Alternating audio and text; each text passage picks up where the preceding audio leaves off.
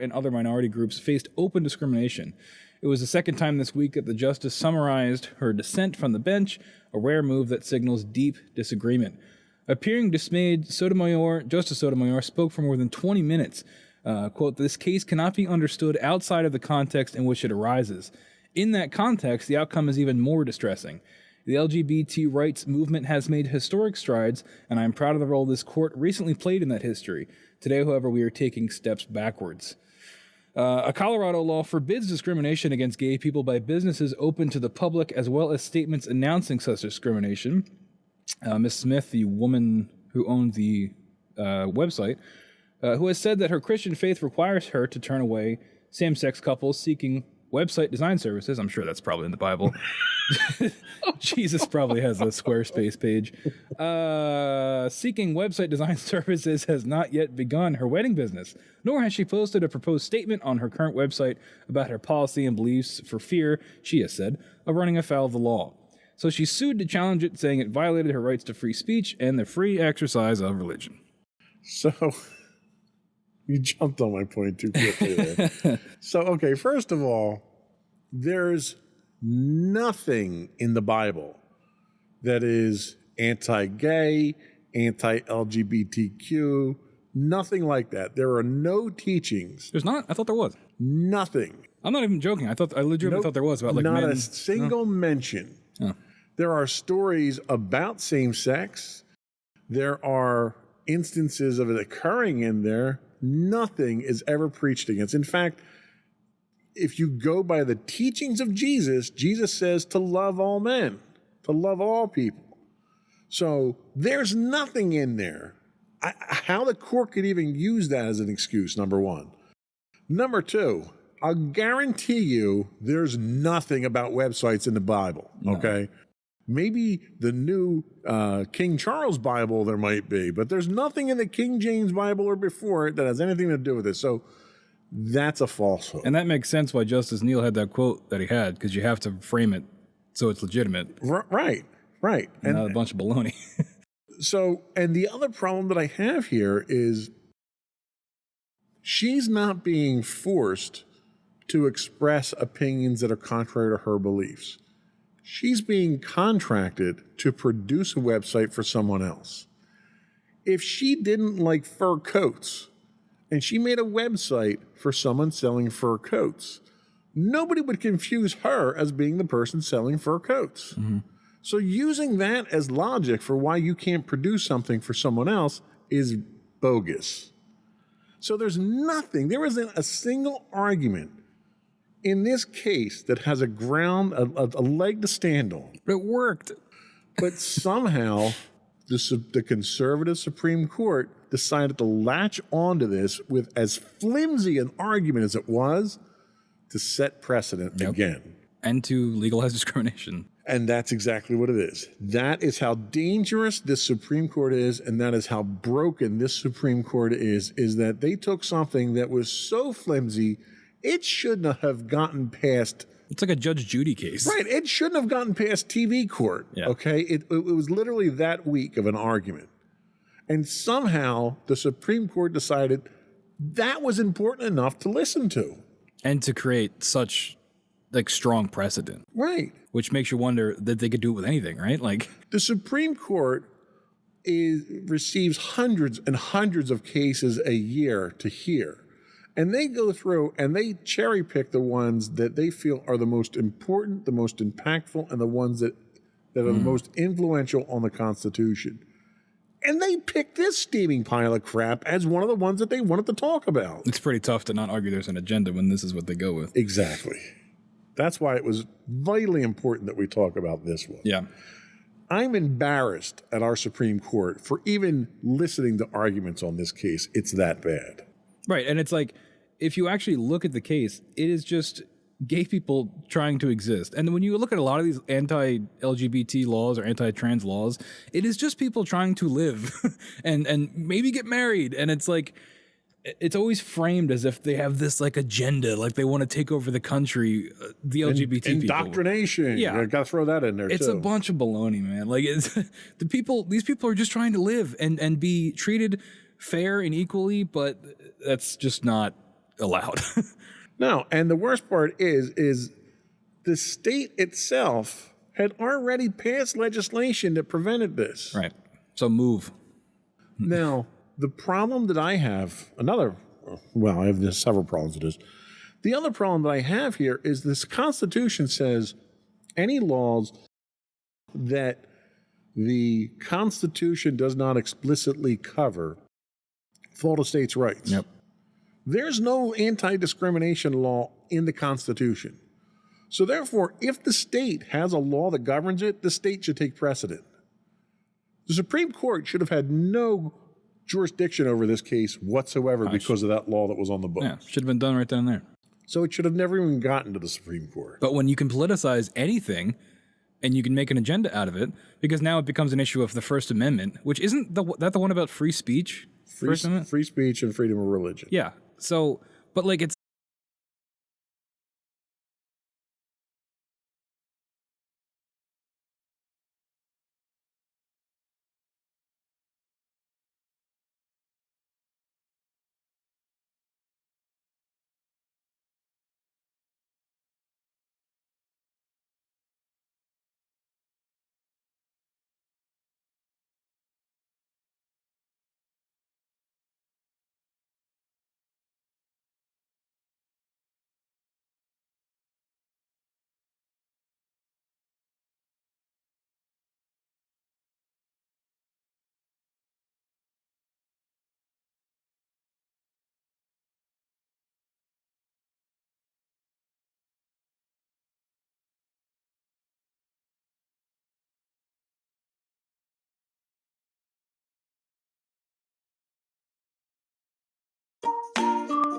Insightful podcasts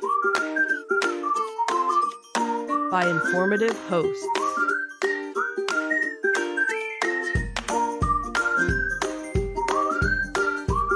Insights into Things, a podcast network.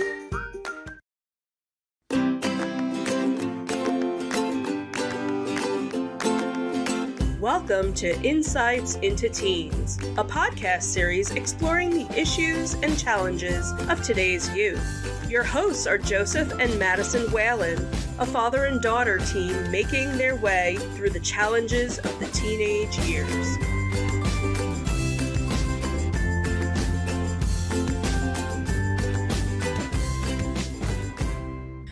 Welcome to Insights into Teens. This is episode 180, Perspectives on Parenting, Top Challenges of Parenting. That's not at all Not it, actually. It's Perspectives on Parenting, Getting Them Ready.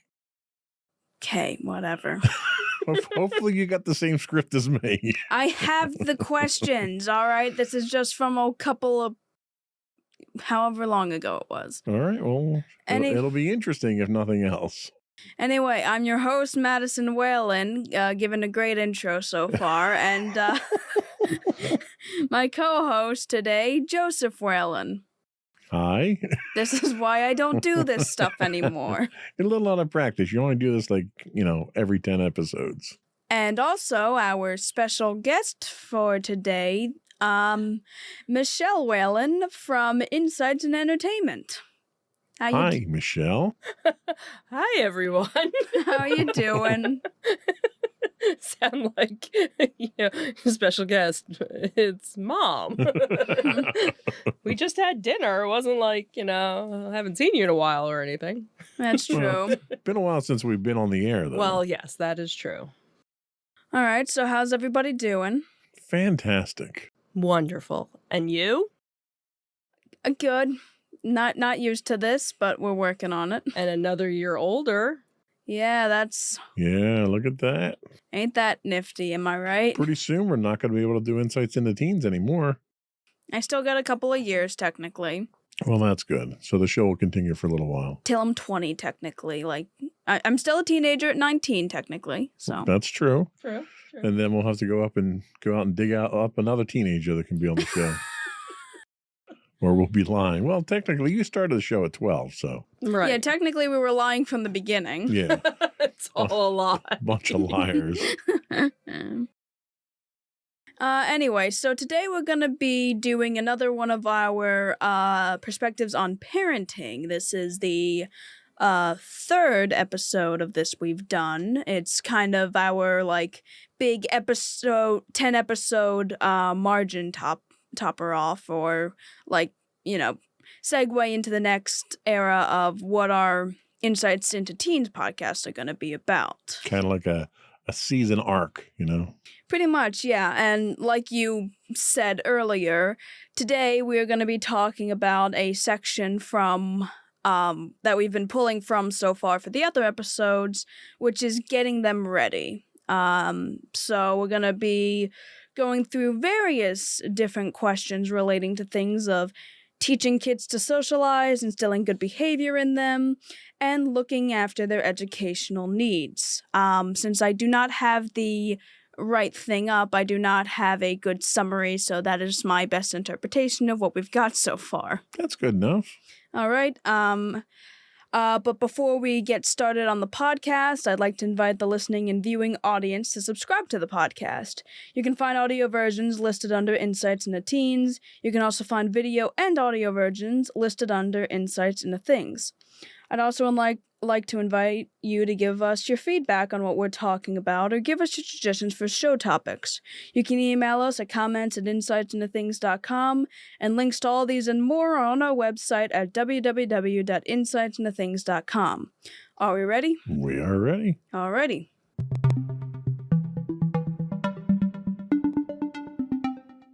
So Sorry, wrong button. Oh, we're just full of mistakes. I was almost ready. We're just full of mistakes today, aren't we? We're a little out of practice. It's been a while. But starting us off, I'm going to be asking both of you questions about teaching kids how to socialize. So I'm going to ask this to you, Father. Okay. So, is it the job of a parent to teach their kids how to socialize? I don't know if it's the job of the parent. I think kids, for the most part, will socialize where they're comfortable. I think parents have the responsibility of kind of setting the example and teaching kids probably the cautious way to socialize, the dangers of it, how to do it right, and encouraging. I think that's probably a better term, is it's a parent's job to encourage you to socialize, but within your comfort zone, I think. All right, that's fair. Mommy, you want to add anything on that? No, I would probably agree for the most part with that. I think, nowadays you have a lot of kids that do homeschooling, so there's not as much socializing for some people, but a lot of the homeschoolers actually have their own school system in some respects so that they can have the kids socialize. So back in the day, whenever you heard that somebody, was homeschooled, it kind of meant that they didn't know how to act in public or didn't know how to act with other people because they were never around other people, where now homeschooled kids actually probably get more interaction because not only are they're in a different type of environment, so they are being able to socialize more. So I think it is important to, for the parents to make sure that their child is in some sort of environment to be able to socialize. All right, fair enough. I'll lead the next question to you, Mommy. Do or do you not feel kids knowing how to socialize is important, and why or why not? Oh, absolutely. It's very important because it's how you function, day to day in the world. Fortunately, nowadays, so much can kind of be done in isolation. Unfortunately, we found that out during the pandemic, that people didn't need to necessarily go to work. Now having all of the technology that you have where you could video call with somebody, FaceTime or Zoom or whatever. You don't need to necessarily physically socialize, but you still have some sort of skill set that you need to be able to communicate and socialize even virtually. So I think it's just important in general to be able to, not have anxiety when you want to go get something to eat and you need to go order from a restaurant or pick something up at the store. There's all that social interaction, but there are times, again, because of the pandemic and everything, there's so much that became virtual or curbside where you don't have to, where there are people that have the anxiety of having the social interaction where it kind of helped them to still be kind of part of things without having it. But I think it's a skill set that everybody, should have. Okay, do not at all feel called out by that. Anyway, I'll turn the next question over to you, Father. Can kids gain enough social skills on their own through things like school and interacting with others with little parental influence? If I'm going back to when I was a kid, I would say absolutely. My parents had very little influence on my social upbringing, I'd say. We, did it all of ourselves. My parents weren't the helicopter parents. They weren't hovering over me. They weren't part of the PTA. They weren't the soccer moms. None of that stuff existed at the time. So as a kid, we did everything ourselves from a social standpoint. We got home from school. If you had homework, you finished your homework, and then you were out playing until it was dark and you had to come in at that point in time. You did it through school because you made friends with everyone at school. And there was a very different environment at the time. Like unfortunately nowadays, there are too many things out there now that are a danger to kids. So parents tend to be overly protective these days. And as a result, you get the creation of play dates. We didn't have play dates as a kid. If I wanted to hang out with my friends, I'd get on the phone, call and see if they were there. I'd go over to their house. The neighborhood that I lived in, it was a not a gated community, but it was a closed community in that it wasn't on any major roads. So the whole community itself was about 1 square mile. So if I wanted to hang out with my friends, I'd either go to my best friend who was on the next street over, or I'd walk across town for 5 minutes to go to see the kids that were over there. So there was nothing that kept you in the house. We didn't have technology. We weren't glued to our phones or anything like that. So you had to go out and play with people and make friends because there was no substitute. You had 3 channels on showing my age here, but you had 3 channels on TV unless you were rich enough to have cable, and then you had like 15 channels. So there wasn't anything at home to do. You didn't have video games. You didn't have computers when I was a kid. You had toys and you played with your friends with toys, or you'd go out and play sports or something like that. So my parents had almost nothing to do with my socializing skills. In fact, if it was up to my mom, I probably wouldn't have had any friends because she didn't let anybody over the house. She hated having people over the house because she didn't want people making a mess at the house. So today it's very different, though. And I think today there are so many things at home that keep kids from being social. Ironically, social media is one of them. People think social media is a social activity, and it's not. It's the exact opposite. So as a result, parents today are organizing kids in, play groups or whatever to try and get them to socialize more, because we have to get you ready to interact with society as an adult. And then if you're not going to do it yourself, then the parents have to at least put some effort into that. That's fair enough. The next question goes to you, Mommy. What methods do you feel are best in getting kids to socialize?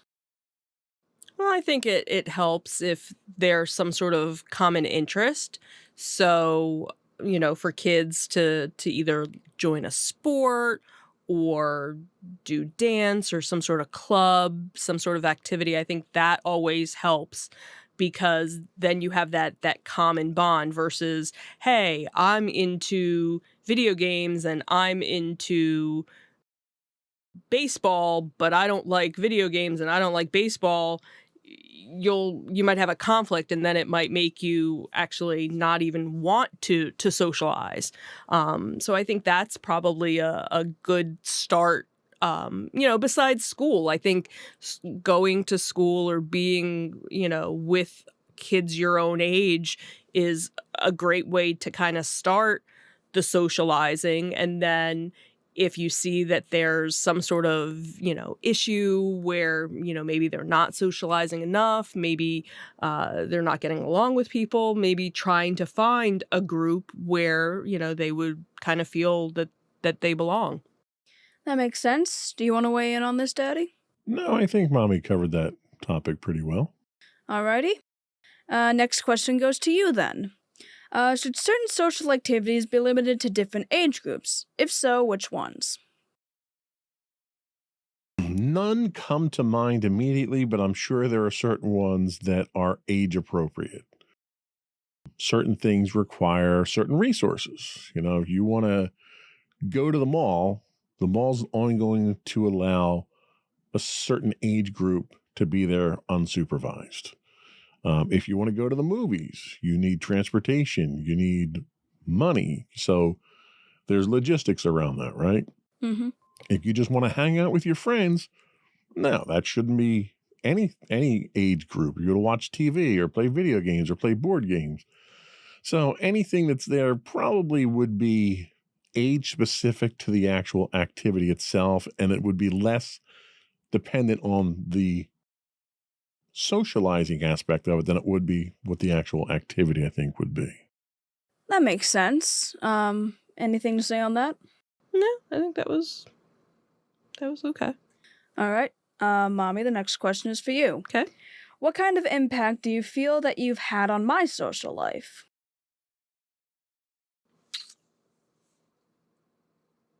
I don't know.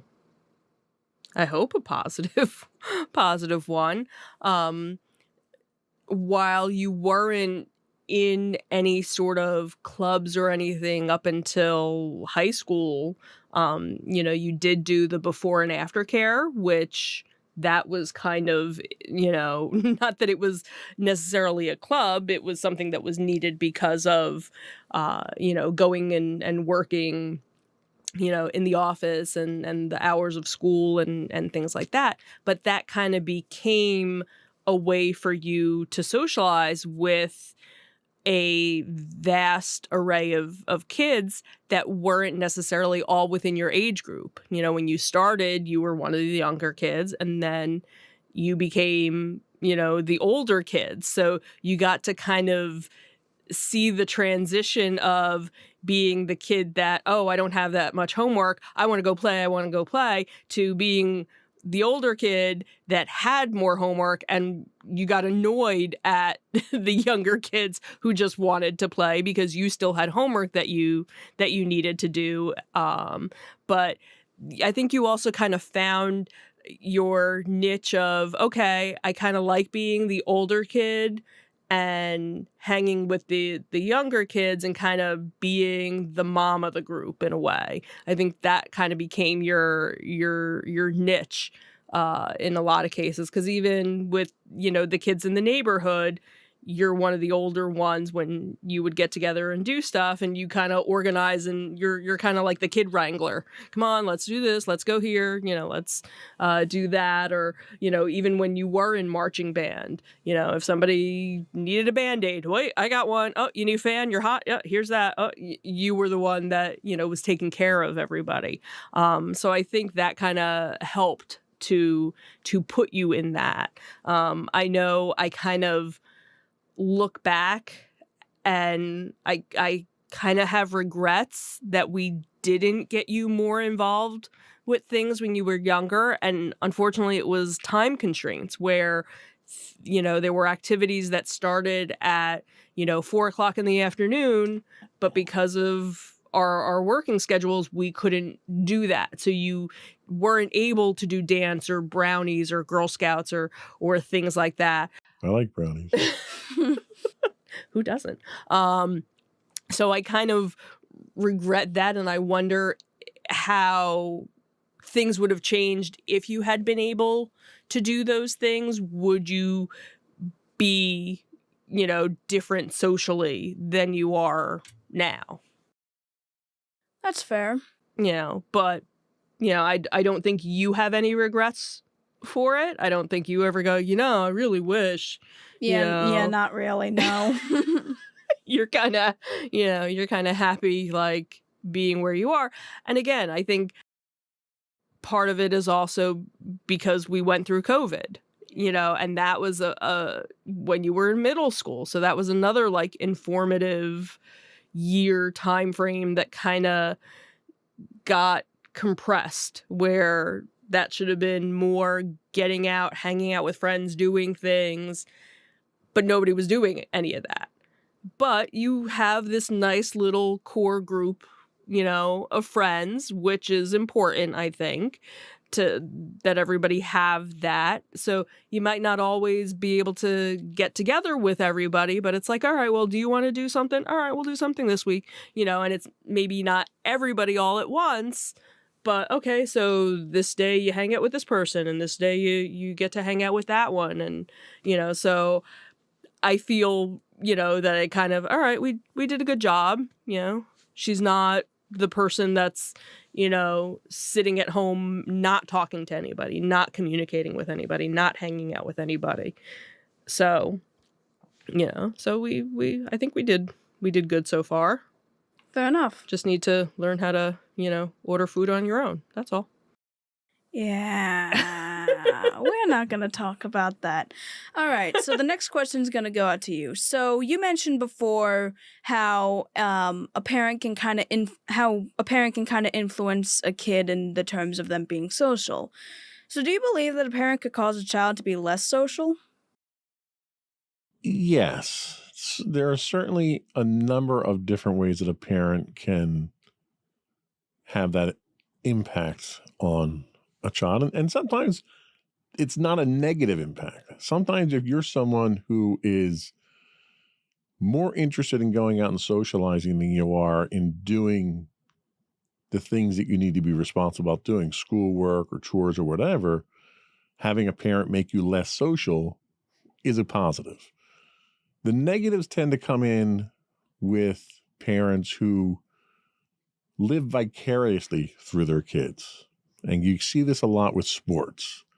You have parents who want to relive their youth through their kids. And so they get them in every sports event. They're doing traveling teams. They're doing tournaments, and their entire life is consumed with going out and doing these sports, not because the kid really wants to do it, but because the parent wants to do it. And that's where it gets dangerous, and that's where you kind of have to be careful. Yeah, you also mentioned the idea of helicopter parents. And do you think a helicopter parent could also cause a child to be less social in a more negative light? I think a helicopter parent who's overly cautious, and unfortunately in today's society, it's not unjustified to be overly cautious of your children, but a helicopter parent could really put too much fear in their kids and transfer their own fear to their kids and have them make them be less social as a result. So yes, there's definitely that negative effect. So really, like, depending on what type of parent you can be, either you live vicariously through your kids, you're a helicopter parent, or there's some other combination of it. A parent can always cause a child to be less social in a positive light, but also in a more negative light. Absolutely. There's a lot of different examples of bad parents out there that can cause this type of problem to happen.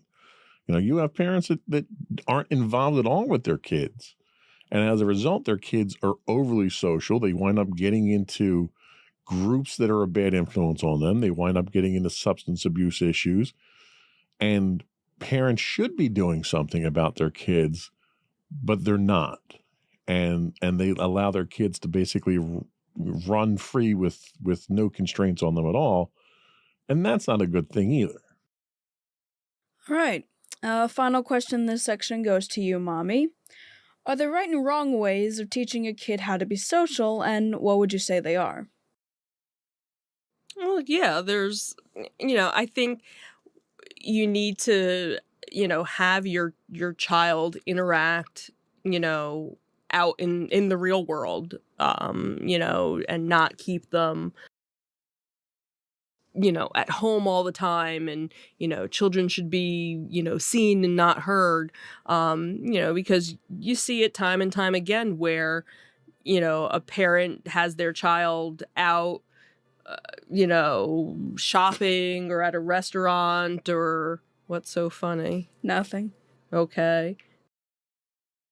And they are totally misbehaving because they don't know how to act because, the parent never took the child out in public. So the child has no idea how to act socially, like what's the right way, to act. Where, Daddy and I, when you were a baby, you went out, you did things. If you cried, we took care of it. Or, there was really only one time ever that we actually left someplace because we couldn't get you to stop crying. It was just you were upset about something. You either didn't feel well or whatever. And unfortunately, you were a baby, so you couldn't tell us what was wrong. We did all the things. We changed you, we fed you, we burped you, we did this, all the... We beat you. No, we didn't do that. We put the pillow over your head. No, we didn't do that either. But, we went through all the things and it just got to the point. So we didn't want to be that parent where we were ruining everybody else's time. But then there were multiple times where we would go places and people would compliment us on how well behaved you were and how polite you were. And that was a testament to us raising you to be, socially aware and a polite, well-behaved child. So there's right ways to do it and there's wrong way. And, but then the parent themselves also have to be, a well-behaved person because some parents themselves aren't, well-behaved. So it's kind of hard to teach your child how to be well-behaved if you don't know how to behave. Yeah, I think one of the keys is that the parents have to be socially competent. If the parents aren't socially competent and the child's being raised by parents who have no social skills, the child's not going to get any social skills because, one, there's no one to set the example, and two, there's no perceived need to have them in the first place. That makes sense. So that's one of the I think overriding factors of that. All right. I think this segment went well. I think it did as well. All right, we'll take a quick break and then we'll move on to the next segment. Okay.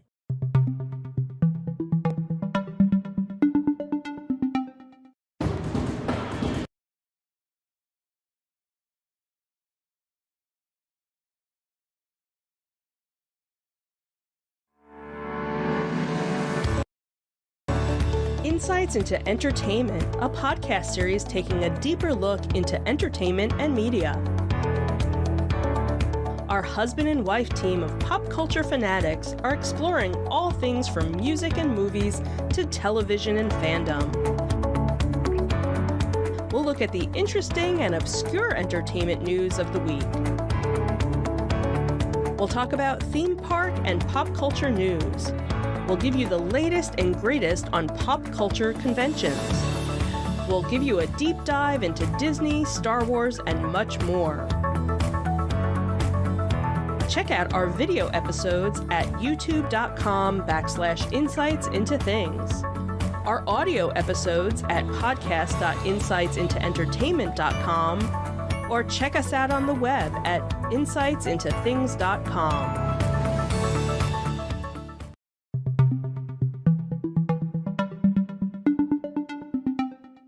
Welcome back to Insights into Teens. Today, we're on our perspectives on parenting. We're talking about getting them ready. And now I'm going to ask some questions about instilling good behavior in them. Them being children, by the way.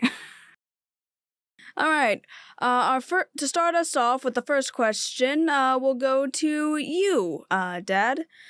So what forms I've been demoted from father. So, what forms of good behavior should a parent try to instill in their child?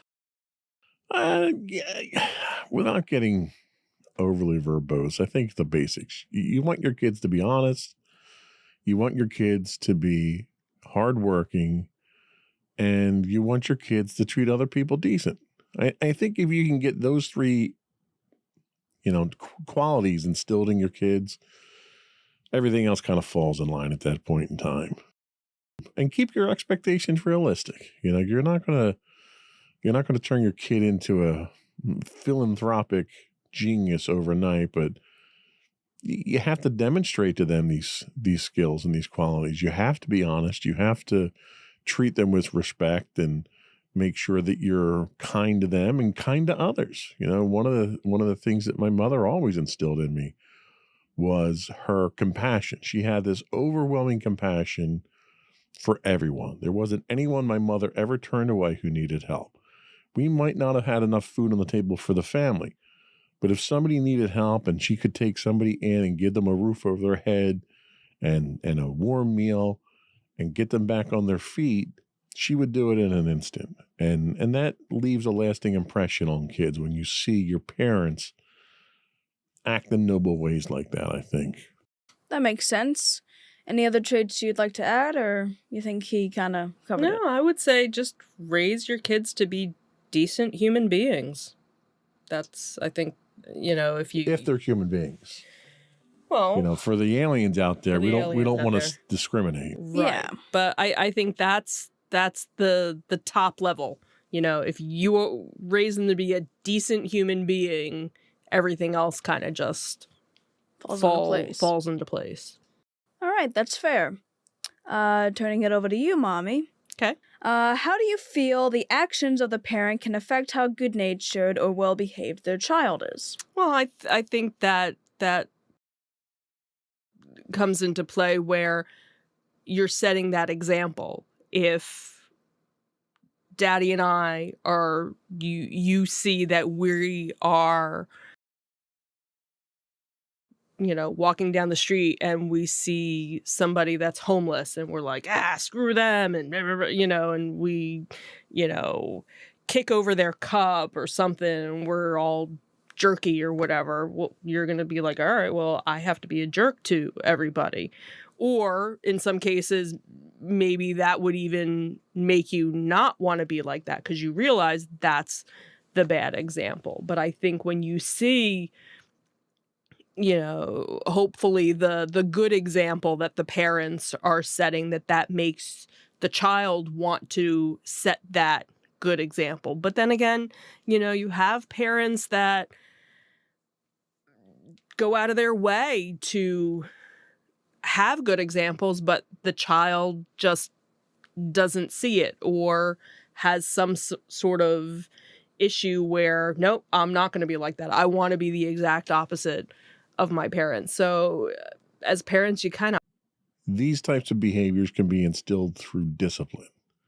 And you can even go so far as to say the military. You've got a lot of kids that come out of high school who don't know who they are, don't know what they want to be, and they're wild and dangerous, and they wind up in the military, and the military gives them that discipline, that structure that they need, because they might not be getting it at home. So yes, there's a place that schools can serve as a tool to that end. Is it their responsibility? Should parents abdicate their responsibility to the schools to do that? Absolutely not. This type of behavioral training or learning has to happen at home. And when parents forego that and parents decide that they're not responsible for teaching their kids how to behave properly, then you run into all kinds of societal problems, and the kids run into all kinds of, disciplinary problems, academic problems, legal problems. And I think that's where a good portion, and I hate to put all the blame on the parents, but I think a lot of the crime that you have in society today, a lot of the cruelty and the hatred that you see in today's society, I want to put that blame on parents, because I think if you had better parenting, better mentoring at home, and parents who took the time and exercised the responsibility to raise your kids right, society would be a better place today. All too often, we want to abdicate that responsibility and say, well, the school system should do that, or the government should do it, or go into the military, we're going to send you to the military. No, you need to be a good parent. That's really what it boils down to. And a good parent's primary concern is, one, protect your children, and two, make sure they become productive citizens in society. And if you can't make sure those two things happen, then you failed as a parent. Now, sometimes protecting your kid is hard to do in today's society because of people who have failed the system. But no one has any excuse for not raising your kids right. You can go through the motions, and like we said, the kids might not take it, and they just might be rotten to the core. There are literally people out there that are just bad people. But if the parents didn't put the effort in, you can't blame the child. You have to blame the parents at that point. So I can't say that schools are responsible for this. Schools can do this. Your peers can do this. Peers become mentors, as you grow older. So they can do it. And they should, to a certain extent, do it because it's the right thing to do. But ultimately, it has to start with the parents. That's understandable. All right, the next question is for you, Mommy. In what ways can a parent instill both good and bad behaviors in children? Well, I think that's by whatever example you're showing your child. Kind of the whole, if you go out to a restaurant and you totally become a Karen in, I want to see the manager and this is horrible, and and you're constantly complaining because nothing is done right when you're going over and above and showing that to your child's going to see them and think either, oh, this is the way I have to be a jerk in order to get what I want, or your child might say, you know what, that was really kind of wrong. Maybe I shouldn't be like that. So you always hope for the best, but I think also showing, the right example. Hey, if something went wrong, this is the way you take care of it. You don't just go off the handle like that, or how to deal with anger, or how to deal with something that goes wrong, and so that you don't have that anxiety or the issues of having that bad behavior learned. You kind of go, okay, this is how I deal with it, and I move on, and everything is better. So, but then there are parents that they think the way that they're raising their kids is right, when other parents would look at them and go, no, you shouldn't be that way. You shouldn't be like that. That's one of the things where kids don't learn how to be a bully from other kids. They learn it from, other adults, that then those kids would learn it from that. You don't have the kids sitting around and a kid just decides to say something mean to somebody else. They said it because they heard somebody older or saw it on TV or something. So the parents need to kind of teach, okay, this is the right way to do it. This is the wrong way to do it. And again, it kind of goes back to, the schools and things like that. where, yes, it's not the school's responsibility. The parents have to set that foundation. But the other part of it, too, is when you think about how many hours a day you're in school, you're actually in school and with those people longer than you are with your own family. So while it's almost like a co-op of sorts. You have to have the help from the school. Not saying that it's 100% their responsibility, but again, if the parents lay that foundation, then everything else builds up from it. Kind of like, if I teach you to be a decent human being, everything else should come naturally and should be teaching you everything. Oh, okay, well, if I think, all right, decent human being, would I do this or would I do this? No, this makes sense. Doing that would be the bad thing. And hopefully then it kind of makes the rest of the lessons go smoothly. That makes sense. All right, next question is for you, Father. Oh, I've been promoted again. So is teaching... Mr. Whale, this question is for you. Anyway. Anyway, is teaching nothing about good or bad behaviors to children something to make a deal over or not? That's a tough question. There's an argument to be made to curb what you're teaching your kids when it comes to certain things. Kids are developing, their brains are still developing. So if you impose your fears on kids and you try to teach them about some of the terrible things that happen, and talk about current events now. You've got the war in Gaza right now. You've got the war in Ukraine. There's a lot of things. The COVID experience. There's a lot of serious things that go on in the world that are anxiety inducing. And while you want kids to learn from these things and mature from them and take something positive away from them, in trying to get to that positive outcome, you can very easily overwhelm a kid's senses, and you can very easily scare them and scar them with the imagery that you see on TV and the repeated atrocities that are happening. So when it comes to stuff like that, there's an argument to be made to tone it down, not do away with it entirely, because kids are going to see this stuff on the news. They're going to hear about it. Their friends are going to talk about it. And they're going to have questions, and they're going to need guidance to understand what these things mean and how it affects them and so forth.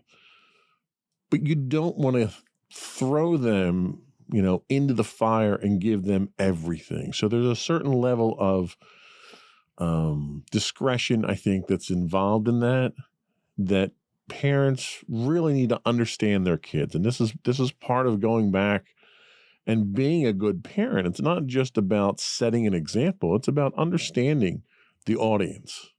And it's about knowing what kind of message is best received, and sometimes dwelling on some of the negative things, or even being overly optimistic, sets the wrong tone.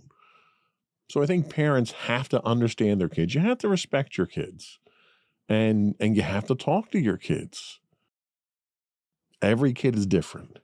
And the only way you're going to know how to present information and lessons to your kid is to get to know them. And sometimes that requires a certain amount of discretion to make sure that you're not oversaturating them with positive or negative, I think. That's fair.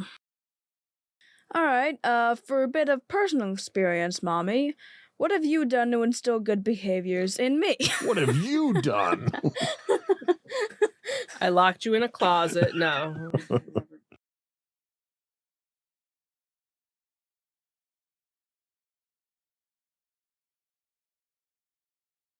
What didn't you do? I don't know. What didn't I do? I think The beatings will continue until you're... morale improves. I don't know. I for the most part, you were a really good kid. You're still a good kid. Like we never really went through, like, I can look back at so far in the last 17 years, and there really hasn't been the, oh my God, do you remember this time when, you know, I do. whatever. Yeah, I remember. I don't. I don't know if it's because I have blocked it out. Like, am I not remembering things? Like, obviously we had ups and downs, especially like everybody going through puberty. You know, your emotions go out of whack, but because we talk about it, and I think that's actually been very helpful.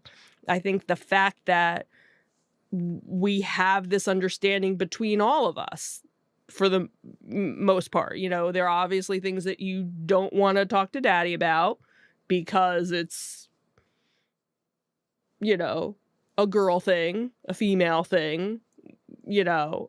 And Daddy's very grateful for that, too, Right. by the way. Or you're more empathetic than him. Right, or that I'm too. empathetic. Not always. Well, sure, we'll go with that. But I think because we've always had that open communication where Daddy knows a whole lot more about female reproduction than he ever wanted to learn. And but I think that was helpful. It wasn't, well, go and talk to your mother about this. I don't want to know about this, you know. And I think that also helped. So when the mood swings hit, he understood. Daddy knew to bring chocolate home those days. Right. And when you brought chocolate home, everything was right with the world. And it was like, oh, yeah. So that's probably been, you know, our biggest hurdle in terms of that. The other, you know, thing is, you know, schoolwork and school grades, and the biggest hurdle there is getting you to believe in yourself, really. We're not there yet, so we're discussing that in a minute, so we can hold off on that for the time being. I think it's just, you know, it's been, you know, there's always that little hurdle that we have, but we talk things out. And I think that's the biggest thing, is that we talk about it and we communicate. And if it's something, I don't want to talk about it now. Okay, we don't talk about it now, but we'll talk about it later. And we talk things through. And sometimes it doesn't make sense when we're talking about it, but then it's kind of like you have that epiphany of, oh, okay, this kind of makes sense now. All right, I see your point. Or I don't really believe what you're saying, but it does make sense. And hopefully at some point I'll believe you, you know, that you say, you know, what it is. And I think you realize that we have your best interest at heart. We want you to succeed. And whatever we, you know, can do for you, we will. All right. I think that's, you know, solid. Thanks. I'm sorry. I don't know. I'm starting to lose it. Sorry. All right. So the last question we'll go over for this segment, leaning towards you, Father. Mr. Whalen. Mr. Whalen. Do you feel instilling good behavior in kids is a more difficult task for certain parents? Yes. There are parents who don't exhibit the behavior that they want their kids to exhibit. And when that happens, the parents come across as hypocrites. My father was that way. My father expected a certain level of behavior if you were out in public or if you were at home with family. And my father expected respect. He was big on demanding respect. And unfortunately, you can't demand respect Respect is something that's earned. And the way that my father treated us was on a level, several levels below where he treated perfect strangers. And as a result, there was very little respect that I could have for him. So when that sort of expectation is there and you as a parent can't deliver on it yourself, it's very difficult for that parent to dictate how you should behave. That's why I think the most important lesson are lessons your parents teach you through their example.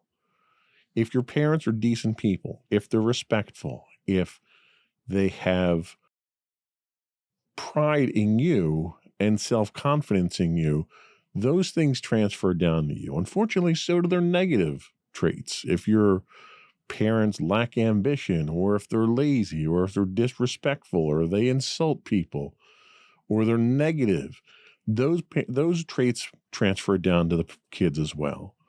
So I think a parent can't demand or expect any more of their kid than they're willing to do themselves, because the kid's not going to respect you at that point in time. And if anything, that's going to cause your kids to rebel against you. And that in and of itself is a lesson. That is fair. I think that was a good way to end this. All right, so we will be back after a short break, and when we do, we're going to be talking about looking after your kids' educational needs. All righty. We'll be right back.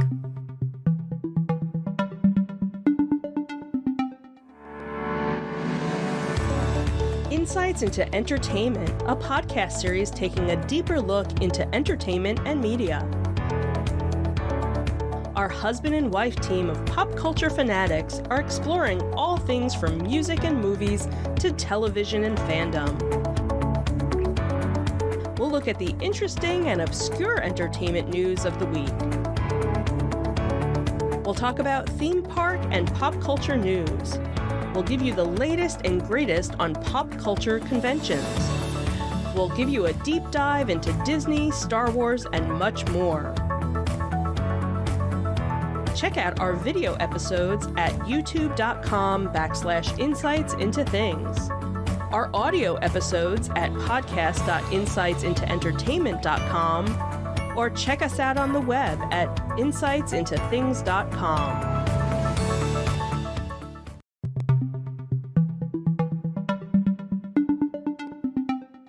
Welcome back to Insights into Teens. Today on Perspectives on Parenting, we're looking at getting them ready. And now we're going to talk about looking after your kids' educational needs. So to keep with the order, Mommy, the first question is for you. Okay. So what do you feel are some of the most important educational needs of a child? Reading, writing, and arithmetic. Making sure that they get a good education is probably the biggest thing. Obviously, everybody learns differently, so you have to make sure that your child is in an environment where they can excel. I think any child can excel. It just is a matter of, are they being taught the right way? Because everybody learns different ways. So what works for one child might not work for another child.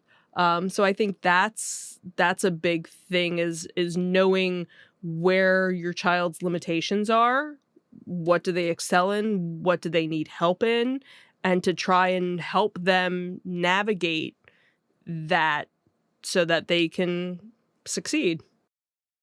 All right, that's fair.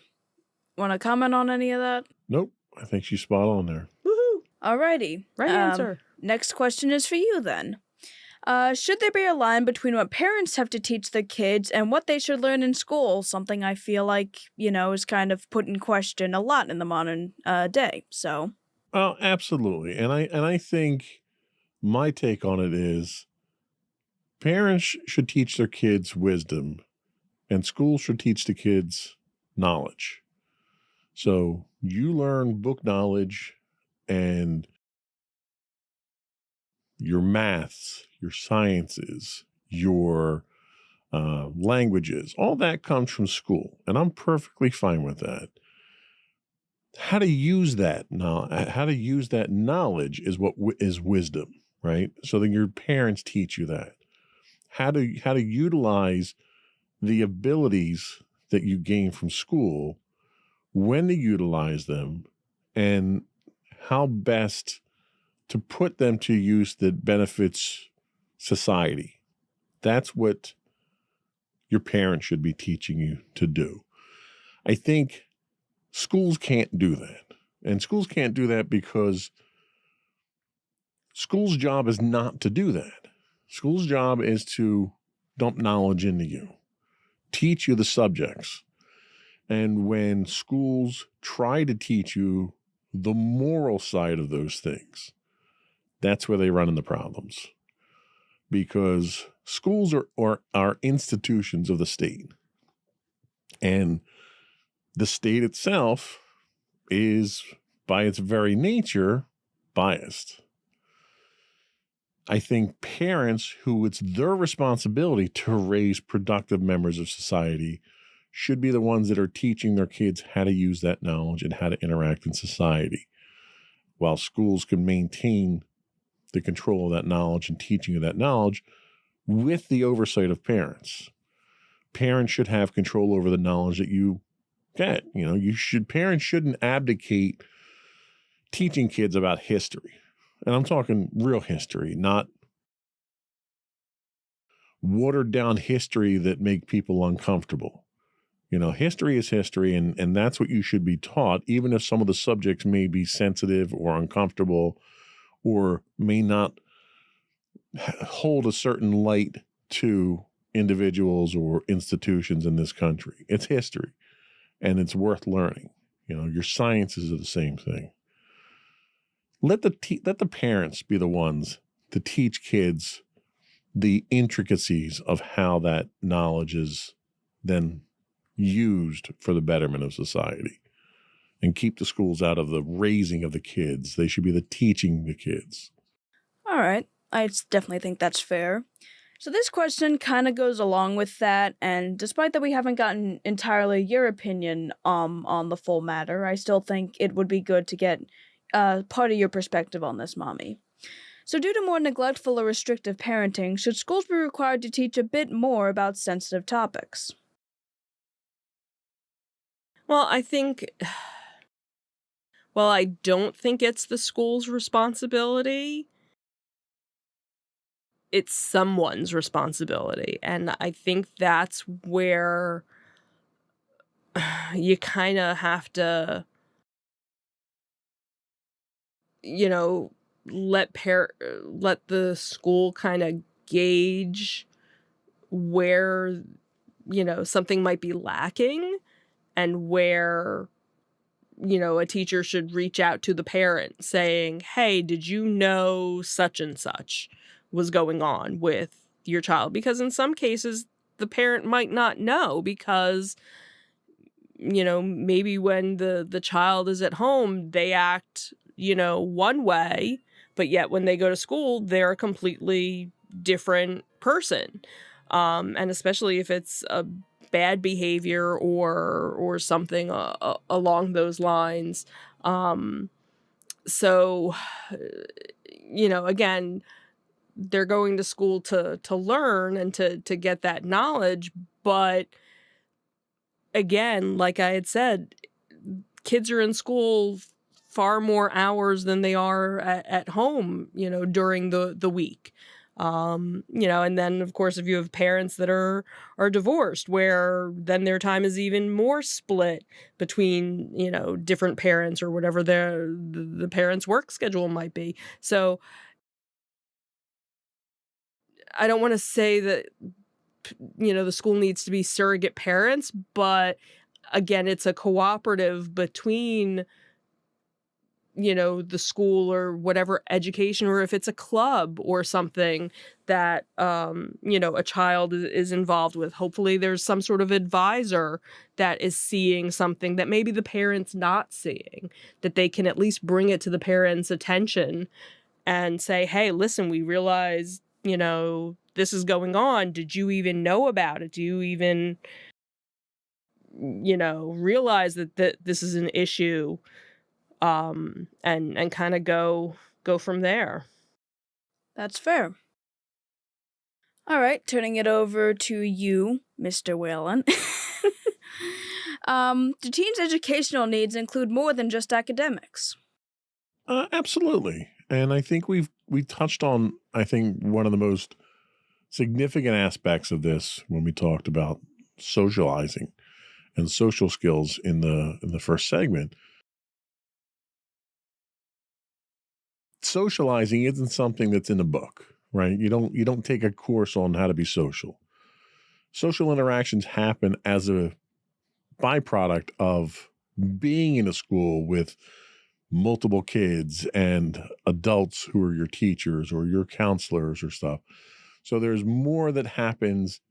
There's more information and knowledge that's imbued on you than is what's in the textbooks. So yes, I absolutely agree with that. And you can take that a step past that to nutrition and physical education, the basic health understandings, learning your information to learn to drive, stuff like that. There's so much that happens in school that's not just academic related that's important for kids' growth. Creativity is another one. Even though it's considered an academic activity, your ability to express yourself creatively is something that's nurtured in school that's really not an academic. You don't get graded on whether or not you can draw a pretty picture or not, but your ability to express yourself through that way is something that's nurtured in school as well. So definitely more than just academics. All right. We'll move the next question to you, Mommy. So what topics do you feel schools need to prioritize more or add to get kids ready for the real world? Well, I think now, a class that you'll actually have later this year, your personal finance class. That was something that we never had in high school, really. I think unless you were a business major or, taking business classes, is how do you even balance a checkbook? How do I pay bills? How do I, get car insurance? These are things that, you're going to need to learn how to do. I'm kind of, the one thing I kind of wish you did have was, I know when I was in middle school and we started having these electives and things, home ec was one of them. It was basic cooking, basic sewing. We also did wood shop, and other things.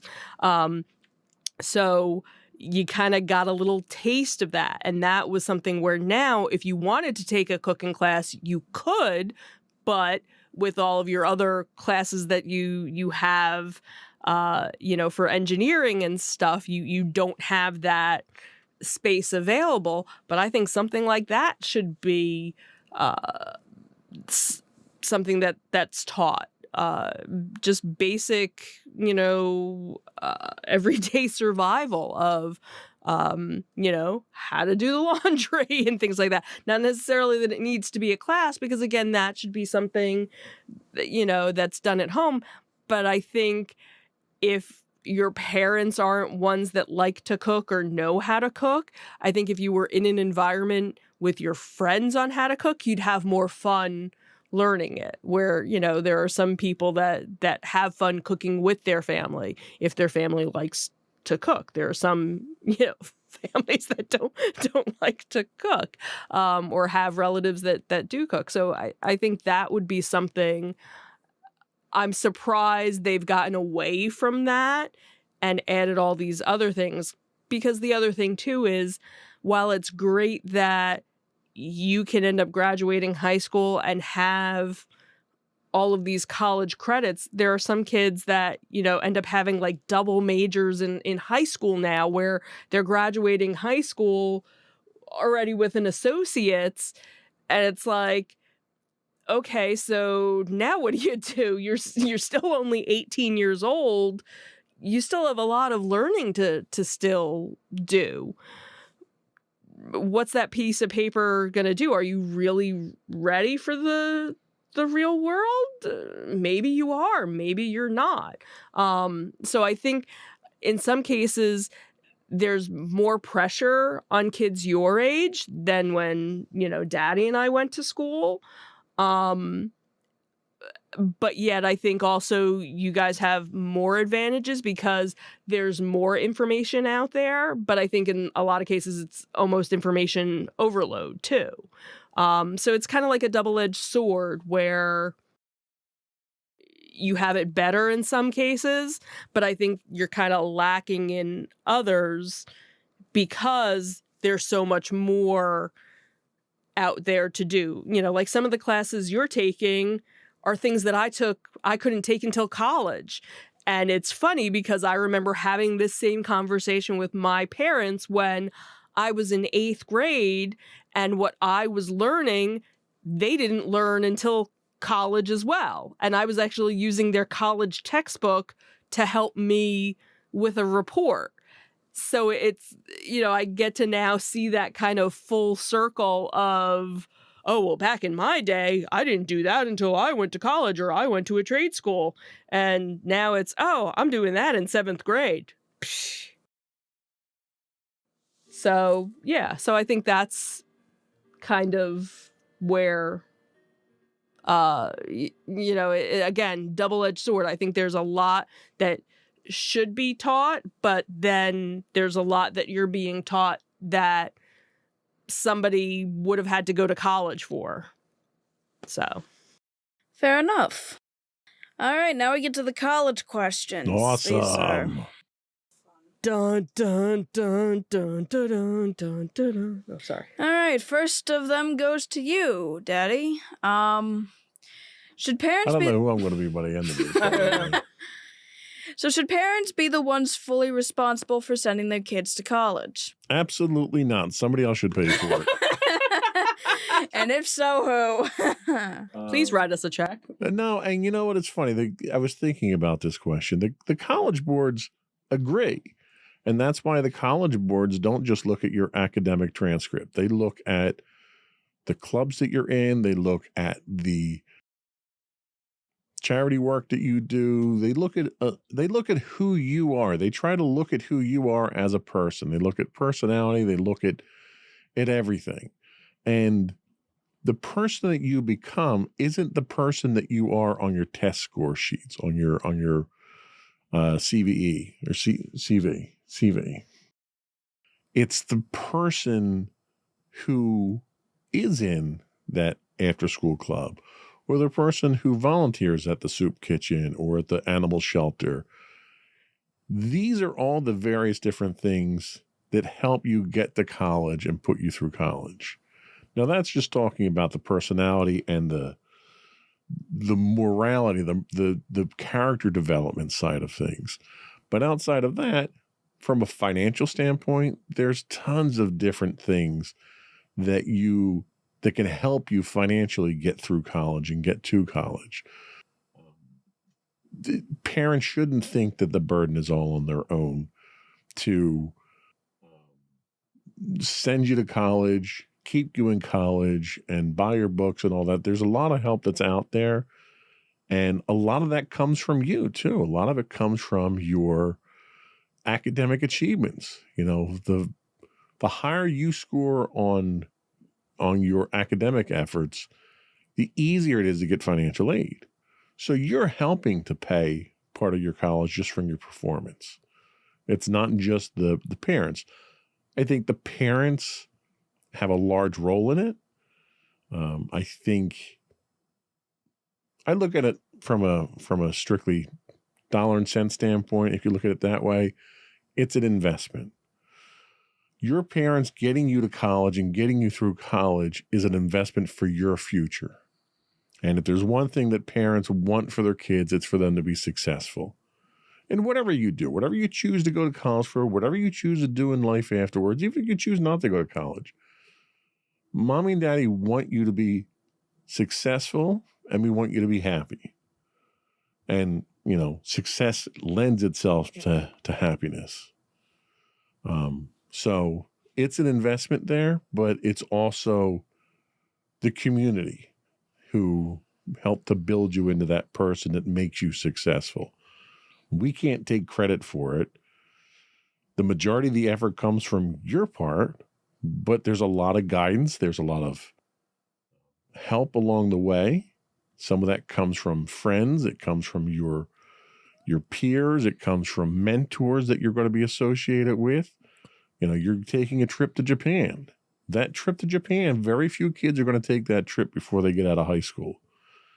You're going to learn a ton, not just about Japan, but about life. You're going to learn about travel. You're going to learn about finance. You've already learned about finance because you've had to finance a portion of that trip. All these things are what get you to college. And I'm not just talking financially, I'm talking knowledge-wise. And these are things that are going to serve you through college and after college, through life. So no, it's not just the parents. There's a lot of factors that go into your success moving forward, not the least of which is your own. All right, fair enough. You get the big one, Mommy. Oh boy. So, let's get this one out of the way. And I'm already flubbing it. Great. Is college inherently necessary for someone to live a successful life? No. Okay, moving right along. Hey! College is not for everybody. While it's, again, back in the day, you had the people that went to college and the people that didn't. And depending on what your test scores were, you were either a college prep or you weren't. That was how it was back, when I was in school, depending on what your grades were. Oh, you're going to college. Okay. Or, okay, so if you're not going to college, then what are you doing? Are you going into the military or are you going and working at the gas station? It was, almost like an insult to the person that didn't go to college. And sometimes the person wasn't going to college because of financial reasons, because it was just too expensive to do that. So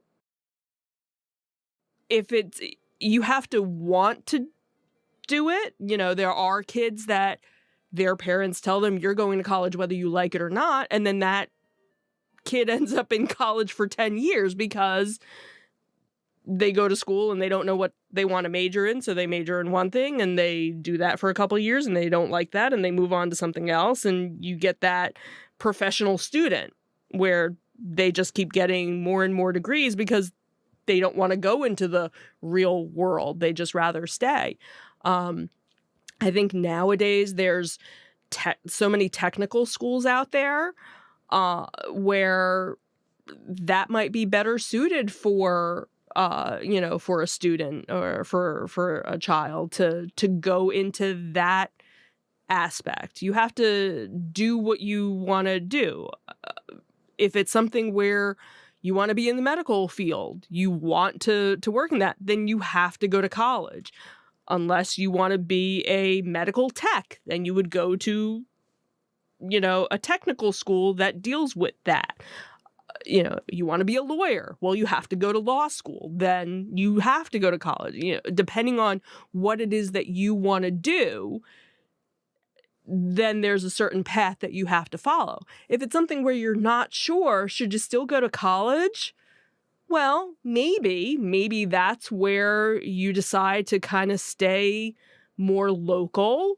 Maybe you decide to go for an associate's degree where you go to a community college and kind of test the waters and see what it is that you like. And that's where I think nowadays high school has kind of become almost that precursor to having these choice schools and having these academies or these majors that you can have in high school, where you can kind of test the waters and see, ooh, do I want to do a career in music? Do I want to do a career in nursing? Do I want to do a career in business? And you start taking these classes and you realize, wow, I really hate this. Or do you want to do a career in truck driving? Or do you want to be a truck driver? That's, a noble career as well. You have to do what makes you comfortable, like Daddy said, what makes you happy, where you feel you're going to be successful.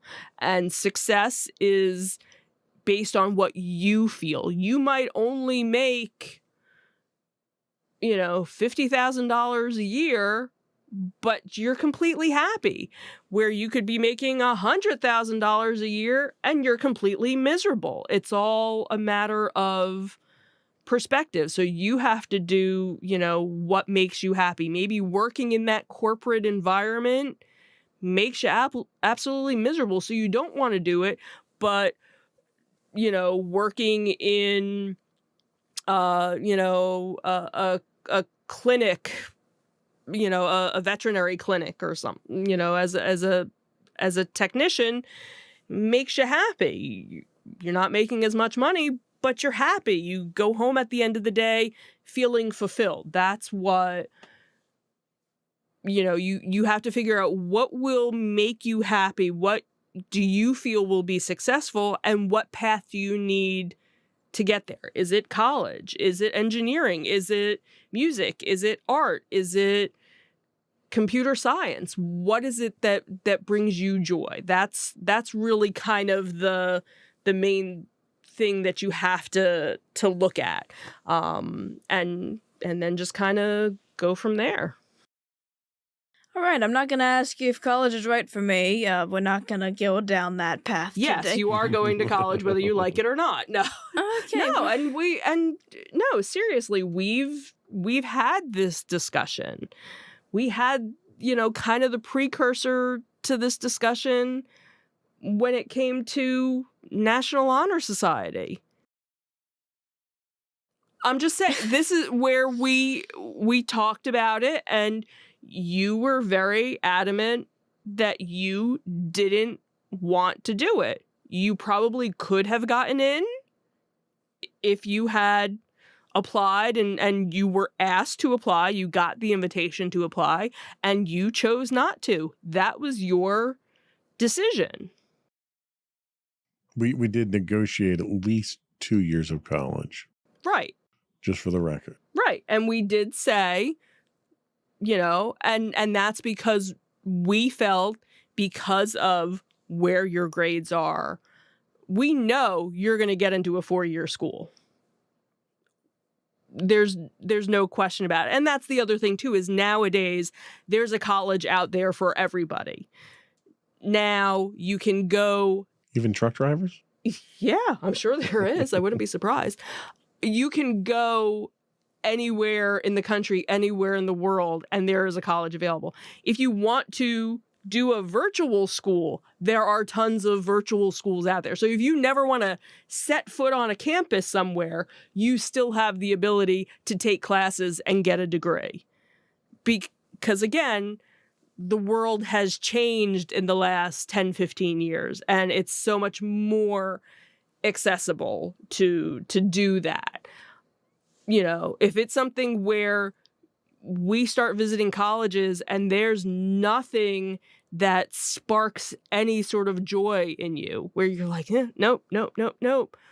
We're not going to force you to go to Pennsylvania, to go to North Jersey, to go to Delaware, to go to Virginia, to go to Florida, for school. That's where we had said, well, then stay local and at least get that associate's degree, and then let's see where you are. So that this way you can say, you know what, I tried it, I did it.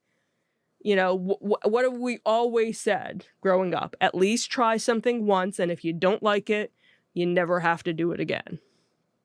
And that's kind of where we've kind of decided, with college, and that might be a conversation that other kids need to have with their parents, because their parents might be setting these grand expectations for their kids, when if they just actually sat and had the conversation with their child, they'd realize that's not what I want to go and do. I want to do this. And then, it everybody's happy that way. Alrighty. All righty. You look very happy now. Okay, hopefully this is the last question we've got, and honestly, I think it's set up right for you to answer it. So, personal one, again. How do you help provide me with my educational needs? I do absolutely nothing. And like it. No, encouragement. I think that's the biggest thing. Be there for your kids. We study a lot. We try to find the best study technique that works for you. And we'll try one way. If you don't get the scores you want, we'll try a different way. And try to get you excited. I try to get you interested in things. I think when you're interested in the subjects that you have, and granted, the period in history that you're doing right now, it's very difficult to get interested in. You have to have some vested interest in it. And one of the things I try to do is make it interesting, make it fun. We study for your chemistry. We try to make that fun. I'll find videos that show a little bit extra, or give you a little bit more background on some of the historic stuff that we do. I won't touch math with a 10-foot pole, though. That's not my area of expertise, so that's all you. We figured that out. Yeah, what do I do? I try to make it interesting. I try to keep you, focused on it. I try to not make it a grind. And I think a lot of kids run into the situation where school can be a grind. It gets boring. It's topics you don't want to talk about. And I think if parents can pique their kids' interest, can first of all notice that kids are zoning out, or that they're not interested in what they're talking about, and encourage your kids. I think that's the biggest thing. My parents were very hands-off when it came to school, unless I brought home bad grades, and then they yelled at me. And I think that's the wrong approach. Yeah. Parents need to get involved with their kids before there's a need to yell at them. Because if there's a need to yell at your kids, it's probably because you haven't been involved with them. So get involved with them, encourage them, and try to make it a little bit more entertaining. That's all I got. All right, that's fair. That's all we had for today. So, did you want to do a quick break, and then we'll come back with closing remarks and You such? got it. Here we go.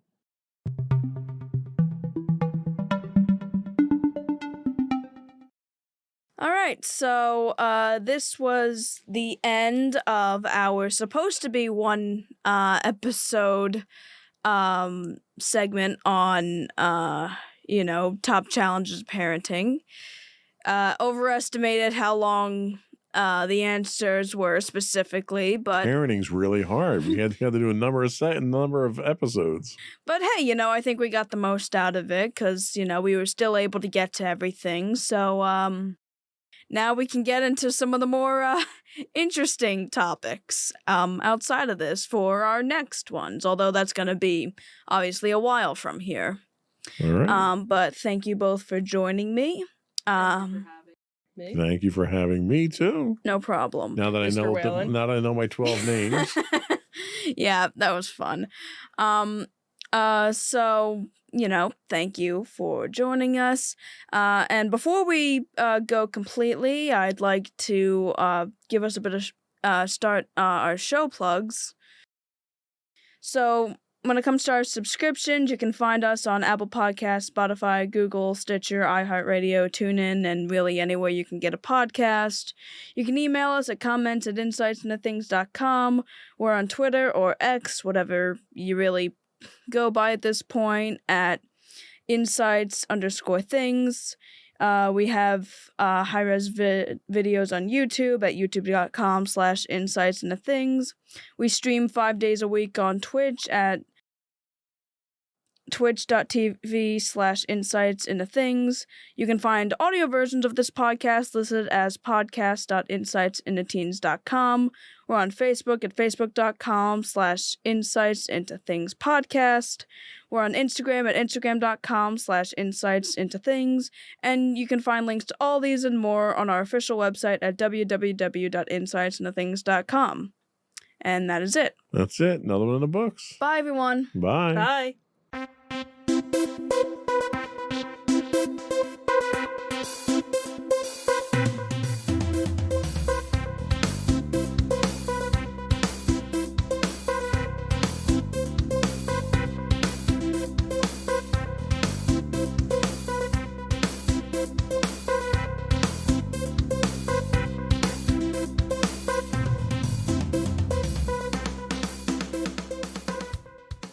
Coming up on this episode of Insights into Technology, imagine ransomware so deep it hides under your operating system. Now imagine your microwave helping cybercriminals move stolen data. Meanwhile, Microsoft Teams just blocked out your screen mid-screenshot, like it's a Netflix original, and the UK is politely begging developers to please, for the love of security, write better code.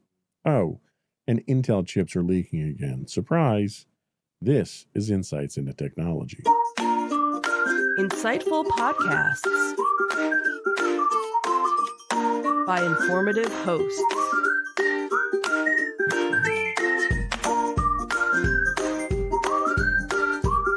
Insights into Things, a podcast network. Welcome to Insights into Technology, a podcast exploring the latest in computers, networking, home automation, mobile computing, and all things technology related. Our hosts will take a deeper dive into the latest and greatest in tech trends and give you the information you need to enable your tech-centric world. This is Insights into Technology, episode 27. Patch fast, code nice, and maybe don't use that 2012 router. I'm your host, Joseph Whalen, and this is your tech news of the week. First up is an article from the Register, When Ransomware Goes Deep. In a recent report, the Register highlights a concerning development in cybersecurity: the potential for ransomware to target CPUs at the microcode level. Christian Beek, a senior director at Rapid7, presented a proof of concept demonstrating how attackers could exploit a vulnerability in AMD's processors to load unauthorized microcode. This method could allow malware to operate beneath the operating system, evading traditional security measures and persisting through system reboots. While this threat remains largely theoretical, it underscores the evolving nature of cyber attacks and the need for robust security measures that extend beyond software. Organizations must consider hardware-level vulnerabilities in their security strategies to protect against such sophisticated attacks. So it might be worthwhile first to talk about what microcode is and why it's being targeted by hackers. Microcode is low-level code that controls CPU operations. By modifying it, attackers can alter fundamental system behaviors, potentially bypassing security measures. Unlike traditional ransomware that encrypts files at the OS level, microcode-level ransomware operates beneath the operating system, making it harder to detect and remove. Implementing hardware-based security features, ensuring regular firmware updates, and adopting a zero-trust security model can help mitigate these risks. Currently, there are no confirmed cases in the wild, but the development of proof of concepts indicates that the threat is plausible and could materialize as attackers become more sophisticated. And if history shows us anything, if there's a proof of concept out there, chances are it's going to wind up in the wild very soon afterwards. So we're definitely going to have to keep an eye on this one. Next up, Dark Reading tells us the Brits want devs to play nice. The UK government has published a new voluntary code of practice aimed at helping software developers embed security into the software development lifecycle from the outset. The Software Security Code of Practice includes 14 guiding principles focused on ensuring software is secure by design and secure by default. Targeted at developers across both the public and private sectors, the initiative is part of the UK's broader national cyber strategy. It seeks to reduce vulnerabilities in commonly used applications and promote consistent, proactive security standards in software development workflows. So this strikes me very much like what today's version of CMMC 2.0 turned into. Back in the 2017-2018 timeframe, the DoD over in the United States here started pushing companies that were doing contract work for the federal government to come into alignment with NIST 853 and NIST 800-171 standards, which were basic cybersecurity standards. And it was suggested at that point in time, too, that you should be, with the understanding that at some point in the future, it was going to be a requirement. 6 years later, 7 years later now, we're finally getting to that point where these suggestions are becoming regulatory issues now, regulatory requirements, I should say. I suspect this is going to happen sort of the same way over in the UK. They're going to introduce these suggestions. They're going to start encouraging people to go this route. And ultimately, they're going to force you to do it through legal measures later on down the line. How far down the line that's going to be, I don't know. But that certainly shouldn't be an obstacle in adopting these standards and becoming compliant, because ultimately you and your organization are going to benefit from compliance and the enhanced security. You're going to wind up building better products, more secure products. You're going to enhance the security of your customers and your vendors.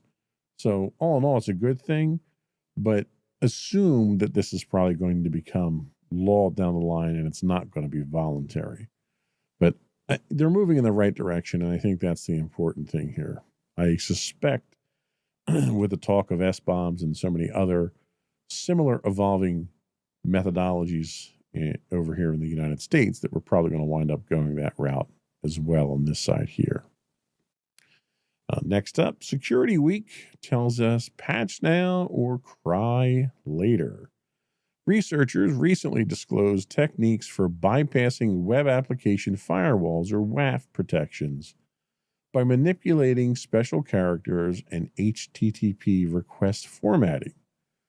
The flaws affecting Radware's Alteon and Defense Pro systems could allow attackers to evade filtering rules, potentially leading to unauthorized access or injection attacks. Radware issued a statement clarifying that these vulnerabilities were responsibly disclosed to them in 2023 and promptly addressed in software updates. The company emphasized that customers running updated versions of their WAFs are already protected. This is a classic example of patch when the patch is available. Some of these devices may be stuck in closets or set up once and forgotten about because they perform a singular function within your company or something like that. But that's a dangerous mentality. If you're not patching on a regular basis, this one was patched 2 years ago, and there's no reason for anyone to be getting hit with this. So keep an eye on your patch cadence. Make sure that you're patching in a timely manner. You're looking for vulnerability disclosures with anything that your organization is actually using. And make sure you have rapid patch adoption. That doesn't necessarily mean throwing the patch into production as soon as it comes out. I highly recommend that you have, even if it's a microcosm of your whole network, you have a test environment that you can throw this into to make sure it doesn't break any of your corporate applications. It doesn't break any off-the-shelf applications. It doesn't cause any performance issues. Test them out beforehand, but make sure you're patching. I think that's probably one of the easiest things we can do. There's enough vulnerabilities. There's enough adversaries out there that are looking for people that they can hit. We don't need to make that any more of an issue by not patching when patches are available. We're going to take a quick break, but before we do, I want to take a moment to invite our listening and viewing audience to subscribe to the podcast and to reach out to us. You can find audio versions of this podcast listed as Insights into Technology, or you can find audio and video versions of all the network's podcasts listed as Insights into Things, anywhere you get a podcast. But let us know how we're doing. What are you interested in the stories we're talking about? Do you agree or disagree with some of our takes on the news that we talk about here? Do you find our deep dives useful? Are there deep dive topics you'd like us to do? Email us at comments@insightsintothings.com, or you can call in and leave a voicemail for us. If you want, we can get you on the show. You can reach us at 856-403-8788. That's 856-403-8788. Again, we don't have someone live answering that phone. We're not doing it live on broadcast, but you can leave a voicemail and we will attend to the voicemail and get you on the show as appropriate. We'll be right back after this message.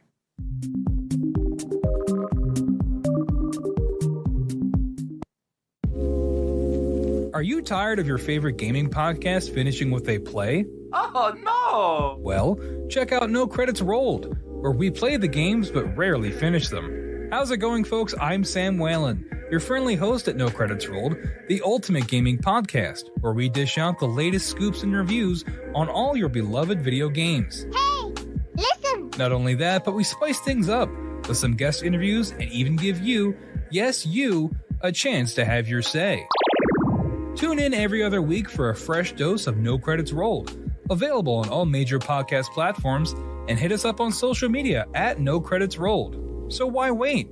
Let's dive into the gaming world together, where finishing games is optional, but the fun is guaranteed.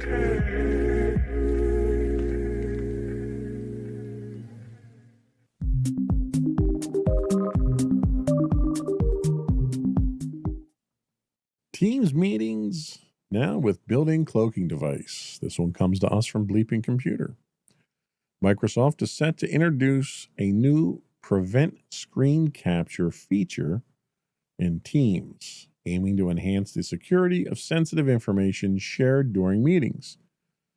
Scheduled for rollout in July of 2025, this feature will render the meeting windows black if a participant attempts to take a screenshot, effectively preventing unauthorized captures. The functionality will be available across Teams desktop applications for Windows and Mac, as well as mobile applications for iOS and Android. Participants joining from unsupported platforms will be automatically placed in audio-only mode to maintain content security. So the interesting thing about this is I don't know how big of a problem this is. Typically, most people that are on your meetings are people that you're presenting information to that it's okay if they say it. If it's something that you don't want distributed, that's where NDAs or non-competes come into place. You make sure you have those on hand. So I haven't heard any complaints. I haven't heard any rumbles from the industry that this is an ongoing problem. And even this fix itself is really a limited fix, because if somebody wants to capture that information, they can just set a camera up on their screen to capture that information. Obviously, it won't be as high quality, but the information is going to leak no matter what. It was also not immediately clear how this feature is going to really work. Is it just for people that are trying to use the screenshot function in Windows? Is it people that are using screen clipping? Do applications, for instance, whenever I have to go out and grab any kind of footage or anything from the internet, I'll use the screen capture functionality built into OBS. Is that blocked? gamers have, screen capture cards built in that they can capture throughput on. Is that blocked? I don't see, and we haven't really seen how extensive the security features are on this right now. So I don't think they're going to be all encompassing. So I think the issue itself is probably limited, and the solution to that limited issue is even more limited. I'm just puzzled why Microsoft is wasting time on this when they're laying off 3% of their workforce. I have to imagine they've got better things to work on than an answer to a question nobody seems to have. Maybe that's me. I think time could be spent on other things that need more attention. But anyway, we'll see. We'll get a copy of this. We'll probably get a pre-release copy of it and play around with it and see just how extensive the blocking is on it. But I don't think it's going to be particularly extensive. Next up is an article from InfoSecurity Magazine. Your IoT device might have a side hustle.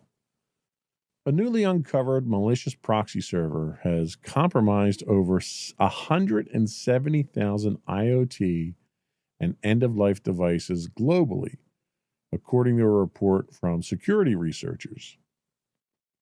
The network, operated by a threat actor tracked as Proxy Shell Miner, all one word, turns vulnerable devices into anonymous relay nodes used to mask cybercriminal activity, including credential stuffing, fraud, and phishing campaigns. The infected devices include routers, DVRs, and other consumer-grade hardware, typically older models with outdated firmware or default credentials. These compromised endpoints are then monetized as part of a malicious proxy as a service operation. And this one goes back to what we've talked about in the past. If you've got IoT devices, you have to make sure they're from a reputable vendor and they're getting regular updates. If you're using first or second generation smart devices in your house that aren't getting regular updates, you need to get rid of them. It's time to upgrade. This isn't just something that's affecting your security now. This isn't anything new. This has been happening for some time now. These devices, these consumer-grade IoT devices, are being used to compromise other people. They're being used to build these botnets.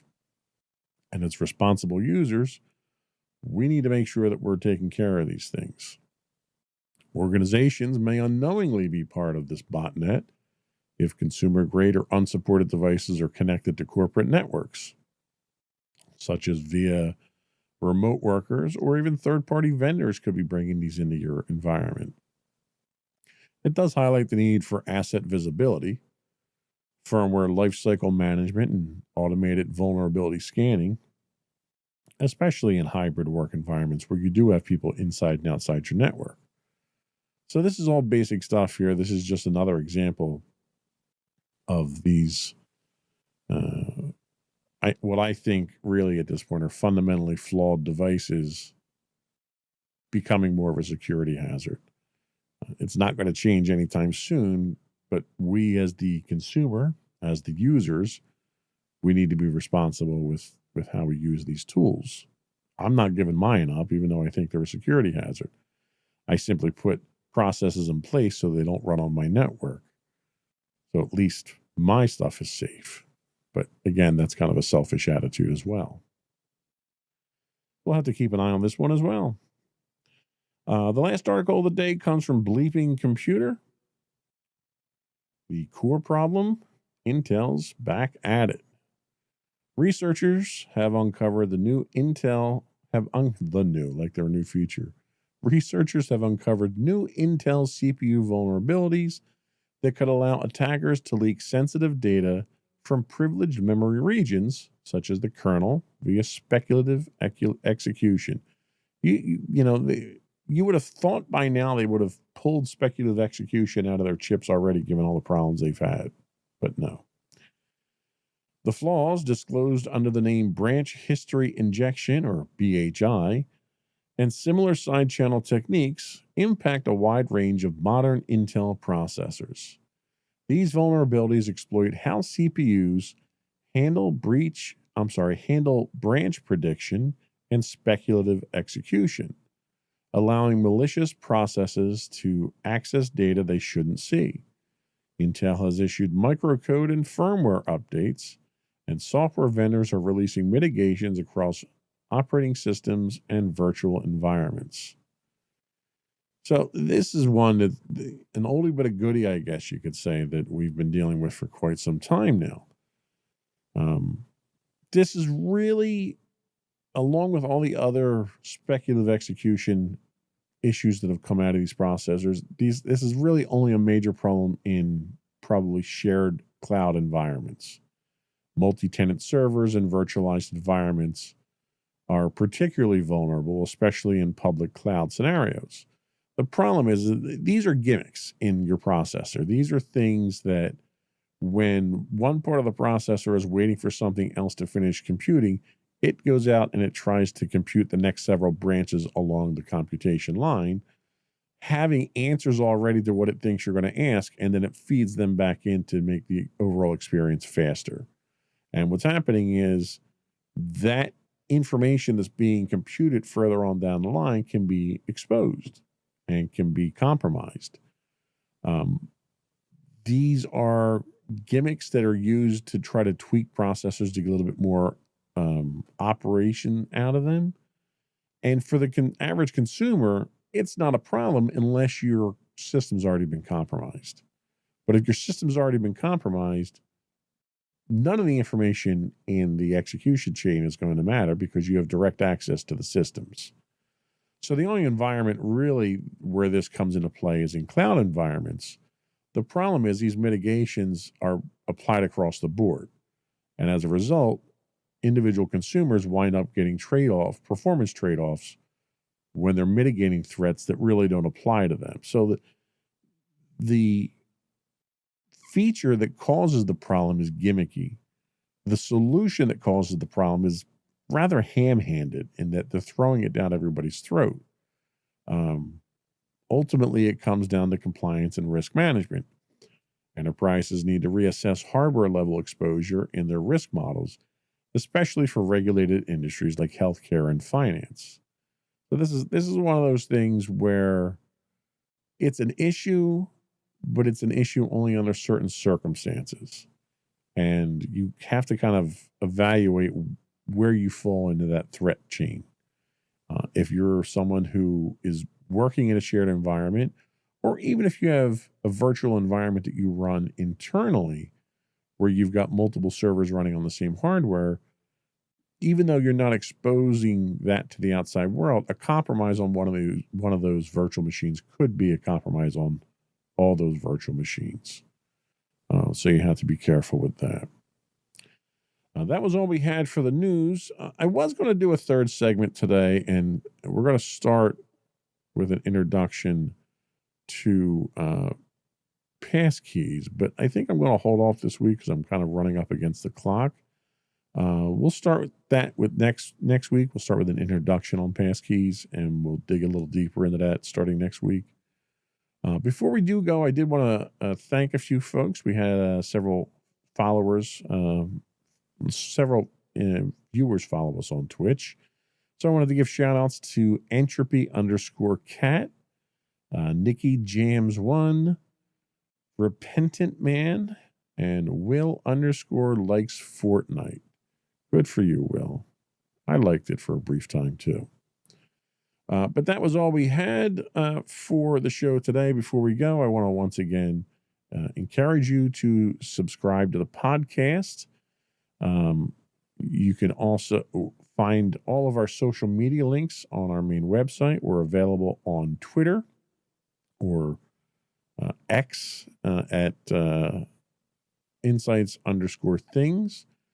You can find us streaming 5 days a week on Twitch at twitch.tv/insightsintothings. If you are an Amazon Prime subscriber, you do get a free Twitch Prime subscription monthly. We would really appreciate it if you threw that our way. You can also find links to all that more on our official website at insightsintothings.com. That's it. Another one in the books.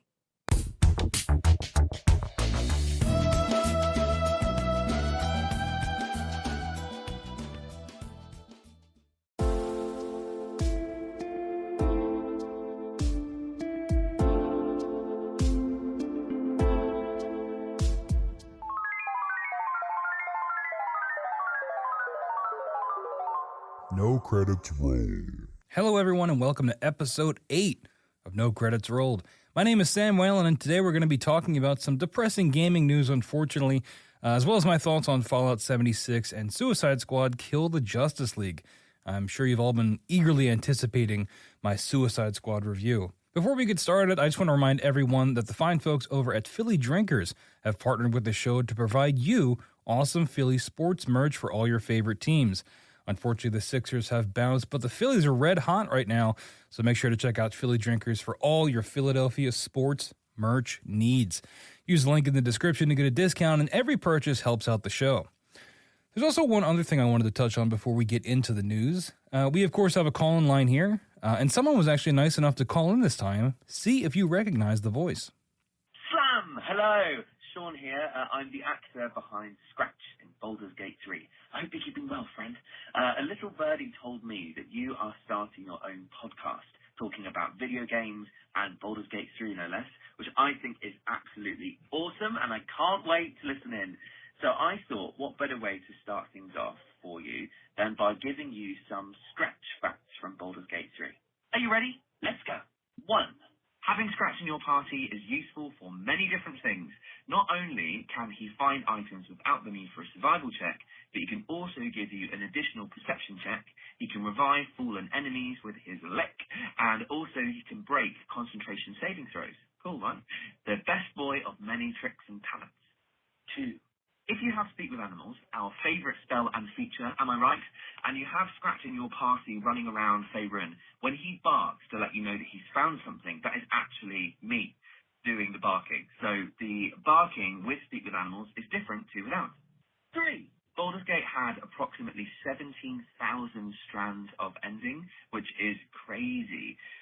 So just imagine how many versions of the lines we had to record as well. So with Scratch, I mean, there was if you found the owlbear, if you didn't have the owlbear.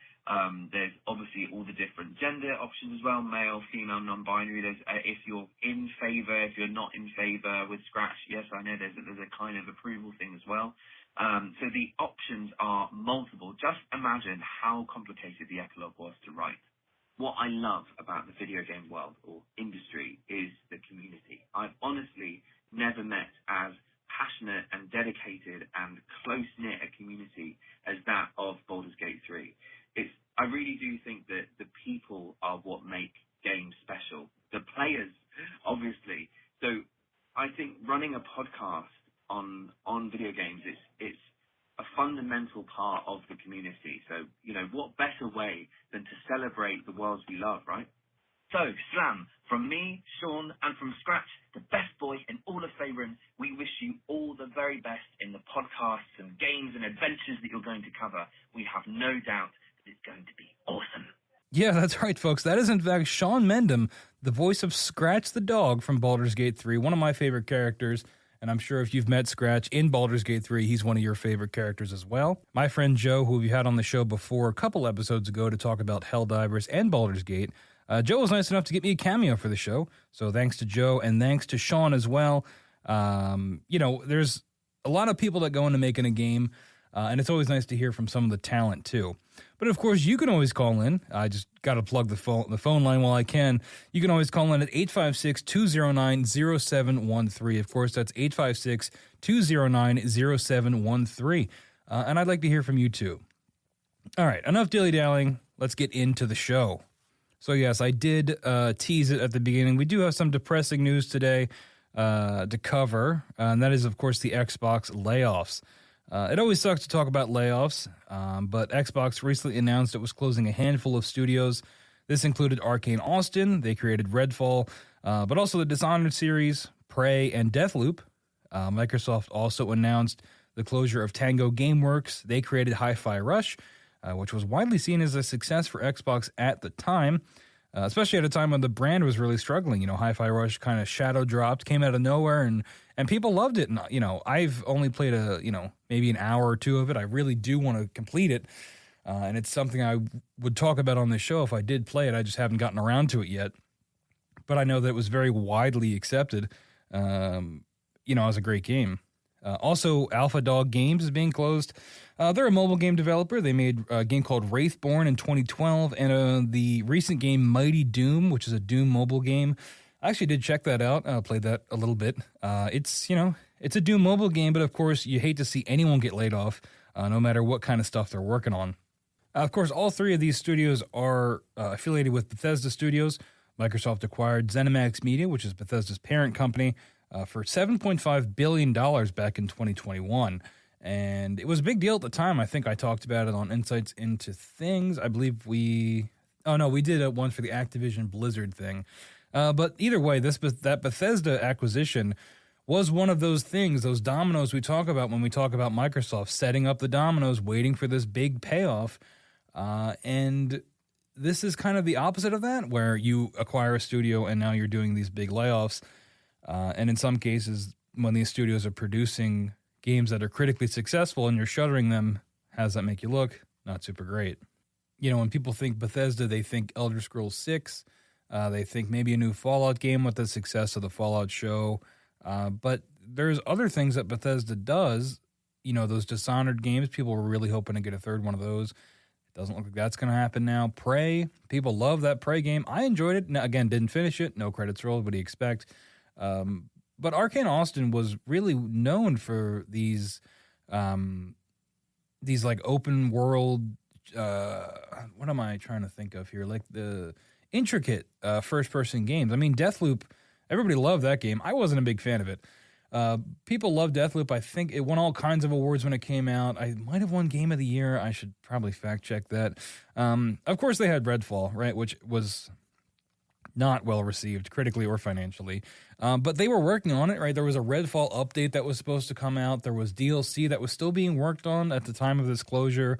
So who knows what's going to happen with that? And, if that game's even going to be given a chance at a second chance, if that makes any sense. So at the time of this recording, this is all pretty fresh in the news cycle, right? There's a lot of strong emotions, a lot is still unknown, a lot is still to come. There are rumors that there's going to be more cuts. I don't want to get too deep into the weeds this week because I don't want to speak out of turn or, sort of shoot from the hip. But I feel like I couldn't, if we're going to talk about the news, we have to talk about this, right? I'm not a news outlet, but I do have some sort of obligation to cover these big stories. And this is definitely a big story this week. Like I said, more cuts are rumored to be coming, but we're going to have to wait and see what happens there. You hate to see it no matter what. It's tough to see. Layoffs suck, right? Everybody knows that. I don't think anybody would agree. Anybody would say that layoffs are a fun thing.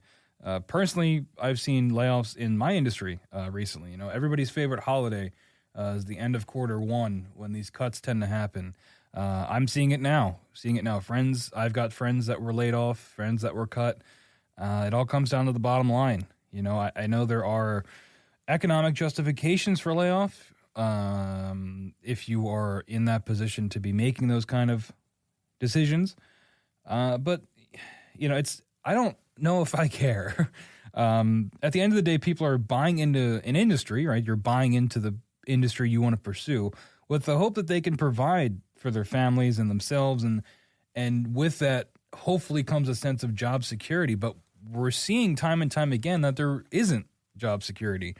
Whether that be in the gaming industry that has had all kinds of layoffs almost on a weekly basis, or in another industry where you think you are in a secure position and then all of a sudden cuts come around again and your name's on the list. Like I said, I don't want to get too deep into the weeds, and I'm only 24, so I haven't maybe accepted the way that the world seems to work.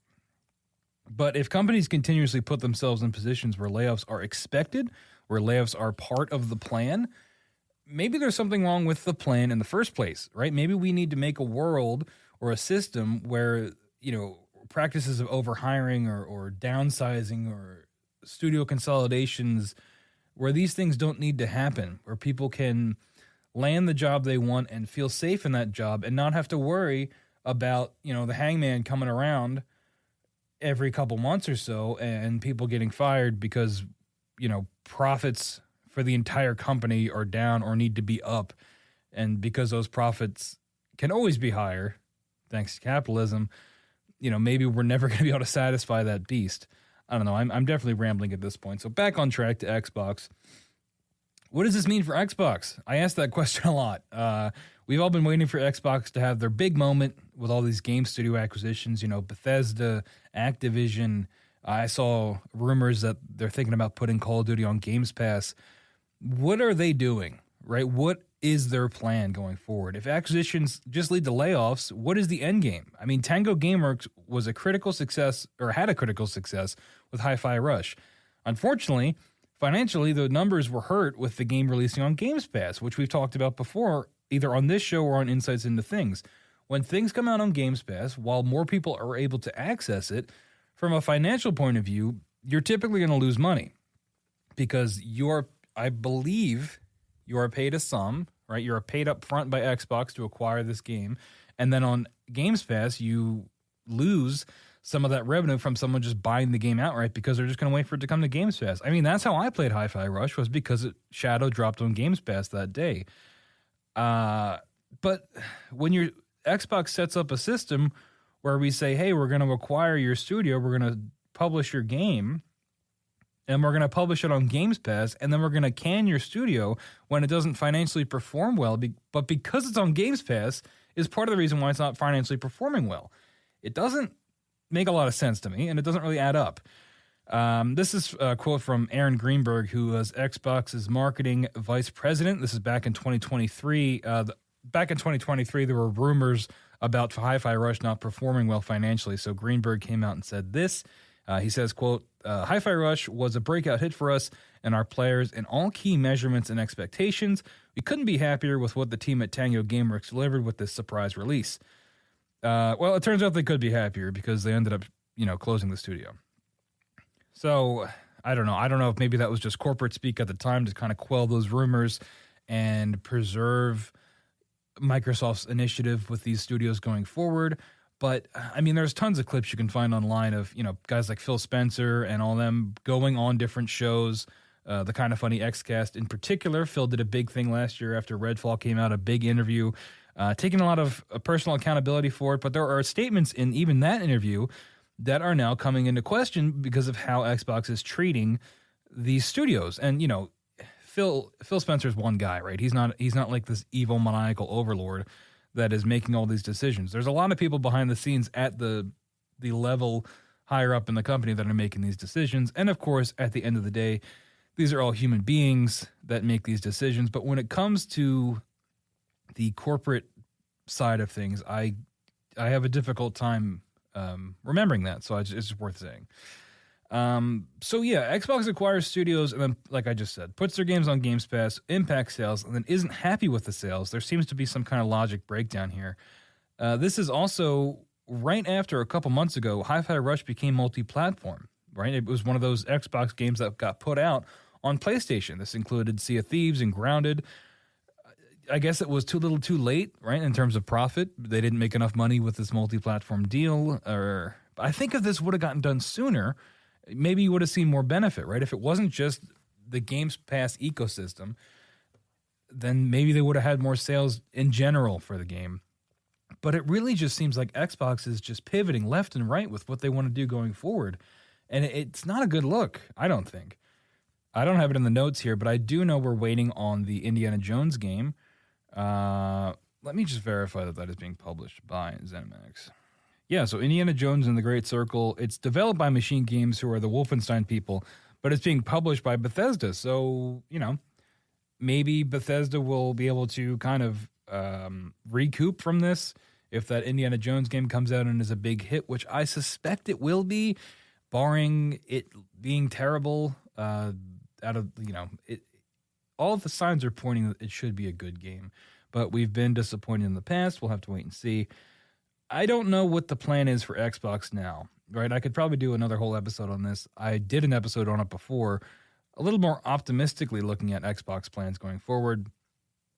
But with the treatment of this and the shuttering of all these Bethesda studios, it's difficult to see what the plan is next. And is this the end of, not the end, but this is a big hit on Xbox's plan of acquiring these studios and making games out of them, or making games from them. it's not a good look, especially if you are a studio that Xbox is looking to acquire and you say, well, this is how you treated these Bethesda devs. How are you going to treat us? You know, I don't know. It's not a good look, bottom line. But hey, you know, maybe Elder Scrolls 6 will fix all of our problems when it comes out in 25 years. Anyway, moving on to story number 2 today, we've got some Helldivers drama. I'm sure you have seen this story. It's pretty tough to avoid. But speaking of companies tanking their own brand, let's talk about Sony and the recent Helldivers 2 fiasco. That's right, folks. The Xbots and the Sony ponies. No one's safe this week. I'm coming after both of you. Anyway, despite it seeming to dominate the gaming news feed, believe it or not, this story has only been going on for like a week. It started back on May the 3rd when Sony announced that Steam players would have to link a PlayStation Network account in order to play Helldivers 2. At the time, this was from a community post on Steam. Their justification was due to the, quote, technical issues the game faced and at launch that prevented this change from being mandatory, saying that the, quote, grace period was now over. The grace period for linking your account.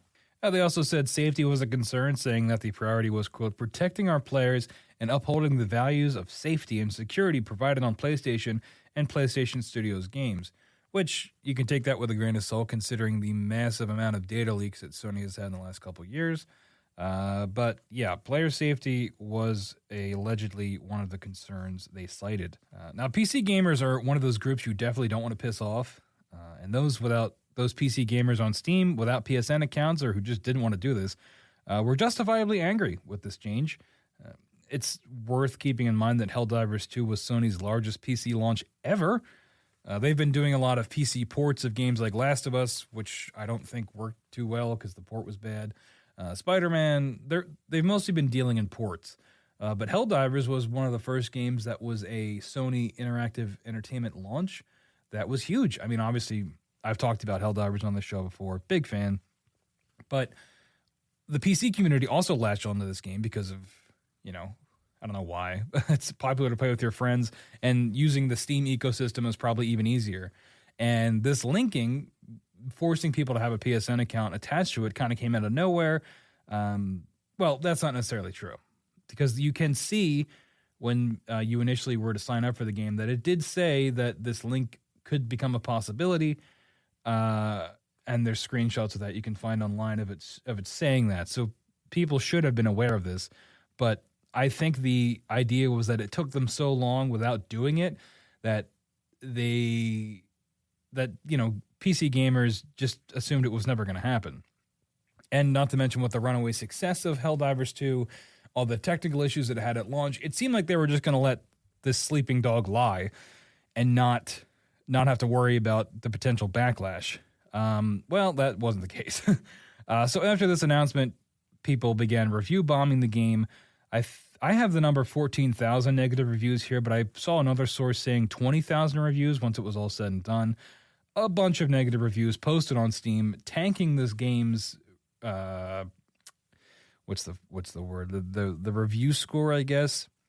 You know, on Steam where it says mostly positive, overwhelmingly positive, mostly negative, whatever that score is, the user rating.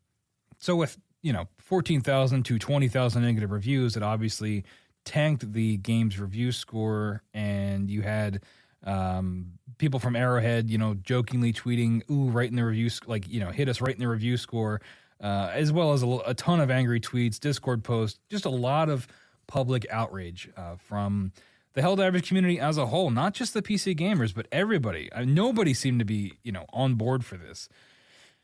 For the record, I agree this was a ridiculous decision on Sony's part. It definitely reads as tone deaf. I'm poking fun at PC gamers. I just find it funny when gamers come together on anything and get all worked up. It's just the passion. I find it amusing. There are a lot of issues in the world, but I'm glad that we can rally and save Helldivers 2. I'm glad that is where we can direct our energy.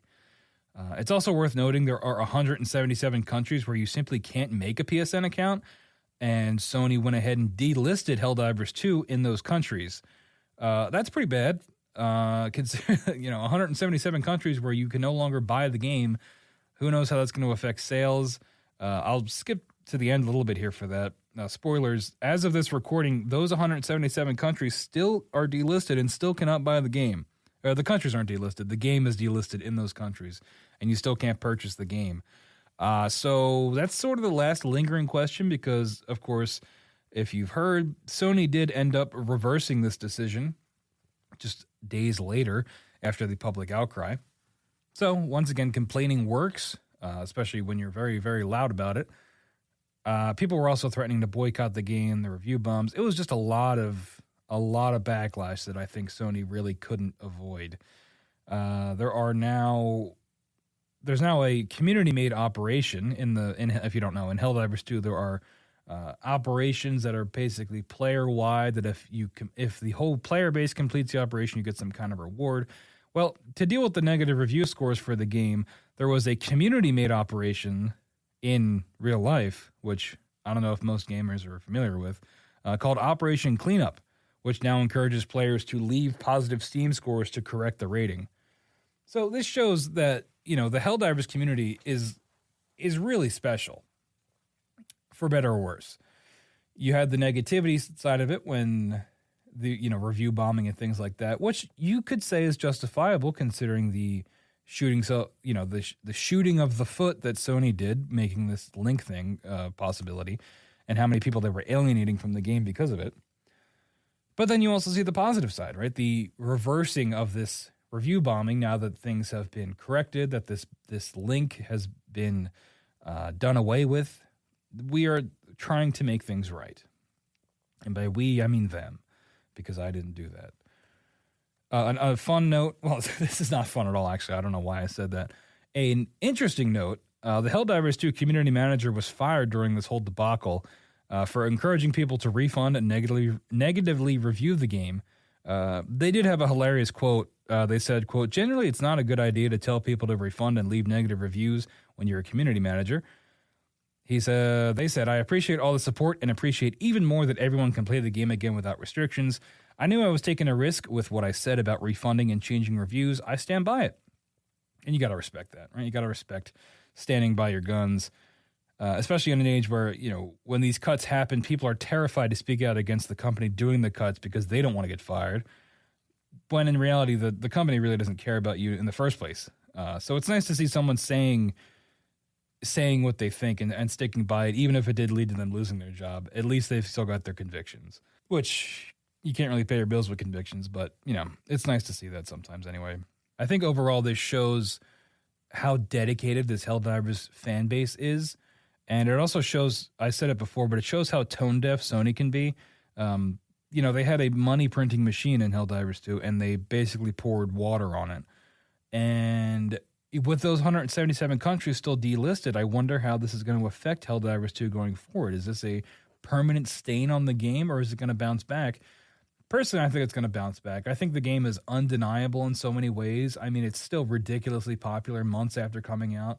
My friends and I still play it. It's in our regular rotation. New players are getting on all the time. I just hope that Sony takes this as a lesson for, one, how important this game is right now for their brand and for their lineup of games, and two, how to not make this mistake again, right? To be a little bit more conscious of how vocal this community can be and how, how bought in they are on this game, and that can pay off if you leverage it properly, not tanking the game, but instead rewarding that kind of dedication and player base. But anyway, that's going to wrap up the news portion for today's show. Like I said, some depressing stuff. You hate to talk about layoffs, but it is news, and it's something that is not going to go away. If it's going to keep happening. And of course, with the Sony blunder here with Helldivers 2, it's, corporations making decisions that are questionable. But anyway, we're going to take a quick break, and when we come back, we're going to get into the review portion of the show. You're listening to No Credits Rolled. Insights into Teens, a podcast series exploring the issues and challenges of today's youth. Talking to real teens about real teen problems. Explore issues from braces to puberty, social anxiety to financial responsibility. Each week, we talk about the topics concerning today's youth. We look at how the issues affect teens, how to cope with these issues, and how parents, friends, and loved ones can help teens handle these challenges. Check out our video episodes on youtube.com/insightsintothings. Catch our audio versions on podcast.insightsintoteens.com or on the web at insightsintothings.com.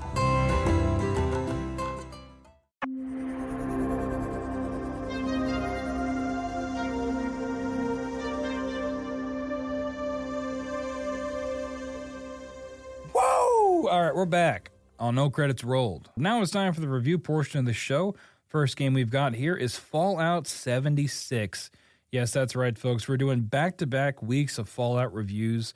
For both of the games that I have to talk about today, I don't really have a whole lot to say. I've only just started both of them, but I did want to include them in the show just because I like to do reviews for these shows, either way. But I just wanted to give that caveat, take what I say with a grain of salt. You should always take what I say with a grain of salt, but in particular with these two reviews, just because I'm only a couple hours into each game. So if you don't know, Fallout 76 is the latest entry in the Fallout series. It came out a while ago still, but technically it's the latest entry. And it's Bethesda's attempt at a semi-MMO set in the Fallout universe. Like I said, I'm in the very early game still, but it's still got that addicting gameplay loop of any Fallout game that I've played. It's still fun to explore the environment and find, environmental storytelling or things on data logs or computers and just existing in this wasteland. This time around, it's actually not much of a wasteland. It's set in Appalachia, so you've got a lot more woods, a lot more trees, and you got a little bit of that in Fallout 4, but most people know Fallout 3 in New Vegas. It's a much more barren wasteland, a lot more open, vast spaces of nothingness. Fallout 76 is not really like that.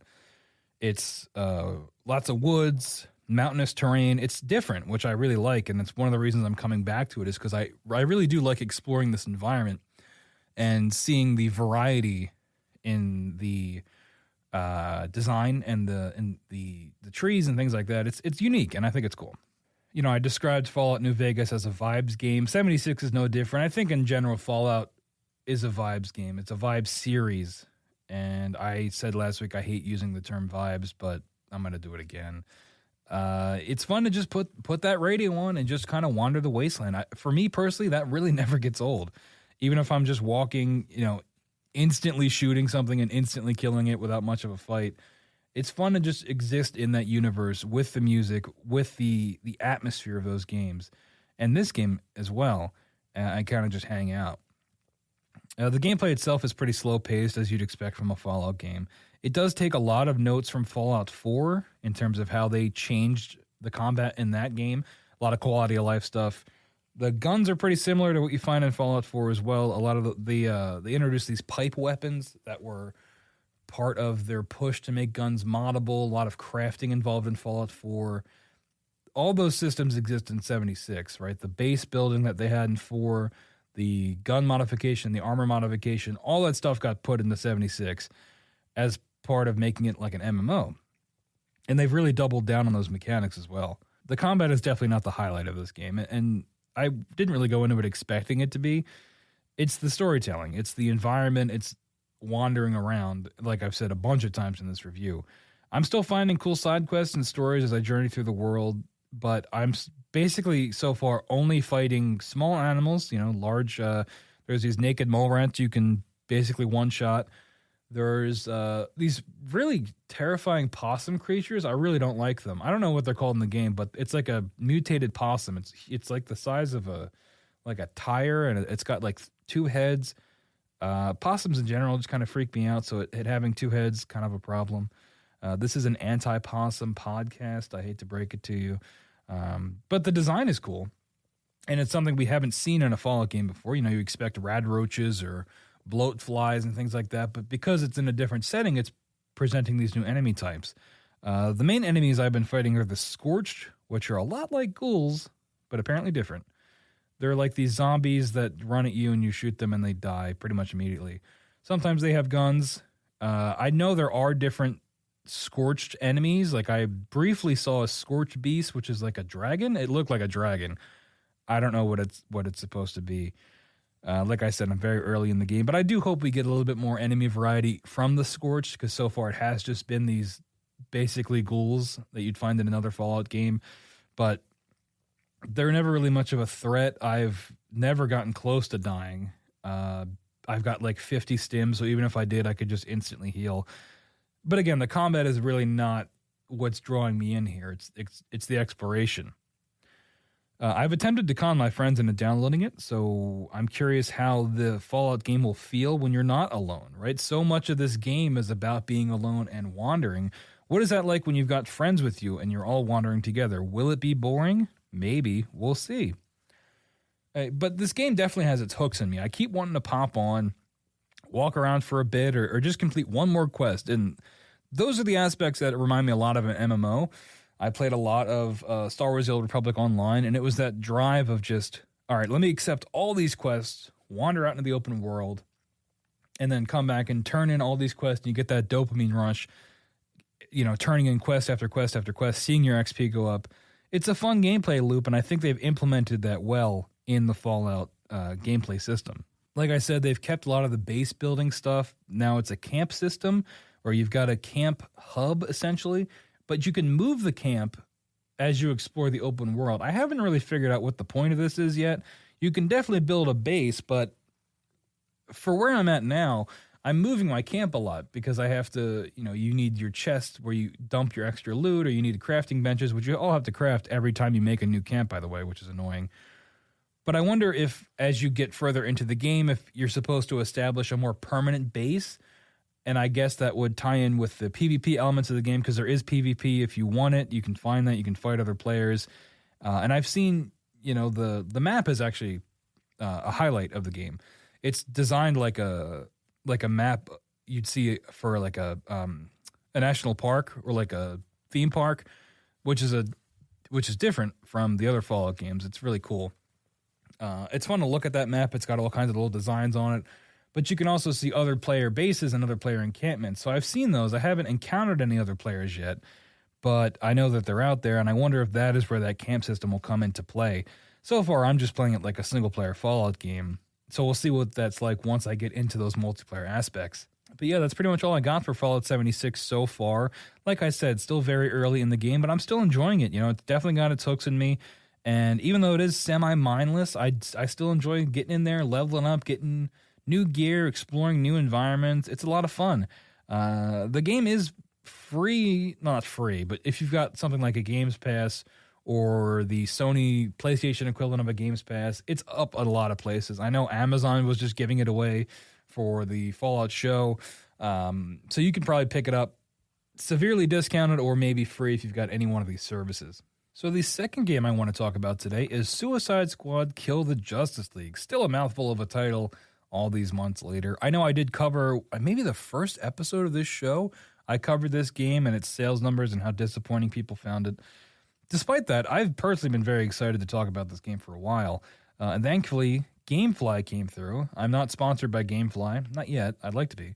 But I have signed up for Gamefly sort of for this show because, I've been duped before buying games only to have them become available on Games Pass or PlayStation Games Pass the next day, or to have them get discounted, or to just buy a game and not like it, and I'm just stuck with that purchase. So with Gamefly, I'm able to sort of skirt that and pay one flat fee per month and get those games one at a time, play them. If I don't like them, send them back, no problem. Again, not sponsored, but I'd like to be. Anyway, back to Suicide Squad. I know this game did not get well reviewed, but it seemed like something that might be up my alley. I know I talked about that when I covered it before, about enjoying that kind of mindless looter-shooter grind of something like a Destiny or a Borderlands, and that was what this game looked like, and that's pretty much what this game is. So far, I've only put maybe 5 to 6 hours in. I haven't even killed a Justice League member yet. I know, you're saying, Sam, what is even the point? You're supposed to kill the Justice League. Well, I'm taking every side quest possible just to get the right gear, because they basically make you do that before you do the big Justice League member mission. The first one you get is a Green Lantern fight, but you've got to level and grind to get the right gear. It is the most bare bones cut and dry grind you can imagine. So if you don't like that, you're not going to enjoy this game. It turns out, a lot of those reviews were accurate. The game is very aggressively middle of the road. It is a looter shooter, and like I said, in the most bare bones of sense. You are shooting, and you sometimes get loot. Some pros, all right? Let's start with the pros. I'm coming very negative at this, but there are pros. The visuals in cutscenes, I want to emphasize that, in cutscenes are great. The game is graphically very impressive, in particular when it comes to character models. When there are close-ups on characters like Harley Quinn and Captain Boomerang especially, they look fantastic. It's the team behind the Arkham games, so you still have that visual fidelity that they've always had, even going back all the way to Arkham City and Arkham Asylum. Obviously, those games are a little bit older, but they still had the art direction to back it up, which still lets them hold up to this day. In this case, it's mostly just graphics, just graphical power. And like I said, Harley Quinn and Captain Boomerang in particular are really standouts in terms of looking like real human beings. King Shark, it's a little bit tough because he's a shark, and Deadshot wears a helmet a lot of the time. So what are you going to do? Another pro, the traversal is fun. It's a bit janky depending on what character you use.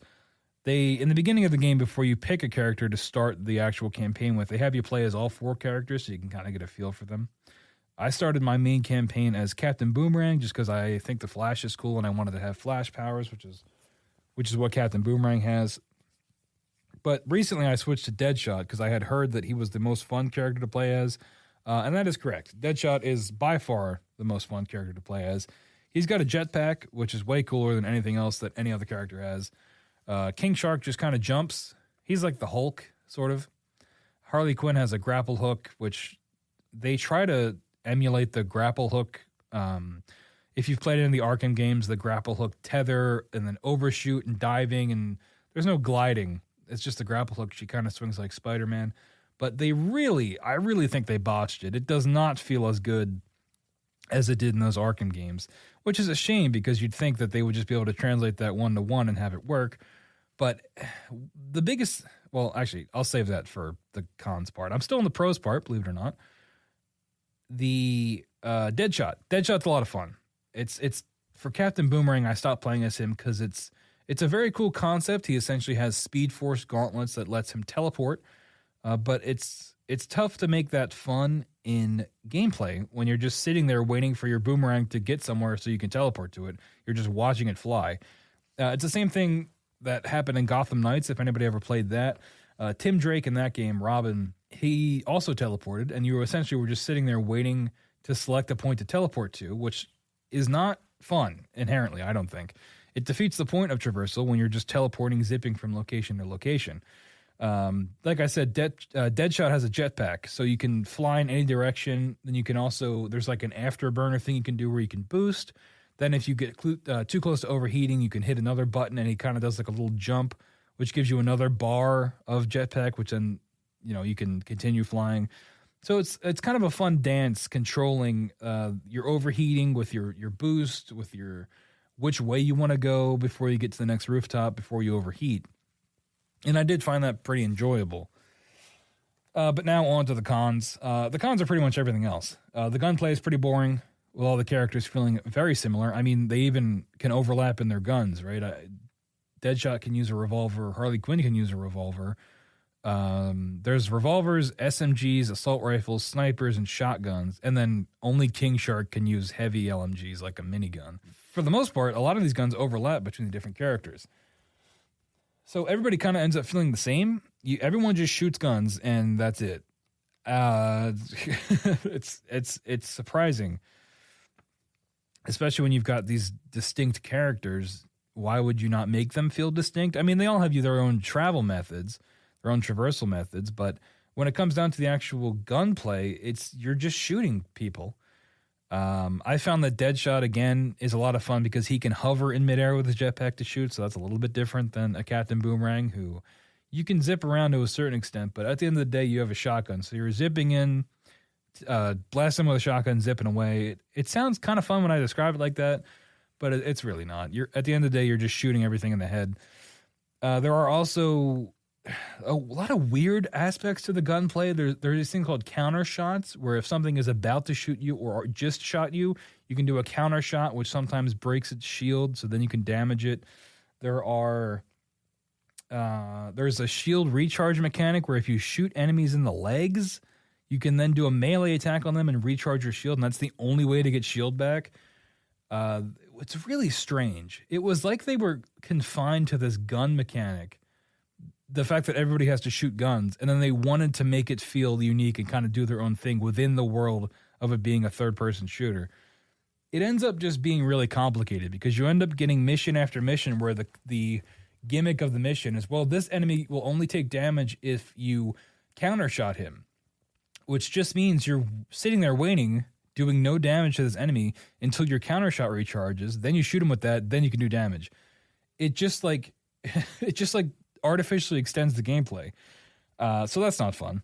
The biggest issue, well, one of the biggest issues I've encountered is in gameplay. The gameplay is like ridiculously visually noisy. I sent a clip to Joe the other day of all the things popping up on screen, and you can read anybody's review or look at anybody's review or gameplay, and you'll see it right away. The amount of things that pop up on screen, but from damage numbers to health to objective markers to just visual effects, it is overwhelming. And, you know, I play a lot of video games. I've been playing games my whole life. It takes a lot for me to become visually overwhelmed.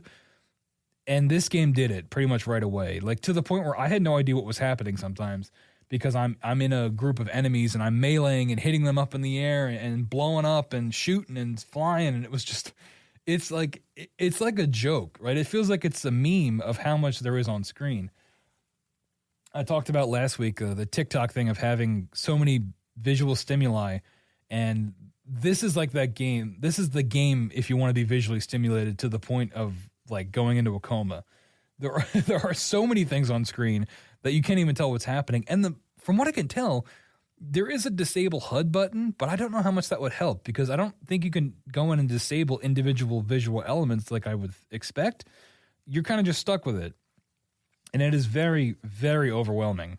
The writing is kind of cringe. It's a little bit closer to David Ayer's Suicide Squad than James Gunn's Suicide Squad, if you catch my drift. The location, it's set in Metropolis, which should be amazing, especially from the people who made Gotham in those Arkham games so memorable. Unfortunately, you spend an insane amount of time on rooftops. They even say right in the beginning of the game, it's too dangerous to go in the street. Don't go in the street. Now, there's really not a gameplay reason for that. I mean, sometimes there's tanks on the ground, but nothing is hard to kill in this game. Everything you can just demolish. You're a god, effectively. You spend so much time on, like, I would say you spend 95% of your time in this game on rooftops. And so you don't really see Metropolis at the ground level. Everything you do, you're just flying from rooftop to rooftop to rooftop. Maybe sometimes it's a higher building, or maybe sometimes it's a lower building. It reminds me of DC Universe Online, which is a deep cut. I don't know if anyone still plays that game, but I remember in that game running around, I think it was Metropolis, whatever the starting area is in that game when you're a good guy. And it's just like this barren, like empty city, and you're just running straight up a building waiting to get to the top of it. It reminded me a lot of that. So you don't really get a feel for the city like you would in Batman, in the Batman games, other than just looking down on it from a rooftop. And there's not enough visual distinction from the different districts, especially in Arkham Knight. They did a great job with that, making each district feel unique. In this version of Metropolis, they really don't do that, which is a shame because I think Metropolis is a great location that we haven't really seen fully fleshed out in a lot of games, especially with this kind of budget. But anyway, I do plan to finish the main story. It does interest me, sort of. I'm a fan of these characters. You know, I'm a comic book fan. I'm a DC fan. So it is fun to see this scenario play out, even if the gameplay is not fun. I do want to see the Justice League. They do a good job showing how good the Justice League are, like to the point of parody before they all get turned into like demons. So I'm sure they're going to go, you know, a million degrees in the other direction once we see these characters in their evil version. We get Kevin Conroy's Batman, which is great, even though Batman is obviously evil in this. He's killing people, but he's he's like the big brother in the game, which I think is kind of fun. He's the one running things on the ground, and you get Kevin Conroy hamming it up as an evil Batman. I know people were disappointed that this is one of his last performances, and this is how they're showing the character. I really don't have a problem with it. I think it's fun. You can tell he's having fun with it too. I think, like I said, he's hamming it up, being this evil like dictator Batman. I think it's fun.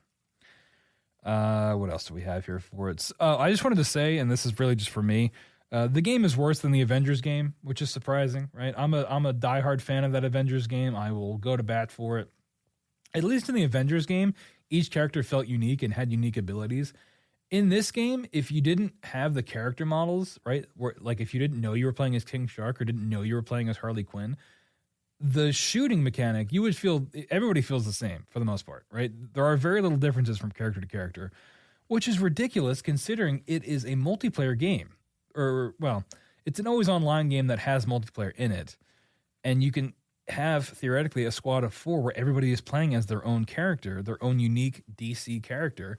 And most of the time, it just feels like 4 goons with guns just shooting people. But yes, the moral of the story here is sometimes reviews are correct, and you should trust them, because this game lived up to every review that I ever read in terms of it being very middle of the road, in terms of it being boring, in terms of the gunplay. Yeah, all that was correct. But those are my thoughts on Suicide Squad and Fallout 76. Let me know what you think. I'm curious if any of you are getting back into Fallout 76 with the show, or if you tried Suicide Squad at launch and didn't like it, or you did like it. Maybe you're still playing it, because there is a battle pass, by the way. Maybe you're grinding the battle pass to get all your Joker skins and stuff. I don't know.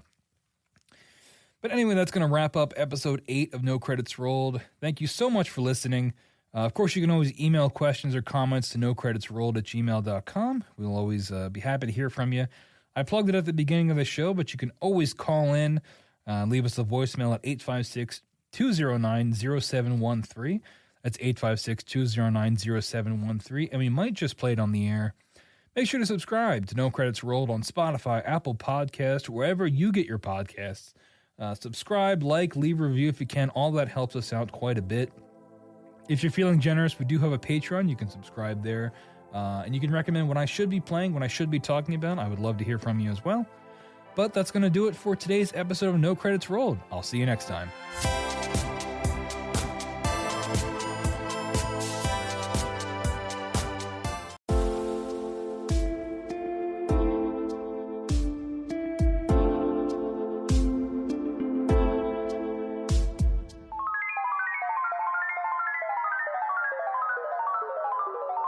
No Credits Rolled. Hello, everyone, and welcome to episode 13 of No Credits Rolled. My name is Sam Whalen. That's right, everybody. Spooky, haunted, cursed episode 13.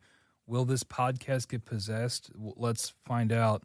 Anyway, before we get started, I want to remind everyone to subscribe to the show wherever you get your podcast. We're on TikTok and YouTube at No Credits Rolled, so you can check us out there. That's at No Credits Rolled. Wherever you get your podcast, wherever you get your social medias, we'll be there for you. Except for Instagram. We're not on there yet. I'm working on that. Today we've got some couple news stories and a review. I'm going to be talking about Dying Light 2. So let's get into the show. So our first story today, we have Xbox Games Pass standard tier won't include day one titles as Microsoft hikes prices again. So this is sort of a two-for story here. The original story is this Games Pass price hike. All this comes from Rebecca Valentine and Ryan Dinsdale over at IGN. They said, quote, Microsoft has quietly revealed it will not include day one releases like Call of Duty Black Ops 6 in the standard Game Pass tier amid price hikes to the service. So then they go back and they talk about the price hikes here. Quote, first reported by Windows Central and outlined on Xbox support, Microsoft is raising the price of Xbox Games Pass Ultimate from $16.99 to $19.99 a month. So that's about a $3 increase in the United States. It's also replacing its more basic $10.99 Xbox Game Pass console tier with Xbox Game Pass Standard. Sorry, this all gets very wordy. A $14.99 option, which doesn't include the beloved day one release features. Specific entries to the Game Pass Ultimate Library, access to EA Play, Xbox Cloud Gaming, perks, quests, and discounts on games in the Game Pass library. So basically, to simplify this, they are now making it two different, well, I guess it already was two different tiers, but they're raising the prices and they're cutting back on what is going to be in the Xbox Game Pass standard tier. So if you get standard, you're not going to have a whole lot of stuff.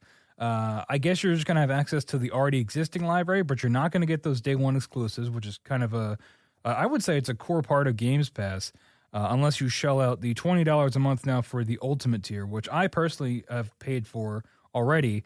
Price increases suck, but hey, we're going to get into why they probably increased the price in a second. Anyway, back to Rebecca Valentine and Ryan Dinsdale's article. Microsoft didn't commit to eventually bringing these titles to Xbox Games Pass either, saying titles such as Black Ops 6 may be added to the library at a future date. Those wanting to play these games at launch and potentially at all will therefore need to pay for the rolling $19.99 a month Games Pass Ultimate tier. And these changes will go into effect, actually, at the time of recording, they will already go into effect for new members on July the 10th, and then for existing members this September. Conveniently, existing members will affect existing members in September 12th, right before Black Ops 6 comes out. So I'm sure that's not a coincidence. So this sort of price increase has been talked about for a while. People have been speculating this is going to happen given the acquisitions that Microsoft has been doing, given the things that are coming to Games Pass. People were like, okay, well, they've got this lineup. They're probably going to raise the price to sort of back it up. Now, this is also paired with recent layoffs made by Microsoft over at Tango Gameworks, Arcane Austin, other studios. So really what I wanted to focus on today is like this price increase, while also they're still laying people off. They're still closing studios. It's an unfortunate symptom of our times, right? I mean, there's always more money to be made, but, could there be more effective ways to make money where you could prevent laying people off? Now, I'm not an economist, right? I've a tenuous grasp on money at best. It's a miracle I can pay my bills. But like, I just, from an outsider's perspective, I don't know, maybe I'm connecting dots that aren't really there, but it's just a price increase combined with layoffs. I'm just not a fan of it. But Xbox has dropped a lot of money acquiring studios. Like I said, it's not surprising. And if you have subscription services to other quote unquote streaming services, because this is like, it's been compared to the Netflix of gaming for Games Pass. But if you have services like HBO Max or Hulu or any of these other services, they have all been steadily raising their prices. I mean, Netflix, if you get like the super duper tier, is like over $20 a month now. So these companies always like to do these things where they hike the price just a little bit every year because they know that 85% of people are not going to cancel their subscription, or they're not even going to notice the price change. They're going to read a headline like this and just fork over the extra $3. But if they do that every year, in 10 years, that they're getting exponentially more money because they're raising the price every single year and people just continue to pay it. And hey, guess what, folks? I'm one of the people that will continue to pay it. I have no intentions of canceling my Game Pass subscription. I still think it's valuable to me for how I like to play games and what kind of games I like to play. But this is a trend we see with a lot of these different companies. In the gaming industry anyway, there is also happens to be a ton of layoffs this year that has been, this year and last year. That has been sort of the focus of a lot of stories of sort of just highlighting the record numbers of layoffs while profits continue to soar as well. So this, I already mentioned the thing about Black Ops 6. So, and prior when I had talked about Black Ops 6, I mentioned that when things come to Games Pass day one, there is a loss in profit from those disc sales because people will just get it on Games Pass and they don't have to pay the full $70 for it. So, I wouldn't be surprised if this price increase comes to sort of offset that profit loss, right? So you're getting this huge game, one of the biggest games of the year on your service. This can, you can use that to justify the price increase, which I understand, honestly, and not to mention the ton of money they spent on the Activision acquisition. They want to reap the rewards of that, both by publishing these games or, having these games on their service. And because of that, you're going to have to pay an extra $3 a month. You can see that how you will, I guess. I guess for me, it comes down to, am I using Games Pass pretty regularly to justify the now $20 a month, $120 a year? And for me, yes. I check the Games Pass drops almost every day. If I'm on my Xbox, I go and see what's dropped. And nearly every game that comes out to that service, even if it's not a big AAA game, if it's just an indie game that I've never heard of, I download it and I'll usually check it out. Maybe they're not all for me, but I'll get at least an hour usually of each of the games that they drop to check it out, unless it's something I know I already don't like they put out like a cricket game, like the sport, and I don't know what cricket is, so I skipped on that one. But generally, I'm downloading most of these games the day they come to Games Pass and checking them out, which has allowed me to play a lot of games that I either wanted to purchase or that that I had never even heard of and that are now available to play, like Octopath Traveler 2. 1 and 2 just came to Games Pass, and I've been wanting to play the sequel to that for a while. And now I can because it's on Games Pass, and it was able to save me the money that I would shill out buying that outright. And it's sort of similar to why I'm a big fan of GameFly too, because for what I do, and the idea of the show that I never finish these games, when I'm shilling out the money for these full price games that I never finish or I don't like when I get them, I'm able to sort of avoid that with streaming services or these sort of content libraries like a GameFly or like a Games Pass, where I can sort of have the game temporarily and then play it and then delete it from there without having to incur the full price. So this new standard tier, it sort of, I don't know who would sign up for this. It doesn't include the day one titles, and I guess it would just give you the online multiplayer, which I don't know if that was there before, and access to the existing gaming library, which, hey, that's pretty good because there's a lot of great games on there. But having a whole tier that doesn't include those day one titles is kind of a bummer, because when Games Pass was pitched, and I mean, when I pitch it to people, it is like the day one thing is like a core element of it. So separating that into its own section is a little bit strange. And I think the majority of people are going to pay for that Game Pass Ultimate anyway. I don't really understand why you need a standard tier when the majority of people probably are just going to shill out the extra $5. If you're going to swim, you might as well drown. So Xbox is continuing to require more assets for Games Pass. So when we talked about this when we started this story, it's not a shock that the price of Games Pass is slowly climbing. And sort of what I want to wrap up this segment with is it still worth it? And I already touched on my opinions on this a lot. For me, it is still worth it. But for the general consumer, right, for the person that wants to come home after their long day of work and maybe just play some multiplayer games or maybe play a big single-player game, like a AAA single-player game they've been working through, I don't know if Games Pass at $20 a month, I'm not sure if that is going to be realistic for the more casual audience. And I'm curious to see if this price increase actually makes a difference in Games Pass subscribers. Like I said, I doubt most people are even going to cancel it or even notice the price increase until it hits their credit cards. So, and in all this, while they raise the price on Games Pass, they lay people off, they close studios. So it's like, I don't know, it just seems like a 1-2 punch. Could they have prevented layoffs by raising the price more? Would that have worked like that? Is that how the numbers would convert? I'm not sure. I doubt it. I mean, this just seems to be standard now for the industry of even if you have a flop or a success, these studios are getting closed either way, and then the consumer is still paying more to sort of cover the losses as well. I don't know. I wouldn't be surprised if in another year around this time we get another price increase, especially if Xbox comes out and gets another big acquisition. This thought actually just occurred to me, going back to the question of, is this for the casual gamer? I mean, Call of Duty is one of the best-selling games every year. It's it's got mass market appeal. So maybe that's what they're going for with this change, by making it so you can only get these day one exclusives on the Ultimate tier.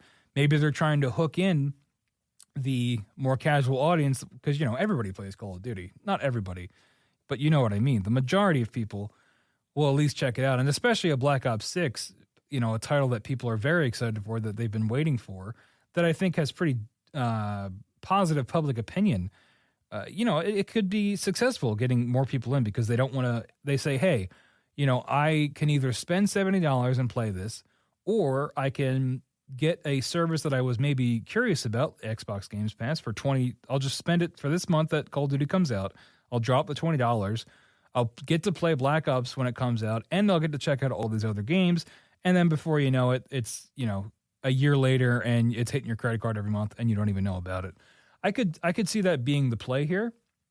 It sucks to see it being separated, that day one title thing being separated from different tiers. And of course the price increase. No one likes to pay more for things. So But that is story number one. Let me know what you think about this price increase. If you have Games Pass, are you going to keep it? Do you feel the price increase is justified? And then we'll be seeing Call of Duty in just a couple months. So we'll see if it is, the hit that Microsoft needs it to be. Anyway, story number two, we have Suicide Squad Kill the Justice League Season 2 delayed just 2 days before launch. Now, this isn't really like an important... none of this is important to like the state of the world. But I just like to talk about Suicide Squad because, I don't know, this game is like my white whale. I wanted to play it for so long. I was following the stories about it, and then when I finally got my hands on it, it was such a disappointment that I obsessed is a strong word, but I definitely am interested in the continuing narrative of this game. But this is from Taylor Lyles over at IGN. Quote, Rocksteady Studios is delaying the release date of Suicide Squad Season 2 days before the new content was set to go live. In a hilarious tweet from Rocksteady, they said, update, Task Force X will be adjusting the release timing for the next season. Hashtag Suicide Squad game Season 2 will now launch on July 25th. Thank you for your patience. You got to respect them staying in character, right? Addressing Task Force X. Make sure to use that hashtag Suicide Squad game. I don't know. Maybe it's just because it's a Suicide Squad. It's like inherently funny to me. I don't know. I want to make it clear. I don't want to dunk on the devs. I'm sure Rocksteady is just ripping their hair out with this game. They didn't even want to make the game like this. From what reports indicate, it was a disaster behind the scenes. There's a Bloomberg article that I was going to include in this, but I didn't. I didn't think I'd be able to do it justice, but go check that out if you want a more full behind-the-scenes look at what this game was like for the studio and sort of where it's left them. It's extremely unfortunate, but in terms of what it's being covered in the media, the game continues to be a dumpster fire, and it's just it's a dumpster fire. How else can I describe it, really? It's tough to see. I believe the expanded content was going to be Mrs. Freeze, a female version of Mr. Freeze. They had the Joker. They added that as well. But Mrs. Freeze is going to be the new content with new missions and all the stuff you want. New gear, new loot, new shiny things to pick up. And now it's delayed. And they did it 2 days before the launch, by the way, which is just so fitting for this game of like fumbling the bag at the finish line. I don't even know if people were going to check it out anyway, but now, who knows? I didn't even know this was coming out. I don't own the game anymore because I sent it back. But for those that were waiting for this, I can't even imagine, what the forum posts are like. It reminds me so much of Avengers, the post-launch roadmap for Avengers. It's where they had this month you're going to get this character, and then we're going to do a big expansion, and then Spider-Man, and then this, and then that. And it's like before you know it, they're in over their heads and they're pushing things back. And by the time the game's turned off and not able to be sold anymore, they've hit like 3 or 4 of the things on there. And they were counting on it to be more successful than it was. And I think Suicide Squad is in a similar situation. It's always a shame to see a game die a slow and painful death. Personally, I think it's way too late to save this game. I think it was kind of dead on arrival, to be honest. It's just people did not want this game, not from Rocksteady, not from this dev, not necessarily with these characters. And it's sort of just limping along. And I would not be surprised if by this time next year, this game is dead, right? The servers are off, or maybe it's just an offline only thing, which I'm not even sure is an option given the live service nature of it. It just seems like a plug pull and is inevitable here. One last thing I want to mention. I really hope this doesn't lead to the closure of Rocksteady. We see what happens when devs have a failure of a product that comes out, especially one that is severely, I would say, overestimated in terms of success, and a Warner Brothers product too. They're kind of known for canning things when they're failures. But Rocksteady is a historic dev when it comes to the Batman Arkham games, and it would be a shame to see them close over something like this, something they didn't even really want to make. I hope they're able to at least be given another chance, or maybe acquired by somebody else to sort of make the game they want to make and not the game they're told to make. But we know the times we live in, and we'll see what happens with that. But yeah, that's the end of story number 2. And one last story here, because the first 2 stories I had were kind of a downer. generally. And sometimes it's nice to report on something light or something even unique, and that's kind of what this is. So Minecraft, Candy Crush, and Goat Simulator are among the games that represent Sweden's cultural heritage. This headline caught my eye when I was looking up stories for this show, and this is from Sophie McAvoy at gamesindustry.biz. She says, quote, Sweden's games trade body... Oh, this is a Swedish word. Dataspelbranschen, that's really hard to say, has revealed its game culture canon, which aims to highlight the cultural significance of games as forms of art and expression. Sweden's game culture canon comprises 15 games that have, quote, deep significance in Swedish culture, as selected by a jury of industry leaders, historians, and academics, after hundreds of titles were nominated by the public. So, like the headline says, games like Minecraft, Candy Crush, Goat Simulator, and I also saw It Takes Two is also included in that. I thought this was kind of cool. You know, I don't know if I've seen something like this before where a country comes out and says, hey, we are proud of these games that came from our country, from our Swedish developers, and we're going to put them on a list and I like game culture canon. I like the idea of a country having a canon for their culture. But it led me to the sort of a thought experiment of like, this is a cool idea. And if you had to acknowledge devs or games from your country, what would you pick? Obviously, I live in America, but I know, according to our numbers, we've got some listeners all around the globe, so I'd be curious what you have to say. I wasn't sure about American devs, so I looked some up because I just wanted to be sure. But Bungie was founded in Chicago in 1991. EA is, of course, based in California. Infinity Ward was founded in 2002. And then, you know, those are just a couple that I found that were representative of, you know, some American devs. I mean, I was going to say Call of Duty because, like, nothing's more American than first-person shooters. Am I right? That's a joke. But, yeah, Infinity Ward was an American-founded company. And then I have, you know, Civilization, the sim, is always a good cop-out because you can just play as your country and you can make your story whatever you want from there and represent them that way. So, yeah, what story or what games would you say represent your country the best? You know, the Swedish folks over there, they got Minecraft. Candy Crush was one that was surprising. I didn't realize that was a Swedish-made game. But, hey, you know, good for them. Good for Sweden. Anyway, that's going to wrap up the news portion of the show today. We're going to take a little break, and when we come back, I'm going to be reviewing Dying Light 2. You're listening to No Credits Rolled.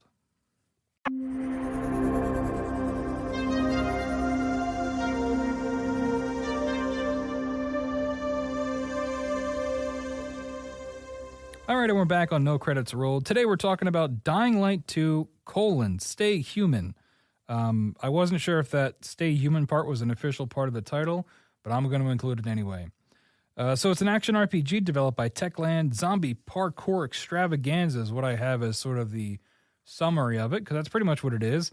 I've been really excited to play this game. This was a game that I wanted to buy for a while, but I've just been waiting for it to go on sale enough, and I was able to get it through GameFly, so I didn't have to pay full price for it, which was nice.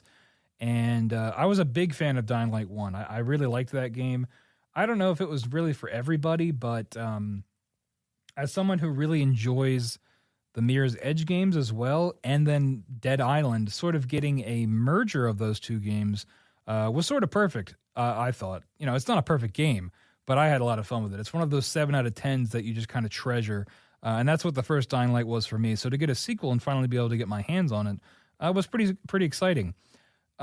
With this game, I find it to be very immersive, which it might sound a little weird given what you're doing, because you can fight like lightning zombies and acid zombies and all kinds of different viral things that are very not immersive.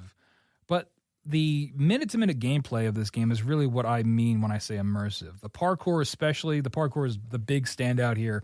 Getting an objective on the map and running there. Like I don't use fast travel in this game because the map is small enough that it's not that hard to get around. And also I just enjoy the parkour so much that like it's like I prefer it over just fast traveling to wherever you need to go. It's not enough games have parkour in them. You know, I think we need to up our parkour numbers going into 2025 if we can. I think more games should have it. For the 2 Mirror's Edge games, like I mentioned, big fan of those. I know that they leave a little to be desired in terms of everything else in the game, but especially Mirror's Edge Catalyst, I think, was great. And, I've been really wanting a Daredevil game. This is unrelated to this, but like playing this game, playing Dying Light 2, playing Mirror's Edge Catalyst, a first-person Daredevil game, I think would just be so great with a mechanic like this. Now, obviously, you would have to not be blind. They'd have to find some way around that. Maybe you have like Daredevil vision, like detective vision thing. But whenever I play games like this where I'm parkouring and doing first-person combat, I always think of a Daredevil game and how great it would be. But back to Dying Light 2, Stay Human. I think this game would be pretty boring without the movement mechanics. I think the movement mechanics really hold this game up in a positive light. Because otherwise you're just sort of swinging over and over again, hitting zombies. There isn't a whole lot of depth to this combat. It reminds me a lot of Dead Island, the first one, and Riptide, where, you can craft these weapons with different mods. There's like bladed weapons and blunt weapons and then heavy weapons, but they all kind of do the same thing. And I am playing on normal difficulty, but like I'm not even really paying attention to modding my weapons or repairing them. I just pick up whatever I see that has the high number, because it does like the red for better green for better stats, red for worse stats, and you can pick up weapons all the time. So, I'll just pick up whatever's there if it's better than what I got, use it until it breaks, and then just pick up something else. It really doesn't seem to make that much of a difference when you're fighting, which is a bummer. I wouldn't mind something a little bit more fleshed out. And, there is that weapon mod system, but I haven't really felt the need to do it because the game isn't that hard, at least on normal. And, I guess you can add different status effects like lightning and fire and things like that, which do look cool, I guess, but they're not like required to beat through the game. Like you're not going to hit a skill ceiling or a difficulty sort of gap there. So yeah, it's most enemies except for the virals, but like your regular zombie, you're walking up, you're hitting them 4 to 5 times, and then you're doing an execution.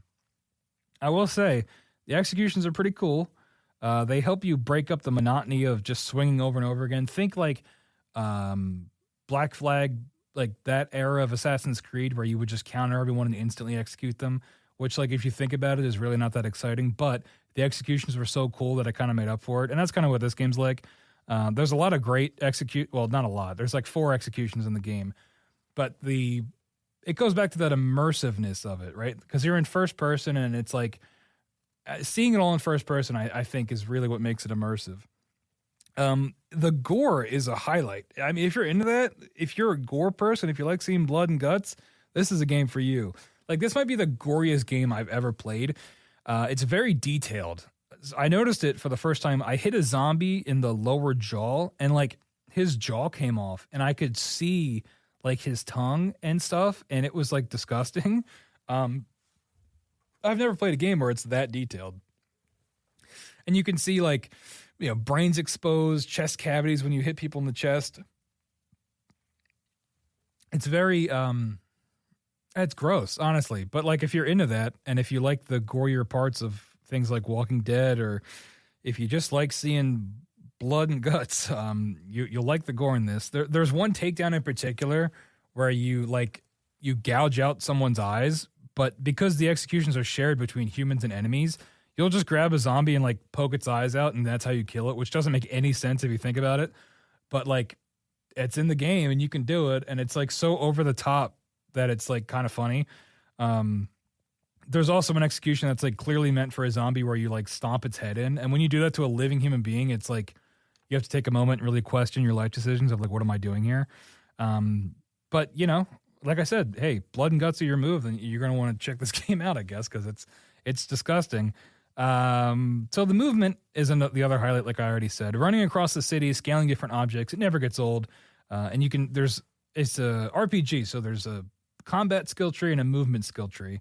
I do think you progress kind of slow in terms of leveling up. I remember the first game, I felt like I progressed a lot faster in terms of how you were rewarded XP. But as you flesh out your skill trees, you feel even more like, a cool ninja guy, because you get more movement abilities. Like there's even movement abilities that are like literally right from Mirror's Edge, of being able to leap off a small object to get like a height boost, things like that. And as you flesh that skill tree out, you really do feel the progression in terms of movement anyway. The combat, not really so much so far, but the movement, you do notice it in the extra moves you can get, or the way you're more fluid with transitions on rooftops and things like that. I mean, the story is kind of whatever. There's a choice mechanic where you can side. There's like a faction system, as if this is like, you know, Infamous in 2009 or whatever. But they're doing like the faction system here where you can choose which faction to support. There's like a military police force, or there's like a gang. Essentially, those are your two choices. So I don't really know how much variety there is with that, really. I know when games employ this, it can sometimes be a illusion of choice where, like, really no matter what you do, it really doesn't make that much of a difference. I've mostly been siding with the gang just because the other guy, I don't know, they're both bad, so it's like the lesser of two evils. It's really your personal preference. And there are big story decisions you can make of who you want to side with. But again, I'm not doing 2 playthroughs of this, so I don't know if the outcome is going to be much different.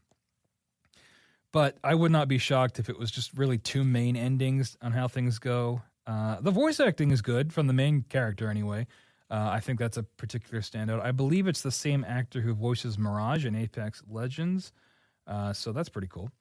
Everybody else is fine too, but the main character I think does a pretty good job.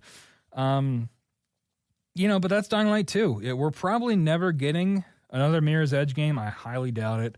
And honestly, I would doubt if we get another Dying Light game after this. I don't know how successful this was or how well it sold. But it's nice to have a game where we can do these parkour mechanics, and being able to explore a city in this way, it's fun.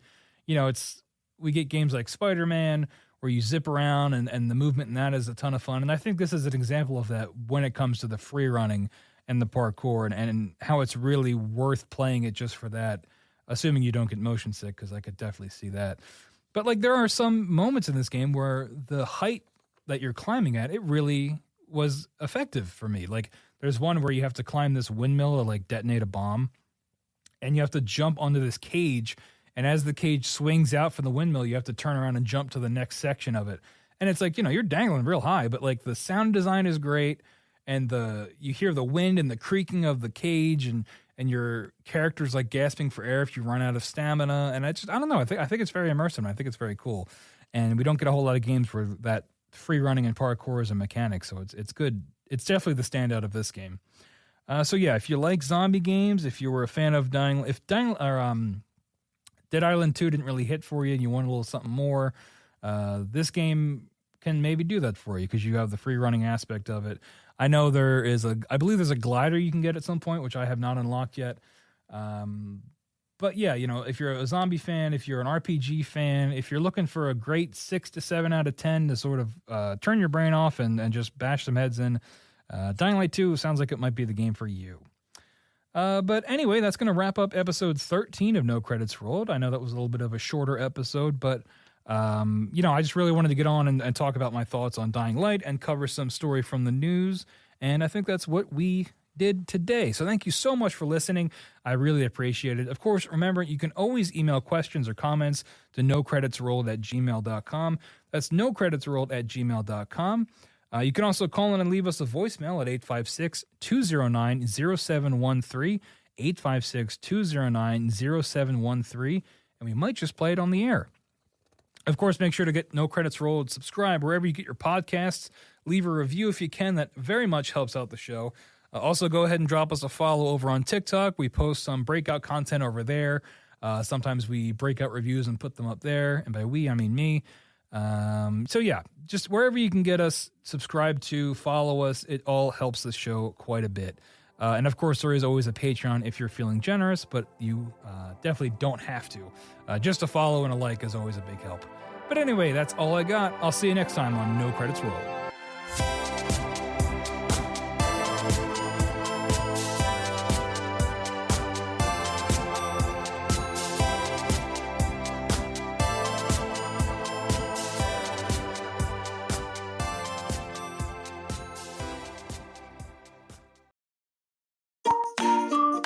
Insightful podcasts by informative hosts.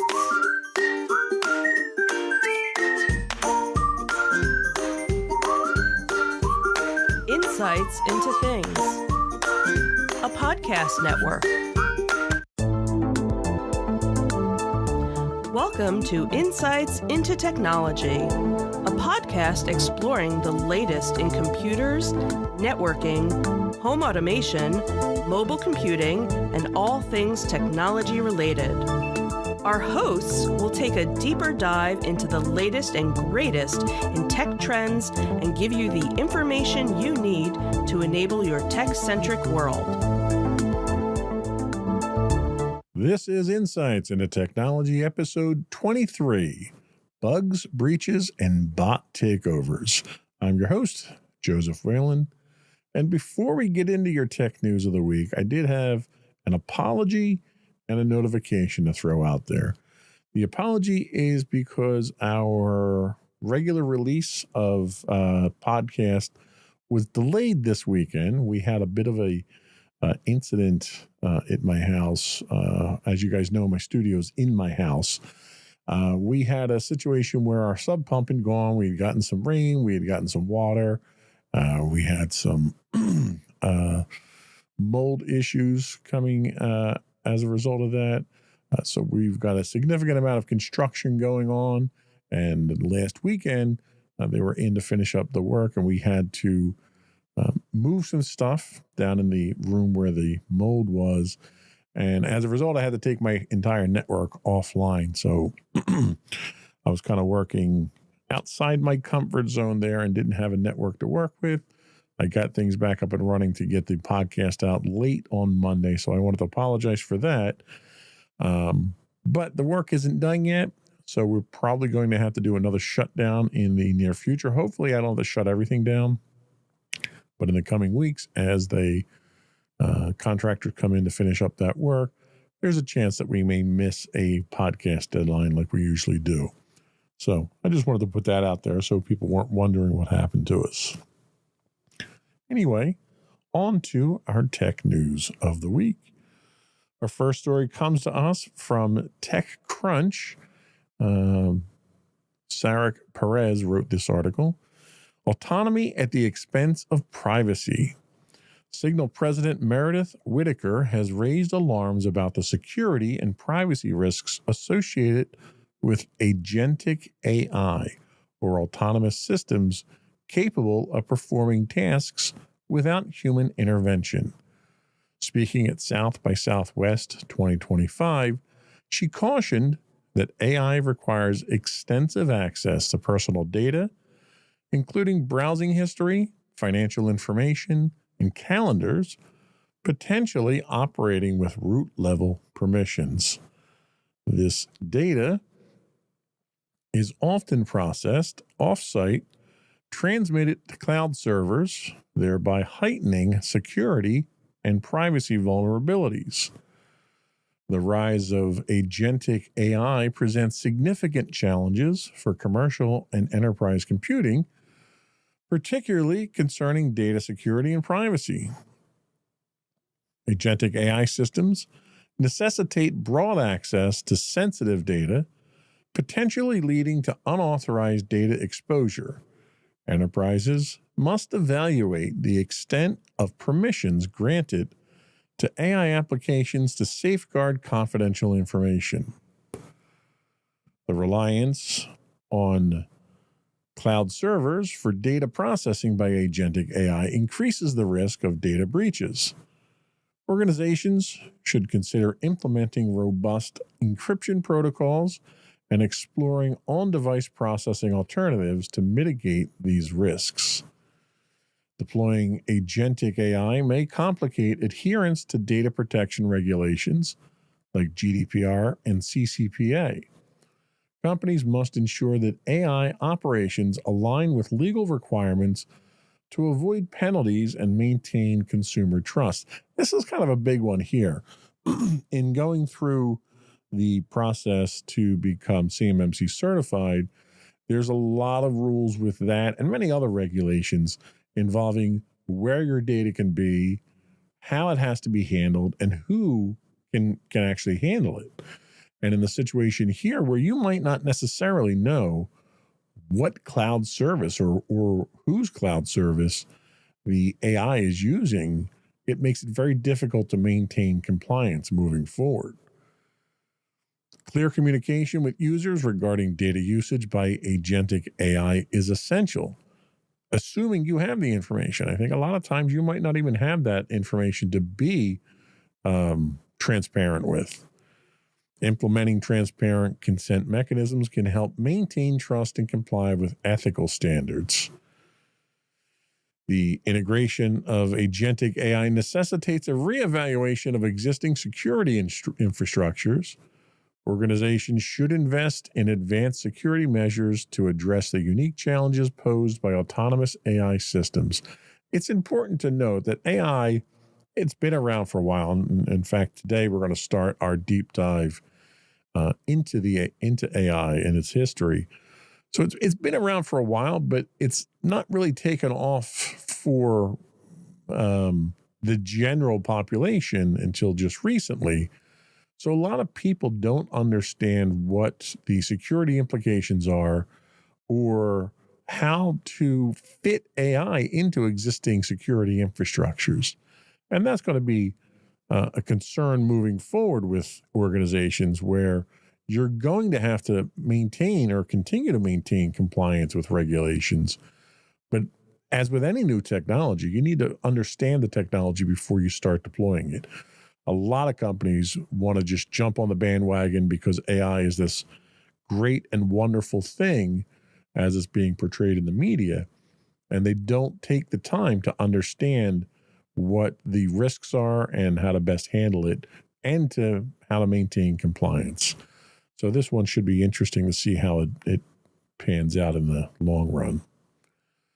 Next up, Lance Whitney tells us from ZDNet, when X hits the fan.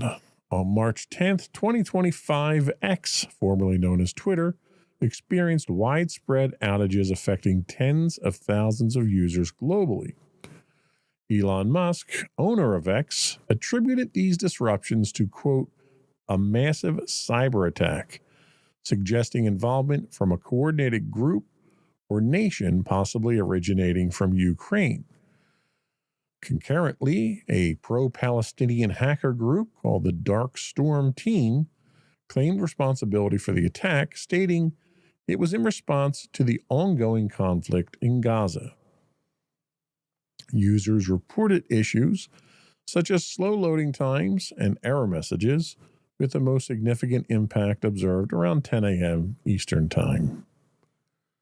The cyber attack on X underscores significant vulnerabilities in digital infrastructure, highlighting potential risks for businesses relying on social media platforms for communication and marketing.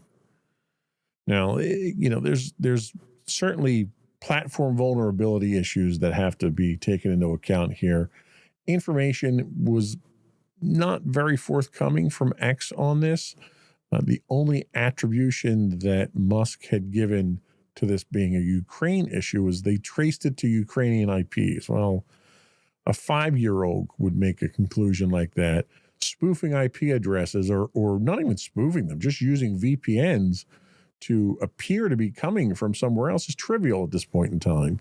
So if the solid evidence they have is just the IPs were Ukrainian, I have to seriously question what the origination point of the attack was. The attack does reveal potential weaknesses in widely used platforms, emphasizing the need for robust cybersecurity. Businesses should assess their reliance on third-party platforms and develop contingency plans for potential disruptions. Fortunately, X isn't the most widely used social media platform right now, certainly not by businesses. So I think the business impact or the commercial impact or enterprise impact was minimal in this case here. Talking about the attribution challenges, Musk attributed the attack to Ukrainian sources, which contrasts with the Dark Storm Team's claim, illustrating the complexities in accurately identifying perpetrators. It was really premature to come out and claim anything when you have an ongoing investigation and you don't have any solid evidence of anything. But the ambiguity complicates response strategies and underscores the importance of comprehensive threat intelligence, which clearly we got nothing from this one. So you take it at face value, and I don't think that's worth all that much in this case. The outages on platforms like X can hinder real-time communication, affecting customer engagement and service delivery. Enterprises should diversify communication channels to mitigate such risks. And this is a good thing no matter what, because not everybody is on a single platform. So if you're going to use social media as a preferred method of communicating with customers or clients or vendors or whoever, you probably want to do it across multiple popular platforms so that the next time someone decides that they want to take X down, it doesn't affect your ability. The prolonged platform outages, in this case, can lead to reputational damage for businesses perceived as unresponsive. So if you're primarily communicating through a single entity like this, and it goes down and you go dark with any announcements or information that you have to disseminate, then their failure starts to look bad on your part. And that's probably something you definitely want to avoid as a commercial company. Next up, Cyber Scoop's Tim Starks tells us from Coast Guard to CyberGuard. In a significant move for national cybersecurity, President Trump has nominated Sean Planky to lead the Cybersecurity and Infrastructure Security Agency, or CISA. Planky brings a wealth of experience to the role. He served as Principal Deputy Assistant Secretary, that just rolls right off the tongue, that title, doesn't it, for the Department of Energy's Office of Cybersecurity, Energy Security, and Emergency Response between 2019 and 2020. Prior to that, he was Director of Cyber Policy at the National Security Council starting in 2018. I don't know if that's a wealth of experience. That's literally 2 years of experience, which really makes me wonder his qualifications. Planky is a former U.S. Coast Guard officer, having held positions such as Deputy Division Chief. His service record includes time in Afghanistan and work for U.S. Cyber Command. If confirmed by the Senate, Planky will inherit an agency facing new challenges, many of which we've discussed on this podcast, actually. Under the current administration, CISA has experienced personnel reductions and shifts in its responsibilities, raising concerns about its capacity to effectively safeguard critical infrastructure. Planky's nomination carries significant implications for commercial and enterprise computing. The first being leadership stability. His extensive background in cybersecurity, and the article was very generous in saying he has extensive background. I don't think 2 to 3 years is an extensive background in cybersecurity. I've been working in IT myself for 30 plus years now, and there's every day something that I realize I don't know. So 3 years probably, 3 years is being generous. He started in 2018 and he ran through 2020. So a little over 2 years, I would say. Saying that that's extensive experience is really not a good idea. Although compared to anybody else who's been put into cabinet positions, that probably is extensive experience. Changes in CISA's focus and resources may affect public-private partnerships essential for protecting critical infrastructure. We already talked about that. Staffing reductions could hinder CISA's ability to respond to cyber threats, potentially increasing risks for businesses. Although the administration has come out and basically said CISA is not going to be working with the commercial or private sector moving forward. They're just going to protect government entities. And in an extreme case, only federal government entities, so state and local, kind of have to fend for themselves. So those staffing reductions might not be as significant since their role has been curtailed significantly. Sean Planky's background in government cybersecurity, military cyber operations, and private-public collaboration aligns with CISA's mission to protect critical infrastructure and national security. Again, that's being very generous. His experience in policy development and cyber defense cyber defense strategy positions, positions him to address evolving threats through his effectiveness, though his effectiveness will depend on navigating CISA's resource and mission challenges. Again, I don't think we're talking about a massive amount of experience here, so I don't know what his policy development experience has been. There's been very little information released on what he's done in his limited 2 to 3 year cybersecurity career. I certainly wouldn't take someone with that little of experience and put them in a senior security role in my company. I can tell you that right now. Recent changes within CISA, including leadership shifts and evolving cybersecurity policies, signal a stronger federal focus on public-private collaboration and regulatory oversight. Enterprises should prepare for increased compliance requirements, enhanced threat intelligence sharing, and a greater emphasis on proactive cyber resilience strategies.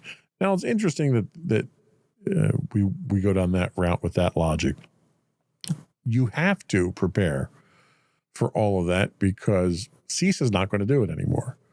So if you're not, and I question the increased compliance, that I think that we're still kind of up in the air about that. But enhanced cyber threat intelligence sharing is absolutely a must because you're not going to be getting it from the government.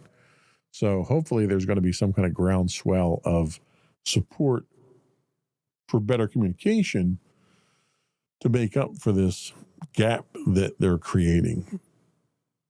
I don't know. We'll see. I mean, I think the heads of these agencies don't necessarily, and it's been proven in the past, don't necessarily need to be experts in what those agencies do.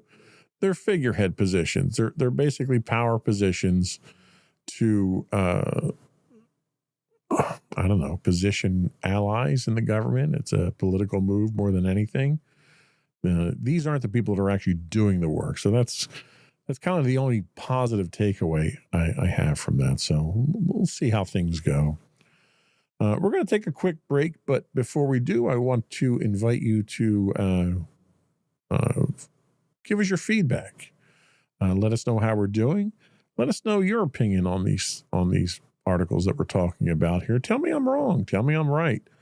Let's have an open dialogue about it. I'd love to have a discussion with someone about this. You can email us at comments@insightsintothings.com. You can call in and leave a voicemail for us at 856-403-8788. That is 856-403-8788. Or as always, you can get links to all that and more on our official website at www.insightsintothings.com. We'll be right back.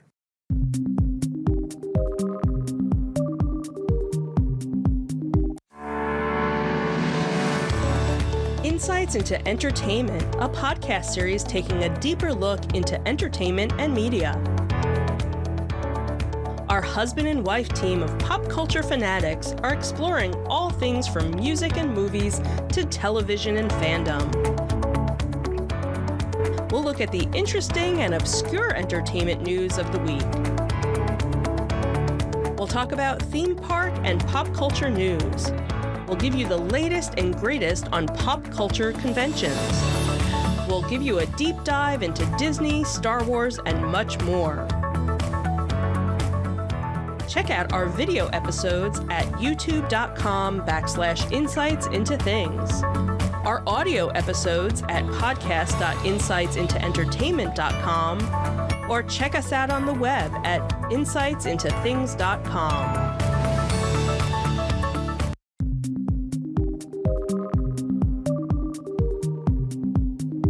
Welcome back to Insights into Technology. Our next article comes to us from Ann Thompson at the Register. When developers go rogue. A federal jury in Cleveland has convicted Davis Liu, a 55-year-old senior software developer from Houston, Texas, of sabotaging his former employer's IT systems. This is a real nightmare scenario here.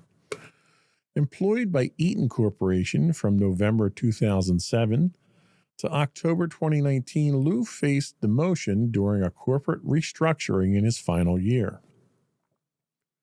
In retaliation, he introduced custom malware designed to crash production systems by consuming excessive resources.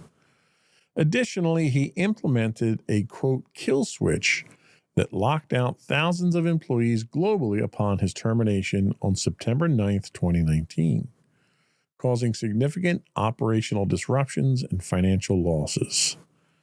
The incident underscores the critical importance of robust internal security measures to protect against potential insider threats within the organizations. Now, insider threats is definitely something that is near and dear to me because it is something that the federal government highly emphasizes the dangers of when it comes to CMMC. In fact, there's been numerous training sessions that I've had to go through and our users have had to go through. Organizations must recognize that employees with extensive system access can pose significant risks if disgruntled. Implementing regular training and fostering a positive work environment can mitigate such threats. Regular audits of user privileges and continuous monitoring can help detect unauthorized activities early, preventing potential outages. Dividing critical tasks, dividing them among multiple employees ensures that no single individual has unchecked control, reducing the risk of malicious actions. I have to take a second to kind of delve into that one a little bit.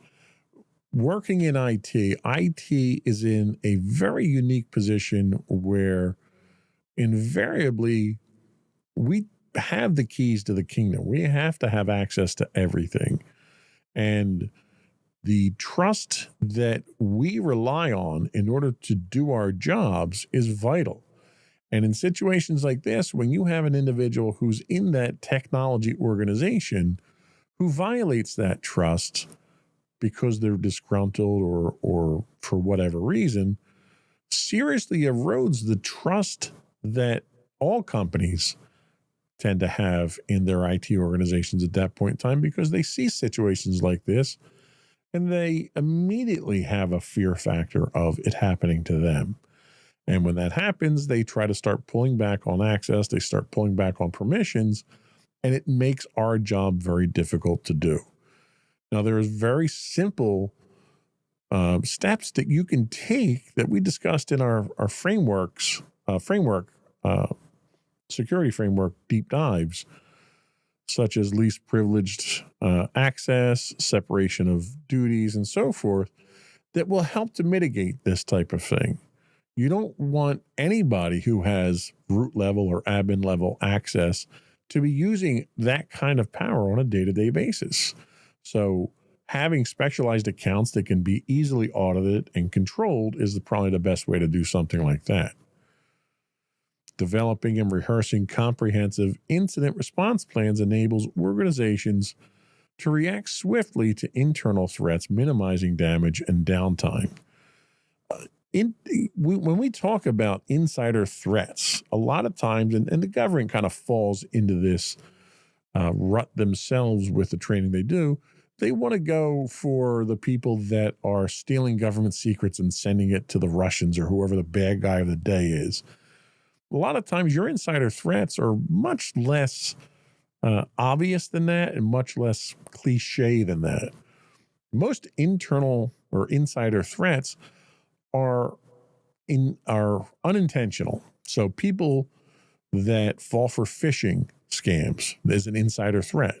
You know, if someone tricks your employee to click on something that gives a nefarious actor access to your network, well, that's an insider threat. It's not, and some of the things that the training gives you, why did Bob buy a new car? Why is he going on vacation? Why is he doing this? Why is he doing that? Why is he talking to a foreign looking person? And why is he taking foreign trips? Insider threat awareness usually is not to that extent in most cases. I'm sure that does happen, But most of your insider threats are things like this, where you have an employee that has all this access and you make them angry, you make them disgruntled, and they feel that in order to get their due, they're going to get back at you. Now, I don't say that that's justified. Certainly, I was never of the mindset of burning bridges if I leave companies, regardless of what terms I leave the companies on or why I leave them. There's just no point. And this guy's facing a potential 10-year prison sentence now because he really did something stupid and got nothing out of it. So insider threat awareness is definitely a significant issue to be aware of, but understand that it's not the typical spy versus spy insider awareness stuff that you usually have to worry about. It's usually more benign, harder to find. Nobody knew this guy put these back doors in. So having regular audits, having someone look over everyone's shoulder. I'm director of IT where I'm at, and I'm not above reproach. I invite anybody to come in and make sure that I'm not doing anything wrong, because that's how that trust is built. Questioning my actions isn't questioning your trust. It's being smart. And it's important for people to understand that. Next up, Bleeping Computer, Serge Gatlin again. He's a popular one that we go to all the time. Chrome Catchers and Android Avengers. In 2024, Google awarded nearly $12 million to 660 security researchers through its Vulnerability Reward Program, or VRP. This initiative encourages the discovery and responsible reporting. You have to emphasize that. The responsible reporting of security vulnerabilities across Google's products and services. Notably, the highest single reward exceeded $110,000. That's good work if you can get it. Google's substantial investment in bug bounties underscores a proactive approach to security, setting a benchmark for other organizations to prioritize vulnerability management. By offering significant rewards, Google motivates the global community to identify and report potential threats, leading to more secure software and services. The VRP's expansion to include various platforms such as Chrome, Android, and cloud services ensures that a wide array of products benefit from rigorous security assessments. Google's commitment may encourage other tech companies to adopt or enhance their own bug bounty programs, fostering a culture of shared responsibility and cybersecurity. Now, I've always been a big proponent of bug bounty programs. I think having outside eyes look at your code and look at your products is the best way to kick the tires. You can have all the internal testing you want, all the QA that you want. You can have your developers pour over. You can have even your own users go through your applications. But the problem is that they tend to be too close to the situation. And a lot of times they're not going to think outside the box. When you have an outside white hat or gray hat hacker who's basically trying to poke holes in your software, internal testing has, and I come from a quality assurance background in software from years ago. The problem that I saw when I came into that position was we tested for success. So you have a list of requirements, you build your test plans off of that, and you make sure that when I click this button, it does what the requirements say it does. If it does, check the box, we're good to go. And what you tend to have in a situation like that is you have fewer people that are trying to break the software. Vulnerabilities, while there are bugs, there's functionality bugs and stuff like that you definitely need to catch during that process. And that process is very good for that. The real vulnerabilities that you have to worry about these days are the people that are deliberately trying to break your software for penetration reasons. And if you don't have that red team, blue team mentality in your organization, the next best solution to that is having these third-party entities who are inspired by your bug bounty program. It's been very helpful to a lot of organizations in the past, even big ones. You've got IBM, you've got Microsoft, obviously you've got Google that are engaging in these. The problem you run into is when you have other companies that are closed. For the longest time, Apple resisted bug bounties. They did not want anybody poking holes at their software because they ran a closed ecosystem. When they started cropping up with bugs here and there in their software, they started to wise up and they opened up bug bounty programs too. So I think this is definitely a good thing here. I think Google is very smart. It also may signal a new influx of applications or services coming from Google with them expanding like this. So kudos to them for staying ahead of the curve. Next up, TechCrunch's Kyle Wiggers tells us AI can't hack it alone in programming. In a recent interview, IBM CEO Arvind Krishna expressed skepticism about AI's ability to replace human programmers in the near future. He emphasized that while AI can assist in coding tasks, the complexity and nuance of programming require human expertise. Krishna's perspective suggests that AI will serve as a collaborative tool rather than a replacement for programmers. This collaboration could lead to increased productivity, allowing developers to focus on more strategic aspects of software development. Krishna's viewpoint aligns with the current trend of AI augmenting human capabilities rather than replacing them. This perspective is shared by other industry leaders, highlighting the importance of human oversight in AI-driven processes. And I would tend to agree with this. I think AI is great for the things that are redundant, are difficult, not difficult, but tedious to do. And the first thing that comes to mind is code review, code optimization. One of the things that I've always struggled with in every development organization is once a piece of code is written, most developers never want to go back and touch it unless someone points out a problem there. And even if you don't have out and out bugs that are breaking things, as your development technique works, as you continue other projects, you learn new techniques, there's new technology, and it's worthwhile going back and looking at your existing products and doing code reviews and optimizing them and implementing new standards, new technologies, new coding techniques. And I think this is something where AI may be very helpful in trying to identify these things. The intricacies of programming involve problem solving and critical thinking skills that AI has yet to master. This underscores the need for human programmers to handle complex coding challenges. By automating repetitive coding tasks, AI can free up developers to focus on innovation and design, potentially accelerating software development cycles. The integration of AI in code necessitates continuous learning and adaptation among programmers to effectively leverage AI tools. And with anything with AI, and we're about to get into a deep dive, not really a deep dive, more of a historical review of AI. AI is a tool. AI is not a replacement for humans, and the media really has picked up on AI in a distorted manner to make people think that, oh, well, AI can just do that for you, or, hey, your student shouldn't be using AI because they're going to cheat.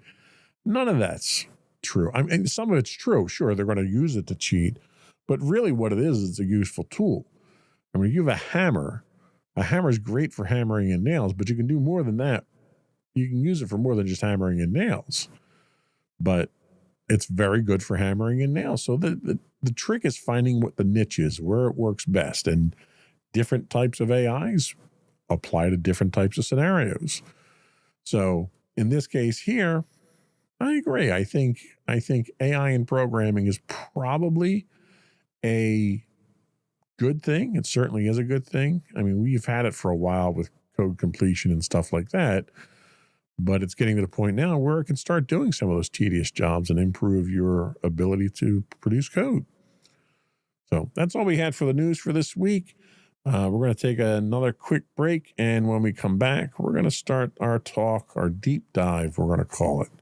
It's not too deep, but it's deep enough to give you some more information than you probably already have on AI. We'll be right back.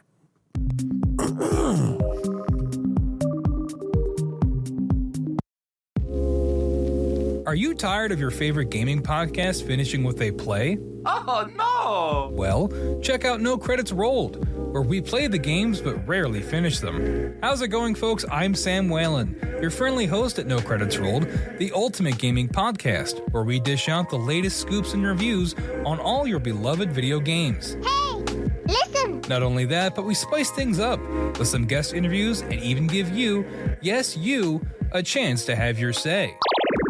Tune in every other week for a fresh dose of No Credits Rolled, available on all major podcast platforms, and hit us up on social media at No Credits Rolled. So why wait? Let's dive into the gaming world together, where finishing games is optional, but the fun is guaranteed.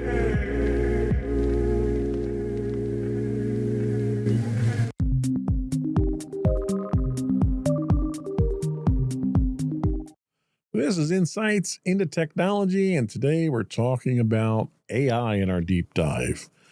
Today we're kicking off our deep dive into artificial intelligence, what it is, how it got here, and why it's reshaping everything from small startups to large-scale enterprise systems.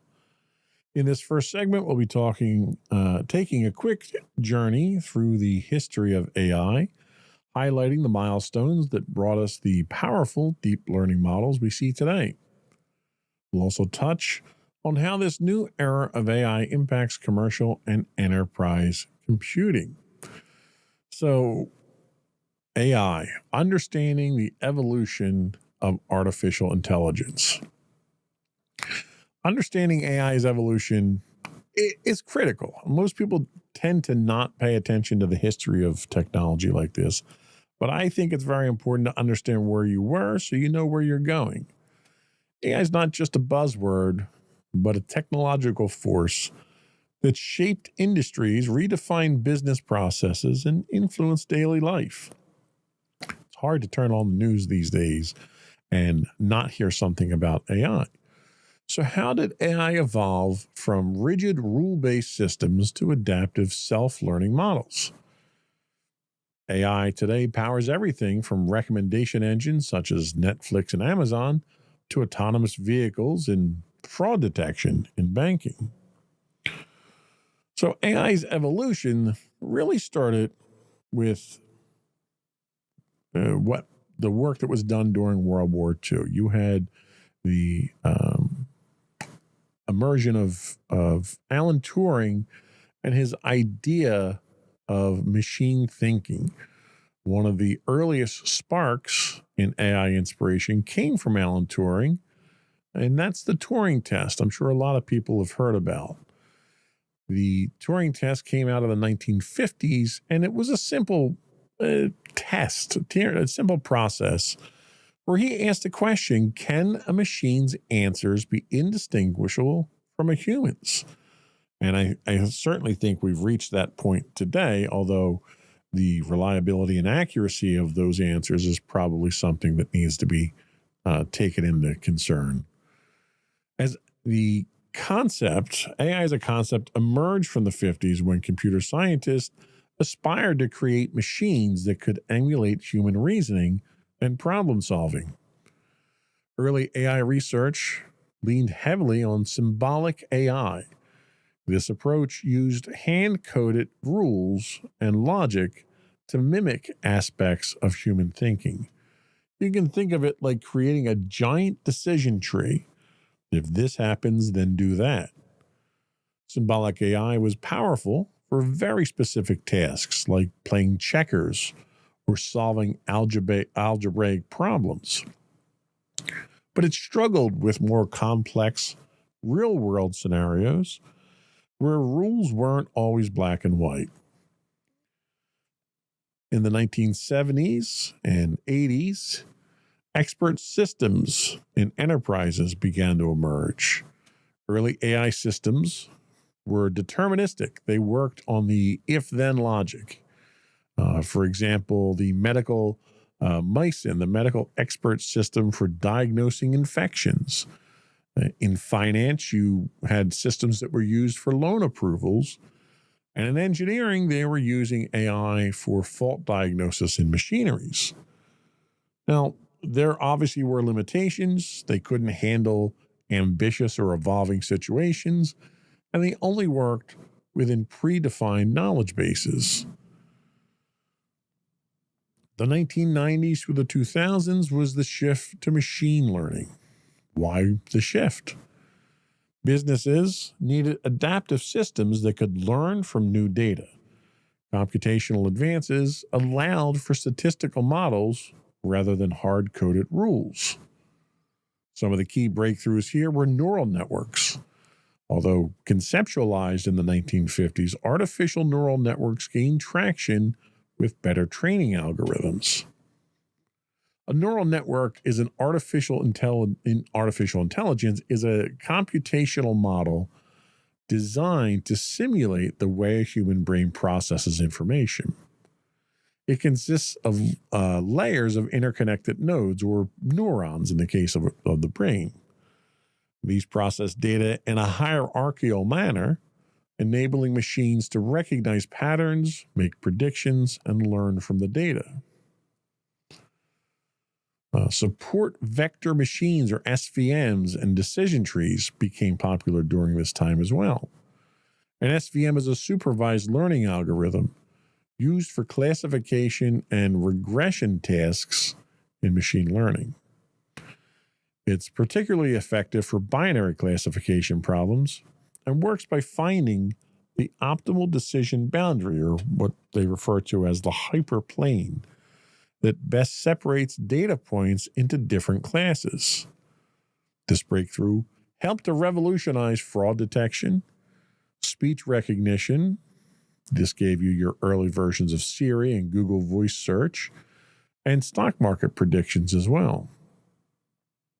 Adaptability became a major advantage of machine learning over expert systems.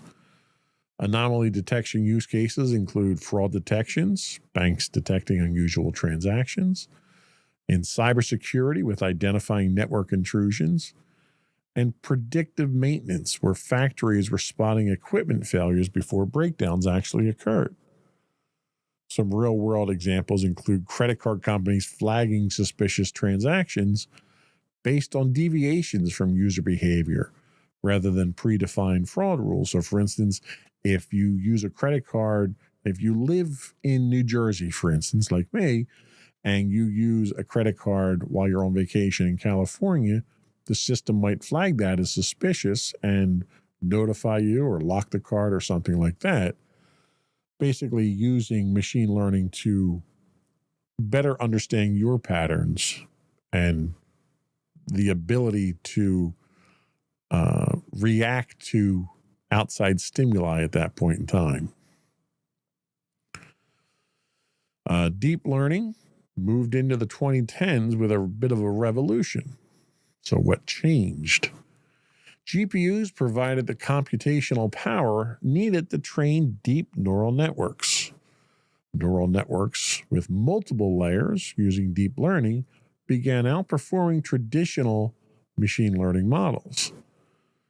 There was a data explosion. Social media, Internet of Things, and cloud computing provided vast amounts of training data, which we're only finding out now wasn't really used legally, certainly from a copyright standpoint, and there's a lot of lawsuits right now that are still in progress for it. Some of the key breakthroughs that came out of this period were image recognition. ResNet and convolutional neural networks, or CNNs, surpass human performance in some tasks.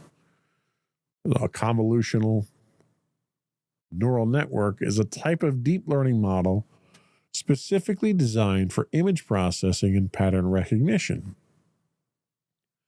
CNNs are highly effective for tasks involving visual data, such as image classification, object detection, and facial recognition.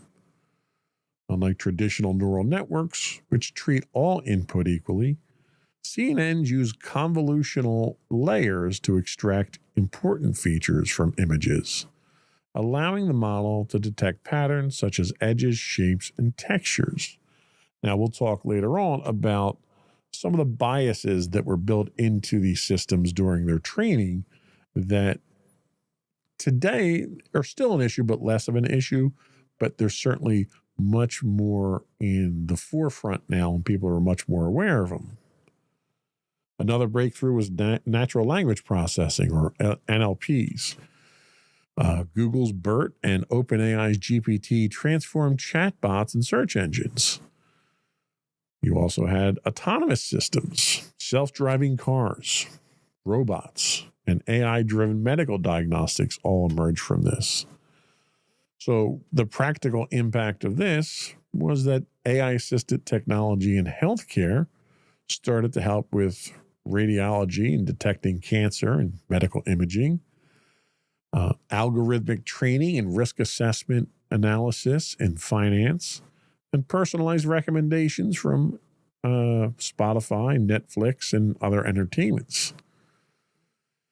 Large data sets and neural networks quickly became a part of artificial intelligence as well. Deep learning is data hungry. We kind of all know that at this point, which is why we have such a concern about privacy when it comes to artificial intelligence. Without large data sets, AI struggles. Cloud computing made it possible to store and process vast amounts of data. Some industries that were transformed, your autonomous vehicles. Tesla's fleet learning approach is one key aspect. Your voice assistants that you have today, Alexa, Google Assistant, I just said her name and I shouldn't have. E-commerce, AI-driven customer service chatbots. Everyone loves calling your local utility up and having to go through an AI prompt through the phone. I'm sure everyone's done that in the past. So some of the future considerations that we have to take into account here include data privacy concerns. We've exhaustively talked about these on the podcast recently. How much data should companies collect? How should they store it? Where should they store it? How much is protected? Should data have an expiration date on it? There's bias in AI, like we had touched on. Models can inherit biases from training data. How do we ensure fairness? One great example of this was the early work that Microsoft was doing with facial recognition, and they only used a certain segment of the population to train it, that segment being relatively fair-skinned. So when they deployed their technology to the field for Microsoft Hello, or when they were doing work with the Kinect, people of darker skin, African Americans, Hispanic, and so forth, the facial recognition was not picking up on them correctly because it wasn't trained with the darker skin tones in mind. Energy consumption. Large-scale AI training requires significant computational resources. What's the environmental impact? We already had one data center for AI that was basically built next to its own power plant that happened to be a coal power plant that was just built because it was cheaper. Things like that. Cooling is another issue. AI requires so much computational power, so much cooling, that they need to be built almost with the consideration of like a nuclear power plant. So you have a cooling resource like a river that you can constantly draw on. So some of the takeaways that we need to think about here. AI's evolution has been marked by shifts from rule-based logic to data-driven learning and deep model multi-layered neural networks. Adaptability is AI's biggest strength to date so far. Modern systems can learn, predict, and act with minimal human intervention.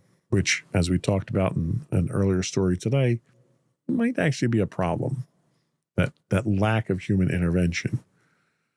Industry disruption is ongoing. AI is still evolving with quantum computing, edge AI, and more.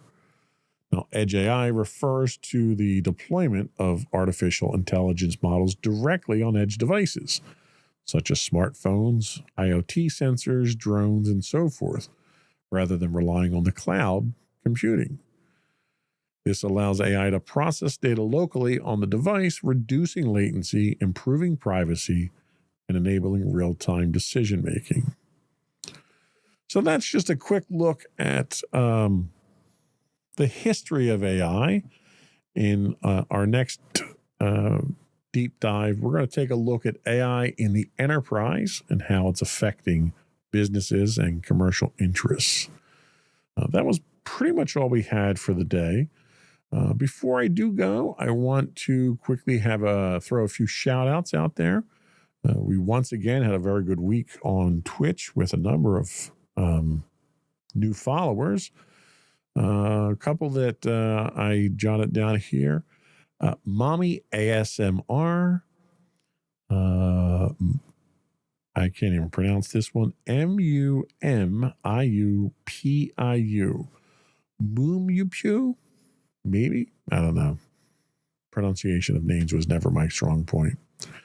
We also had Talking Toast 5, Norral Hazer _U, Bananarama _, and several other people that I unfortunately did not write down for this episode. But I want to thank you all for following us on Twitch.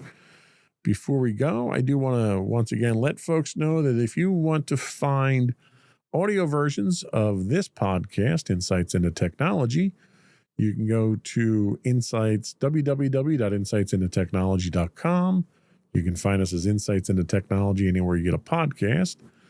If you're interested in getting a video version, you can find both video and audio versions of all of our podcasts up on our website, our main website at www.insightsintothings.com. We are also listed as Insights into Things on your podcast sites as well.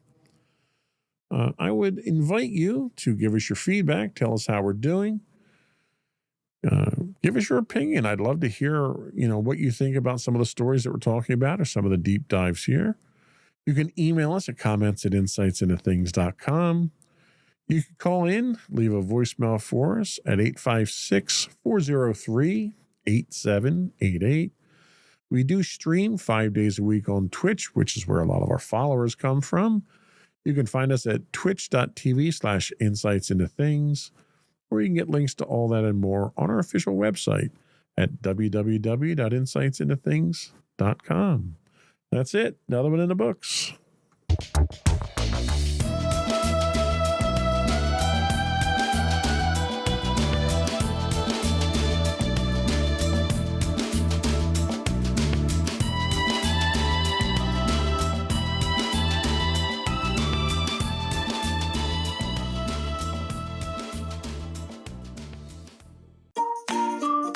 Insightful podcasts by informative hosts.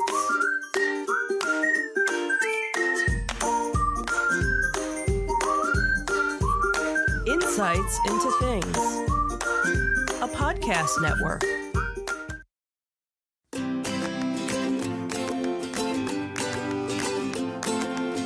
Welcome to Insights into Teens, a podcast series exploring the issues and challenges of today's youth. Your hosts are Joseph and Madison Whalen, a father and daughter team making their way through the challenges of the teenage years.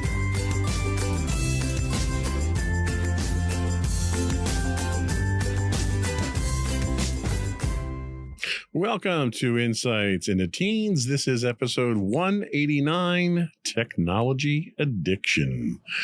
I'm your host, Joseph Whalen, and my creative and insightful co-host, Madison Whalen. Hi, everyone. How you doing today, Maddie? I'm doing all right. How about you? Doing as well as it can be with another 80-degree day out there. So, Fair enough. We have a little bit of background noise today. We actually cranked up the air today in the studio here. So for those of you listening live, I apologize for that. We'll filter that out in post. We can fix anything in post, right? Usually. So how you been? It's been a couple of weeks since we did a podcast. What's going on? Anything new? I'm not really sure. Just trying to get through life and so forth. Wow, that's deep. Okay, didn't mean it to be like that. I'm just going, I guess. So today we're going to talk about technology addiction, which I consider myself a subject matter expert on, just putting that out there to begin with. Mm-hmm. I've been addicted to technology for quite some time now. As you can see. Well, yeah. So technology addiction parallels drug addiction in terms of its impact on the brain.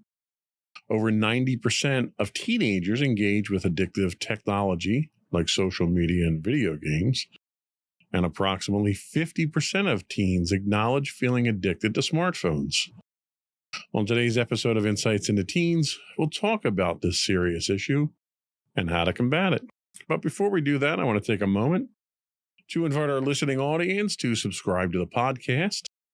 You can find audio versions of this podcast listed as Insights into Teens. You can find video and audio versions of this and all the network's podcasts listed as Insights into Things. And you can find us anywhere you can find a podcast: Apple, Spotify, Google, iHeartRadio, TuneIn, etc. I would also invite you to write in, give us your feedback. You can email us at comments@insightsintothings.com. You can find us on X, formerly Twitter, at insights_things. Or you can get links to all that and more on our official website at www.insightsintothings.com. Are we ready? Sure. Here we go.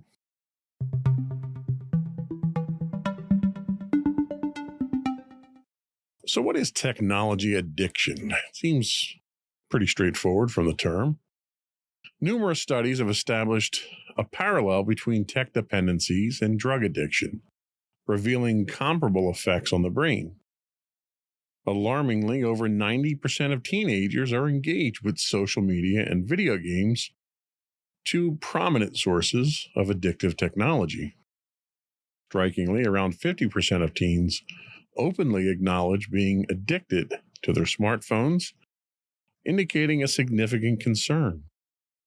Although not officially classified as a disorder in diagnostic manuals, tech addiction goes by various names such as internet addiction disorder, compulsive internet use, and eye disorder. But, as in the tech eye, not R. The letter I, not the body part I. Estimates suggest that nearly 38% of individuals in the United States and Europe might grapple with tech dependence. Research underscores that technology usage triggers brain pathways similarly to how significant substances affect drug addicts. Notably, activities like gaming and social media release endorphins and dopamine, driving cravings for more stimulation. The continuous overstimulation also induces a fight-or-flight response, disrupting biological and hormonal symptoms and potentially leading to mood and mental health disorders. In a pivotal move, the World Health Organization recognized gaming disorder as a mental health condition in 2018. The consequences of technology on mental health extend beyond addiction to encompass issues like teen depression and anxiety. Intriguingly, adults with a history of substance abuse are prone to technology addiction, highlighting a link between various forms of addictive behaviors. Research indicates that teenagers exhibiting internet addiction are more susceptible to substance abuse and eating disorders. This highlights the interconnectedness of different addictive behaviors and substances, emphasizing that the propensity for addiction transcends specific contexts. Safeguarding teenagers from the pitfalls of technology addiction requires a comprehensive approach that acknowledges its neurological underpinnings, mental health implications, and its potential to intersect with other forms of addiction.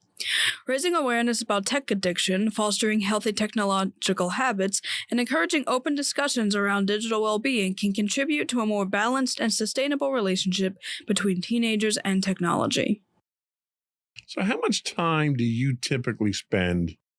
I know you're not a social media person, but how much time do you typically spend on social platforms or playing video games each day?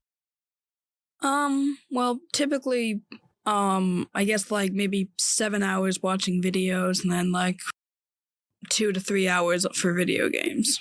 Now, do you feel anxious or uncomfortable if you're unable to access your smartphone or the internet? Well, I guess it depends on the situation.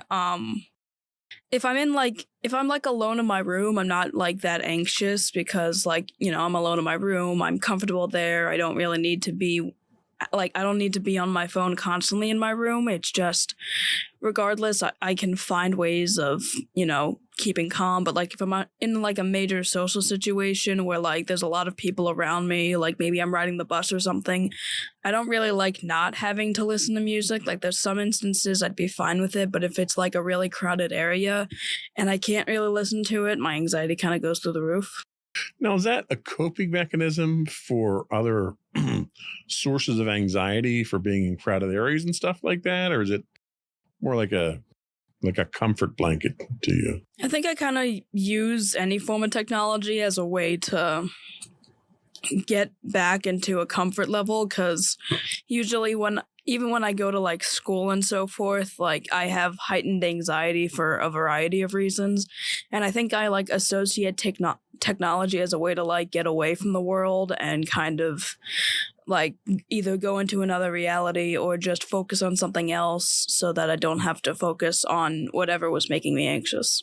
That's interesting. So your use of technology is more an isolating move than it is as a social outreach type thing. Would you agree with that? Yeah, and like there are a few times that I use it to like talk to friends and so forth, but for the most part, I kind of use it to get away from people is probably the best explanation I can give. So then I guess this next question I want to ask is kind of answered already, but have you noticed changes in your mood or behavior that correlate with your use of technology? And it sounds like for you, it's a positive thing for you to help you cope with other anxieties. Is there any other mood altering or behavior altering effects that you've seen from technology? I mean, if I see something that could bring up like some sort of like news thing or something that mentions something that happened in like a news article or something, that typically like can bring my mood down, because instead of focusing on a different reality or focusing on like someone else, like a commentary sort of thing or something, I am now back in reality and like I'm hearing something that's happening in the world around me and it's like, oh, I don't like that. Interesting. Well, I joked at the top of the show that I'm a subject matter expert on this, and I really am. I mean, I'll be the first one to admit that I have an addiction to technology. You kind of can tell that, especially on like long trips, by the amount of technology that I pack up and take with me. But it's a serious thing. And the studies that we talked about here kind of parallel how the addiction to technology is indicative of addictive behavior in general. And I have an addictive personality. Obviously, you look at me on the screen, I have eating issues. I have weight issues from eating. So I'm addicted to food as much as I'm addicted to technology. So there's definitely a parallel and there's credence to that. Do you think that the way that you use technology, that you're addicted to technology or not? I guess it kind of depends. Like there's certain things, like I guess the best example I can give right now is kind of video games, where, well, it's different when it comes to different forms of technology, because like with video games, I can get sucked into it and stay in there for like hours, but then it's like when I have free time and like the thought of playing a video game pops up, I'm like, I don't really want to do that right now. But then when it comes to like watching YouTube videos, I kind of like almost absently do it. And like I do think I'm at least addicted to that, because it's like I always have to find my phone because it's like I want to watch something and it doesn't even really matter what it is half the time. Well, I mean, to kind of go down that path, you don't watch a lot of television. I mean, you've got a TV in your room. You don't watch it very often. Most of your media consumption is on your phone. Is that correct? Yeah. So in that case, I think it's probably a different use case scenario for you, where I think what they're largely talking about here are people that are addicted to social media, that have to get in there and see what their friends are doing and see what the updates are and reach out to them through that. Or, you know, they're tied to a video game playing online with their friends for hours. It sounds like that's not the case with you. Is that correct? Yeah, not really, because again, when it comes to like social media, like sure, there's certain YouTubers I watch that like if they have a new video, I'll watch it, but half the time it's like the thing is, I actually watch videos on both my tablet and my phone, and for some reason my tablet now, like I'm not able to like randomize, like the videos don't randomize for me and I have to actually search stuff up, and it's like it's weird not having it randomized, because like I can still have it on my phone, so I've been using my phone for that sort of thing unless I have a specific thing I search up, and like I feel like that's the randomization I get out of it, but it's not really like a checking up so much unless it's for like specific people I watch. It's really just like okay, let's see if there's anything interesting. It sounds almost like you use your phone, you use your YouTube connection like most people watch television. So I don't think it would kind of fall into the same criteria that we're talking about with the technology addictions that we have here, which for your part is a good thing. I guess so, yeah. It's one less anxiety causing thing for you to worry about, because it sounds like it's an escape for you. It sounds like it's a healthy thing the way you use it. That's good. You got one up on me there. I mean, I don't do, like, my thing is I don't do social media. You know, most of the time. For the most part, you know, I'm on LinkedIn and stuff like that. I very rarely touch Twitter or X anymore. And I hate logging into Facebook. You know, occasionally somebody will share something with me, a picture or something, and I have to log in, but that's like once every 3 months for me. My use of technology is kind of like, I don't know, it's weird. It's like I wrap myself in it.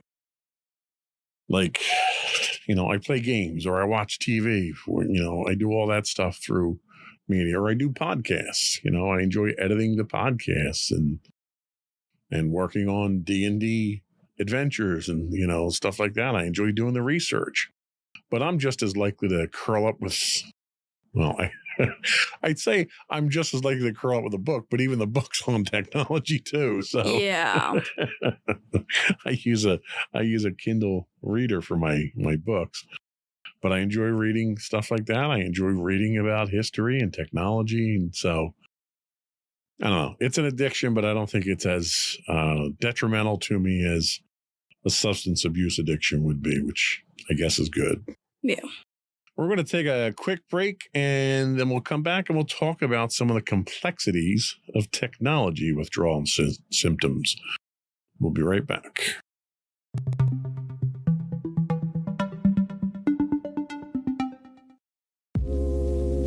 Are you tired of your favorite gaming podcast finishing with a play? Oh, no! Well, check out No Credits Rolled, where we play the games but rarely finish them. How's it going, folks? I'm Sam Whalen, your friendly host at No Credits Rolled, the ultimate gaming podcast, where we dish out the latest scoops and reviews on all your beloved video games. Hey, listen! Not only that, but we spice things up with some guest interviews and even give you, yes, you, a chance to have your say. Tune in every other week for a fresh dose of No Credits Rolled, available on all major podcast platforms, and hit us up on social media at No Credits Rolled. So why wait? Let's dive into the gaming world together, where finishing games is optional, but the fun is guaranteed.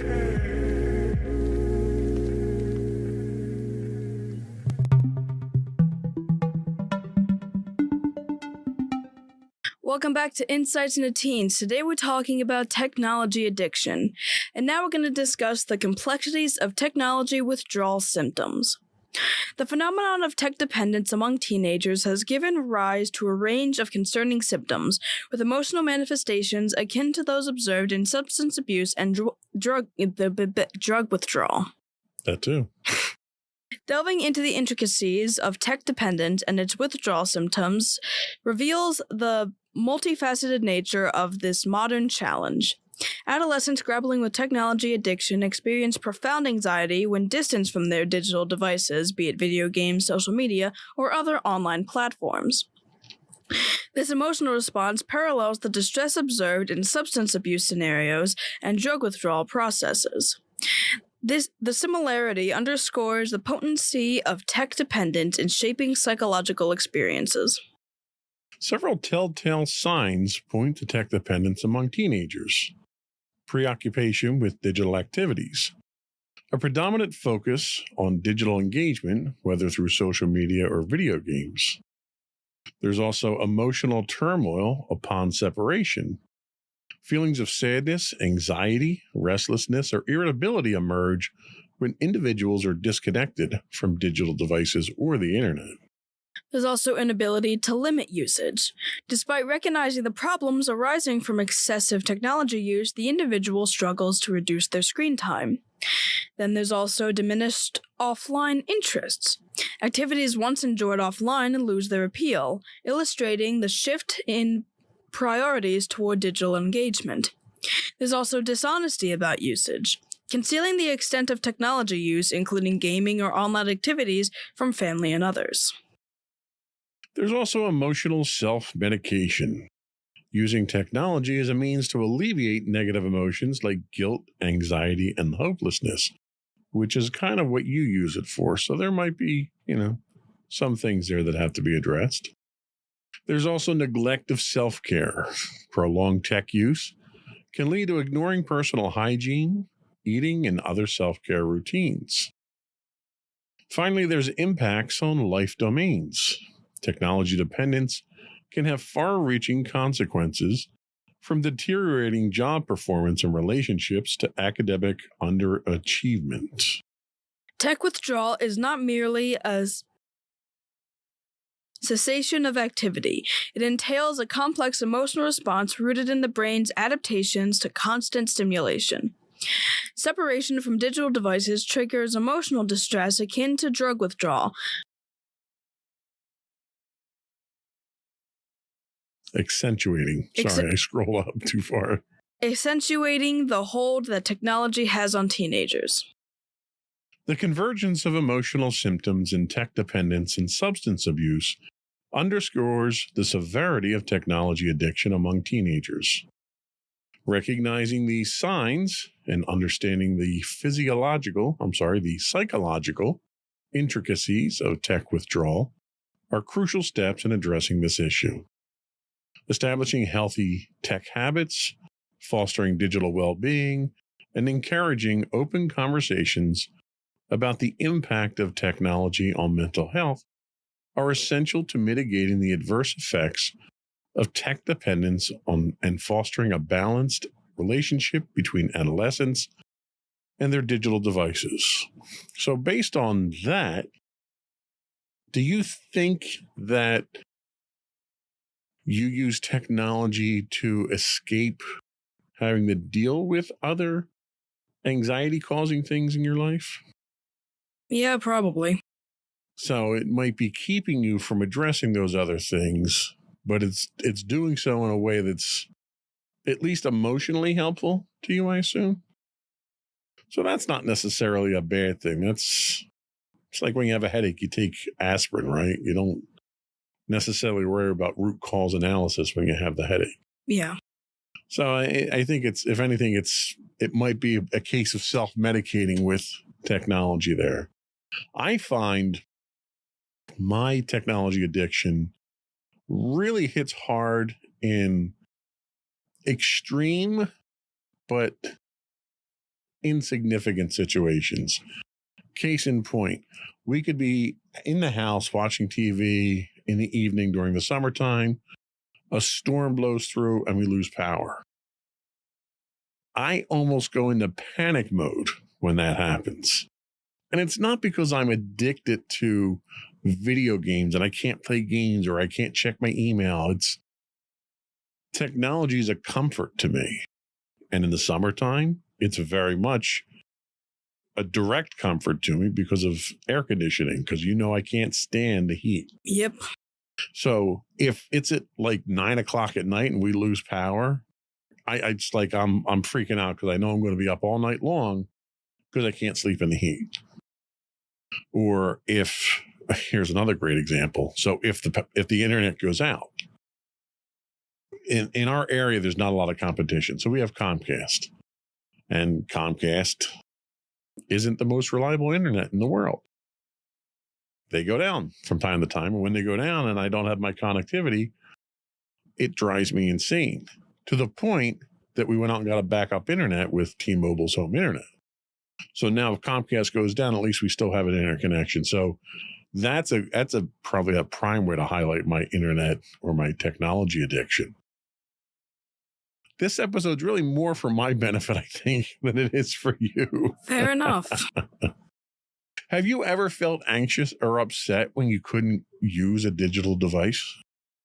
I mean, probably indirectly. It's more in the sense of I use that technology typically when I'm home and I'm away from everybody and I'm, in a period of I'm just going to rest right now because I just had a really stressful day and I really don't want to be around anybody or do something that isn't this right now. So it's almost like that's how you recharge your battery. You separate yourself from the world, from all the troubles, all the stuff that annoyed you today. You go off, you take your phone, and whether it's listening to music or watching videos or whatever it is,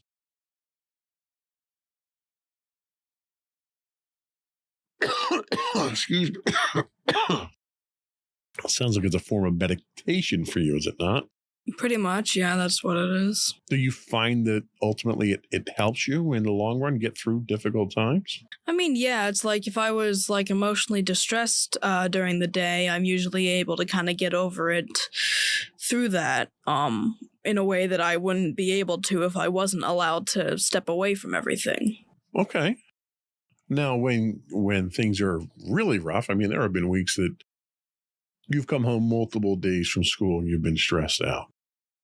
When you think about your daily activities, have you noticed a shift in your interest away from offline activities that you once enjoyed because the technology gives you that comfort level where you may have done something around the house or something with mom and dad or something like that, and you just weren't up for that and you kind of needed that you space, and the technology wins out in situations like that? I don't really think it's entirely based on the technology because I think it's just kind of a natural response at this point because it's like, and obviously it's nothing against you guys or any of my friends, but I've noticed that I kind of have been isolating myself more. And even if the technology is part of that isolation, I think it's also just because of the fact that, like, I don't really think anyone else can really help, and being around other people, either I don't want to show them how I'm feeling because if I show them, they're not going to really know how to deal with it, and then we're both going to be not great. And then the other thing is just like they wouldn't really know how to go through this because I don't know how to go through this. So it's like if I isolate myself from people, and like even technology hasn't worked in certain instances when it comes to stating my anxieties and so forth, but it's the best thing I've got right now. So, and I think that makes sense. I know we've talked in the past about how you have a tendency to bottle things up because you don't want to be a burden to other people. And it sounds like this is one of those situations where instead of you feeling like you're a burden to someone else, this is your chance to kind of go off and deal with it yourself. And I think it sounds like whether it's the technology, and when we say technology for you, it's not social media. It's some video games, but you're not big on video games. But a lot of your artwork is done using technology. And that kind of counts in this situation. But it sounds like it's a therapeutic thing for you, where it allows you to go off, have that time to yourself, deal with the issues, recharge, and then you can come back and not that you are a burden to us. And it's important to point that out. Mommy and Daddy are here to help if we can. I understand how you don't want to burden us with these problems because you are trying to deal with them yourself. And that in and of itself is admirable. But it sounds like this is a good way to help you through that, where I hate the idea that you have a problem or that you're upset about something and you go off on your own. And I hate the idea of you having to deal with it on your own. And it sounds like you don't. It sounds like this just happens to be something that you use to help out with those things. And that's a good thing. I mean, I think you're constructively using the technology in a way that most kids your age aren't doing it. You know, most kids your age, the technology tends to be a source of the problem, not a source of a solution for it or a coping mechanism. So I think that's a good thing. Have you ever found yourself using technology to deal with negative feelings or to escape from stressful situations as a means of avoidance? Or is it just a means of getting some level of distance from a problem so that you can then handle it better? It's kind of both. Sometimes I want to ignore what goes on because, like, it's still going to be there when I get back and I still don't know how to handle it. And then other times it's usually just a way to, like, step back and have some time to, like, just think for myself. Now, have you ever actually used technology in a way to address any of these issues? Whether it's research or reaching out to someone else, or maybe commuting with an online community for help or anything like that, or any self-help stuff that you may be using the technology for, where it's actually helping you to solve the problems? Or is it really just a coping mechanism and a dealing with it type thing? Really just a coping mechanism. Like, I am kind of seeing counselors, so, but I'm not really the one that typically messages them. I usually tell mommy to, like, say, like, hey, I want to meet with them at blah, blah, blah, blah, blah. And usually she does the whole thing with that. For the most part, I don't really do any of the research or anything like that. Okay. Well, and the reason I ask is there's a lot of resources out there, and we talk about a lot of them here, where when we go and do research for the shows, we find these resources online that, you know, if nothing else, they might offer you some advice, some clarity. I know one of the troubles that we all run into when we have these kinds of anxiety-ridden days is, one, labeling the problems, identifying the problems, labeling them, and then dealing with them. And there's ways that technology can actually help you with that with some of the online communities. So that might be a worthwhile direction to go at some point in time too, just to do your own research and do a little bit of reading on it and educate yourself on some of these things too, to take what you're doing already as a constructive use of technology to the next step.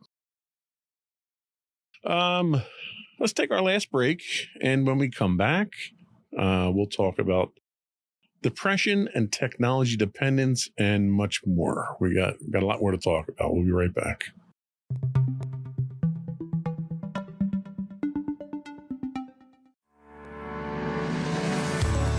Insights into Entertainment, a podcast series taking a deeper look into entertainment and media.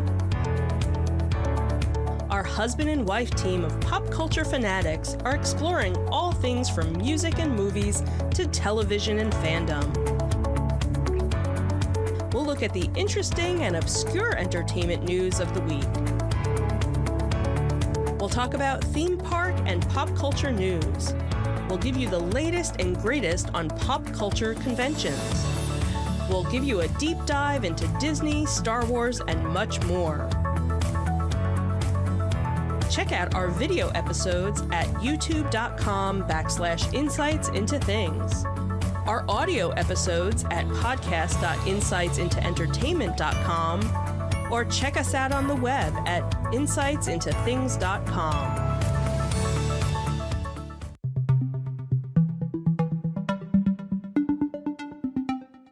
Welcome back to Insights into Teens. Today we're talking about technology addiction, and now we're going to talk about depression and technology dependence. Existing research underscores a clear correlation between technology engagement and mental well-being, specifically concerning adolescents who partake in social media and video gaming. However, experts remain uncertain about the directional relationship between teen depression and technology. It's unclear whether excessive tech usage triggers depression or if heightened tech consumption is indicative of underlying depression. This complex interaction fosters a self-reinforcing style that contributes to the emergence of technology addiction. The book Glow Kids, How Screen Addiction is Hijacking Our Kids and How to Break the Trance discusses the concept of technology dependence. According to this perspective, addiction's essence lies not solely in the specific substance or behavior, but in a confluence of underlying factors, including genetics, psychology, environment, and neurobiology, which collectively make an individual susceptible to addiction. Within the realm of technology dependence, individuals experiencing isolation and emotional distress are particularly prone to seeking refuge in on-screen experiences, offering an avenue for escapism and connection. Additionally, the idea is raised that exposure to digital experiences may act as a stepping stone to other forms of addictive substances, presenting a potential escalation in addictive behaviors. The intricate relationship between depression and technology dependence poses a complicated puzzle, with the causative direction remaining uncertain. These insights, coupled with expert perspectives, highlight the intricate web of factors contributing to technology addiction. Acknowledging this intricate link is pivotal to devising comprehensive strategies that address both prevention and intervention, ultimately fostering healthier interactions between adolescents and the digital domain. Addressing technology addiction. The initial step in mitigating technology addiction involves reducing dependence on the internet. Notably, technology can play a paradoxical role in aiding avoidance of addiction. A notable study tested a tool that utilized smartphone vibrations as reminders, effectively limiting excessive engagement with a social media app. This method led to a substantial 20% reduction in app usage, demonstrating technology's potential to counteract its own addictive nature. A digital detox holds promise in assisting adolescents to diminish their reliance on technology. By disengaging from the perpetual stimuli offered by the digital realm, teens provide their nervous systems with the opportunity to regain equilibrium. The process of unplugging opens avenues for real-world experiences, facilitating connections with peers, immersing in nature, and engaging in physical activities. Establishing healthy routines concerning technology usage is paramount for adolescents. However, recognizing the gravity of severe technology addiction is essential. Comparable to substance addiction, profound tech dependence often signifies underlying issues encompassing trauma, self-esteem challenges, attachment complexities, and depression. Addressing severe technology addiction requires professional intervention paralleling substance abuse treatment. Programs tailored for teenagers address the core emotional triggers. A fusion of clinical methodologies and experiential therapy equips adolescents to overcome tech addiction by instilling equilibrium and fostering constructive coping mechanisms. A comprehensive strategy to combat technology addiction incorporates early prevention, harnessing technology for self-regulation, digital detoxification, establishment of positive habits, and targeted professional intervention when necessary.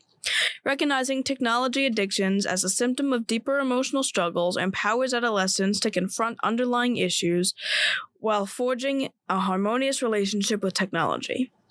The journey to recovery involves not just disengaging from screens, but also reconnecting with genuine experiences, cultivating resilience, and paving a path towards sustained well-being.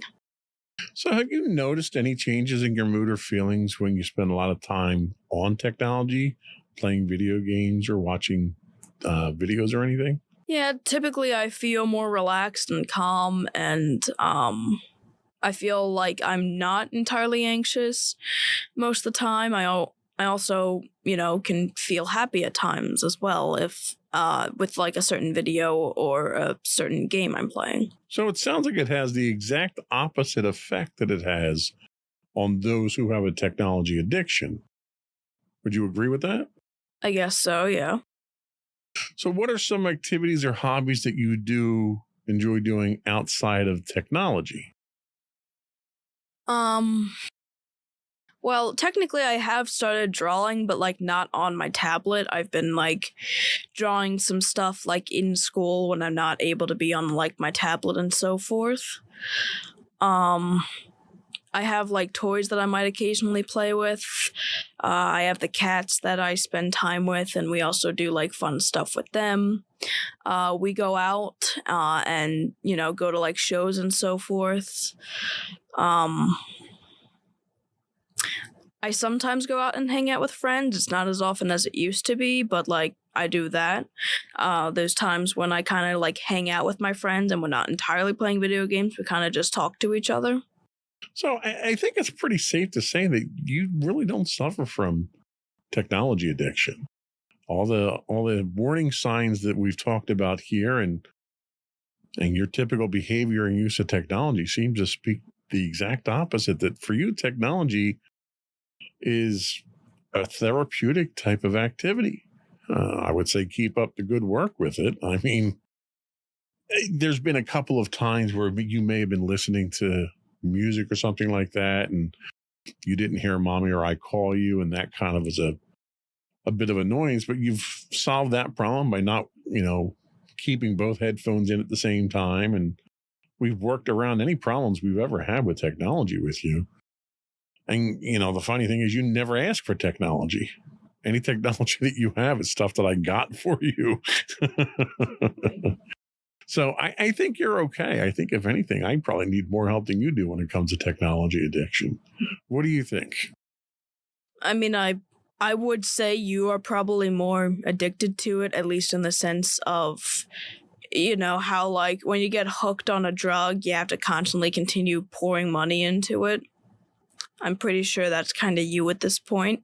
Well, that I think my problem is I tend to be a addictive personality in general. Mm-hmm. So usually anything that I get into, I usually go all in. Which, that was also how D&D worked at that point. Yeah. That was also how it worked when I was in marching band and you needed to get, stuff to film me. Yeah, when I used to play Star Wars miniatures, it was the same thing. It's like anything that I do, when I did the guild, the Star Wars guild for my online game, whenever I got invested in something, I'm fully invested in it. And technology is probably no different. If anything, technology is an enabler for me. Probably. So I'm a cautionary tale to the kids out there. Don't be like me. I think that was all we had today. Let's take our final quick break. We'll come back and we'll get your closing thoughts and finish up with the business of the podcast. We'll be right back.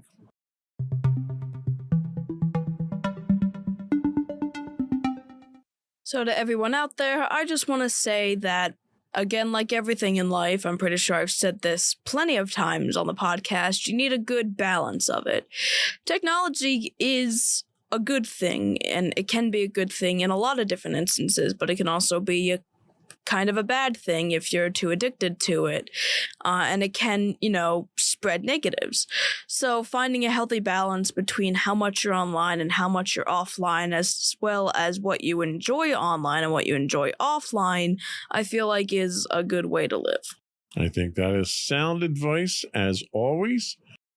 And before we go, I do want to once again invite our listening and viewing audience to subscribe to the podcast. You can get audio versions of this podcast listed as Insights into Teens. Audio and video of all the network's podcasts can be found as Insights into Things. We're on Apple, Spotify, Google, iHeartRadio, TuneIn, etc. I would also invite you to give us some feedback. Email us at comments@insightsintothings.com. Hit us up on Twitter or X at insights_things. You can also find high-res versions of all of our videos on YouTube at youtube.com/insightsintothings. We do stream 5 days a week on Twitch at twitch.tv/insightsintothings. If you happen to be an Amazon Prime subscriber, you do get a free monthly Twitch Prime subscription. We'd appreciate it if you threw that our way. It helps us keep the lights on here.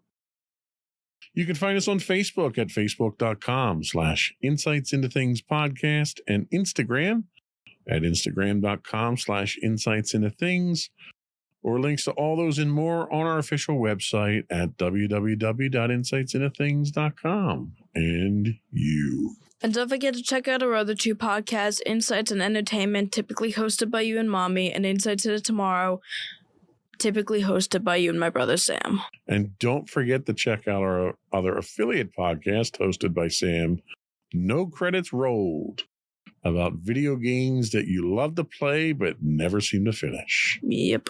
That's it. Another one in the books. Bye, everyone. Bye.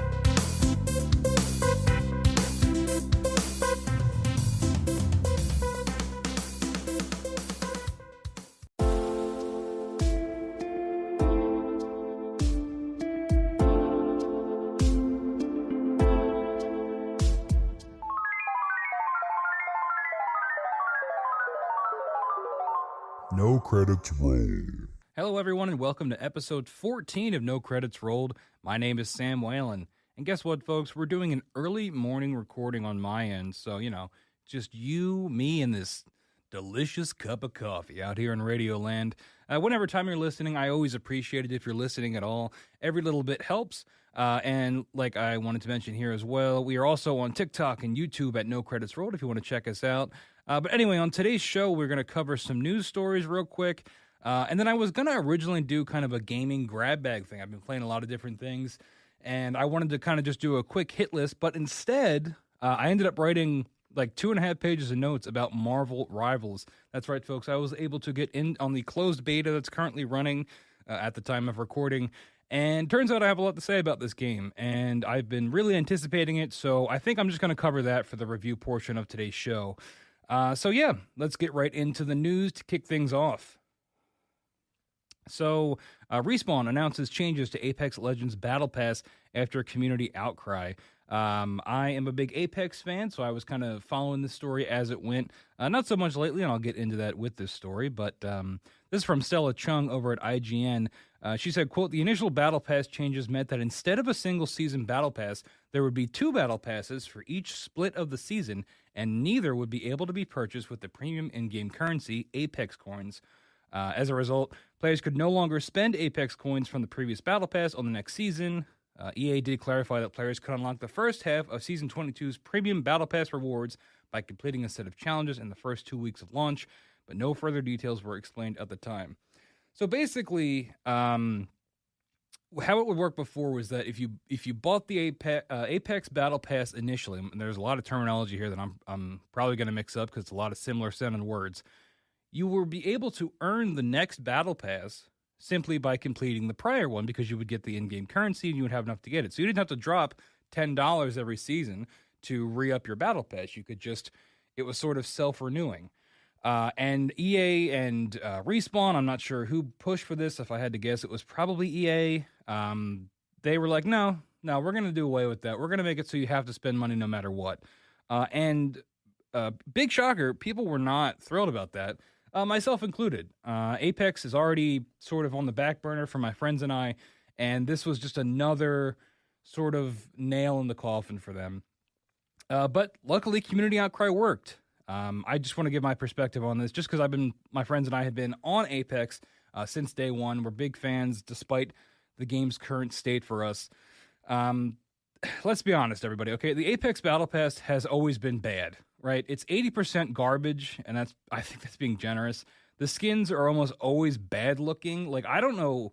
I don't want to discredit the artists here, but whatever they're coming up with, the skins do not look good. And maybe it's the characters, maybe they just don't lend themselves to cool skins, but I don't think that's true, because there are a handful of skins in the game that are pretty impressive. And of course, the ones you can spend real money on are a little bit better. But the Apex Battle Pass has always been mostly for currency. Sometimes you get the level 100 weapon skin, and it's a cool looking skin. They're usually reactive, so they have a cool effect built into them. But it's happened to me a bunch of times where it's a weapon I just don't use. So I'm not even seeing it anyway. So it's mostly trash. The only upside, like I said, was for the currency. You're earning the coins to afford the next battle pass, and you don't have to spend the $10 every season. And you're getting the other currencies as well. There's crafting materials. There's the currency to get heroes. There's so many currencies, right? You play one of these free-to-play games, there's going to be like 15 different kinds of currencies. And that was really what I would get the Battle Pass for. And I also like checking off boxes. I like completing challenges. It scratches a primordial itch in my brain. And also not having to spend the money and getting that reward, which, if you think about it, is it really a reward? You're working to get rewarded to do more work. I don't know. But my point here is that the Battle Pass was really never good. And to then just straight up monetize the thing that is already not great, I'm not surprised it didn't go over well with the community.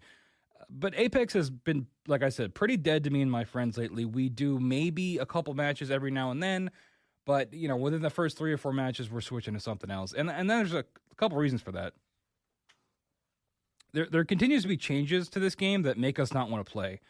They removed duos and added quads. I think that's what it was. They removed one of the core modes, and I'm pretty sure it was duos. Typically, when I'm online, it's me and 2 other friends. So removing duos, or one other friend, right? So there's either 2 of us total or 3 of us total. And removing duos, I don't understand why you would do this, right? Other battle royales have done this in the past. Warzone did it. I think Fortnite did it at one point. I don't know if there's a technical reason for this, right? Of limiting modes, or you're worried about splitting your player base. That's always what I've tried to play devil's advocate with, but I don't really see why they can't all be left in. I don't understand why you wouldn't allow as many options as possible for your player base to do.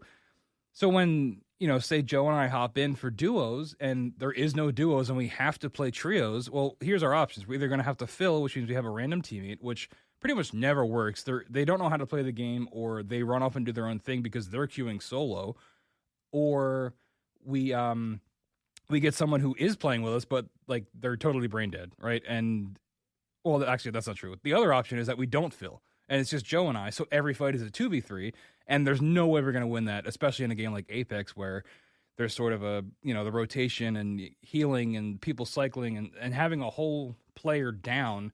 There's no way you're going to be able to overcome that unless you're a pro gamer, and we're not quite at that level. So that was a big change. That was the latest big change that made us not want to play the game. And then of course there's the map rotation, which I always complain about. We don't, 2 of the maps we just don't enjoy playing on. There's Stormpoint and there's Broken Moon, and those maps, they're not good. They're not fun to play on. They're too big, especially Stormpoint. Stormpoint is way worse than Broken Moon. We can sometimes stomach Broken Moon, but we're just not fans of the map design. And it seems like these 2 maps come up all the time, right? There's 3 other maps that we could hypothetically be getting, and it seems like it's always Stormpoint and Broken Moon. I mean, we'll play ranked just to get a different map, but it seems like, and because I just think the gaming gods are not in our favor with this game, it'll be double Broken Moon or double Stormpoint in each mode. So you can't get away from the map either. And it's I don't know, maybe this is a very niche issue for my friends and I, but, I've seen some online discourse about Apex, and it seems like the general community is kind of turning against it. People that aren't at the pro level. And even at the pro level, I've seen some pro players come out and say that, this game is just not hitting anymore. And then, yeah, there's always an issue where you spend more time in the menu than you do in the match, because the second you drop The other teammate, the other bad guys get guns, and you're instantly dead, and you got to do it all over again. And eventually that gets frustrating. And by eventually, I mean pretty quickly. Within 3 or 4 matches, we're like, okay, well, we gave it a shot, and we're moving on.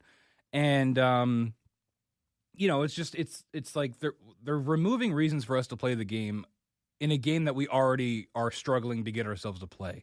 And this Battle Pass change, I mean, I know they reversed it, but at the time that Battle Pass change was just another thing of like, okay, well, why would we even bother playing this game now if we're not even going to be able to earn the Battle Pass by playing it, if we just have to spend money? It just seemed like such a cash grab. So there was another quote here from Stella Chung. She says, quote, "There are now 2 new Battle Pass tiers called Ultimate and Ultimate Plus." Now, you're going to want to get a pen and paper. Don't worry, there's a handy-dandy chart that goes along with this to explain it all. But anyway, back to Stella. She says, Ultimate is nearly the same as the Premium, but costs $9.99 USD and cannot be purchased with Apex coins. It gives players all the Premium rewards and an additional instant unlock of 8 Apex packs. We call them Apex, which they should too. And 1,200 crafting materials. So I'm not even joking. You can go and look up. There is a chart that EA put out to go with this new Battle Pass change that is explaining what each tier gets. And it's like, if you need to put out a chart to explain your monetization, hey, maybe your game is overly monetized, right? Maybe there are too many ways to try to grab players and get them to spend money. And I'm noticing this in a lot of other free-to-play games too. And I was going to talk about Multiverses today in that gaming grab bag section, but I ended up cutting it. But Multiverses is another example where you go to the shop in that game, and it's almost like impossible to read. There's so many different kinds of currency. There's so many different ways they're trying to get you to spend money. You don't even know what you can earn for free by playing the video game versus what you need to spend money on. And spoiler alert, most of the time you need to spend money for it anyway. And I'm someone that has no problem swiping the card for these things. It is, if it's something that I like I just did it with Multiverses. I bought the Battle Pass because I wanted Samurai Jack, because I love Samurai Jack. And it's like, okay, that's pretty simple, right? There's Gleamium in that game, which is, I think, their version of V-Bucks for Fortnite. But there's also 2 other kinds of premium currency that you can get. And it's like, and Fortnite does it too. Now Fortnite has separate battle passes for events that are going on, right? So there's what is the current one? There's a Pirates of the Caribbean. So there's a Pirates of the Caribbean free battle pass just for this event, but then you can also get a upgraded version of it that has different things. And it's like, I don't know, at a certain point, and maybe I'm just old man yelling at cloud, I think it's just so overly monetized and so obviously a cash grab that it's becoming kind of egregious, honestly. I yearn for the days of when it was just one battle pass and, you could maybe drop money, real US dollars, so it was easy to understand, on things if you wanted to, right, on certain bundles or certain skins that just cost money or just cost whatever the premium currency is, and that was it. I think it's becoming much too complicated in a lot of these games, and I think part of the backlash against this Respawn change, bringing it back to the story we're talking about, I think part of it is people are getting sick of it across the board, and I think that is why there was so much outcry for this, because it is really, at the end of the day, really just a cash grab.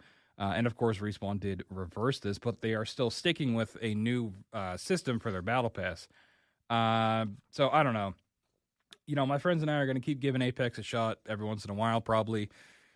That game still has a hook in us in terms of the gameplay. I love the Respawn feel, right? I would give anything for Titanfall 3, but they're probably never going to do that. They're going to keep running with Apex because it makes them way more money than Titanfall 3 ever would. And, at the end of the day, you speak with the almighty dollar, right? And as someone who spends way too much money on these games, maybe I have no room to talk. But at the end of the day, if you want to see things monetized less, spend less money. It's as simple as that. But anyway, one last thing here for this story. IGN, as part of that Stella Chung article, she interviewed Stephen Ferreira. Sorry, I'm Ferreira.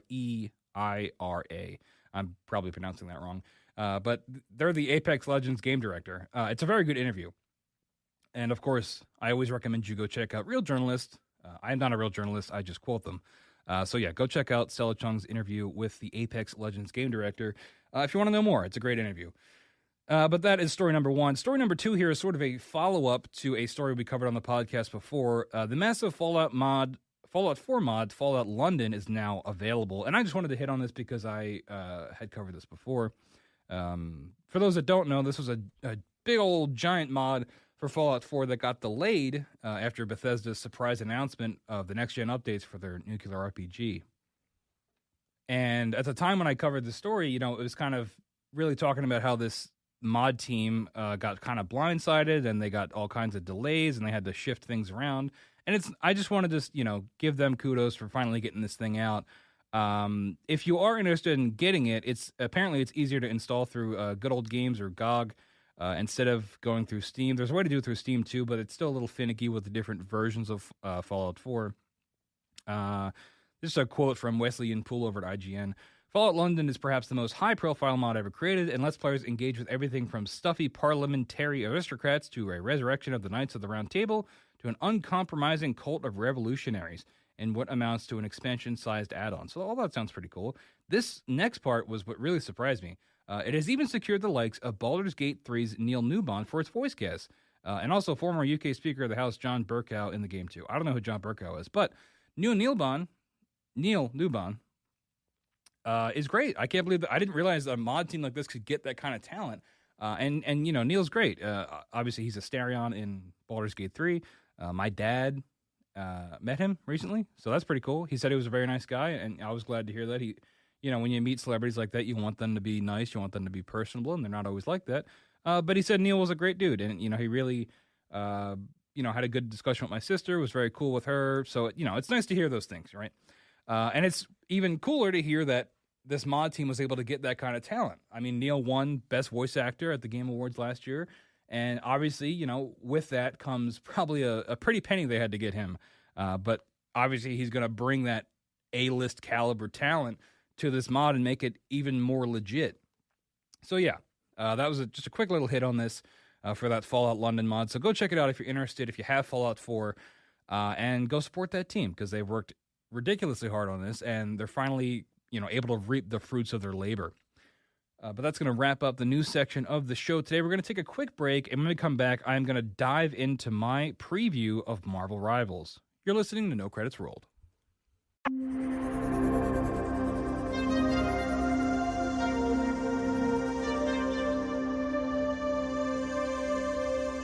All right, we're back on No Credits Rolled. It's time to get into my preview of Marvel Rivals. Like I said, I was lucky enough to get in on the closed beta for this game. This is an upcoming hero shooter developed by NetEase Games. They're mostly free-to-play dev. The two games, I checked out their website, the two games that I have heard of from them are Naraka Blade Point, which is a battle royale fighter thing. It's pretty cool. I think it's kind of unique. I played it a little bit, and Once Human, which I have not checked out, but I know is sort of a recent viral sort of online game. I honestly don't know much about it, but I just know I'd heard of it, so I wanted to include it here. But I just wanted to say I was lucky enough to get this code because I used the credentials. Credentials is generous. I used the numbers we get for this show to sort of submit for part of their creator program. So I just wanted to thank all you listeners out there for allowing me to get this. Because I really, really wanted to play this game. I've been very, very excited for it ever since it was announced, especially once it was announced that it was coming to console.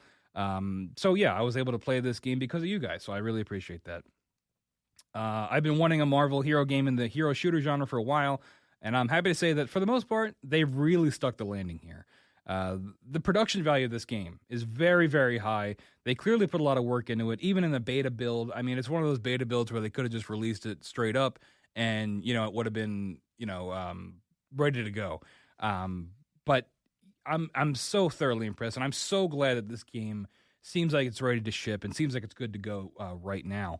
I want to sort of go back and forth here as I talk about this review, sort of do a compliment, sort of do a criticism. We'll go back and forth.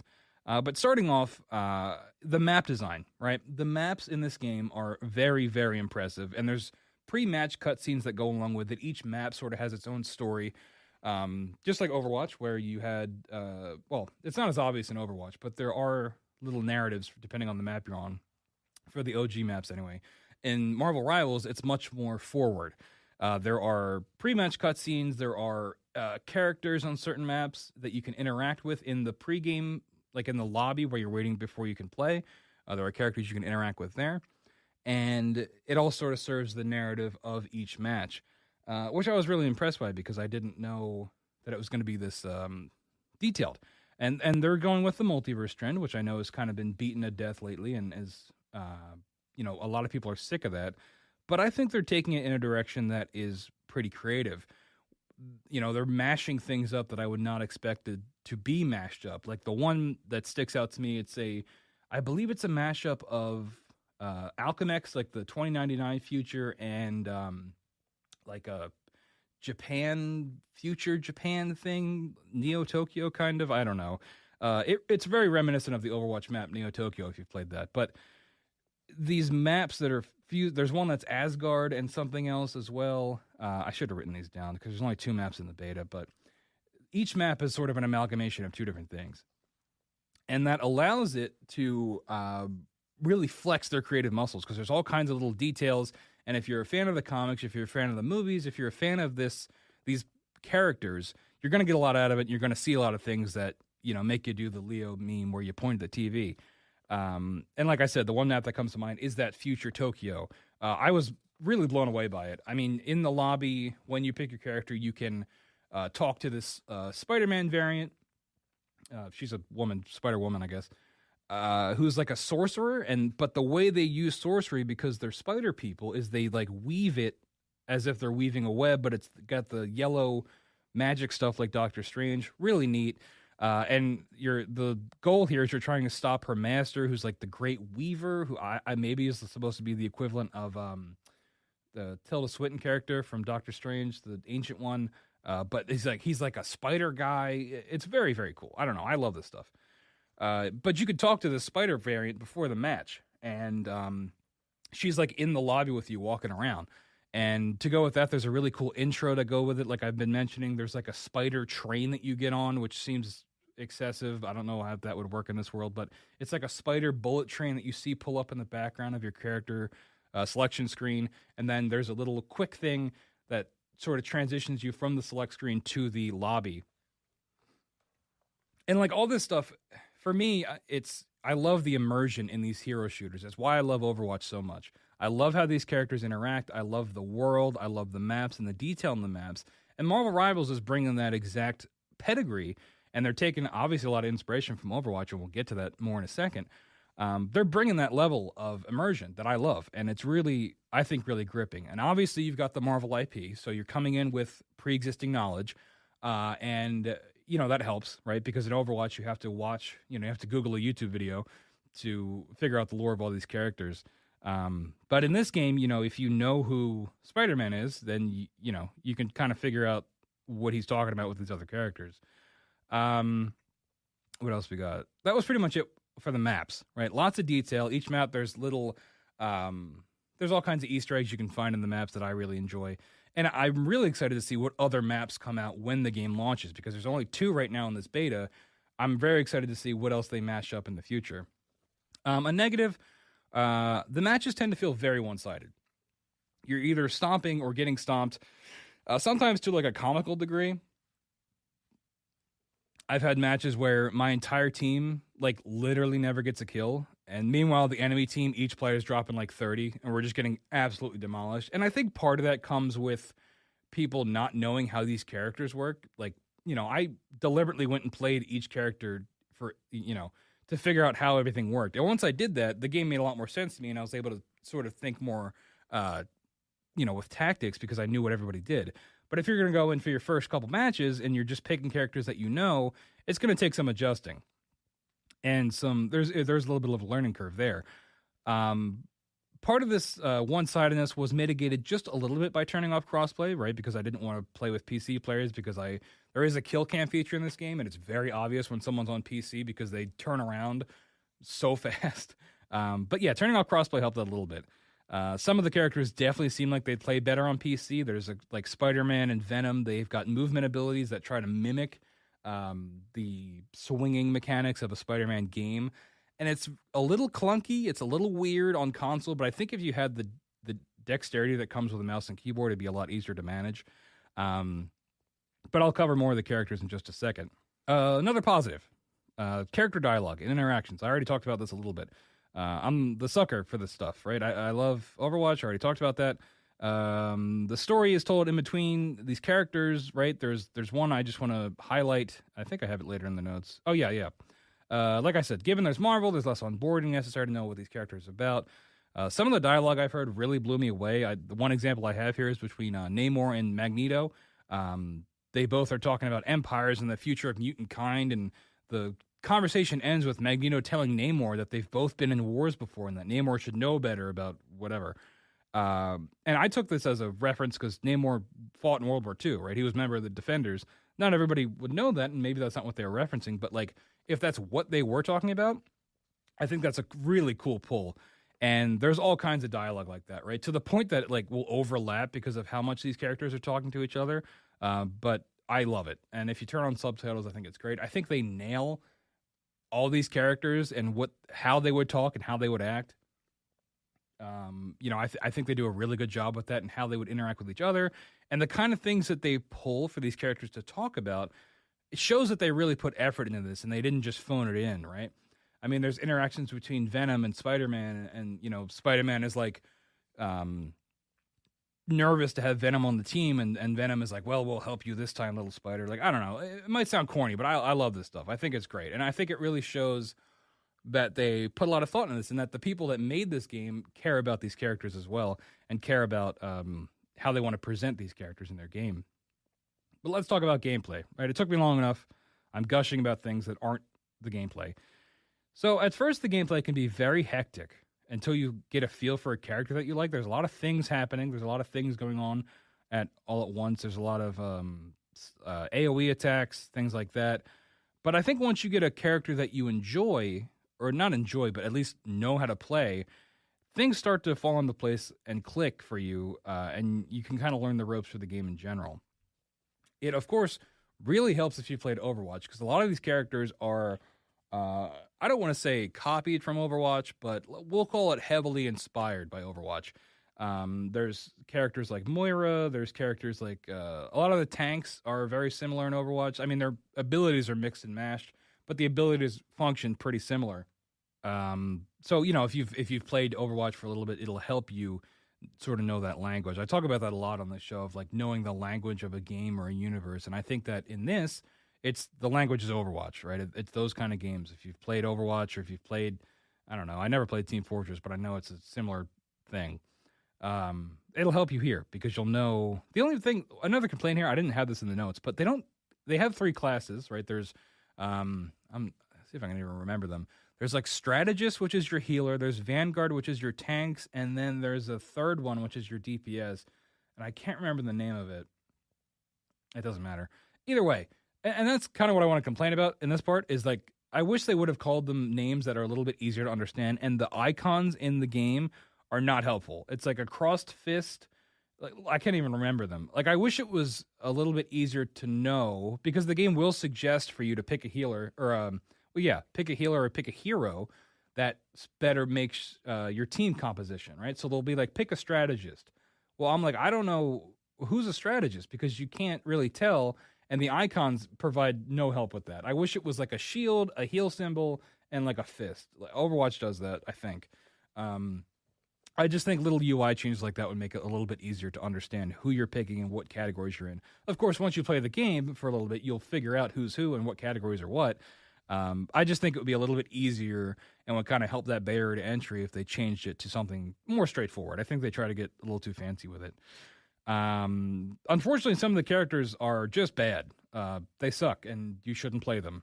The Hulk is really bad, which was a bummer because he was the first character I played because that was the one I was most excited for. I saw they had him working like D.Va in Overwatch where you would switch between Bruce Banner and the Hulk. I think that's a really cool way to do it. I think it's a cool concept, but Bruce Banner is useless. At least D.Va, if you're baby D.Va, you can like get headshots with her gun and it does a lot of damage. Bruce Banner is useless. And unfortunately, so is the Hulk. The Hulk doesn't really do a whole lot, and it doesn't really feel like you're getting that risk reward of like working up to getting the Hulk from Bruce Banner to then, run in there and beat everybody up.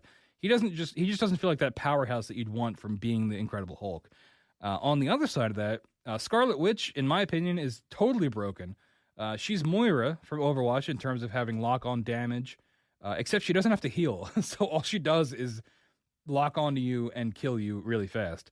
Also, her ultimate is she runs up in the air, and it's basically a diva ult, but like, I think it's worse than a diva ult because I just think the way it works, it just instantly deletes everybody. I don't think it does set damage. I think it just deletes characters. I mean, it's pretty easy to telegraph it when it's coming, and I do believe if you use shields, you can block it. But it's pretty busted, and it also destroys terrain, and we'll talk about terrain in a second. But yeah, there are balancing issues, and that's to be expected, right? When you're playing the beta of a hero shooter, they need to work out the kinks. Sure, they can play test it, but no amount of play testing is going to equate to the numbers they're getting now, allowing some of the public to get in. They've done a good job of making most of the characters easy to learn and hard to master, which is always sort of one of the hallmarks of this genre. Some of them have really, really cool abilities. I want to shout out Doctor Strange in general, in particular. He can make portals, right? Because he's Doctor Strange and that's his thing. But the portals, it's not like Symmetra in Overwatch where it's like 2 beacons you're putting down. He can put his portals down on like different angles or different heights, and you can shoot and see through them. It's like, I mean, it's a portal, right? But it's like in the MCU how the portals are, 1-to-1. It's hard to describe without seeing it, but it's really kind of mind-bending.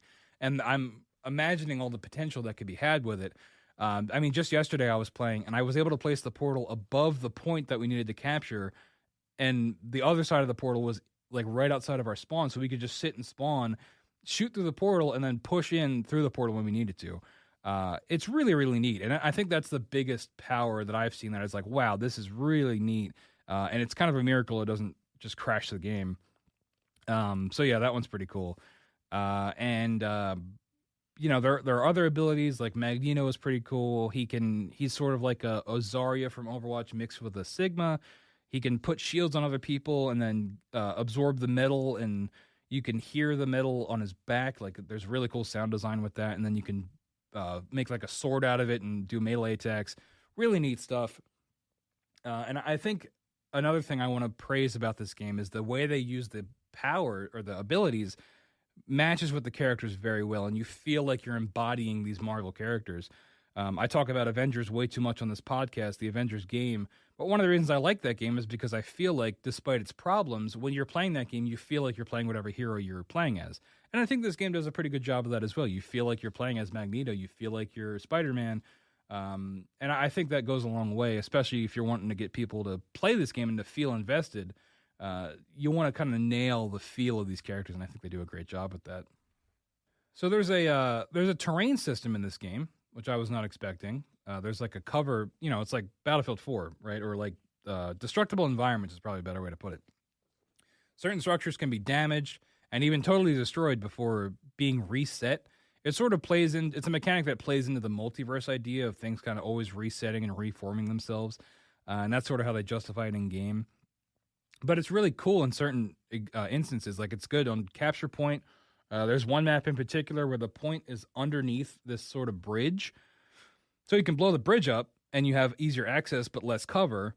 There's the Spider Tokyo future map is you're moving the payload, and there's like there's a section of the map where there's a bunch of different buildings, and you can like blow up the whole building basically. And it's really neat. And I think I talk about immersion a lot with this, and it goes back to that immersion a little bit too. Like I was playing as a Punisher, and I was in one of these buildings shooting down on a Namor, and he started throwing his tridents at me, and I backed up to try to get cover, but the tridents kept coming and was like punching through the wall and the floor to get to me, and it was really neat.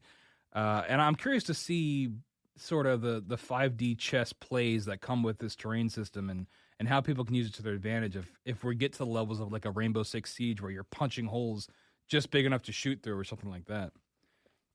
But like I said, it's like the OG Levolution of Battlefield 4, not to the point of like you're bringing down skyscrapers, but I'm curious to see how they integrate this into new maps and how that ends up working out, because I think it is cool, and it was definitely something I was not expecting in this game. You come into a hero shooter, you're expecting those mechanics that are already built in of coordinating healer, DPS, and tank, and then they add another system on top of it to make it stand out even more. I think this game is going to give Overwatch a run for its money. I think at this point, Overwatch is, I still love it. It's still one of my favorite games of all time, but I really think Blizzard has taken so many missteps with this game in the last couple years, particularly with the launch of Overwatch 2. I think they really fumbled the bag there, missing out on the single player stuff. Moving it to 5v5 is very divisive, still very divisive. I think they might be bringing back 6v6. I don't know. I think Overwatch fans are looking for a alternative to a game they love, but is not the game that it once was. And I think Marvel Rivals has the potential to sort of be that game. And we're going to see when it comes out, but it's got all the bells and whistles that I was looking for. I had some complaints with balancing and some things like that. Also, the main menu is very mobile game-y looking. That could be a turnoff to some people, but I mean, NetEase is known for making these free-to-play games, so they've probably got their UI down to a science of how to get people to spend money. So far, there isn't too much monetization. There is for the beta, because it's a beta, so I don't know if this stuff will change at launch. It looks like there is a battle pass. You don't have to pay for it in the beta because it is included, but there's skins you can get, and I think there's only one kind of currency, so that's good. I've already been able to earn enough of the currency to get a couple of the skins, so I don't know if that progression rate is going to keep up in the main game, but so far it doesn't seem too egregious. So I'm very much looking forward to this game. But like I said, it turns out I had a lot more to say about this game than I thought. Overall, I'm extremely impressed. Aside from the couple minor complaints I'd say overall, this game really blew me away. And I really want to play more of it. My friends and I have been on a Civilization 6 kick lately. If you've played Civ, you know that game sucks up a lot of your time and makes time go by fast. And, I wish I could clone myself. So one of me could be playing Marvel Rivals and one of me could be enjoying Civ 6 with the boys. It's a tough thing.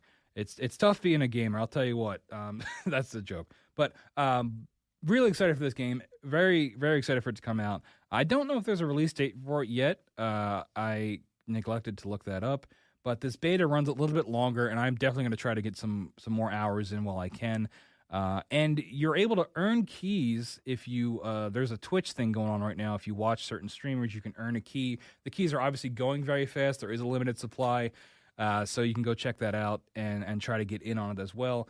And once you're in, you can earn another key in the game for a friend. But again, they do go pretty quickly, so it's kind of tough to get those.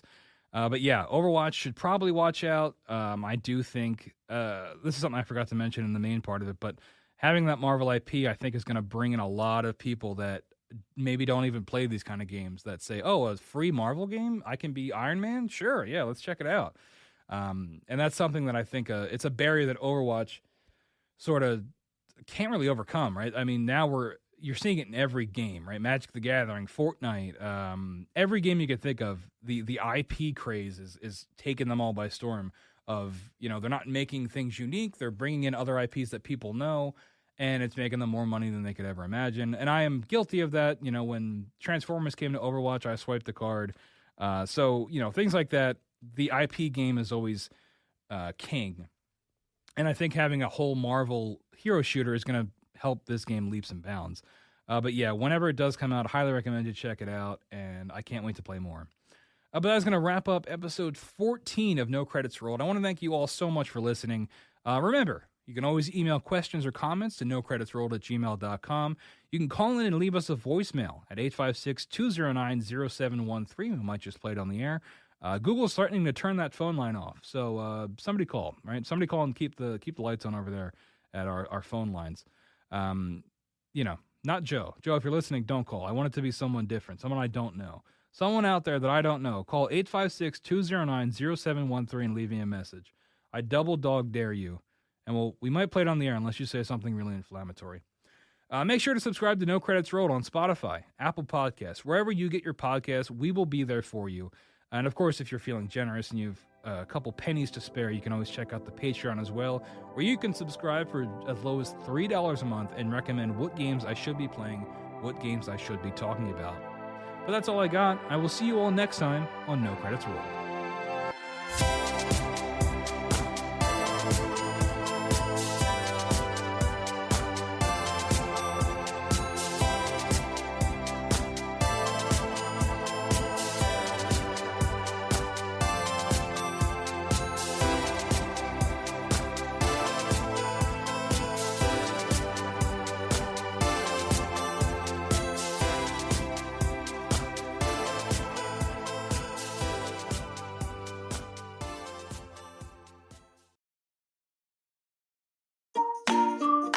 Insightful podcasts by informative hosts.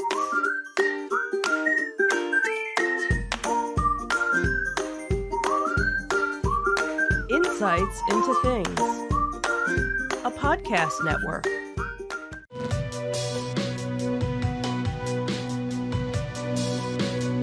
Welcome to Insights into Tomorrow, where we take a deeper look into how the issues of today will impact the world of tomorrow.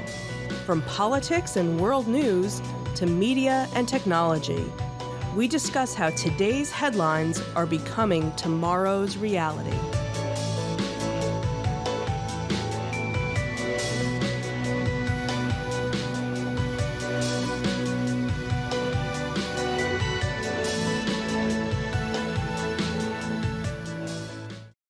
Welcome to Insights into Tomorrow. This is episode 22, No More Yesterdays.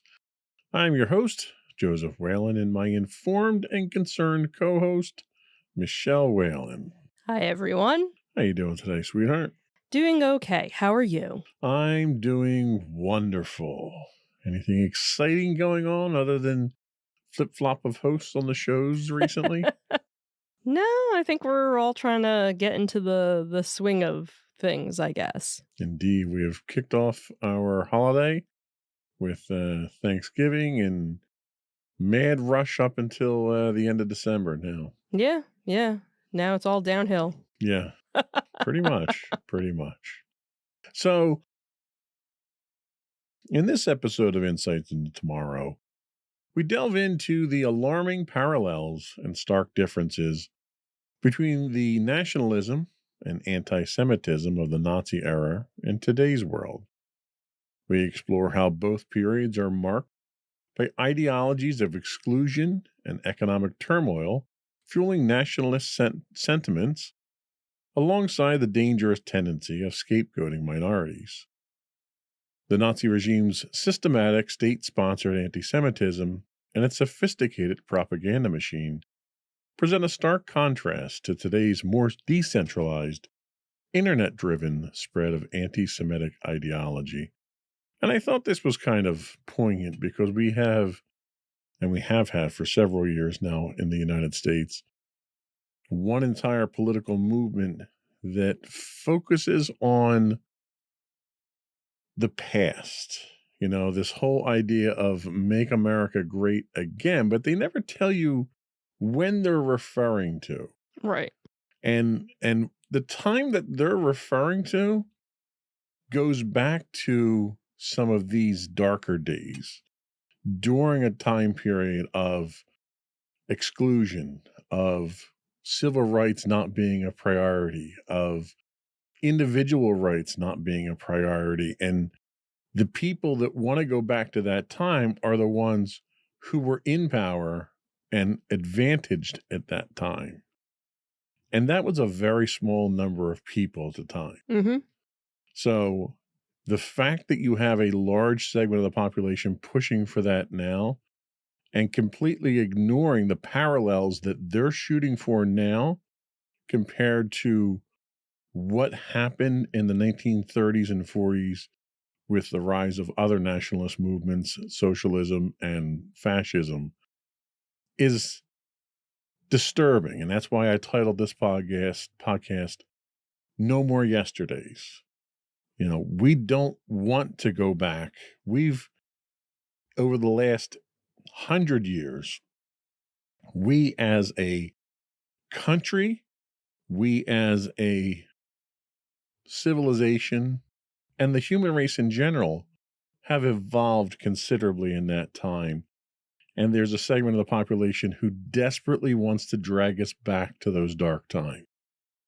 So we're going to take a look at some of the comparisons on that and offer some insights and side-by-side looks at what it was like then, what it is today, and hopefully have enough wisdom to not go down that dark path again. But before we do that, though, I want to take a moment to remind our listening and viewing audience to, if you don't already do so, subscribe to the podcast. You can find audio versions of this podcast listed as Insights into Tomorrow. You can also find audio and video versions of all the network's podcasts listed as Insights into Things, pretty much anywhere you can get a podcast these days.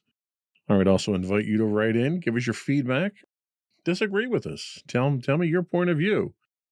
You can email us at comments@insightsintothings.com. You can find us on X at insights_things, or you can find links to all those and more on our official website at www.insightsintothings.com. Shall we get going? Oh, let's the fun begin. Here we go.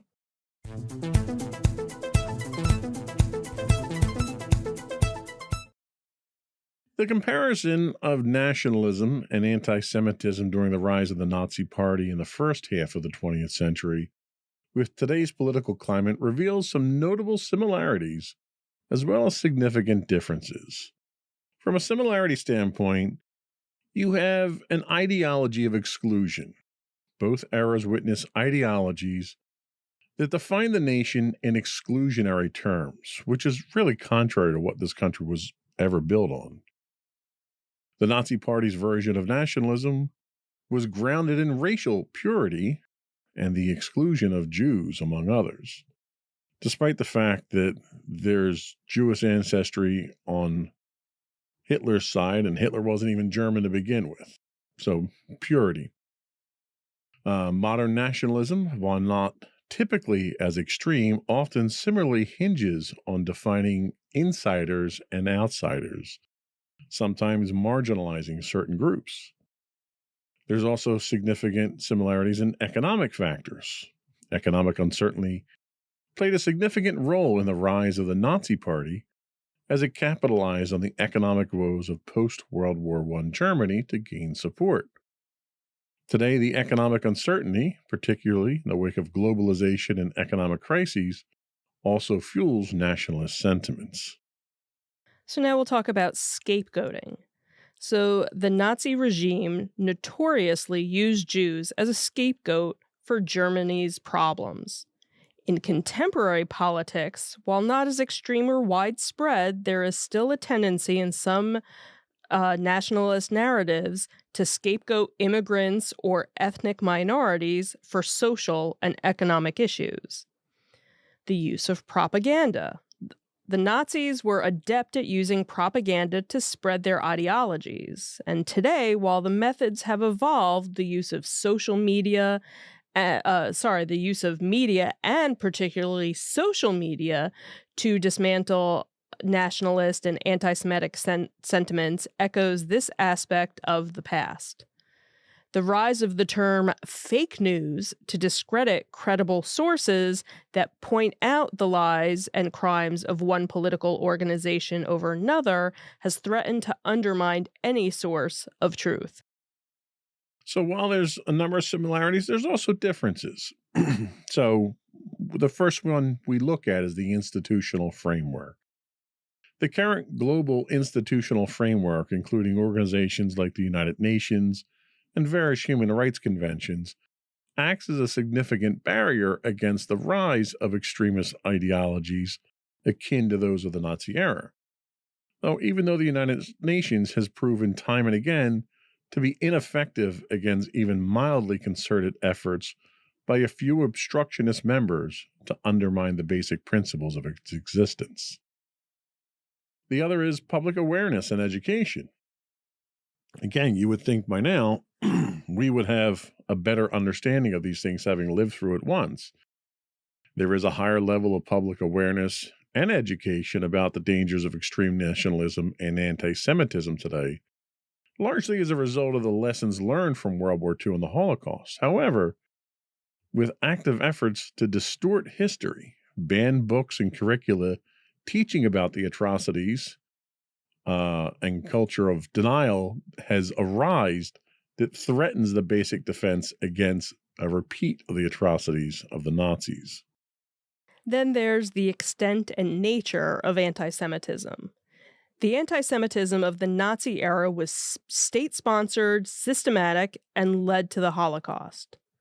Modern anti-Semitism, while a serious concern, typically does not manifest with the same intensity or state-level endorsement.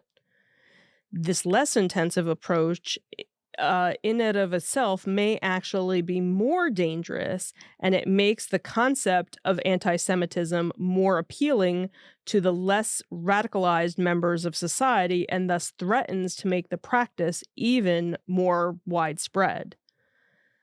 Globalization and digital connectivity. So now we have the contemporary world, which, is more interconnected now than it was in the 1930s and the 1940s.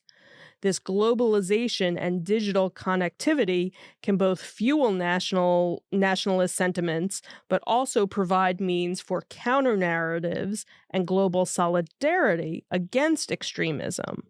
So recent history has shown how easily social media can be manipulated to propagate hate and violence more so than prevent it throughout. So, just on what we talked about here, do you think the technological advantages of communication today makes it more or less likelihood for something like this nationalist movement to propagate or be defended against? Honestly, I would have to say kind of a little bit of both. It's definitely easier for the word to get out, for this propaganda to be spread. You have so many people that as soon as they see a post about something, a tweet about something, a picture about something, they forward it to everybody that they know without even checking to see if it's factual. But then on the other hand, you have real-time news, real-time events that are happening that people are being informed about pretty much right as it happens, as opposed to back in the day where it could be weeks before somebody heard about something, months before somebody heard something, hours before. Now it's almost instantaneous that the other side of things is getting out there. So I think it's a little bit of both with it. What about the the level of anonymity that you could have starting a movement on the internet now where you're insulated? You don't have to put yourself out there. When you had the Nazis were starting their movements, they were going out, putting themselves in public beer halls and riling up the people directly, Mm-hmm. and exposing themselves at that point in time to prosecution and persecution and stuff like that. Do you think it's more likely that you'll get, we'll call them rabble rousers, when they can hide behind the anonymity of a Twitter or something like that? Oh, absolutely. Because now, and you see that just in general with the trolls that are out there, that, somebody posts a picture of Dolly Parton from this past few days ago. She performed a halftime show, and all these trolls came out, or she wasn't really singing, she was lip syncing, and and just and is it something where they would have actually ever said that to her face? Probably not. They would have never have done that.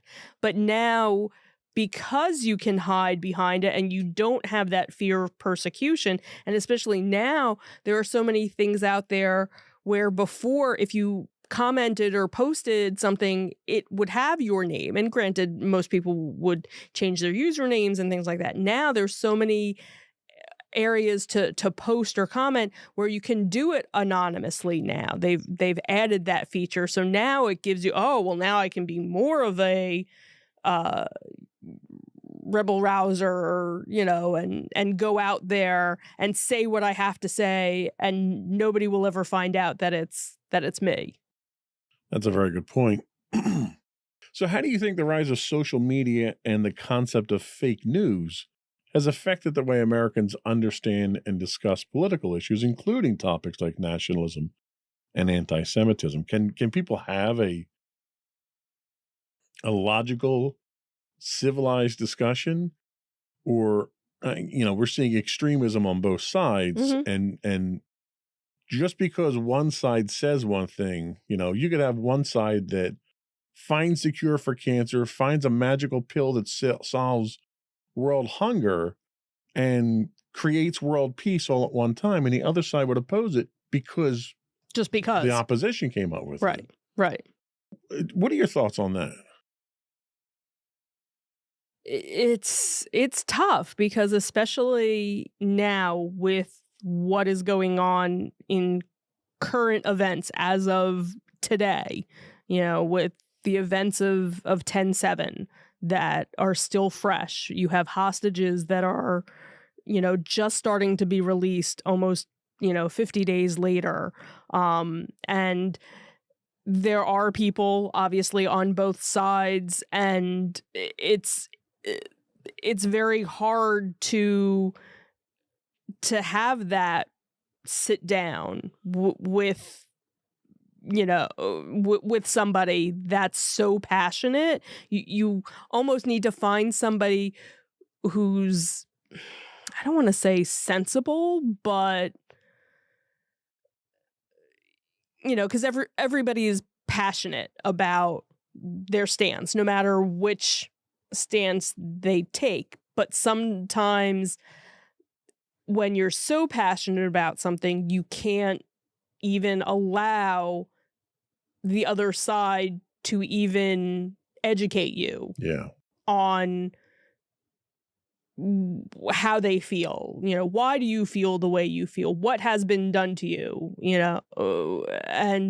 But you need to hear me as well. And that's, I think, the problem, that when you get into these situations, the person that's, from both sides, they're just so passionate, they don't even have that moment to just let me sit back and take it in. There's an overall lack of objectivity when the passions run that high. Right.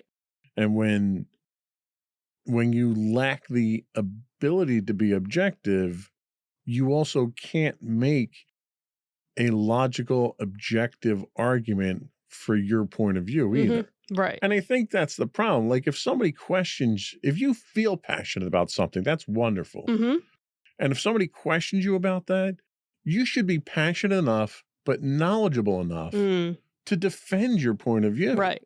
And when you resort to insults, which is usually the first direction that it goes. Right. It's first they start to insult you, and then they attack your position without providing any support for their own position. When you go to those tactics, you kind of lose all your credibility at that point in time. Right. And that's, I think, what we tend to run into. So we're going to take a quick break, and when we come back, we're going to dig in a little bit deeper into some of the anti-Semitism of the Nazi era. We'll be right back.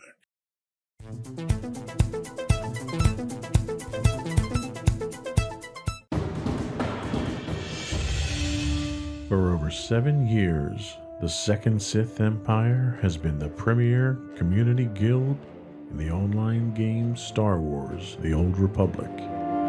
With hundreds of friendly and helpful active members, a weekly schedule of nightly events, annual guild meet and greets, and an active community both on the web and on Discord. The Second Sith Empire is more than your typical gaming group. We're family.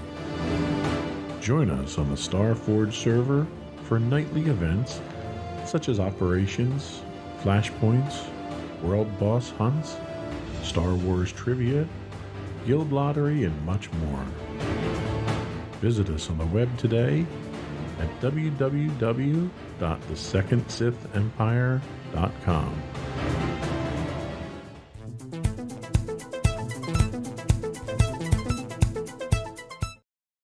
And we're back.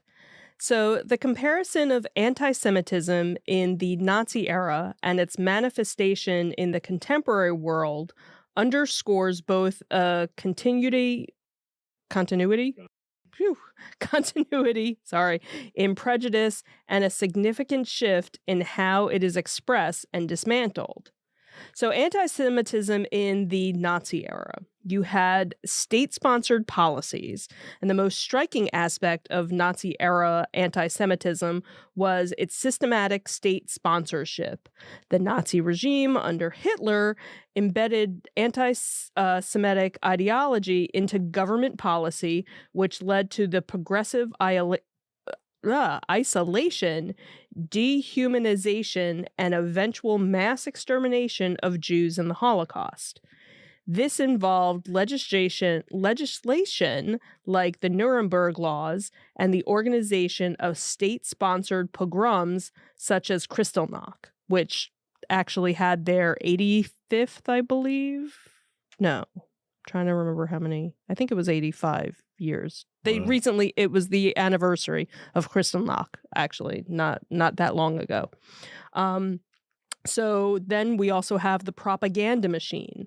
The Nazis effectively used state-controlled media, including newspapers, films, and radio broadcasts to spread this anti-Semitic propaganda. This propaganda was sophisticated and persuasive, shaping public opinion by depicting Jews as the source of Germany's economic problems and social decay. This constant bombardment of anti-Semitic messaging was a key tool in desensitizing the German public to the escalating persecution of the Jewish people. And I think that's really the key there is the desensitization, because I think you're running into that now, contemporary-wise. So anti-Semitism in the contemporary world is a little bit different, but certainly still present. There's a resurgence in incidents. In recent times, there's been a noted increase in anti-Semitic incidents globally. These incidents range from vandalism and hate speech to violent attacks.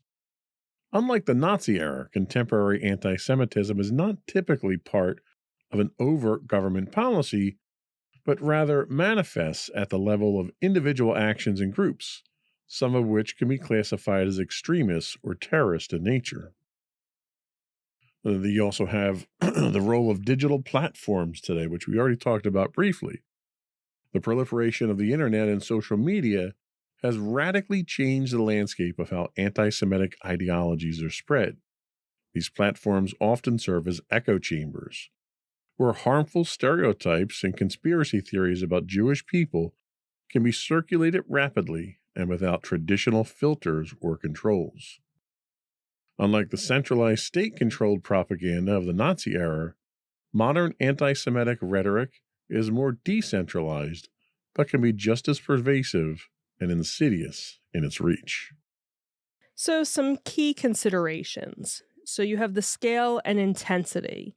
While contemporary anti-Semitism is a serious concern, its scale and intensity differ from state-orchestrated genocidal campaigns of the Nazis. The Holocaust remains a uniquely horrific manifestation of anti-Semitism. The global response. So today's world, informed by the lessons of the Holocaust, tends to have stronger institutional and societal responses against anti-Semitism. Numerous countries have laws criminalizing hate speech and Holocaust denial, and there are global efforts to combat and educate against anti-Semitism. Granted, there is also a push in some countries, including the United States, to manipulate the education system for political purpose, something anti-Semitism instruction could easily fall victim to. Then we also have the challenges of the digital age. The decentralized nature of the internet poses unique challenges in monitoring and countering anti-Semitic content. Online hate speech can be more elusive and requires nuanced approach to balance freedom of speech with the need to prevent hate speech and violence. While the form and expression of anti-Semitism have evolved from the state-driven, systematic approach of the Nazi era to the more fragmented and decentralized incidents of today, the underlying prejudices and stereotypes remain a concerning continuity.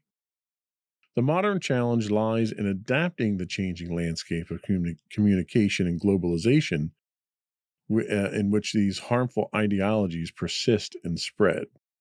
So clearly there are differences between today's anti-Semitism and the Nazi era. One of the concerns that I have is what you're seeing today is more toned down in that it's not the same level of state-sponsored hatred that you were getting during the Nazis, which makes it more appealing to a larger group of people who would have been less inclined to support some of the policies of the Nazis, but it still strikes a note with the prejudices that they have, where they might not want to take Jews and put them in concentration camps, but we're not going to let Jews have jobs in this sector, or we're not going to let them live in this neighborhood, or we're going to do the various violent things that we see now. And it makes it almost more palatable to a larger group of people because you're not catering to that extremist group. What are your thoughts on that?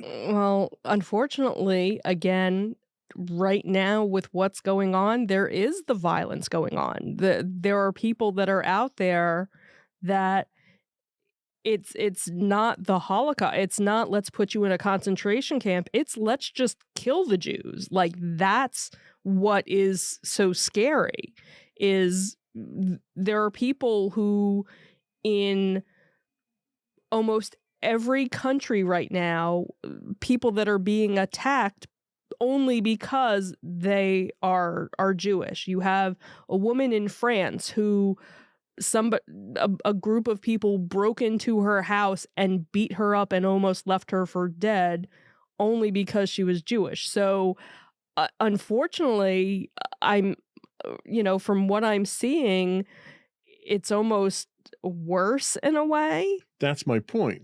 That's exactly my point, is because it's not it's not let's gather you up and put you someplace. It's we're just going to take care of you right now. Right, but it's done almost on an individual basis. Yes, there's nobody saying we're the Nazis. Right. You don't need to have that overt, obvious presence. Right. I just hate Jews, so I'm going and attacking you. Right. And that's my point, is that because it's being done yes. Okay. less from a government policy standpoint and more from a grassroots standpoint, right, it brings more of those hatred-filled people into the mix, right, to take action that they wouldn't normally have taken. Right. There are people who would normally use Uber for rides or to get food, who have gone in and changed their profile so that they don't have a Jewish sounding name,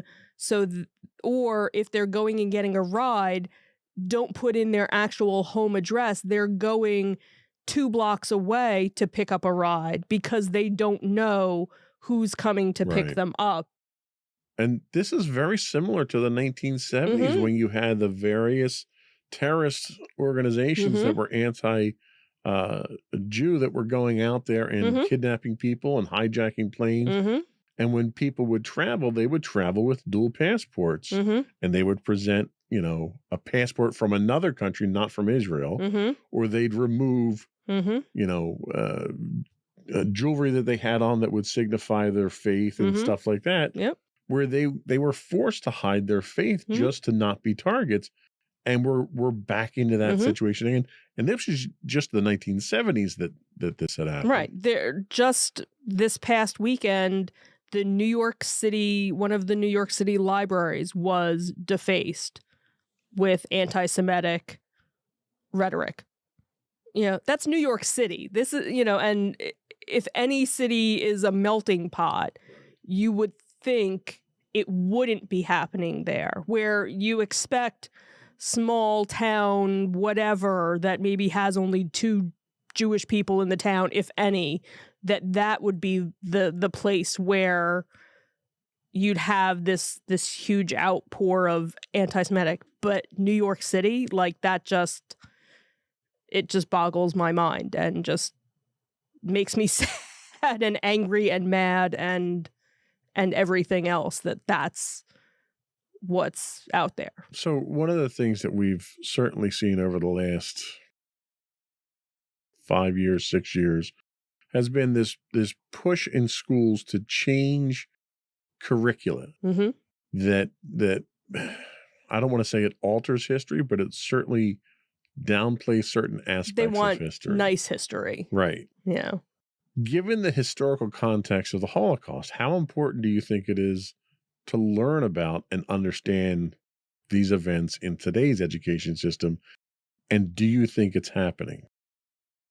Well, I know in our school system, it has been. They've done various things. I know she read The Diary of Anne Frank, and that was a very big push to learning it. And even younger than that, there were little hints of it. So I think it's, it should be age appropriate, but I think just with any other history lesson, it's something that needs to be taught. But I think it also is the same thing for Japanese Americans with the internment camps. None of that, when I was in school, was ever taught.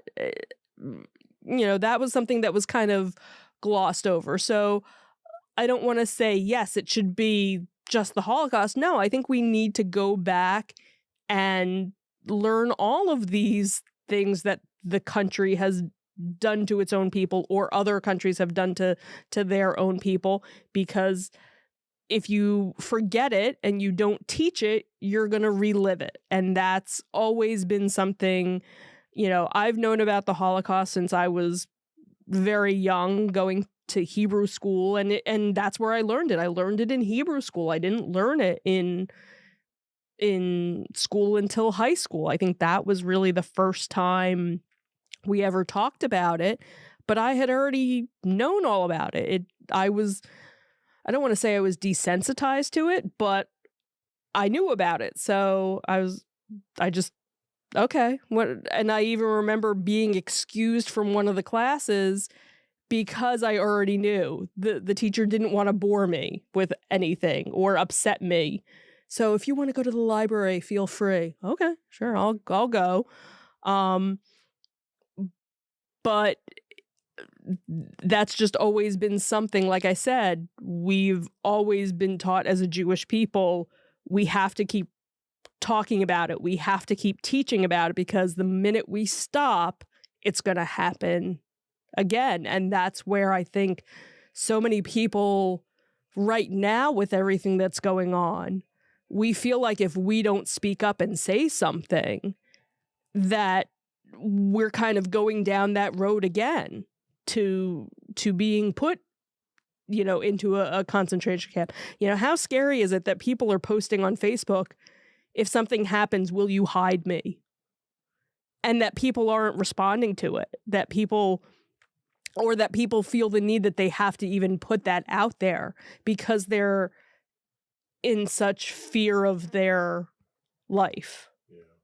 Like that's no way for anybody to live, no matter what religion or background or, race you are, to have that fear. Honestly, that's one of the reasons why I wanted to talk about it on the show today, because it is getting to that point. It's getting to the point where we're really threatening to go back down that path again. And with the coming election and, one of the major candidates in this election, it's a significant threat. And the things that are being said by this candidate now tell you that that's the kind of world that he wants to live in, where he's the one that's in charge. He's the guy that's picking and choosing who goes to the camp and who doesn't.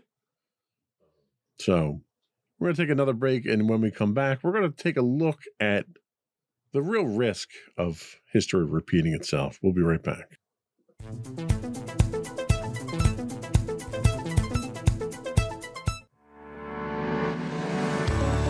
Insights into Entertainment, a podcast series taking a deeper look into entertainment and media.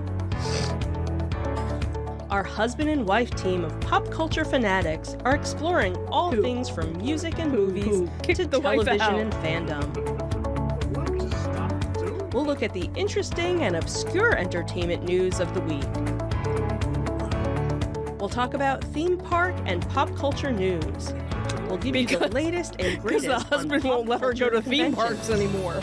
We'll give you a deep dive into Disney, Star Wars, and much more. Check out our video episodes at youtube.com. That she gets emotional at every time she does. Things. Our audio episodes at podcast.insightsintoentertainment.com or check us out on the web at insightsintothings.com. Uh-oh.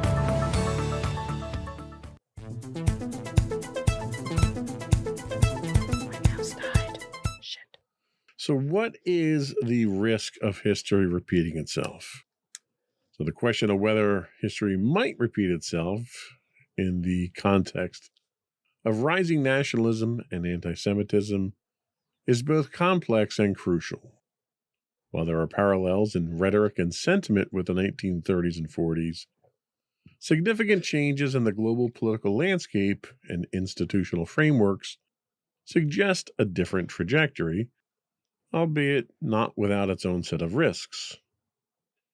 So what are the institutional safeguards? Well, since World War II, the establishment of international institutions like the UN and various human rights treaties, such as the Universal Declaration of Human Rights, has created a global framework aimed at preventing the reoccurrence of mass atrocities.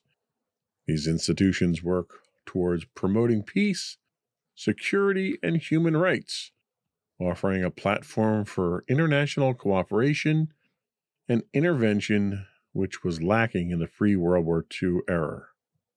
However, history over the last 30 years has proven that mass atrocities, ethnic cleansings, and continued human rights violations still occur all too frequently. So what about the human rights norms? So there is now a stronger global consensus on human rights norms. The horrors of the Holocaust were a key catalyst in the formation of these norms, and they serve as a moral compass that guides international relations and national policies, although adherence varies by country.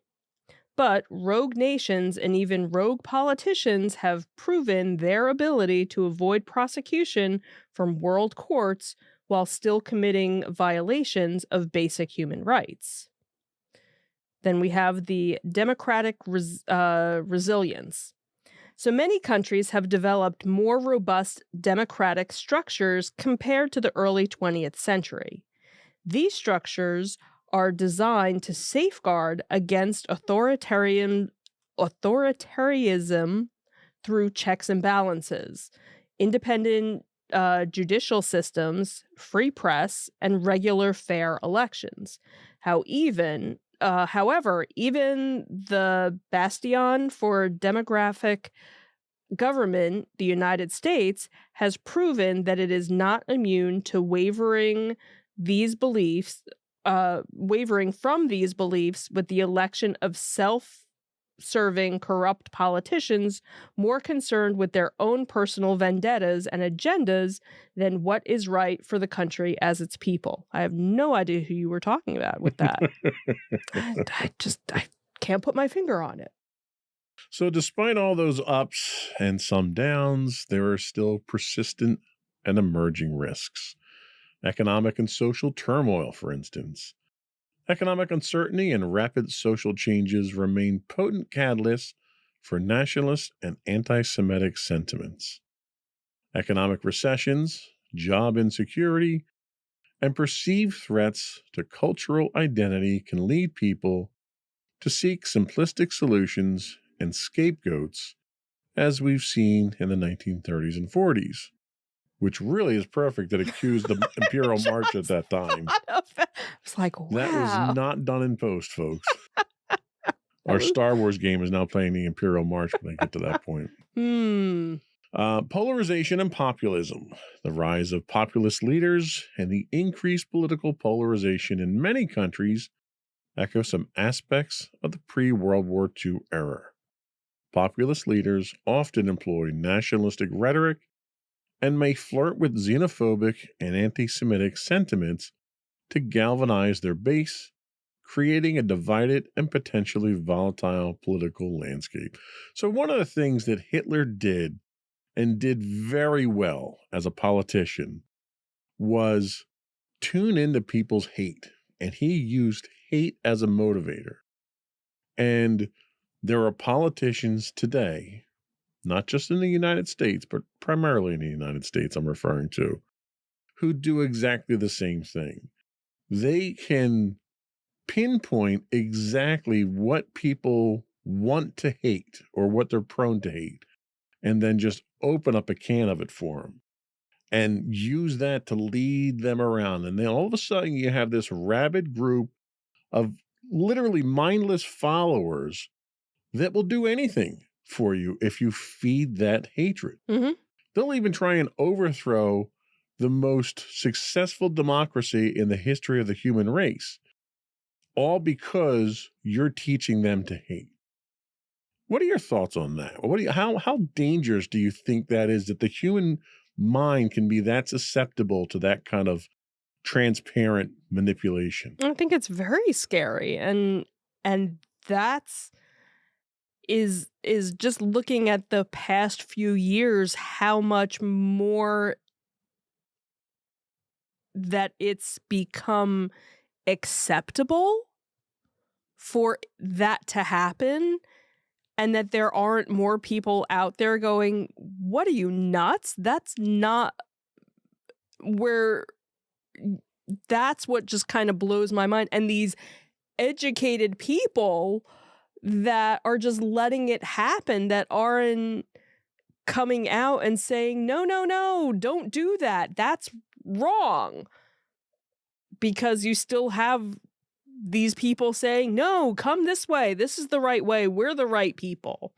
Everything's been stolen from you. We're going to give it back to you. But yet they haven't done anything to make it better for those other people.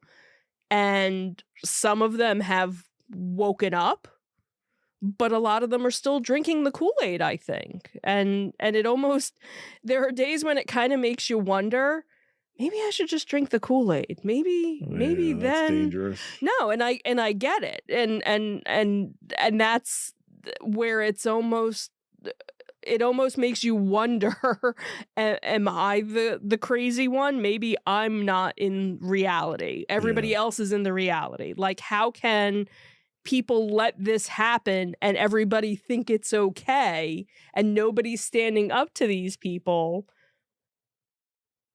It just makes you think, oh, well, then it must be me if nobody else is standing up for them, or nobody else thinks this is wrong. Well, it's funny you put it that way, because it reminds me of an old Three Stooges skit. And it's, a takeoff on Nazis and Hitler and stuff. And the Moe declares himself a dictator. And one of the other Stooges says, well, what's a dictator? He says, well, a dictator, he promises the people everything, gives them nothing, then takes it all. And that's exactly what our politicians try to do on a regular basis to us. Yeah. And this was, a social commentary by comedians 80 years ago. Right. And we still haven't learned from it. Mm-hmm.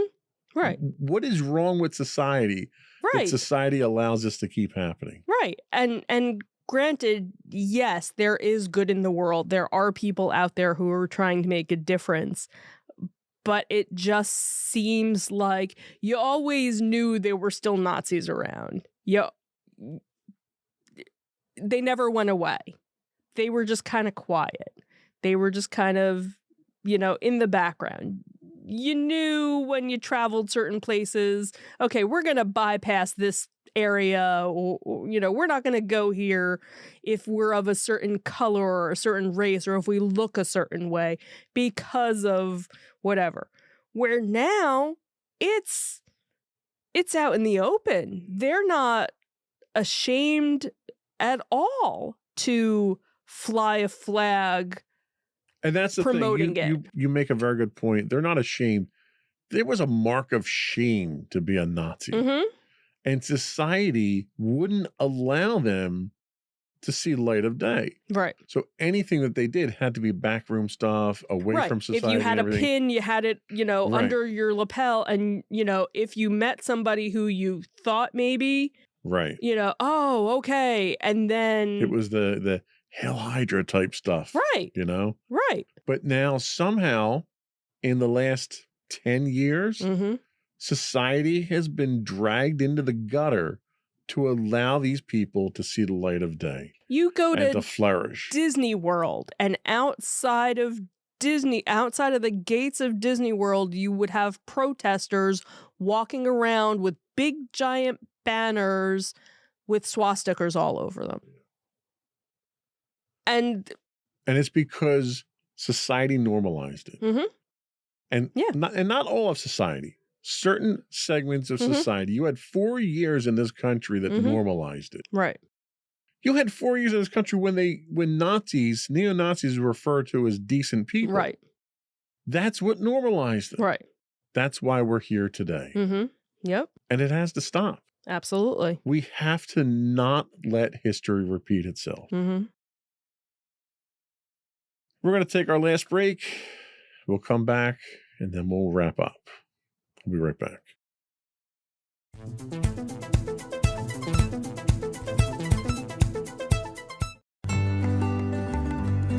Insights into Teens, a podcast series exploring the issues and challenges of today's youth. Talking to real teens about real teen problems.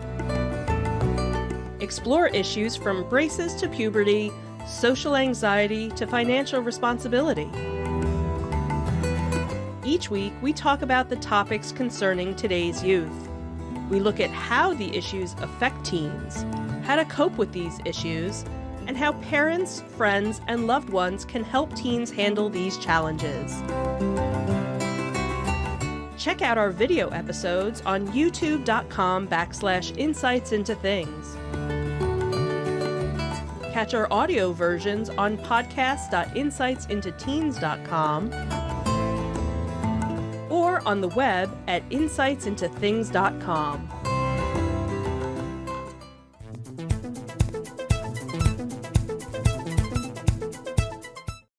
And we are back. So, in conclusion, we're going to talk about some different contexts. So, today's world differs significantly from that of the 1930s and 1940s in terms of international cooperation and the general global awareness of the dangers posed by extreme nationalist and racial ideologies.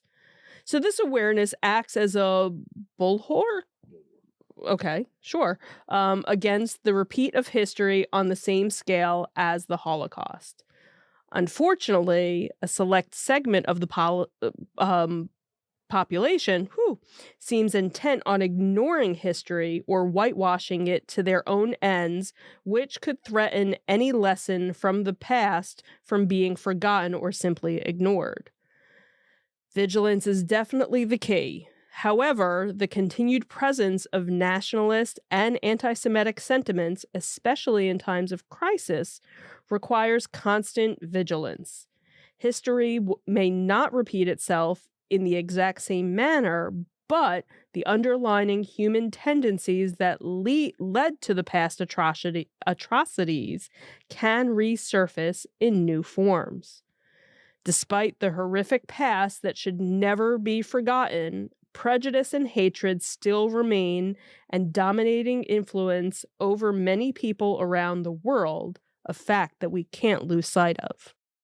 So there are certain proactive measures that we can take. To mitigate these risks, proactive measures are necessary.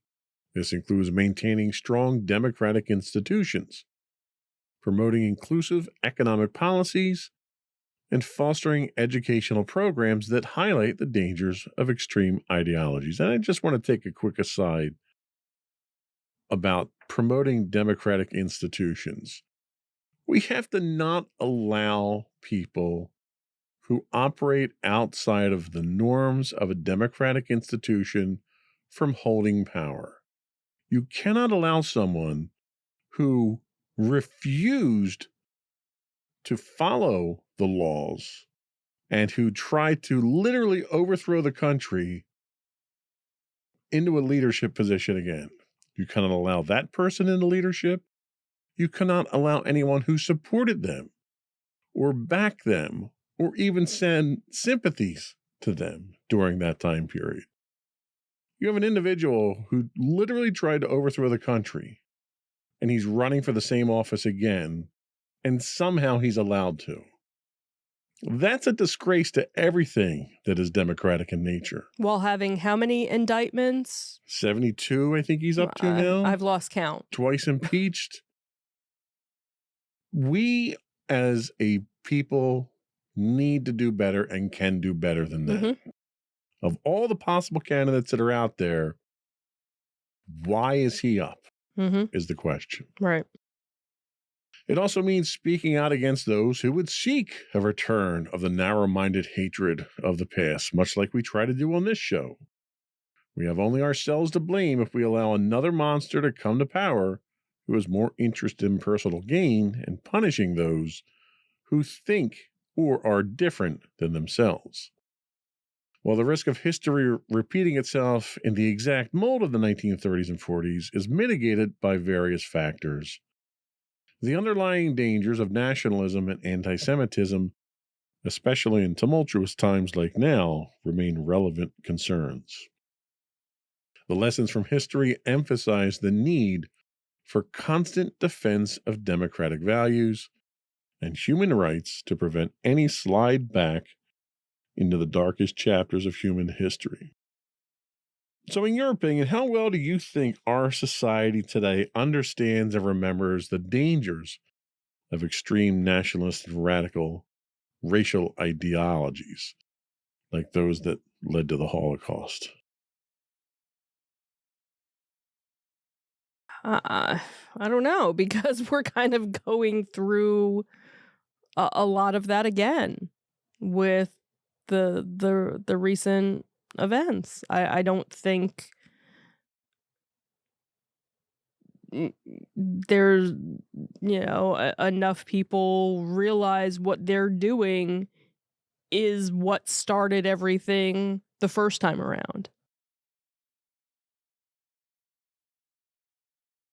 So, all right, let me ask you this. Given society's apparent emphasis on proactive measures and speaking out against narrow-minded hatred, what do you think is the role of an individual in today's society in preventing the rise of extreme ideologies? What can the average person do? Try and get yourself informed. Go out there and be a support person. Be an ally for, someone that's being marginalized. Learn both sides of the story to be informed, because there are truths to both sides, and that's with everything. Thinking back to when COVID first happened, and what our then president, the China virus. And just saying that, how much hatred there was and bigotry that was going on for Asian people that were being beat up in the street, that were just walking in the street, weren't doing anything wrong, and people were just going up and beating up on them because of this virus that came from China. They had nothing to do with it. Right. And that's what we're seeing now with this anti-Semitism, and you look at the different protests that you have and the different marches that you have, the pro-Israeli and the pro-Palestine, and you can see this, the total difference between night and day. One is peaceful and one is not. There's no, I haven't seen, and I'm sure there are some pro-Palestinian marches that are peaceful, but all the ones that, again, the media has been showing or that you see are all violent. There's... Well, and, if I'm going to play devil's advocate, Sure. I would say that's the fake media that's True. trying to dictate the narrative, right? I'm sure it is, but yet you're still seeing all of this hatred for Israelis, for Jewish people. And the thing is, not every Israeli is Jewish. And not every Jewish person is Israeli. Right. So that's where people are kind of like, there's a good portion of Jewish people that can blend in with the white folk. We are not white. We just happen to be, depending on where, we went from Israel, where our, ancestors ended up and who we mixed with or stayed with, determined what we kind of look like. But with Jews, we're all different shades. We're all different colors. So some of us aren't able to be spotted, I guess. Well, and I think really what it boils down to is the methodology of riling people up with hatred. Mm-hmm. It's like taking a little tinker toy, a wind-up tinker toy, Mm-hmm. and you're just twisting that hatred wheel Right. inside there and winding it up, setting it down and letting And it it's go. just going to go. And it just goes. You don't know. You have no Mhm. control. You have no idea where it's going. Yeah. But the chaos that it creates Mm-hmm. is what these people that are creating the hatred are looking for, because that's what drives their agenda. Mm-hmm. So if you've got somebody out there who's trying to get you to hate something or someone, or to be violent, or to protest, or Right. whatever, think about it. Mm-hmm. Think about who it is that they want you to target, and think about how that person who's asking you to do that is going to benefit from it. Mm-hmm. Because if they're going to benefit from it more than you are, you're just a pawn at that point. Mm-hmm. Think for yourself. Go out. There is fake news. Mhm. News organizations are driven by ratings. Mhm. They put the stuff out there that gets them the most ratings and gets them the most money. Don't be afraid to go out there and cite your news from 3, 4, 5, 6 different news organizations out there. If you take the time to educate yourself, you'll figure out. You're smart enough. I have faith in the people out there, the American people, and human beings in general. If you wade through enough of that news, you'll figure out what the truth is. Mm-hmm. And when you get to the point where you figured out what the truth is, you'll realize how bad you've been manipulated, and how these people in power are the ones that are basically getting you to do their dirty work for them. So educate yourself. There's no substitute for education.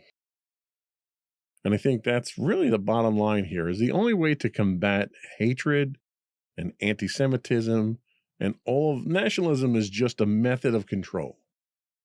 The only way to combat any of these manipulative practices is to educate yourselves. And that's where the internet comes into play. You have so many opportunities today to educate yourself. Be smart about it. Don't be intellectually lazy.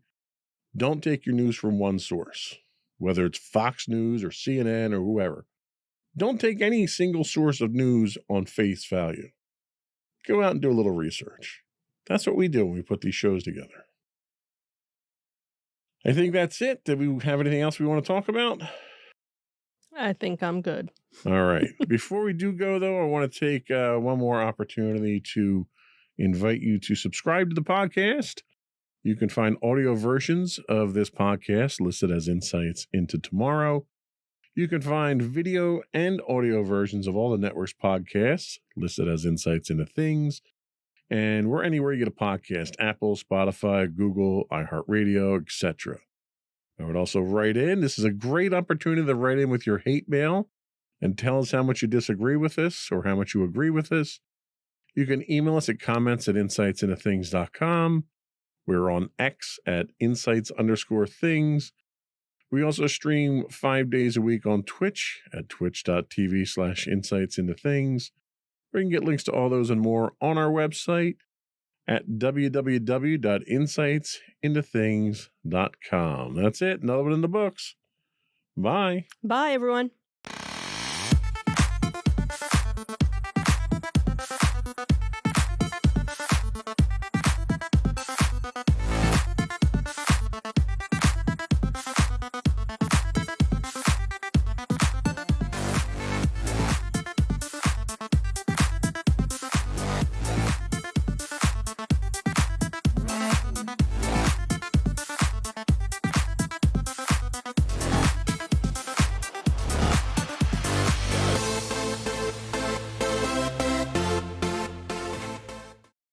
This week on Insights into Technology, a Windows patch that breaks more than it fixes, Apple's AirPlay gets grounded by hackers, and hospitals get hit where it hurts in IT.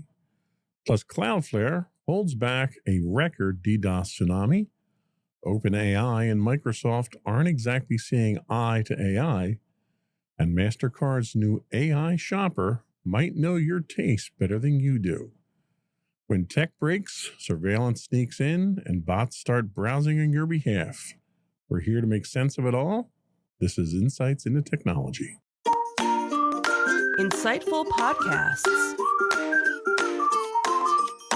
by informative hosts.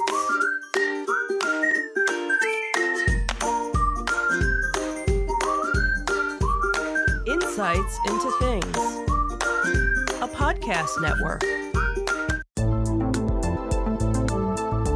Welcome to Insights into Technology, a podcast exploring the latest in computers, networking, home automation, mobile computing, and all things technology related.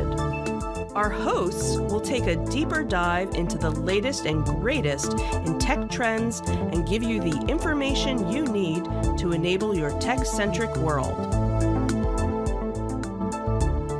This is Insights into Technology, episode 26, Shopping, Streaming, and Screaming.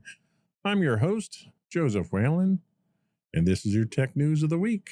Our first article comes to us from Bleeping Computer. Windows Update fix turns into a new problem. A recent Microsoft Windows security update intended to fix a vulnerability, CVE 2025-21204, has unintentionally created a new problem.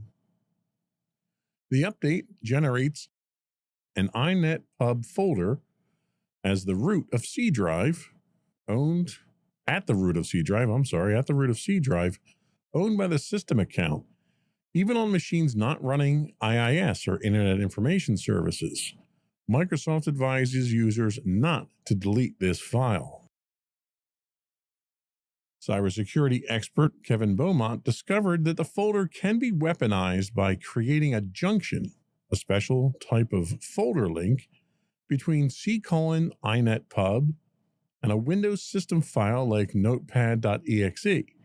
Even non-admin users can block future Windows updates, triggering update errors. Microsoft acknowledged the issue, labeling it moderate severity, and currently has no immediate fix plan.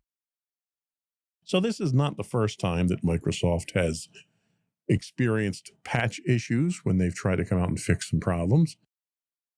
But creating a system-owned folder accessible to users, even without IIS installed, introduces a new vulnerability. And when they came out with this last month, everyone wondered why they were doing this. And Microsoft has kind of been playing it close to the vest as to exactly what the purpose of this is. There is some speculation that it was used to get around some issues with a Microsoft Windows Update function. But Microsoft still hasn't really confirmed that or given us any details about that. Non-admin users, in this case here, could be blocking updates, which is a serious issue, especially when it comes to security updates, which Microsoft regularly releases 80 to 100 security updates every month.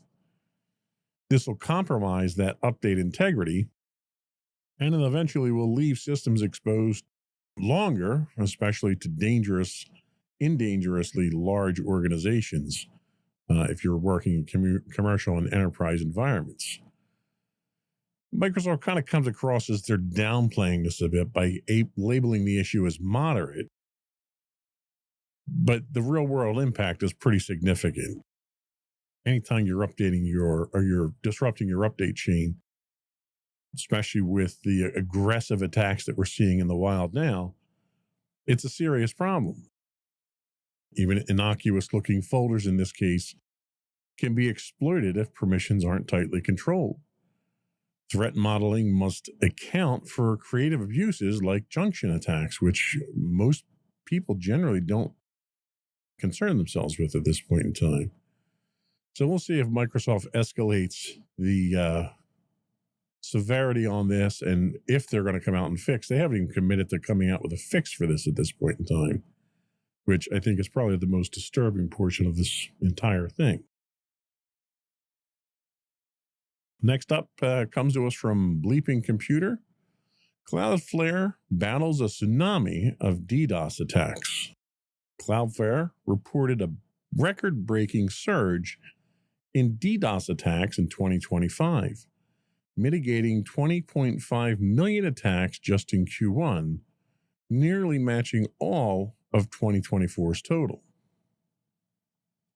The attacks grew 358% year over year, driven largely by hypervolumetric assaults exceeding 1 terabyte per second and novel threat vectors. So the scale of this is monstrous. So 20.5 million attacks just in the first quarter of 2025. 16.8 of these were network layer attacks. Cloudflare's own network suffered 6.6 million attacks over an 18-day multi-vector assault. Two new types of attacks that did emerge from this report was the CL-DAP reflection attacks. These were up over almost 3,500%.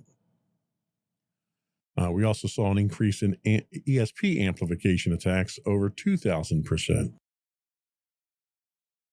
The U.S. hosting provider serving games like Counter-Strike and Team Fortress 2 faced a hyper-volumetric strike reaching 1.5 billion packets per second.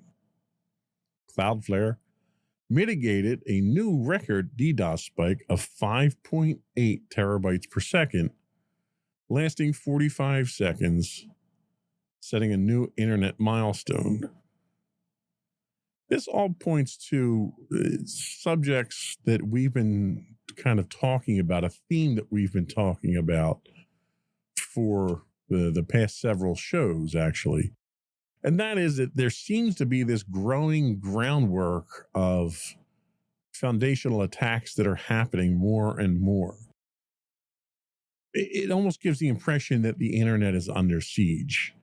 DDoS attacks have scaled so dramatically that only giants like Cloudflare can keep pace, raising concerns about overall internet resilience. Now, there are definite advantages to using a content management service like Cloudflare. Certainly, defensively, there's valid reasons for it, but there's functional problems that some organizations run into with it that make a Cloudflare or an Akamai or someone like that not a practical use, especially if you're tying a lot of your internal resources into a public web presence. That can certainly be a problem. But I think it's hard to imagine having a web presence these days as a corporation and not using some level of protection, DDoS protection, like a Cloudflare. The CLDAP and ESP attacks show attackers are innovating, and sectors beyond gaming could be next unless networks are hardened now. And this points to what we're seeing elsewhere. We're seeing a lot of infrastructure attacks. We're seeing a lot of command and control attacks that are happening. It's almost like they're positioning. It's almost like watching what happens before a war starts, where the troops start piling up at the border. You see massive troop movements. You see industries ramping up and so forth.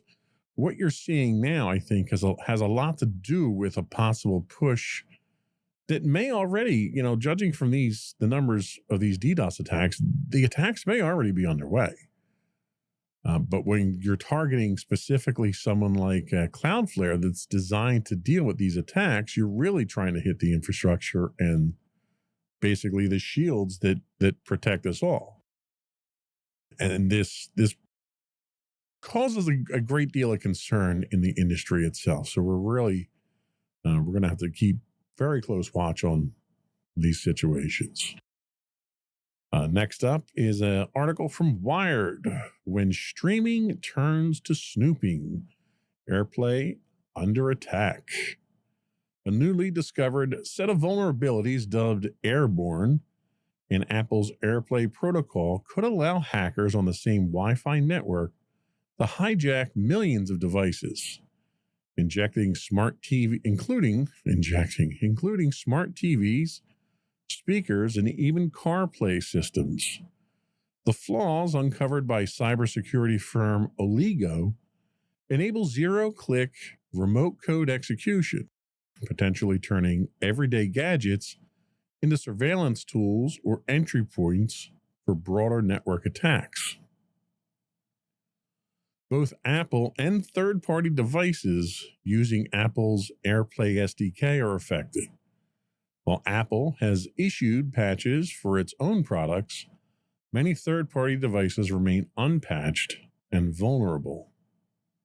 Hackers can exploit these flaws without user interaction if they're on the same Wi-Fi network, enabling them to execute code remotely, access local files, or conduct denial of service attacks. Devices with built-in microphones like smart speakers could be used for audio surveillance. CarPlay systems are also at risk, though exploitation requires additional pairing steps. It's worth noting with the entertainment systems in cars these days, there have been several instances in the last few weeks in which controls of the car, of automated driving cars, electric vehicles, and so forth, and even the security systems are being accessed and bypassed through the entertainment systems themselves. So if AirPlay is injecting a vulnerability into the entertainment systems in a car, there's a very good chance that it's going to wind up causing attackers to be able to gain access to other parts, critical parts of the car itself. So one of the problems everyone runs into in this case here, and we've talked about it in the past, and that's with IoT devices. A lot of our IoT devices, your TVs, your smart devices, your smart bulbs, things like that, tend to be more vulnerable because they are not updated. These tend to be things that are set up once, left in the wild, and unless the manufacturers have automated updates built into their systems, these don't get patched. So they're a constant threat for exploitation. So if you do employ any of these smart devices, whether or not they can be accessed through AirPlay, it's very important to make sure that they are updated regularly. The other thing you can do is network segmentation.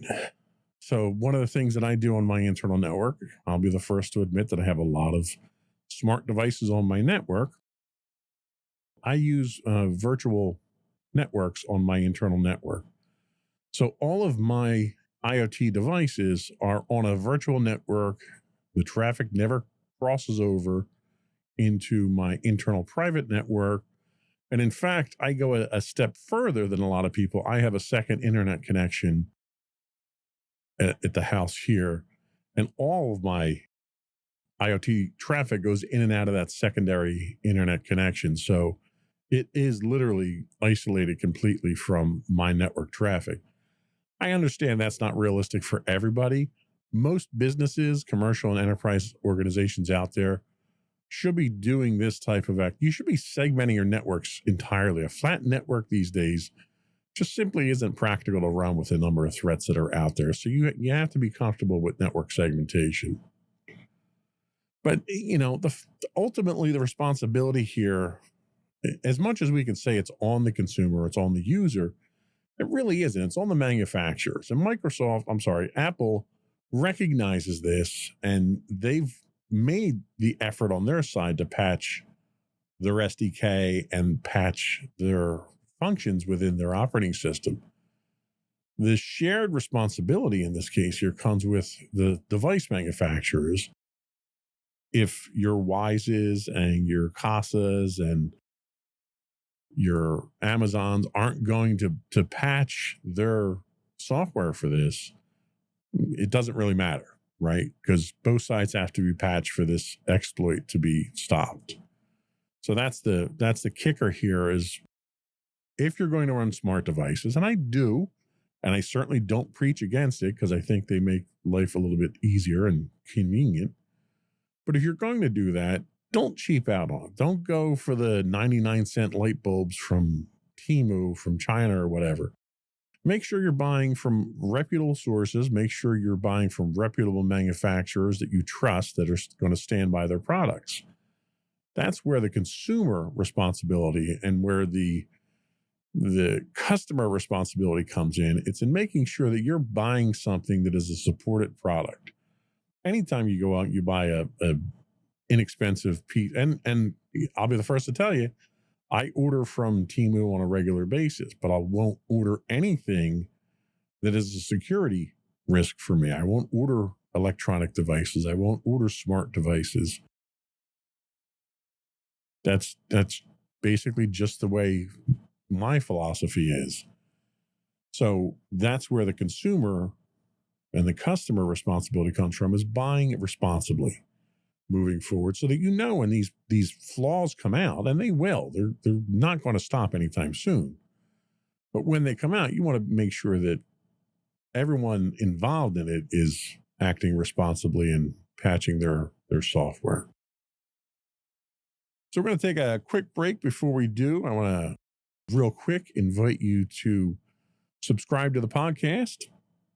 You can find audio-only versions of this podcast listed as Insights into Technology, or you can find audio and video of all the network's podcasts listed as Insights into Things, pretty much anywhere you get a podcast, Apple, Spotify, Google, etc. And I would also invite you to give us your feedback. We'd love to hear from you. I'd love to get comments on the air. You can email us at comments@insightsintothings.com. You can find us on Facebook at facebook.com/insightsintothingspodcast, or you can call in and leave a voicemail for us. You can call us at 856-403-8788. That's 856-403-8788. We'd love to get you on the podcast. If you have comments or questions, convey your experience working with some IoT devices and how you secure them and any security issues you may have run into. I'd love to get your feedback and share it with everybody else, and hopefully we can educate people and keep everybody safe. We'll be right back.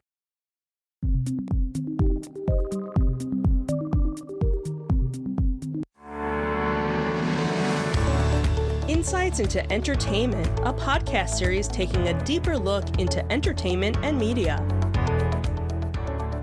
Our husband and wife team of pop culture fanatics are exploring all things from music and movies to television and fandom. We'll look at the interesting and obscure entertainment news of the week. We'll talk about theme park and pop culture news. We'll give you the latest and greatest on pop culture conventions. We'll give you a deep dive into Disney, Star Wars, and much more. Check out our video episodes at youtube.com/insightsintothings. Our audio episodes at podcast.insightsintoentertainment.com, or check us out on the web at insightsintothings.com.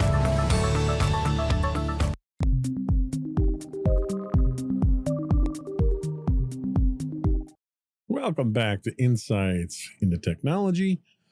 Our next story comes to us from CNBC. When a patch becomes a patient risk. A recent software update by Oracle engineers inadvertently caused a days-long outage across multiple U.S. hospitals, disrupting critical systems and patient care. The incident underscores the vulnerabilities in healthcare IT infrastructure and the potential consequences of software deployment errors. The outage affected several hospitals nationwide, leading to delays in patient services and administrative operations. An internal software update by Oracle introduced unforeseen issues resulting in system failures.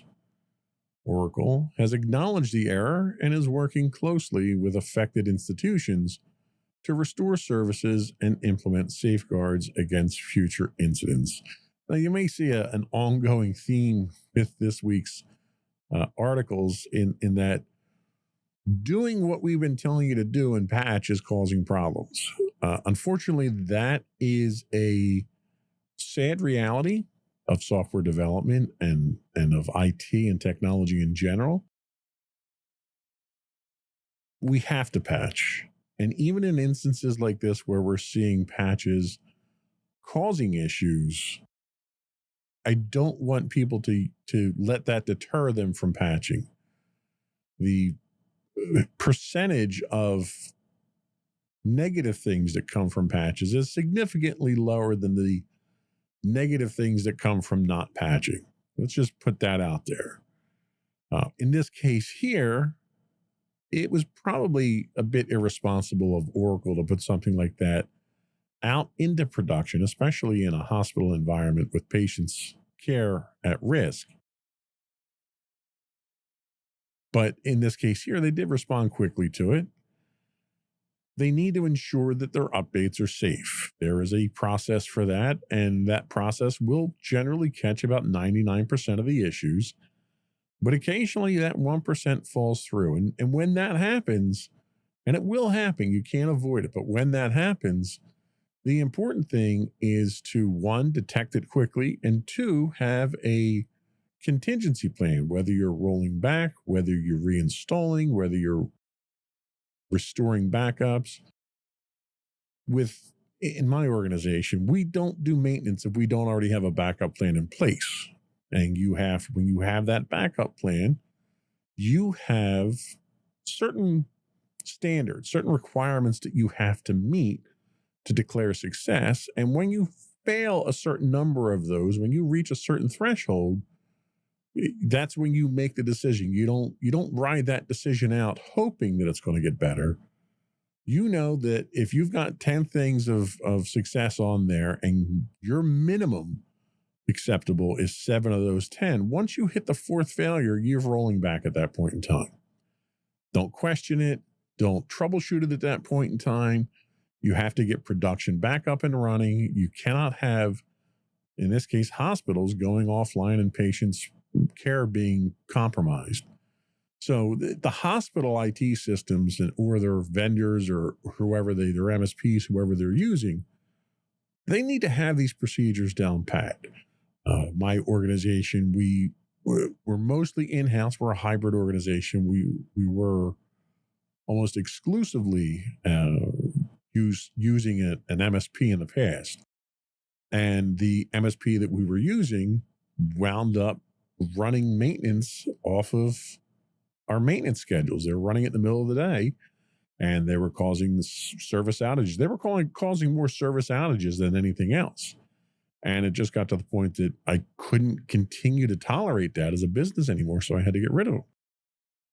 But in this case here, your vendor causes the problem, but your IT staff or your support staff has to be in the loop the entire time so that if something happens and you need to back out and to solve the problems, you can do that. So in this case here, I think both parties were at fault. Oracle certainly needs to be better when it's deploying these types of things. Our next article comes to us from the Wall Street Journal. OpenAI and Microsoft, a partnership under pressure. Tensions have surfaced between OpenAI CEO Sam Altman and Microsoft CEO Satya Nadella, raising questions about the stability of their high-profile AI partnership. The friction reportedly stems from differing visions of AI development and concerns over control and transparency within OpenAI. Altman's aggressive push for rapid AI advancement contrasts with Nadella's more measured approach, leading to strategic disagreements. And Microsoft has already been in the process of kind of not distancing itself, but diversifying itself with other AI technology other than OpenAI. So this doesn't really come as a shock. And I don't see OpenAI going away anytime soon from the Microsoft collaboration, but I see it playing a lesser role as other options come around, especially options that are more in adherence with the philosophies of Nadella. Microsoft, a significant investor in OpenAI, is reportedly uneasy about its limited influence over OpenAI's decision-making process. And you would kind of understand that given the amount of money that Microsoft has hemorrhaged into OpenAI. Why they didn't just buy them is still kind of puzzling. They did exactly what Microsoft never does. They built the company up through investment to the point that it's too expensive probably to acquire. And, in all fairness, Microsoft always has that monopoly target on their backs. It's entirely possible that Microsoft didn't want to go in there and acquire the company all full out because they didn't want to deal with the monopoly fight that they probably were anticipating. Disputes over the openness of OpenAI's operations and research have added strain to the partnership. I think that partnership was strained already. I think when you saw the whole drama about Altman being removed and Microsoft stepping in to try to smooth that whole thing over, I think that probably right there left a bad taste in Microsoft's mouth, that they put all their eggs in one basket, and now that basket's starting to float down the river without them. So I think, if anything, it put the fear of God into Microsoft, and Microsoft knew they had to start to diversify their AI offerings. So this doesn't strike me as odd at all, and I don't think we're going to see that relationship severed completely anytime soon. Next up, an article from the Financial Post.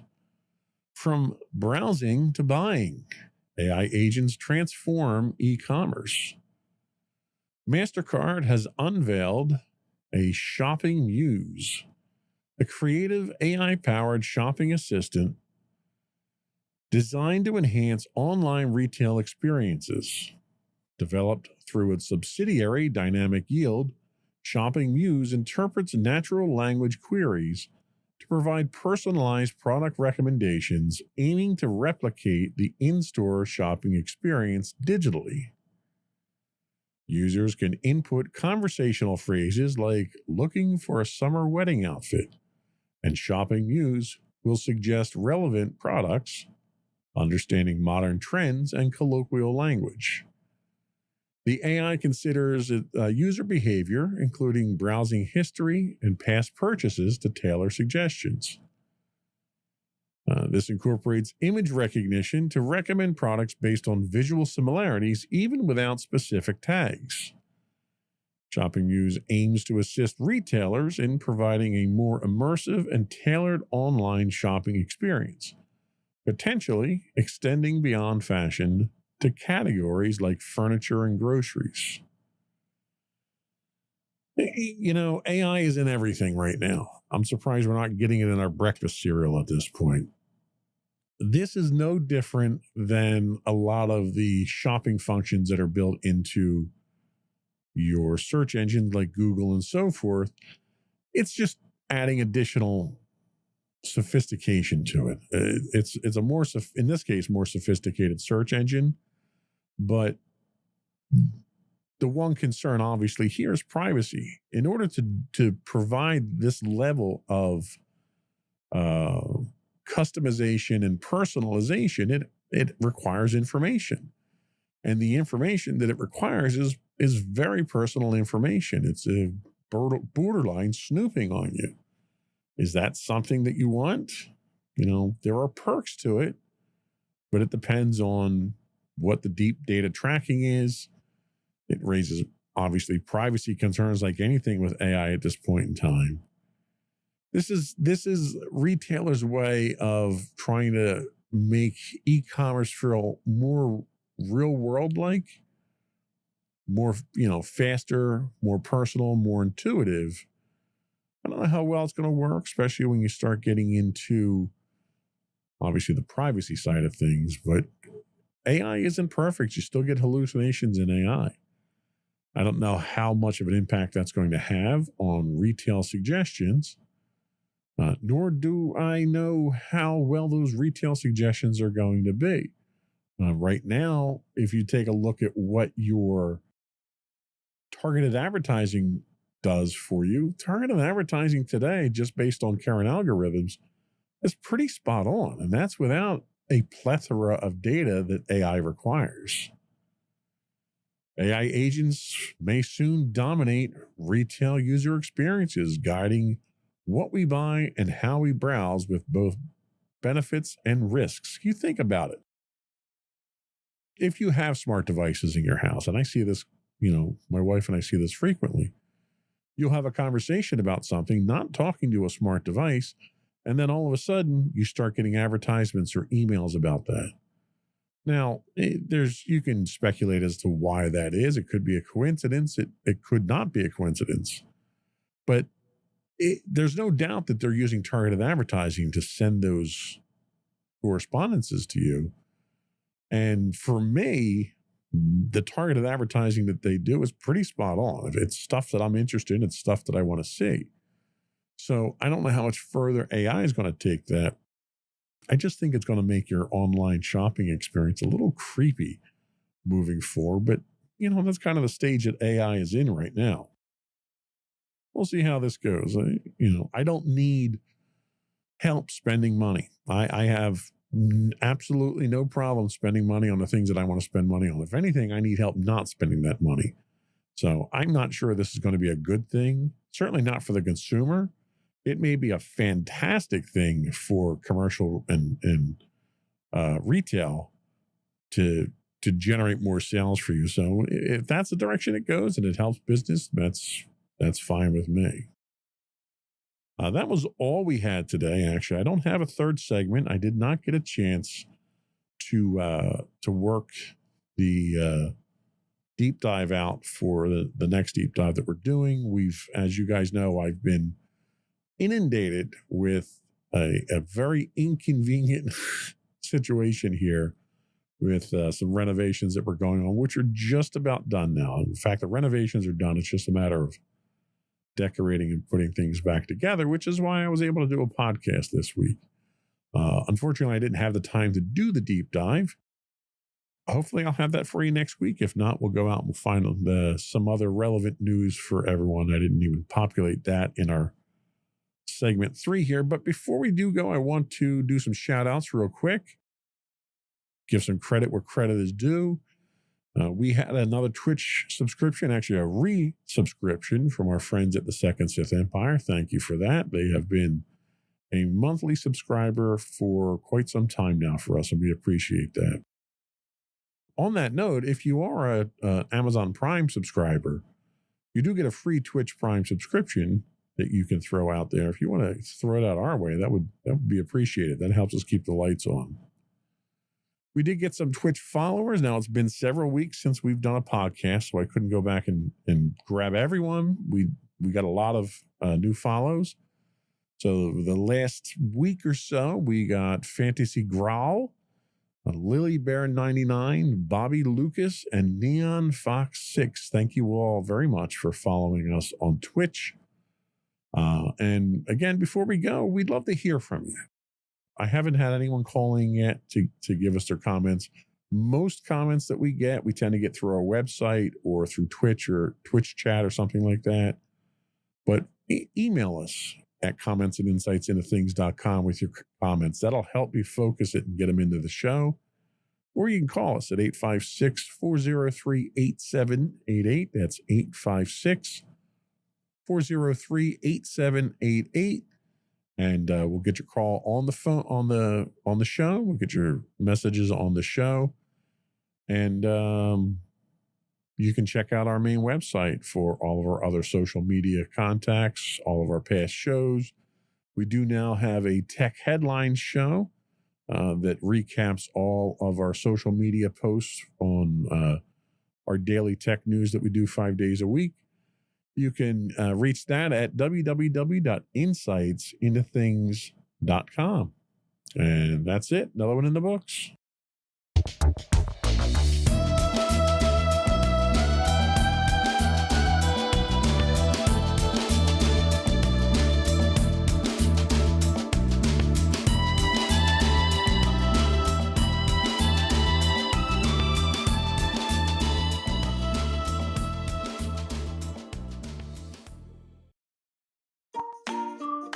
Insightful podcasts by informative hosts.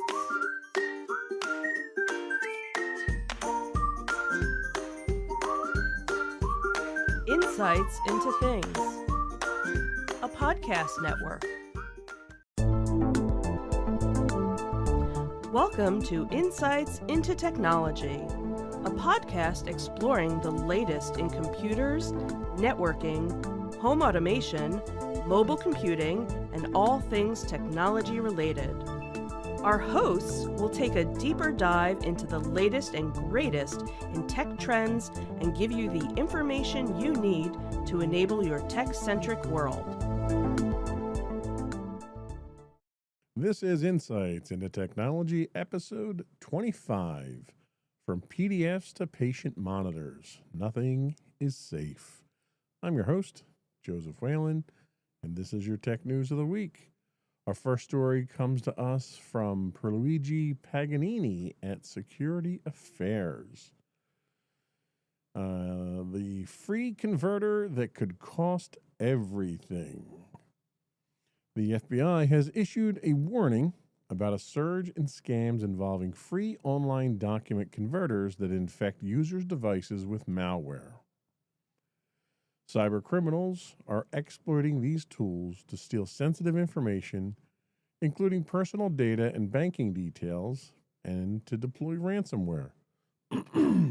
Often users remain unaware of the infection until significant damage has occurred. The FBI advises caution when using such online services and recommends keeping antivirus software updated to mitigate these risks. While free online services offer convenience, they also serve as vectors for cyber threats. Regularly updating antivirus software and exercising caution with online tools are critical steps in protecting personal and organizational data. The FBI's proactive warning highlights the importance of official agencies in educating the public about emerging cyber threats. So this is dealing with free online converters that do PDF conversions and so forth that are embedding malware into the files as they're doing the conversions. Employees often use these tools unknowingly, creating entry points for attackers. So the one thing as an IT organization you want to do is immediately ban unauthorized converters or offer vetted internal tools that can do the work that people need to get done that they're going to these converters for. There's a significant risk of data exfiltration here as uploaded files. And when you use these services, you upload a file to their web service, they do the conversion, then you download the converted file. Uploaded files can be scraped for personally identifiable information, credentials, corporate secrets, and much more. So you need to train your employees on how to safely handle sensitive documents. Obviously, you're not putting contracts or employee health information or anything else up there that's sensitive, or even proprietary information that's commercially proprietary. There is a delayed detection factor here, which oftentimes results in bigger damage. The malware usually goes unnoticed until ransomware or data theft occurs, and this is pretty common. You find a lot of these malwares will get a foothold into an organization and kind of go dormant at that point in time. They may be passively gathering data. They may be scanning the network for other intrusion prevention systems or weaknesses.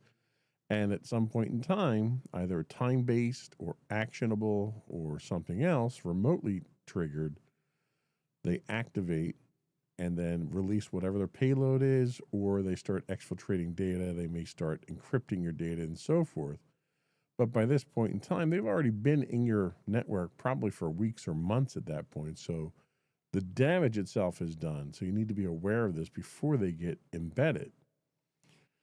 This particular issue also highlights the potential for policy and training gaps as well. There tends to be a lack of clear tool usage policies in many enterprises that put the enterprise at risk. If you implement strict cybersecurity guidelines and run regular training, give people the tools they need to do their job so they don't go out to find tools that they think will help them that ultimately turn out to be a danger to them and to the organization. So this is a growing threat. And again, this kind of goes along the lines of what we've been talking about the last few weeks, where a lot of malicious actors are now capitalizing on what were once trusted sources of service or data or something else, where they're going to capitalize on what businesses are doing at this point in time. So you have to be very careful when it comes to something along the lines of using an external service, especially when they're requiring you to exfiltrate data. And most of your document management services, even if you talk about Microsoft OneDrive or Teams or DocuSign or anything like that, requires you to take a document outside of the protected nature of your network. And you always need to be wary of those, vet them, make sure, and it's not just a one-time process. It's one of these things where you have to constantly reaffirm that they are a trusted source, keep up on any news that they have, any breaches that they're experiencing. You have to do your due diligence. You can't just one and done certify them and be done with it. So it's definitely an area of concern. And next up, Security Week's Edward Kovacs talks about digital wallet and deep pockets. The European Commission has unveiled a $1.3 billion investment plan under the Digital Europe program for 2025 to 2027, targeting enhancements in cybersecurity, artificial intelligence, and digital skills. A significant portion of this funding is dedicated to bolstering the EU's cyber resilience, including initiatives like the EU Cybersecurity Reserve, aimed at safeguarding critical infrastructures such as hospitals and submarine cables. There seems to be a rash of random incidents of undersea cables now being torn up or dragged with anchors. Some people are speculating it's on purpose. Some people want to claim that it's an accident. But every time one of these lines is severed, you're cutting off probably tens of thousands of circuits coming over fiber optics and seriously disrupting network conditions. But the key to that is not so much the network disruption. The network's usually smart enough to route around it, but typically that route around may go through questionable links or questionable circuits or routers and may expose you to additional danger. Additionally, the investment will support the development of the EU's new digital identity wallet, designed to protect personal data and prevent fraud. Beyond cybersecurity, the funds will facilitate the development and accessibility of generative AI applications, support digital innovation hubs, and promote digital skills training and education across member states. This substantial investment underscores the EU's commitment to strengthening its technological infrastructure and enhancing digital competencies among its citizens. I can't help but wonder if this is actually a direct result of the Stargate project that the United States has been trying to spearhead to get outside investment in AI and to build up AI infrastructure. This, to me, is an answer to that from the European Union, most likely. So, a couple of things that you probably want to do, especially if you're operating in the European theater right now, is update your response plans to make sure they align with all new goals, all new policies, and procedures. So update your incident response playbook to match ENISA's guidelines. Run tabletop exercises. I'm in the process of developing some of these for my staff just to kind of keep their mind fresh. But tabletop exercises with external coordination in mind, where you can bring in some of your third-party vendors and help you to really shore up your defenses. You probably also want to prep for new regulation. This is just the tip of the iceberg as to what the European Union is going to be doing to try and improve their overall cybersecurity posture. And inevitably, that usually is followed by new regulation. So assess security gaps now in light of the NIS2 and coming EU mandates. Build scalable vendor audit remediation programs. It's important to keep in mind that your vendors are your partners in this, whether they're hardware vendors that you're buying servers, computers, routers, network equipment from, or they're your vendors that you're getting your software and your licensing from, the Microsofts and the Googles, depending on what services and what suites you use. These guys are your partners.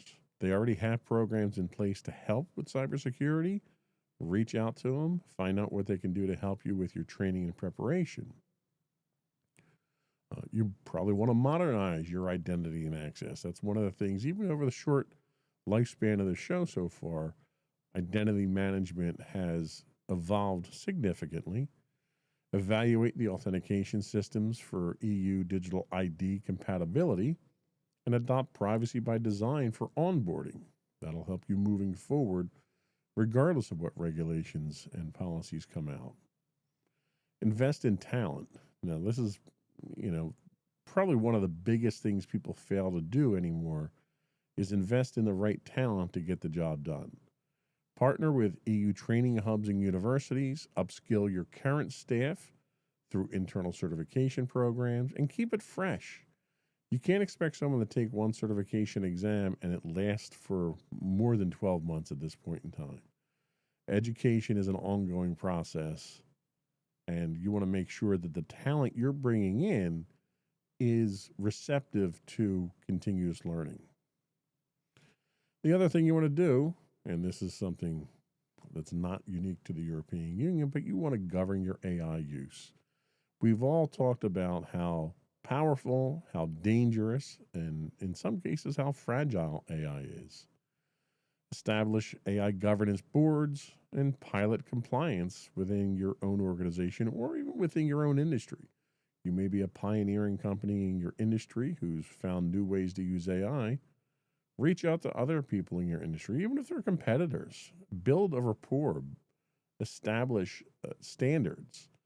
Secure AI projects under the EU AI Act. And most importantly and finally, think strategically. This is something that it's tough to do on a day-to-day basis. Everyone has bottom lines and deadlines they have to worry about.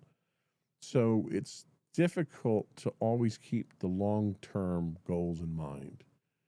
Engage early with EU cybersecurity initiatives to manage your risk, gain contract advantages, and boost your long-term resilience. This is just another example of how different environments and different organizations and different theaters in the world are changing and adapting to cybersecurity. And I don't think you're going to see this stop anytime soon. You need to be very adaptive and willing to change in order to keep up with all of the updates in technology. Let's see. Next up, we have Maury Haber from Dark Reading telling us about The Doctor Will Patch You Now. The FDA is playing an increasingly critical role in the cybersecurity of medical devices as these technologies become more connected and vulnerable to cyber threats. In a piece from Dark Reading, experts underscore that the FDA's authority now includes requiring device makers to submit software bills of material, which we've talked about in the past, patch management strategies, and vulnerability disclosures as part of pre-market submissions. This shift marks a significant evolution from traditional device regulation to a model that incorporates proactive cyber defense. As hospitals and healthcare systems face rising ransomware threats, the FDA is working with CISA and the Health and Human Services to create a unified strategy to secure everything from infusion pumps to implantable devices. However, the agency's resources and staffing are being tested, especially after the recent departure of key personnel. Industry voices warn that underfunding or instability in this area could slow progress, leaving patient safety and data at risk. The takeaway here, cybersecurity is now a core component of medical device safety. It's no longer an afterthought. And obviously, having it in the forefront like that is a good thing. I happen to be a wearer of a medical device myself. I have a continuous glucose monitor that I run. And while there's no immediate threat, like it's not hooked up to an insulin pump or anything like that. So if something happens, if the device fails, or even if someone accesses the device, they're just going to get my sugar readings. They can't induce anything harmful through that. But that's not the case elsewhere. You have implantable devices like pacemakers. You have neural devices that are being used now. All of these are susceptible to outside malicious attacks. And really, I think the biggest concern is less about attacking these devices and more about these devices not being thoroughly tested. You know, it's one thing when a printer driver fails and you can't print out your reports at work. It's a whole nother thing when that same type of failure occurs with a heart monitor or a glucose pump or a pacemaker and could potentially be life-threatening. That's kind of where it's rather scary.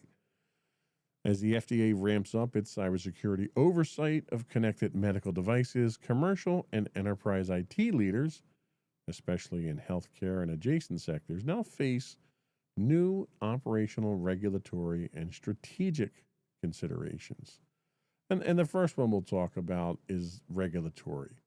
With these changes now, regulatory risk is now a shared burden.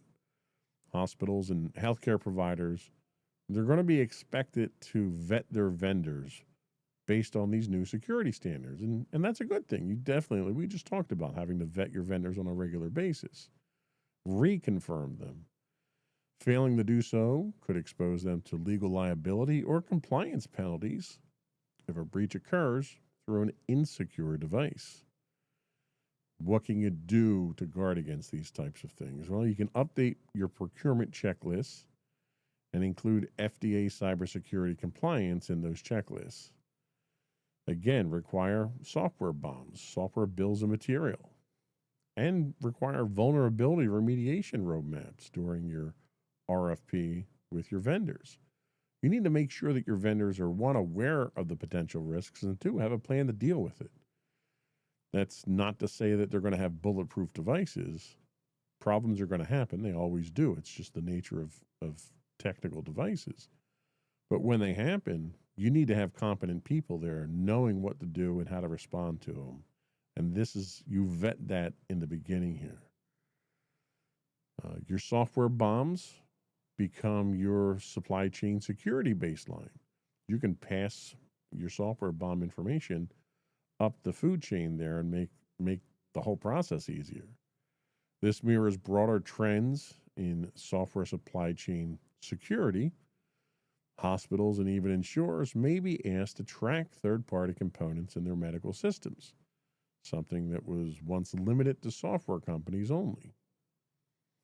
You need to invest in your SBOM, your software bomb management tools. A few of them out there are SPDX and Cyclone DX. You should conduct regular SBOM reviews with vendors and assess exposure to vulnerabilities like Log4Shell. There's a number of named vulnerabilities out there right now that are targeting these devices, and you need to be aware of them.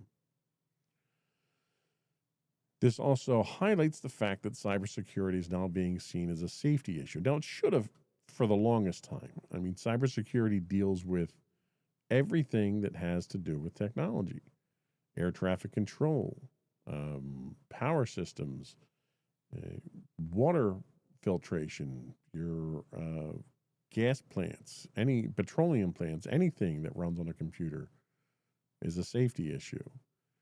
CIOs and CISOs in healthcare must treat device vulnerabilities with the same urgency as clinical risks, moving security conversations from the IT department into executive and medical leadership at this point. That doesn't mean you exclude IT. IT is going to provide you with the subject matter expert that you need, but you need to be aware of where these risks are. Establish cross-functional response teams, including clinicians, IT, and legal. Simulate incident response scenarios involving compromised medical devices. A lot of these things are no different than what we do with any other technology right now. The difference is you're talking life and death. You're not just talking dollars, and time now. So it's one of those things that results in a higher profile because the consequences as a result are higher. The FDA shift marks a major transformation in the cybersecurity landscape for the healthcare industry. It elevates security from an IT consideration to a core safety and compliance requirement. Enterprise IT leaders in healthcare must act now to adapt purchasing policies, improve supply chain transparency, and coordinate security operations across all departments. The balance between innovation and compliance and operational safety will define the next generation of connected healthcare. And as a person who wears a connected healthcare wearable device, it's something that hits near and dear to me. So I'm glad to see they're taking it serious, and I'm glad to see that they're improving the cybersecurity on these devices. That was all we had for our first segment. Before we take a quick break here, I do want to invite you to reach out, give us your feedback, tell us how we're doing. Are we talking about the articles that matter to you? Do you agree with us? Do you disagree with us? We'd love to hear your feedback. You can email us at comments@insightsintothings.com. You can call us and leave a voicemail for us. We'll get you on the show as soon as we can. The call-in number is 856-403-8788. Again, that's 856-403-8788, or you can find links to all that and more on our official website at www.insightsintothings.com. We'll be right back.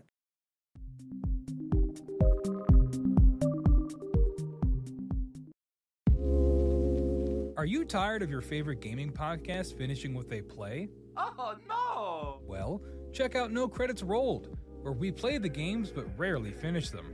How's it going, folks? I'm Sam Whalen, your friendly host at No Credits Rolled, the ultimate gaming podcast, where we dish out the latest scoops and reviews on all your beloved video games. Hey, listen! Not only that, but we spice things up with some guest interviews and even give you, yes, you, a chance to have your say. Tune in every other week for a fresh dose of No Credits Rolled, available on all major podcast platforms, and hit us up on social media at No Credits Rolled. So why wait? Let's dive into the gaming world together, where finishing games is optional, but the fun is guaranteed.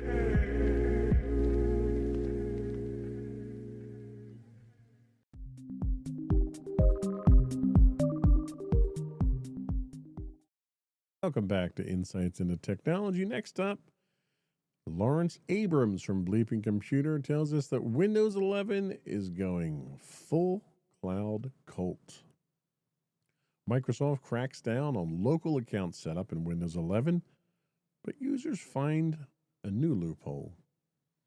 Microsoft has officially removed the bypassed NRO.cmd script from the latest Windows 11 Insider Preview build.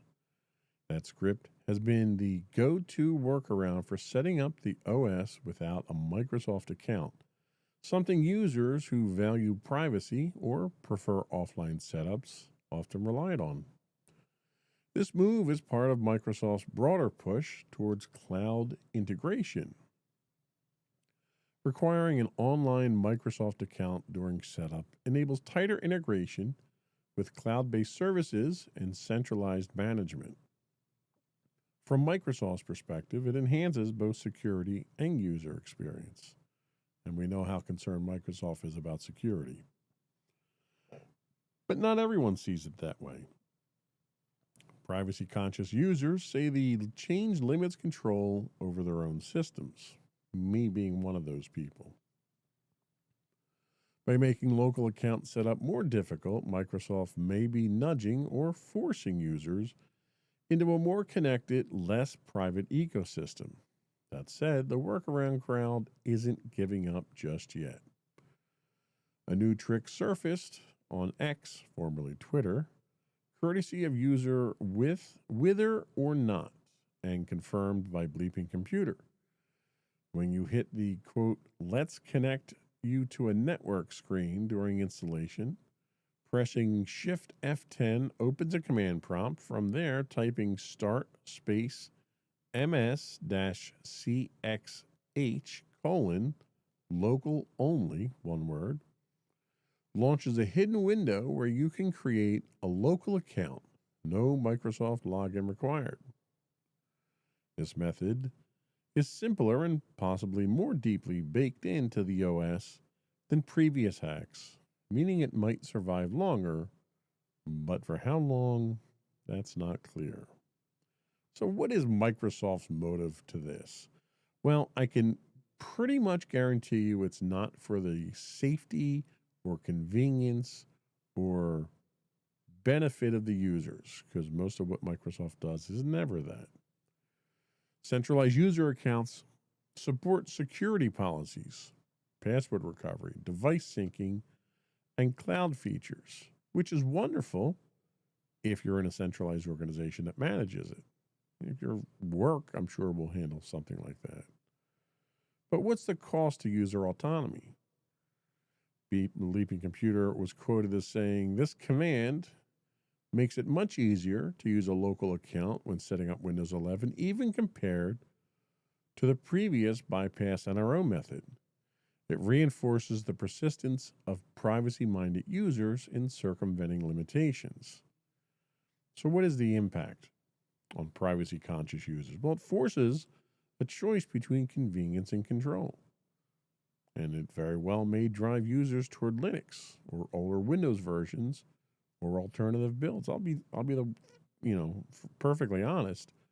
I just dug out one of my old MacBook Pros. I figured I'd resurrect it.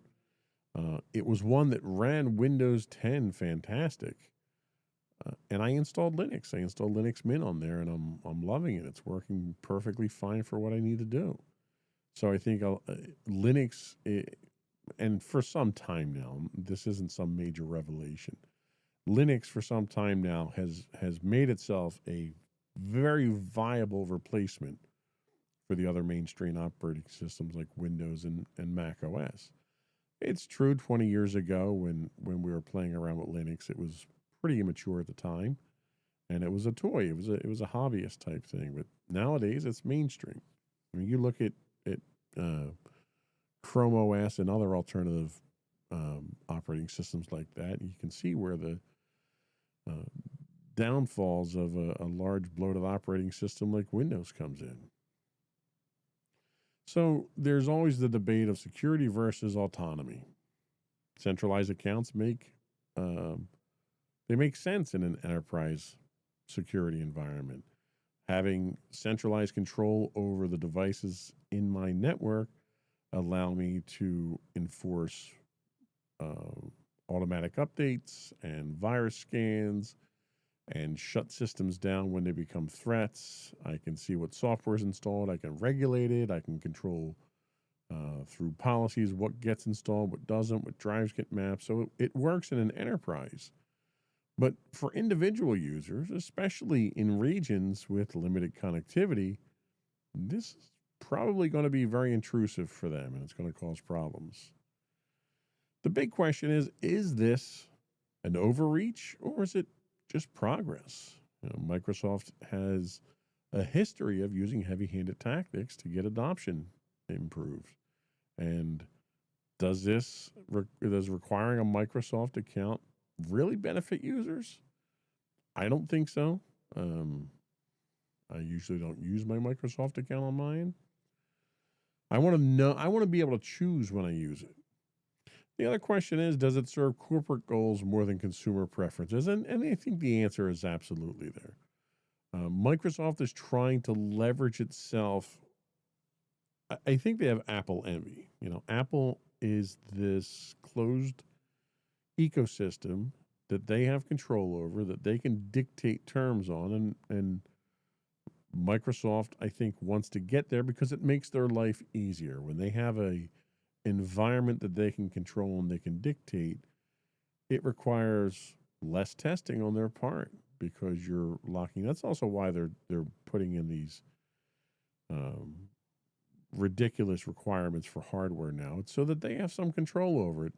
And as annoying as I find it, it makes perfect sense. And if I was in their shoes, I would probably want to do the same thing to make my job easier, to make support cheaper, and to keep the product out there and functioning more. So this doesn't surprise me, but don't kid yourself and think that this is for the benefit of their users and their customers. Next up, the Record's Suzanne Smalley tells us the inheritance of obligations.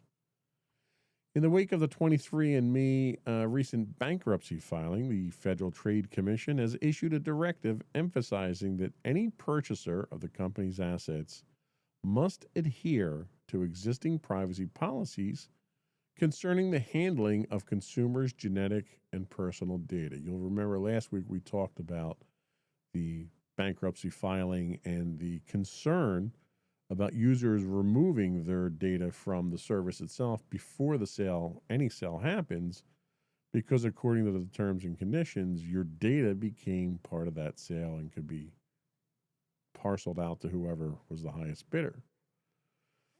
FTC Chair Andrew Ferguson highlighted that 23andMe's privacy commitments assure users control over their data, including the ability to delete personal information at will. These assurances extend to prohibitions against sharing data with insurers, employers, public databases, or law enforcement without appropriate legal orders. The FTC underscores that such promises must be upheld even in the event of a sale or transfer to the company's assets.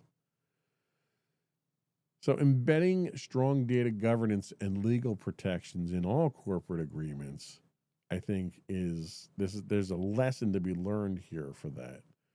You want to make sure that whoever you're giving this kind of information, let's face it, your genetic data is immutable. You can't change it. Once it's out there, once it's out of your control, there's nothing you can do. You can't change your genes. They're like fingerprints. You're not. It's not something that you want to give away readily, and you certainly don't want to give it away to somebody who's not going to preserve it. So far, 23andMe has been very good about this. Fortunately, the government's stepping in here to make sure that that policy continues on. This is also a good time to talk about security basics again, using encryption, putting in your access controls. So I was working with my wife on this last week, encouraging her basically to get in there and get her data off the system and delete it. And there is a process that they have in place where you can go in, you request your data, you can download it for her. And I don't know if this is because there's an excessive number of people that are using this service right now, but it's taking upwards of a week or longer for her to get her data, which in a digital environment like this is just ridiculous. I mean, we're talking, it's taking almost as long as it took to do the cheek swab and send it in for an analysis at this point in time. And I can't help but wonder if 23andMe was just dragging their feet on this and if it's going to pick up now with this new mandate by the FTC. But it definitely, I mean, I don't think my recommendation from last week has changed at all. Get your data off of there. If you want to preserve it, they have the ability to download it. But regardless of what you do, get it off of their systems and out of their environment. An apple a day might still get you hacked, according to Matt Kapko from Cyberscoop. Apple has issued a critical security update in March 2025 to patch 2 actively exploited zero-day vulnerabilities affecting iPhones, iPads, and Macs. According to Apple and corroborated by cybersecurity analysts, the flaws exist in WebKit, the engine behind Safari, and could allow attackers to execute malicious code if a user visits a compromised website. These vulnerabilities have reportedly been used in targeted attacks, though Apple has not disclosed specific threat actors, nor have they disclosed the details of these 0 days at this point in time until more people have patched and the problem has been mitigated. The update underscores the persistent targeting of Apple devices despite their reputation for strong security. I mean, anytime you make a claim like that, it's like claiming the Titanic is unsinkable. You've put a target on yourself. They're going to come after you, which fortunately Apple's patching fast enough to compensate so far. The update underscores, security researchers are urging users to install the updates immediately, especially in high-risk sectors like journalism, politics, and enterprise IT. The patch is available for iOS 17.4.1, iPadOS 17.4.1, and Mac OS Sonoma 14.4.1. The attackers increasingly exploiting browser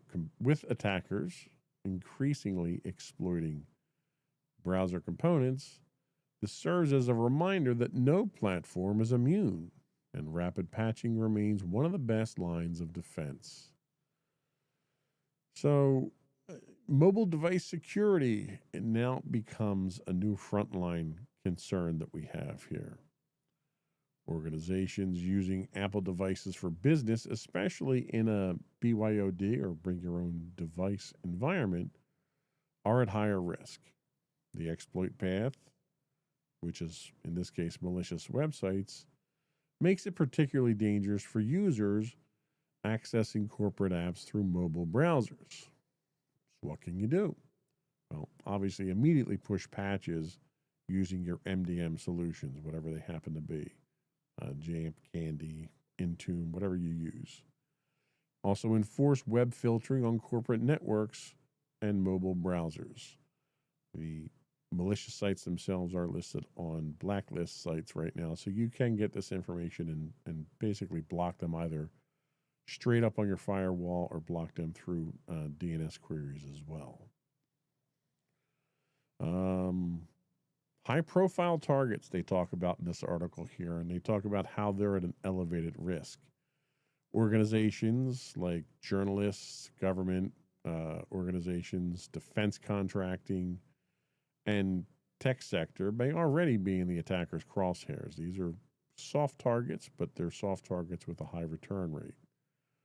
These attacks are likely part of a broader surveillance or espionage campaign. Prioritize patching for executive teams and staff with access to sensitive data. Enable lockdown mode on high-risk devices. I don't know how practical that is. It makes them almost useless. And consider threat modeling specifically for mobile endpoints. Zero-day exploits undermine perimeter-based security models. A lot of what we have in place right now to defend against these things are being bypassed because the users are initiating the action needed to bring these into your network. It reinforces the need for endpoint first and zero trust security models. WebKit-based exploits can bypass traditional detection methods by exploiting trusted application behavior. Again, it's this trust. malicious attackers seem to be more interested in attacking our trust systems and undermining them, which makes us in turn more vulnerable as a result. Make sure you deploy behavior-based endpoint detection and response, or EDR tools, with Apple device support. Adopt a zero trust architecture. And what else did we have? Well, implement your security web gateway and use browser isolation and sandboxing for high-risk browsing activity. Just a couple of things that could help you mitigate some of these. So that was all we had for this segment. We're going to take a quick break, and we'll be right back to finish up part 3 of our intro into artificial intelligence. We'll be right back.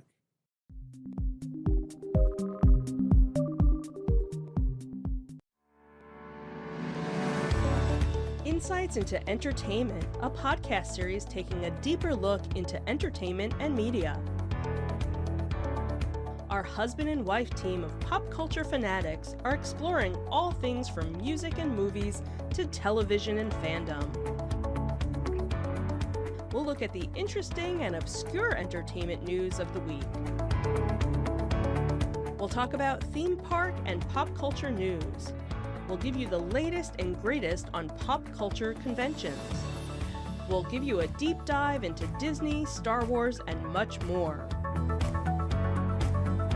Check out our video episodes at youtube.com/insightsintothings.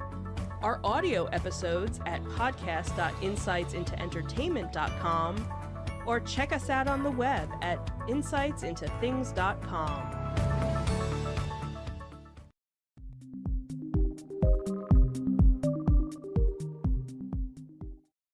Welcome back to our special series on artificial intelligence. Today we're going to wrap up our introductory look at AI in the enterprise. We'll talk about large language models, transformer models, GANs, and diffusion models, and we'll delve in a bit into prompt engineering. A lucrative business, by the way. Lucrative career, at least. So, large language models and the rise and impact of large language models. AI-driven models like GPT-4, BERT, and PaLM are redefining how we interact with technology. The ability to understand, generate, and manipulate text at scale is unlocking new efficiencies across industries. Businesses that leverage LLMs effectively can automate workflows, enhance decision-making, and create personalized user experiences. Transformer models and attention mechanisms are an important part of AI. They've largely changed everything at this point. Prior to transformers and AI models like recurrent neural networks and long short-term memory, AI models struggled with sequential processing bottlenecks, which are slow and inefficient for long text sequences, and for getting long-range dependencies. They struggle with context in long conversations or documents. This is where transformers come in. So transformers are like a self-attention mechanism. Unlike the recurrent neural networks that process text one word at a time, transformers process entire sequences simultaneously. For example, understanding that bank means different things in Riverbank versus financial bank by weighing contextual words. Some of the key advantages include parallelization, offering faster processing, which is ideal for training in large data sets, better retention of context, which improves coherence and meaning in generated text. Then there's scalability. This enables massive models like ChatGPT and Google's Bard.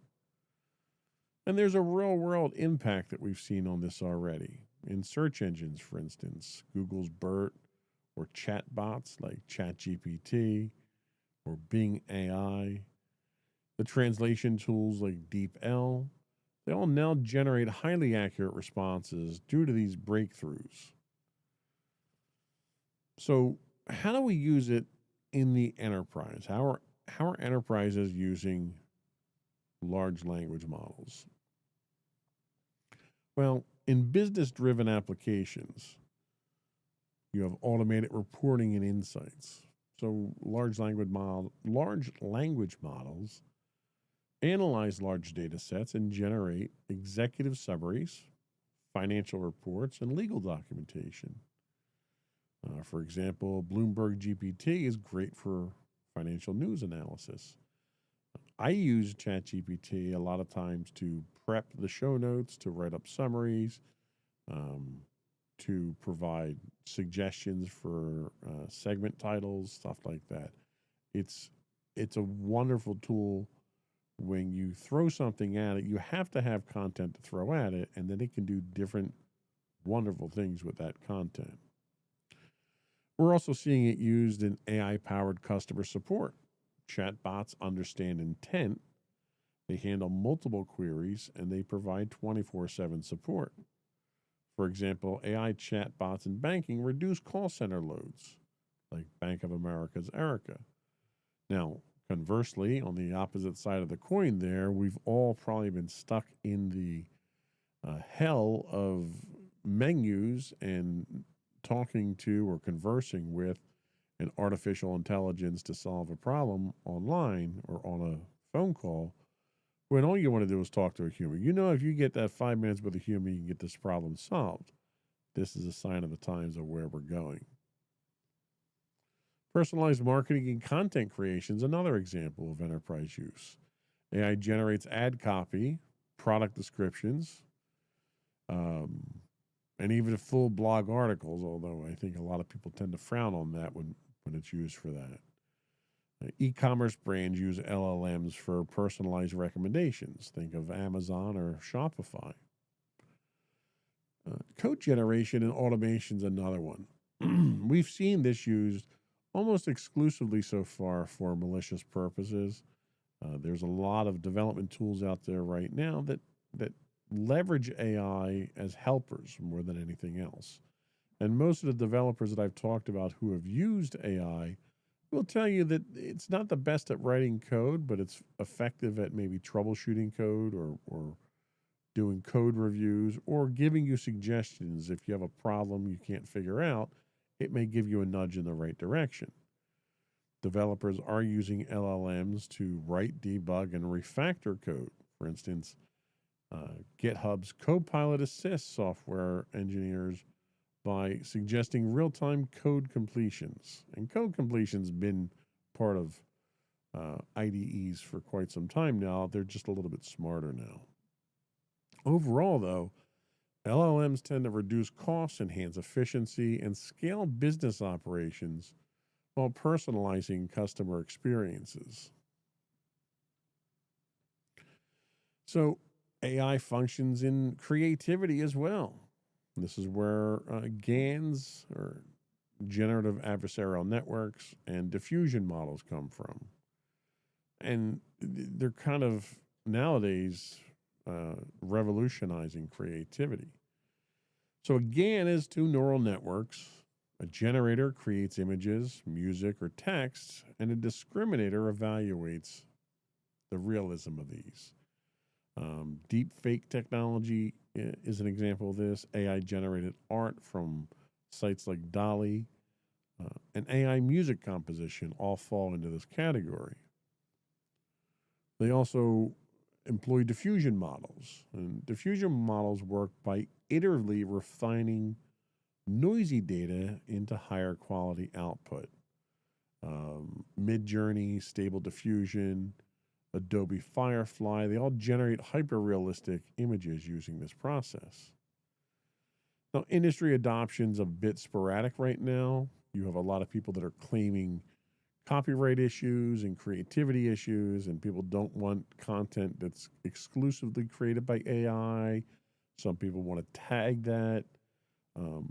But aside from generating original content like an artist, a music artist, or anything like that, there's other areas where this technology tends to thrive.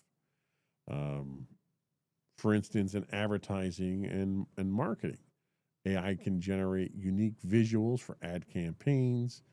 It can assist in product mock-ups in fashion and design, fashion styling, 3D modeling, and even in film and media now, AI-powered video editing and script generation, deep fake of actors, they're all reshaping the entertainment industry right now. AI-driven creativity is expanding artistic possibilities, reducing costs, and speeding up production cycles. And a lot of themes around AI right now are cost savings themes. They're not replacing anybody. They're simply trying to make us more efficient. Now, in the business application side of things, AI is capable of driving some market disruption. It's changing business strategy for a lot of people. Product prototyping is a great example. AI accelerates design iterations, enabling faster go-to-market strategies. Nike, for instance, uses AI for sneaker design before manufacturing. You can also get synthetic data for AI training. It eliminates privacy concerns while training AI models. For instance, healthcare industries are using synthetic medical data to train AI diagnostics without exposing patient information. And then there's, advertising. We've kind of touched on that, but AI is helping with personalized advertising now as well. AI analyzes user behavior to customize ads in real time. Spotify and Netflix use AI-driven recommendations all the time. We're just generally not aware of them. But businesses leveraging AI can automate creativity, streamline operations, and again, reduce development cycles and cost. So all this leads us to what is considered one of the most promising emerging careers right now, and that is prompt engineering. Why is prompt engineering essential? Well, what is it, first of all? So prompt engineering is the art of crafting precise inputs or prompts, if in AI terms, to optimize AI-generated outputs. It helps us to maximize AI effectiveness. Well-structured prompts equal higher quality responses. Poorer prompts result in misinterpretation, irrelevant answers, hallucinations, and so forth. Marketing companies are using it to write AI-optimized ad copy. That's great, in work if you want to reword an email. If you're writing an email, you want it to sound more professional or more sympathetic, however you want to go about it. It's used in research, generating insightful AI summaries, using AI to suggest optimized code. It's one of those things where you have to know what to ask for. If you're not a developer and you're trying to use it for code development, it's not really going to work out too well for you because you don't know what you're asking of it. Mastering prompt engineering is becoming as valuable as learning coding was in the 2000s. And AI overall is transforming business intelligence. AI analyzes purchase patterns, social media sentiment, and customer behavior. Think Walmart and other retail giants using AI to predict inventory needs. AI handles complex workflows, reducing human error. AI automates financial risk assessments in banking for a lot of institutions. And your AI chatbots provide personalized experiences, enhancing a customer engagement as well. Sephora's AI assistant suggests beauty products based on user preference. AI-driven analytics improve personalization, reduce costs, and enhance customer satisfaction. And let's face it, the AI revolution is just beginning. The shift from expert systems to machine learning to deep learning has been transformative, and it's been relatively short when we look at the timeline. Large language models and AI creativity tools streamline operations, boost efficiency, and drive personalization. Businesses must invest in AI literacy and ethical AI practices to stay competitive. Embracing AI is no longer optional, it's a competitive necessity. Companies that understand LLMs, GANs, and AI driven automation will thrive in the future. So that was basically the conclusion of what I wanted to talk about for our AI deep dive, which really wasn't a deep dive, it was more of an introduction. That was all we had today. Before we do go, I want to take a moment to give a few shout outs to folks. We did have a Twitch subscription renewal since our last one. Our friends at the Second Sith Empire have renewed. They've been a subscriber for us for 50 months in a row now. Thank you so much for your support. They were an advertiser as well.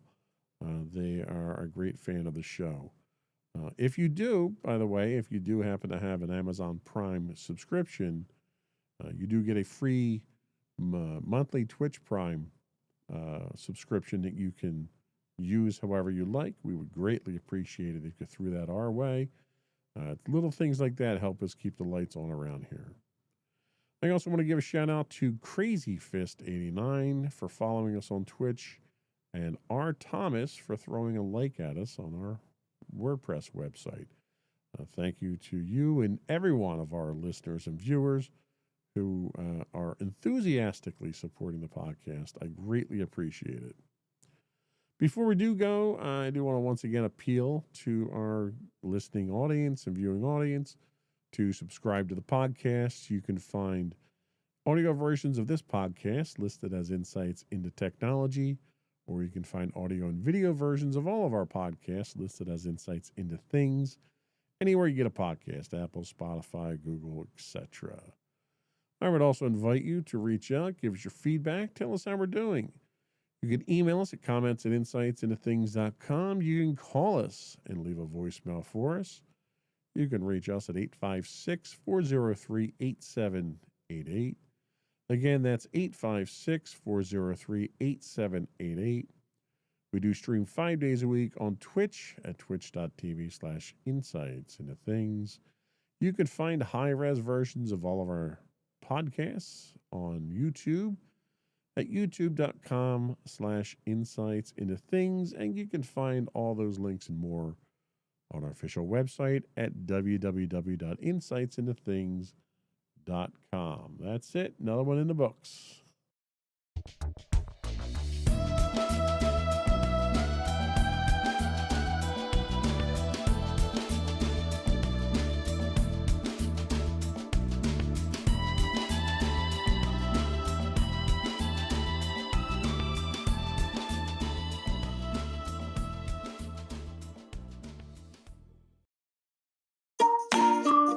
Insightful podcasts by informative hosts.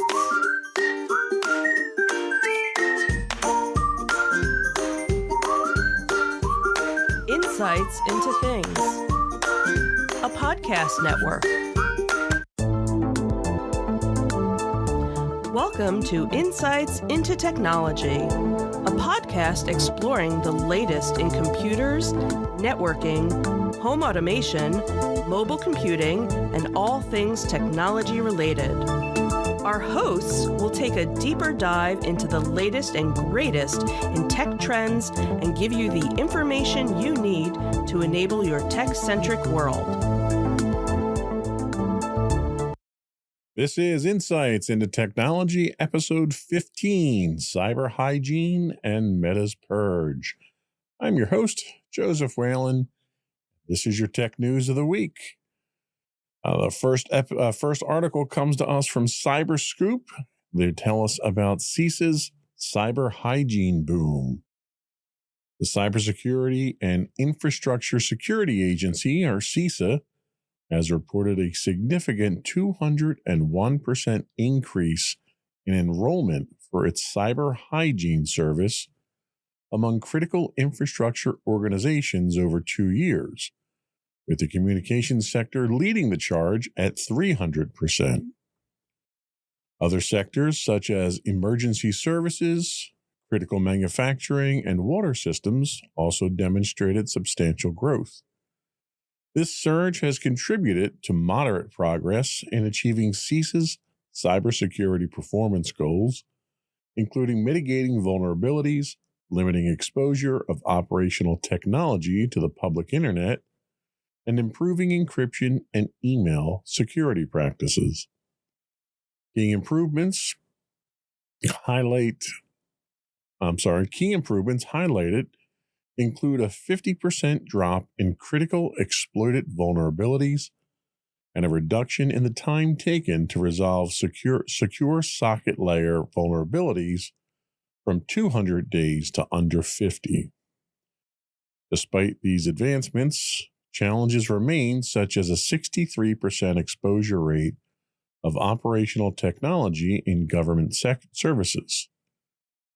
The report underscores CISA's influence in driving critical infrastructure organizations toward enhanced security postures and emphasizes ongoing efforts to reduce cyber risks in a complex threat environment. So, the surge in cyber hygiene enrollment signals a growing awareness, and I think this is really the biggest takeaway from this. The 201% increase in the program enrollment reflects a growing recognition of the need for proactive cybersecurity measures among organizations. And really, when it comes to cybersecurity, awareness is usually probably the first number one priority. Out of sight, out of mind philosophy of people ignoring cybersecurity, I think, is kind of gone the way of the dodo bird. With a 300% enrollment spike from the communications companies, this highlights how industries dependent on seamless operations have embraced vulnerability scanning as a necessity. And the recent several stories that we've had with the telecom industry and the security compromises they've experienced is a great example of that. Moving more in the direction of cyber hygiene awareness in those industries, I think, is going to be a major plus. The increased adoption of government-led cybersecurity services is helping to reshape private sector confidence in collaborative security efforts. Businesses rely on public and private partnerships for securing digital operations. The frameworks that we've been talking about for the last few episodes are a great example of that. A lot of these frameworks are being pushed by government agencies or endorsed by them. And the adoption of those frameworks with the cooperation of commercial and enterprise environments is really the direction that we all need to go to ensure proper cybersecurity. This may also bring performance improvements in critical infrastructure. Progress is key in key cybersecurity performance goals, including the 50% reduction in critical vulnerabilities and faster remediation of SSL flaws. Tell us that even when we're aware of our cybersecurity issues and when we can keep these in the headlines and keep these in the forefront, not only can we make things more secure, we can also make things more efficient for all the users of this technology as well. These efforts led directly to reducing exploitable services, and I think that's a key. A reduction in exploitable services of 12, what was 12 per organization to 8 per organization represents a significant progress in securing enterprise systems. The data underscores the importance of regular vulnerability scanning and patch management, reducing attack surfaces. Again, this is one of those things where cybersecurity is not a one and done solution. It's an implemented solution.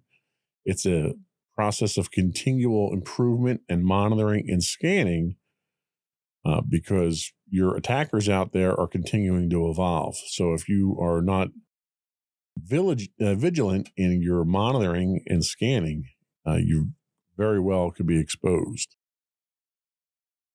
The news also has implications for enterprise policy and strategy moving forward. The impact noted in the report suggests that while there is improvement, achieving robust cybersecurity across critical infrastructure sectors is still an ongoing challenge. Again, T-Mobile was in the news just last week with some of the challenges that they had. This reflects directly on enterprise strategies that need to align with government recommended security goals. So, a couple of questions come out of this. Should enterprises adopt CISA's cybersecurity performance goals as part of their strategic frameworks? It's standards-based. It's government-sponsored. There's a chance that you can get some assistance from the government with it. So it's probably a decent direction for especially small and medium-sized businesses to go down. It's a practical way of achieving some of this security. How do government insights into systemic risks influence board-level decisions in the private sector? You've got the federal government out there now that's basically trying to impose certain cybersecurity standards, and there's a cost to it. There's an impact on production. There's an impact on your business's efficiency. These are all influences. These are all variables that your board level management needs to take into account and how it's going to impact your company. So, I mean, it's all definitely a move in the right direction. Seeing the federal government step up and provide these resources, and if nothing else, to at least coordinate the effort, I think is a good thing. And I hope more people, as a result, see this and take advantage of some of the resources that are out there. It can only help you get better at security if you pay attention to these things. Our next article comes to us from Security Week. Hacktivist or hustler, the FunSec mystery deepens. A newly emerged ransomware group called FunkSec claimed responsibility for over 80 attacks in December of 2024. The attacks are leveraging AI-generated malware written in Rust.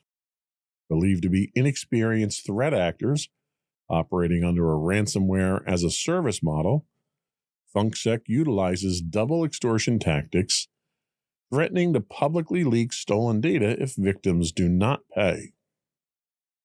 They stand out for their low ransom demands and for releasing some of their source code online, as well as for incorporating distributed denial of service capabilities, a hidden virtual network, computing module, and AI-driven tools in their operations. Despite their swift rise to infamy, FunkSec activists claims appear questionable, with the group often recycling data from older campaigns. Their public promotions reference previous hacktivist collectives, but experts remain skeptical about these associations. Still, the novelty of their AI-based tactics has grabbed the attention of the cybersecurity world, raising concern about how readily accessible tools can empower inexperienced operators to deploy destructive ransomware at scale. And again, that's the takeaway from this, is how dangerous this type of service itself can be. FunkSec's use of AI-driven code generation hints at a future where sophisticated ransomware becomes easier to create, even by less experienced operators. Your script kiddies out there have just gotten much more dangerous. This trend can rapidly escalate the cyber threat landscape, forcing enterprises to rethink and strengthen their security measures. By following the ransomware as a service model, FunkSec offers its malware toolkit to other criminals, magnifying the impact on businesses worldwide. The service-based approach lowers entry barriers to cybercrime and contributes to a higher volume of attacks on enterprise systems. Every time you make it easier for somebody to commit a crime, it's more likely that they're going to commit that crime, I think. FunkSec's strategy of encrypting files and threatening to release stolen data amps up the pressure on commercial entities to pay ransoms. You've got stories now where government agencies in Europe are making it illegal for some institutions to pay ransomware demands at this point in time, or else they're going to pay, I guess, more ransomware ransoms to the government. This also puts sensitive corporation information at heightened risk and adds new layers of legal and reputational concerns. Gone are the days of people who breach your security and then force you to pay them to not release information. That kind of goes by the wayside when they wind up selling that information anyway, even after you've paid your ransom. So it kind of cuts into the whatever trust, I guess, you could have for these criminals. Their relatively modest ransom requests, sometimes as low as $10,000, might actually entice more people to pay. When you get these attacks that come out and they're asking for $10 million, a lot of your cybersecurity insurance out there won't cover anything like that. There's limits on what they'll cover. And a lot of the companies simply can't afford to pay that, especially when you're hitting small and medium-sized businesses. When you start asking for something that's, I want to say it's reasonable, but I mean, is any ransom for your data really reasonable? But when you're asking for sums of money as low as $10,000, some companies are going to bite the bullet and do that. If not doing that is going to force them to shut down or have extended periods of outages, it's going to cost them even more money.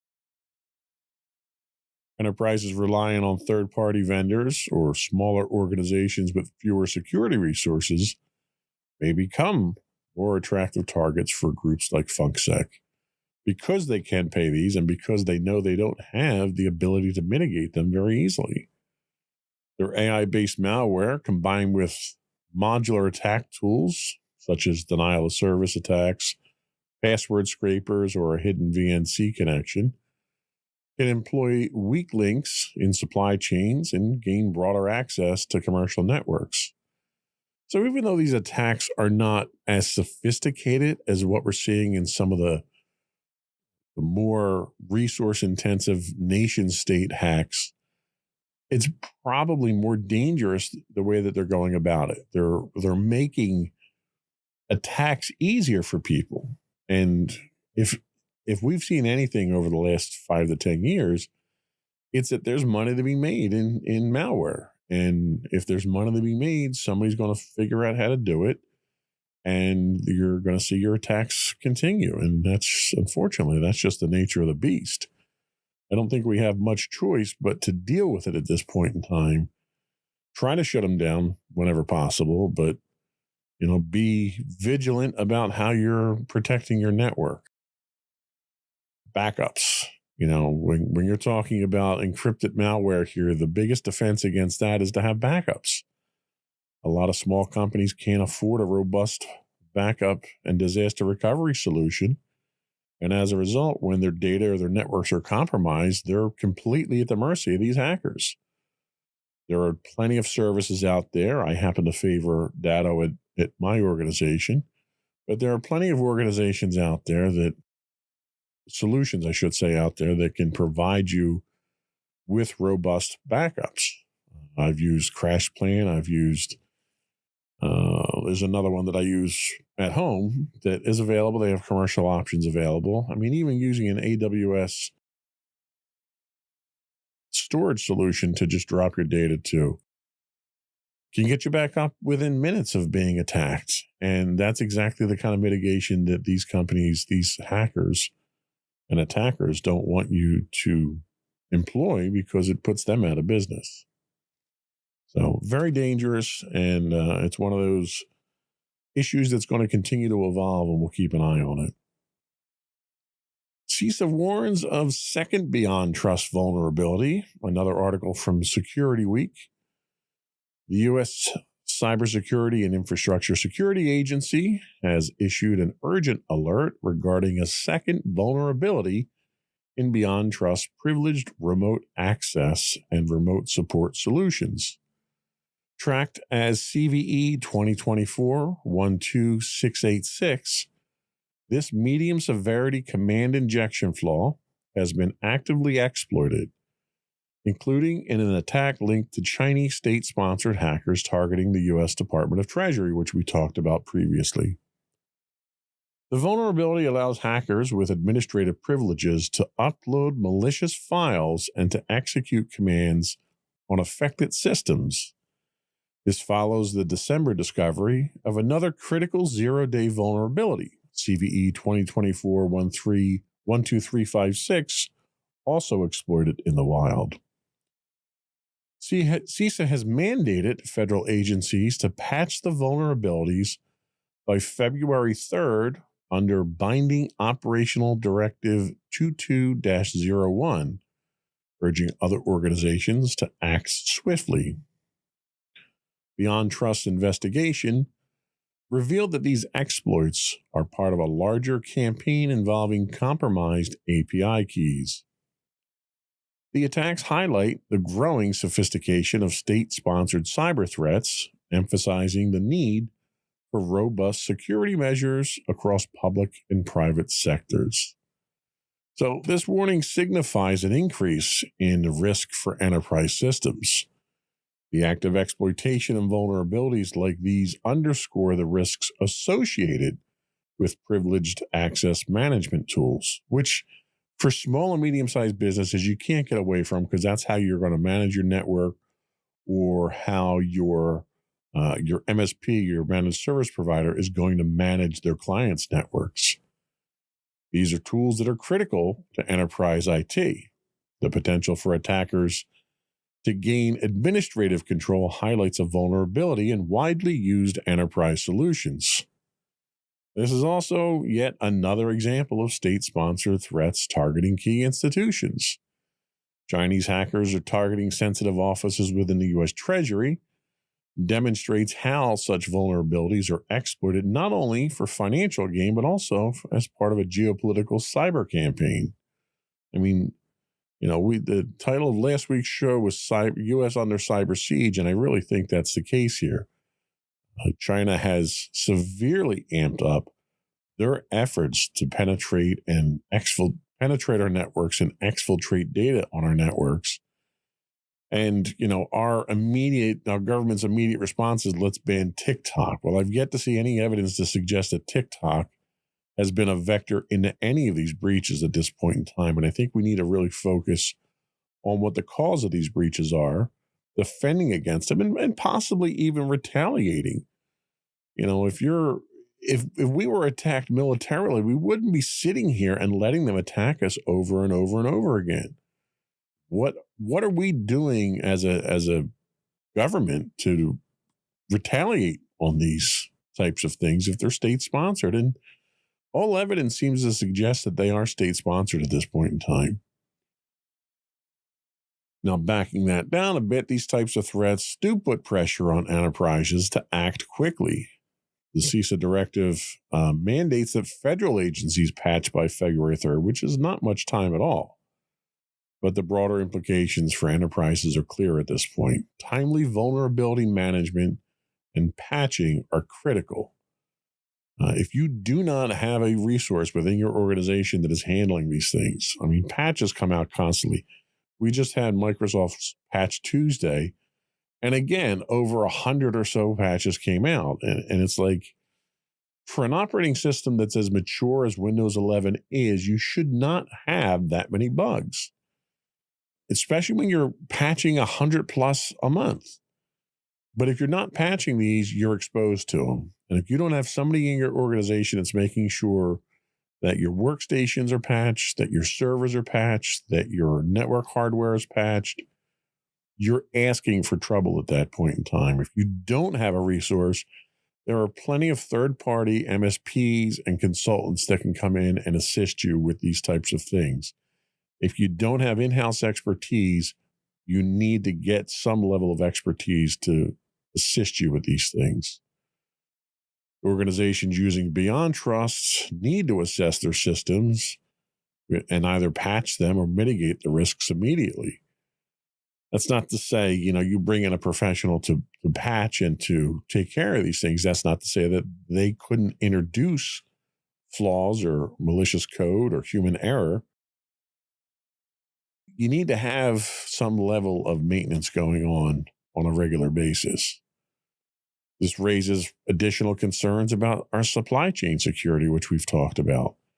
Beyond Trust's role in enterprise IT as a privileged access management tool places it at the heart of supply chain security.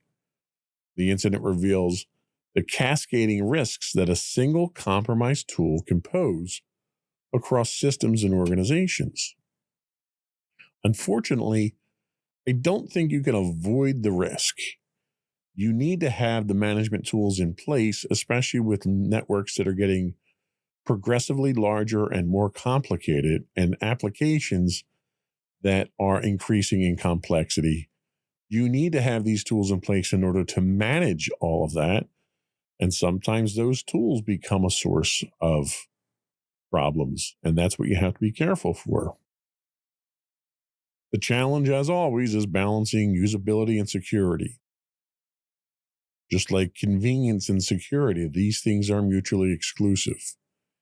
The complexities of these attacks raises questions about the trade-offs between usability and security, and enterprises need to prioritize user awareness and robust operational security practices to complement technical defenses. But you can't do it to the point that people can't do their job anymore. There has to be some level of access to continue to function. I mean, if you're basically just going to lock the place up and board up the windows so nobody can get in, then you still can't do your job at that point in time. So there has to be some legitimate level of compromise between usability and security. And hopefully, if you've got the services of an IT professional helping you out, they'll be able to make those distinctions for you. We're going to take a quick break, but before we do, I want to reach out and invite our listening and viewing audience to subscribe to the podcast. You can find all of our audio and video versions listed as Insights into Things. We're available on Apple, Spotify, Google, anywhere basically you can get a podcast.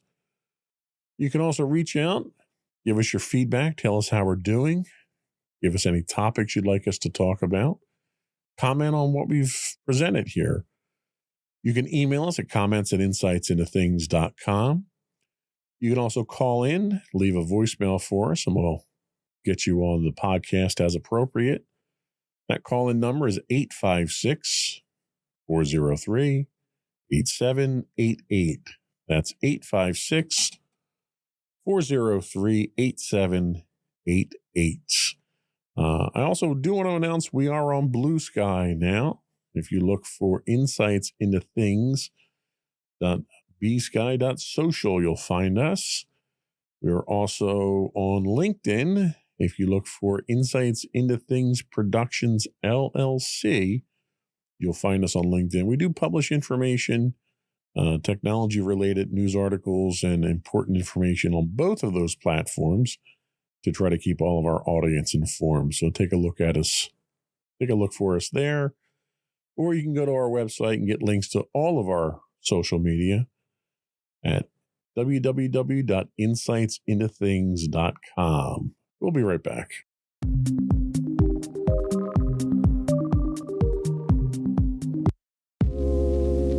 Are you tired of your favorite gaming podcast finishing with a play? Oh, no! Well, check out No Credits Rolled, where we play the games but rarely finish them. How's it going, folks? I'm Sam Whalen, your friendly host at No Credits Rolled, the ultimate gaming podcast, where we dish out the latest scoops and reviews on all your beloved video games. Hey, listen! Not only that, but we spice things up with some guest interviews and even give you, yes, you, a chance to have your say. Tune in every other week for a fresh dose of No Credits Rolled, available on all major podcast platforms, and hit us up on social media at No Credits Rolled. So why wait? Let's dive into the gaming world together, where finishing games is optional, but the fun is guaranteed.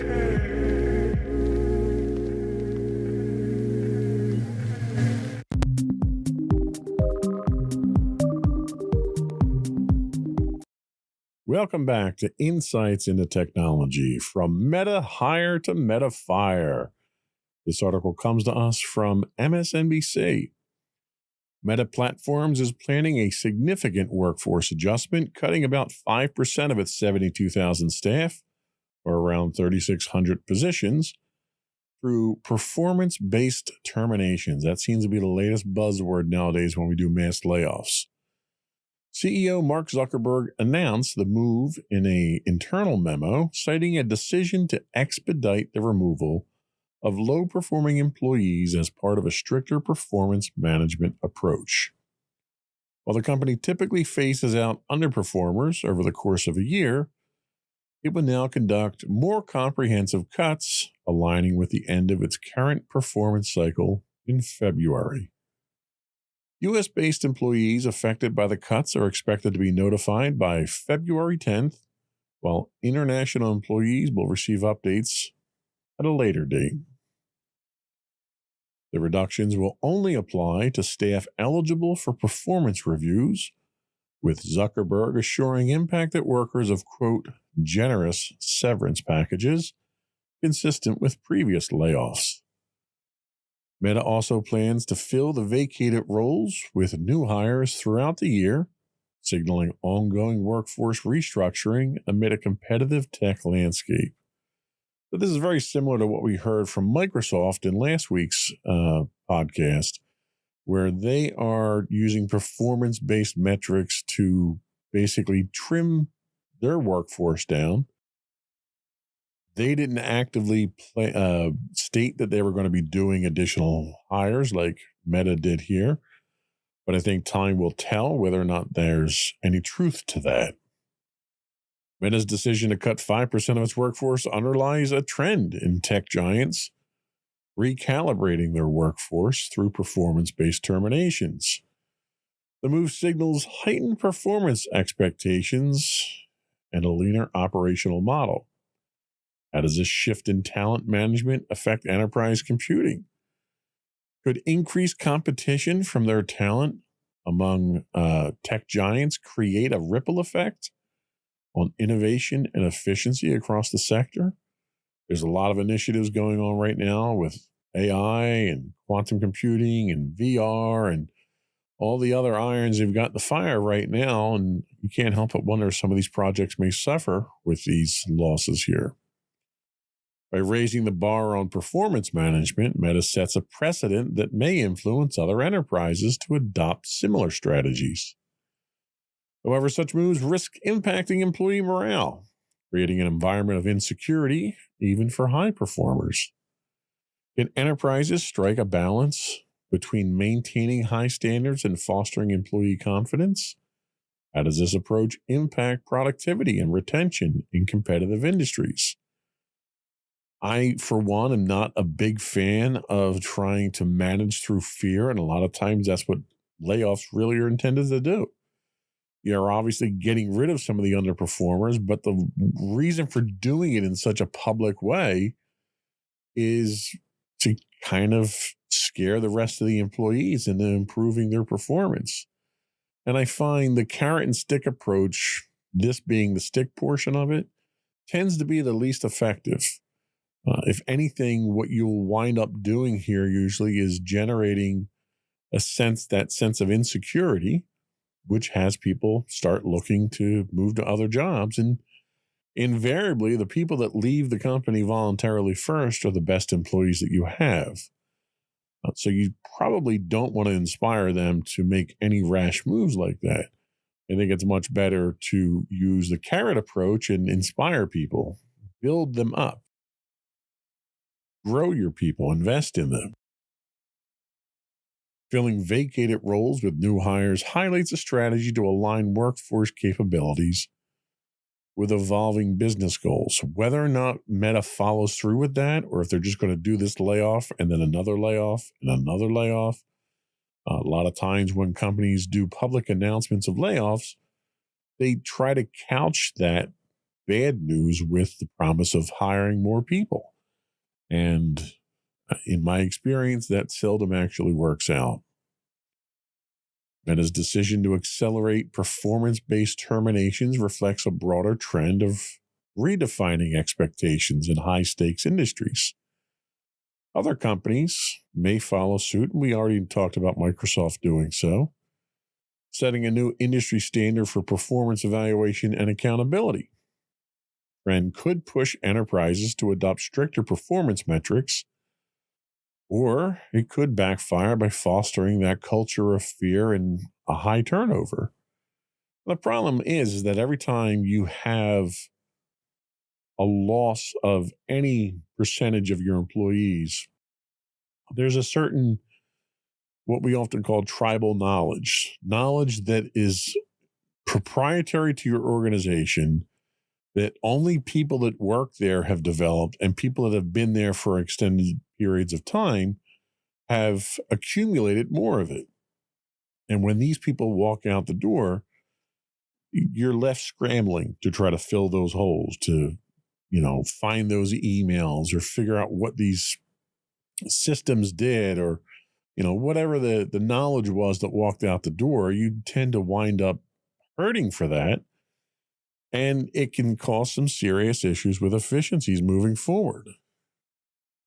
With Meta aiming to realign its workforce, there's potential for shifts in the development and delivery of enterprise-level tools, particularly in areas like AI, VR, and enterprise communication platforms. The staffing changes could influence the roadmap and reliability of Meta's enterprise products. Competitors may capitalize on any disruption caused by Meta's internal adjustments. It's hard to keep your competitive edge. It's hard to keep your pace up. It's hard to keep your development, your research and development going. And you've got people that may be walking out of here with vital knowledge that's going to your competitors and helping your competitors advance faster. So it's very, IT is not like other typical industries, manufacturing or retail or something like that, where a high turnover rate of your employees can be minimally impactful to the business because people are interchangeable. You find in technology that people tend to have specialties in what they do. They may be specialists in certain areas. They may have certain talents. They may have knowledge of certain proprietary information.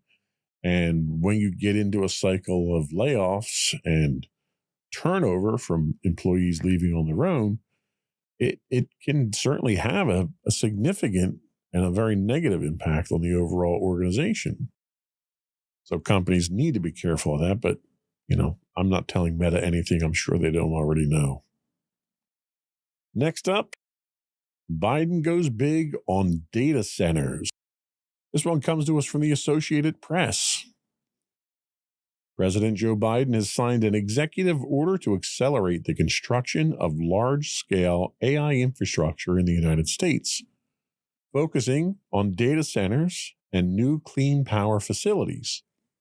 Under the order, federal agencies must make government sites available for AI data centers and expedite their connection to renewable energy sources, aiming to support the energy-hungry computational needs behind advanced AI models. The Department of Defense and Departments of Defense and Energy will each designate at least 3 sites for private companies to build AI data centers, with developers shouldering all construction and clean power generation costs. The administration sees this effort as critical for national security and continued U.S. leadership in AI. This is particularly important given predictions that data center energy usage could account for up to 12% of the nation's electricity consumption by 2028. While the order intends to streamline the permitting process and encourage sustainable power solutions, some experts point to missing provisions, such as water use monitoring and guidance, as ongoing challenges to be addressed in future policies. The executive order aims to remove bottlenecks from constructing AI-optimized data centers, which, I think we're going all in with AI at this point in time. I'm not sure why the government is subsidizing it, though. That's a little alarming to me. This whole plan can accelerate commercial projects reliant on scalable high-performance computing. Faster permitting and federal site availability could mean quicker deployment and less red tape for enterprises. Whether or not this initiative will continue under the incoming Trump administration is up for debate. The order does mandate new data centers run on clean energy, which is not consistent with the Trump energy policies. This is expected to nudge companies towards greener power solutions. We'll see if that happens under the new administration. With data center electricity usage potentially soaring to 12% of the nation's total, this provision impacts both environmental targets and cost management strategies for enterprise IT. Again, environmental is not a priority for the incoming Trump administration. So I think, if anything, expecting this initiative to continue much longer is probably wishful thinking. Reserved federal sites and public labor agreements could help smaller AI companies compete against tech giants, thus opening the door to innovation across the commercial sector. This inclusive approach diversifies the AI marketplace and fosters new business-to-business partnerships. By building AI infrastructure within the U.S.'s borders, businesses can benefit from more secure supply chains and controlled access to cutting-edge technology. The onshoring strategy helps reduce reliance on overseas providers and fortifies enterprise cybersecurity postures. One of the things that we're seeing now is an intent to shut down the export of chips that are suitable or optimized for AI to companies like China already. And again, this is part of the whole cyber Cold War that's going on at this point in time. Having these resources in-house or onshore, as they say, is an advantage, especially for industries like, mine or anyone who does business with the Department of Defense, where there are already in place restrictions for offshoring data and provisions that require you to use domestic services and employee only U.S. citizens and a number of other controls, which is easily accomplished when you have these kind of resources onshore. But despite its emphasis on clean power, the order is largely silent on managing data centers' water usage, and this is where the real controversy comes from. We look at what's going on out in California right now, out west, the Southwest has a lot of data centers in them. They've already obviously got some water issues out there. They've got environmental issues. They've been under a 30-year historic drought out there. One of the things these data centers need is a lot of water for cooling purposes. They use them for radiant cooling. And there's no provision in here on how to manage that. So this could be a compounding problem that we simply kick down the line a little bit further, and we'll have to deal with it eventually. Next up, Microsoft's Copilot Chat, free AI bait or a $30 hook. This comes to us from The Verge. Microsoft has relaunched its business AI tool as Microsoft 365 Copilot Chat. That just rolls right off the tongue, doesn't it? Microsoft is now offering a free GPT-powered AI chat experience to tempt organizations into adopting its paid AI services. This rebranding of Bing Chat Enterprise integrates AI agents capable of automating tasks, managing email inboxes, and more, bridging the gap between everyday chat and the premium Microsoft 365 Copilot subscription. For $30 per user per month, businesses can gain deeper integrations with tools like Word and Excel, but Copilot Chat offers a taste of its capabilities without upfront commitment. The new pricing model introduces flexibility with pay-as-you-go options based on usage, measured in message credits. Credits in quotes. Generative AI tasks cost more credits compared to simpler responses, allowing businesses to control spending. The tool aims to attract more enterprises to Microsoft's AI ecosystem, leveraging its position as a leader in workplace software while showcasing how AI can enhance productivity and efficiency. So, this is another one of those situations where Microsoft is, first of all, they've put a product out there.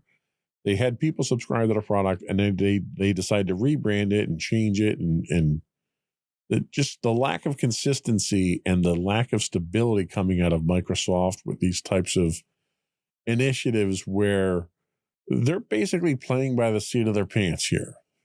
They came out with a service. Chances are that service not only wasn't making money, was probably losing money because it was poorly thought out. And now they want to relaunch it to basically nickel and dime their users. This is very similar to some of their other licensing practices where everything they want to do is a subscription. It's to the point now where you're going to start seeing functions within Word. You want a spell check? Oh, but you have to pay an add-on subscription for that. You want templates? Oh, that's an add-on subscription for that. Everything they want to do. And these aren't even just subscriptions. These aren't flat subscriptions. In this case here, it's a metered subscription. It's basically like being a taxi cab, turning the meter on and not knowing, how you're getting to your destination and how much it's going to cost you. Microsoft tries to build this as, this allows you to pay what you want and manage your own usage and control your budgets. And really what it is, it's no different than microtransactions in video games or anything like that. It's a way for people to sign up for something and throw money away for a while and have that expense kind of lost in the shuffle. And they're going to nickel and dime you. And that type of licensing just annoys me. It really does. This new offering attempts to bridge AI accessibility and premium features. Microsoft 365 Copilot Chat provides the free entry point to AI-powered productivity, aiming to familiarize businesses with its capability. It's like a drug dealer. The first one's free, and then we're going to charge you for the rest once we get you addicted. Microsoft is counting on organizations using the pay-as-you-go model for flexible adoption. The introduction of the new pricing model aligns AI costs with business needs, or at least that's what Microsoft wants you to think. Organizations can manage expenses by tracking uses measured in messages, offering flexibility and control. And the problem is I'm sure the way that they created this, it's a manageable solution. It's a usable, cost-effective solution if you want to invest in the management of it. And these are the types of things with Microsoft that you have to stay on top of. You have to monitor them constantly. You have to get some kind of idea of what your usage patterns are going to look like and hope to God that those usage patterns don't change with new employees or new initiatives or new technology that comes out, or a new licensing model that Microsoft is famous for coming out with almost on a regular annual basis. And, they'll make one change to the licensing model. And if you've gotten comfortable with your month-to-month cost of this, their licensing model could throw that out the window and go get a huge bill. So trusting Microsoft to handle licensing is not a very good idea. It's a clear attempt at Microsoft shaping AI adoption in enterprise culture. Microsoft's strategic push into AI-powered workflows reflects a broader trend of embedding AI into enterprise culture.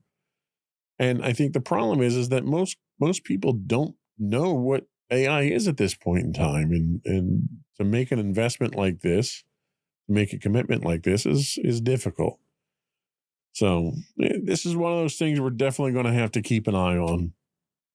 And We'll see how many changes Microsoft makes to this before it finally stabilizes and levels out. We're going to take our last break here, and then we're going to come back and talk to you about Zero Trust. We'll be right back.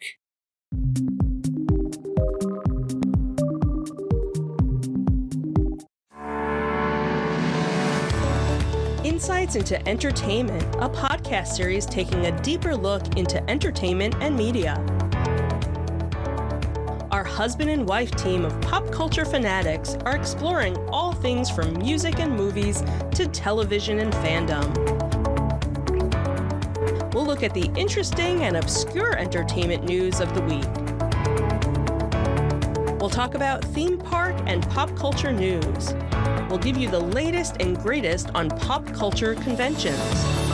We'll give you a deep dive into Disney, Star Wars, and much more.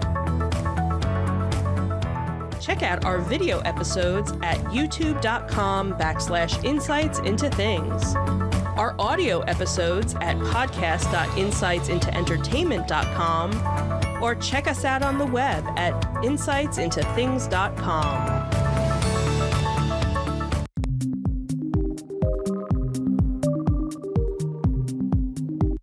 Welcome back to Insights into Technology. So we're going to talk about Zero Trust. And we're kind of short on time right now. I'm going to start the introduction here, and we'll see how far we get, and we'll go from there. If I have to, I'll break this up into more segments. So in today's evolving digital landscape, traditional security models are struggling to keep up with the demands of modern enterprises. The rise in remote work, cloud adoption, and increasingly sophisticated cyber threats have exposed vulnerabilities in perimeter-based security. As a response, Zero Trust Architecture, or ZTA, has emerged as the new gold standard in cybersecurity. Today, we're going to give you an introduction to Zero Trust, breaking down its core concepts, historical evolution, and the principles that make it critical for safeguarding organizations in today's interconnected world. So what is Zero Trust Architecture? So Zero Trust Architecture is a security model that assumes no entity inside or outside the network can be trusted by default. Pretty straightforward.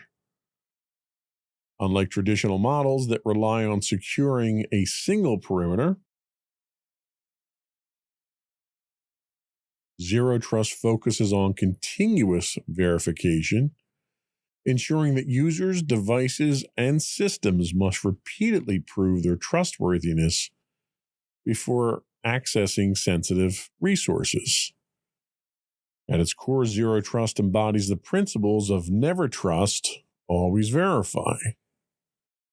Now, there's been, an evolution to get to this point. There's been a history for Zero Trust. Zero Trust Architecture represents a fundamental shift in cybersecurity philosophy. It rejects implicit trust, which was the hallmark of older models like trust but verify, and replaces it with the principle of never trust, always verify. This evolution reflects the growing sophistication of cyber threats and the expansion of networks beyond traditional perimeters. There were limitations of trust but verify. In early security models, organizations operated on the assumption that anything inside the network perimeter could be trusted. This model relied heavily on securing the perimeter with firewalls and perimeter defenses such as VPNs. These were used to protect trusted networks from outside threats. The model also relied on implicit trust. Once a user, device, or system gained access, it was granted broad, unrestricted trust. However, this approach became problematic as networks grew more complex.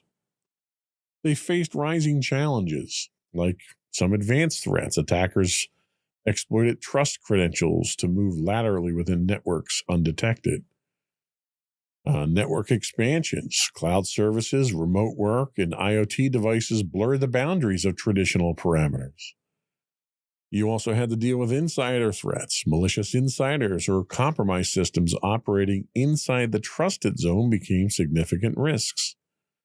So the limitations of trust but verify became evident. Securing a single perimeter was no longer sufficient to safeguard sensitive assets. So in the early 2000s, we get the model that's referred to as the castle and moat model. The castle and moat model dominated cybersecurity in the early 2000s. Organizations created strong perimeters, or the moat, around their internal systems, or the castle. Firewalls, intrusion detection systems, and virtual private networks were key tools for perimeter defense. Some of the key challenges here, while the model excelled at keeping external threats out, it failed to address internal threats and lateral movement. Once an attacker breached the perimeter, they could often access sensitive systems without further validation.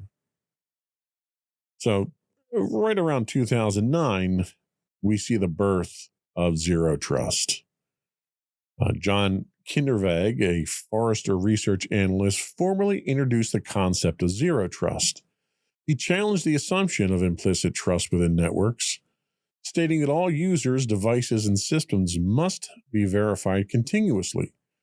The core principle of Zero Trust became never trust, always verify, meaning that access is granted based on identity verification and context, such as user role or device health. No entity is inherently trusted, even if it operates within the network. Kindervag's work marked the beginning of a new security paradigm, one that eliminated the weaknesses of the castle and moat model by adopting a least privileged access strategy. Present Zero Trust adoption in a cloud-first world. The modern cybersecurity landscape has accelerated the adoption of Zero Trust due to remote work, cloud migrations, and advanced threats. Key enablers of Zero Trust are Zero Trust Network Access, ZTNA. It replaces legacy VPNs by providing secure identity-based access to specific applications instead of the entire network. Microsegmentation. Networks are divided into smaller, isolated segments, limiting lateral movement and containing breaches, and as well as continuous verification. Real-time monitoring and behavioral analytics and context-aware access controls ensure that trust is never static. So a great example of this, a cloud-based enterprise implementing Zero Trust verifies user identity through multi-factor authentication, validates the device's security posture, and only grants access to specific resources relevant to the user's role. The evolution of cybersecurity from trust but verify to never trust, always verify reflects the dynamic nature of today's threat landscape. Zero Trust architecture has emerged as the solution to address limitations of legacy security models, enabling organizations to secure their assets in an increasingly complex and distributed network.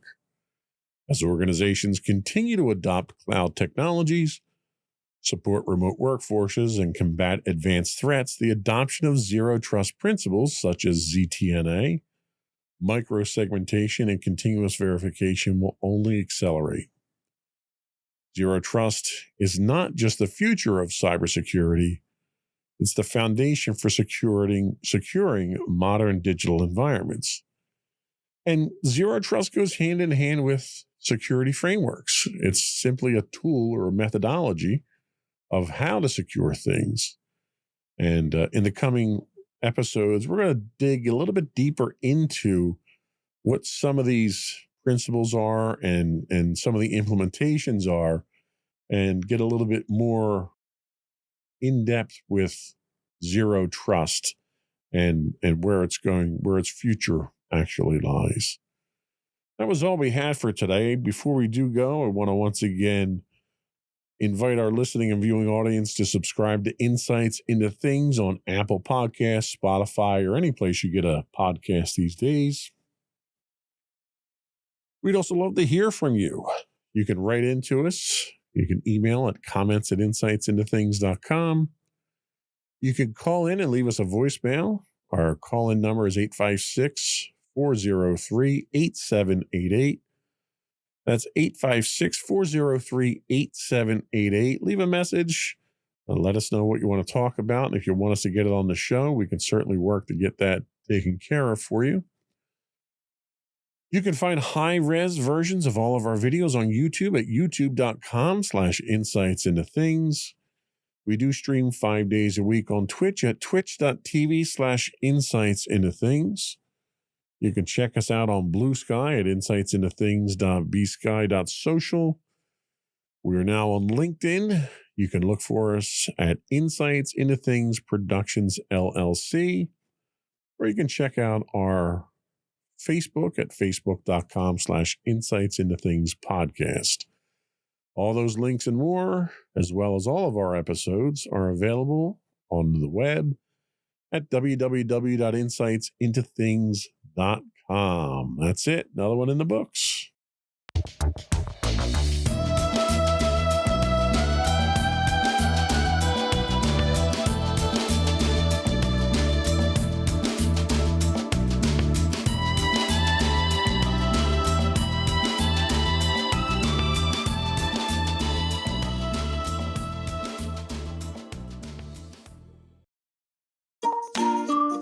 Insightful podcasts by informative hosts.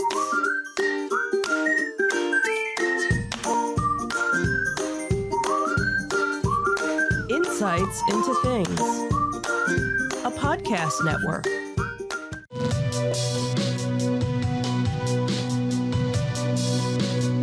Welcome to Insights into Tomorrow, where we take a deeper look into how the issues of today will impact the world of tomorrow. From politics and world news to media and technology, we discuss how today's headlines are becoming tomorrow's reality.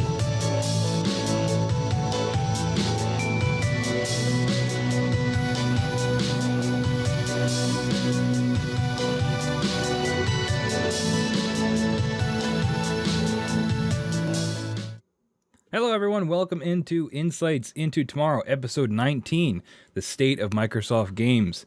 My name is Sam Whalen. I'll be your host today, and alongside me is my co-host, Mr. Joseph Whalen. How you doing today, Joe? I'm doing great, Sam. How are you doing? Figured we'd keep it, not so formal for the show. Right. I'm doing pretty good. Today's episode is going to be an update to episode 16. If you guys check that out, we talked about Microsoft in that episode, and it's been about a year since that big deal with Microsoft, Activision, Blizzard. That's all still been going on for a year.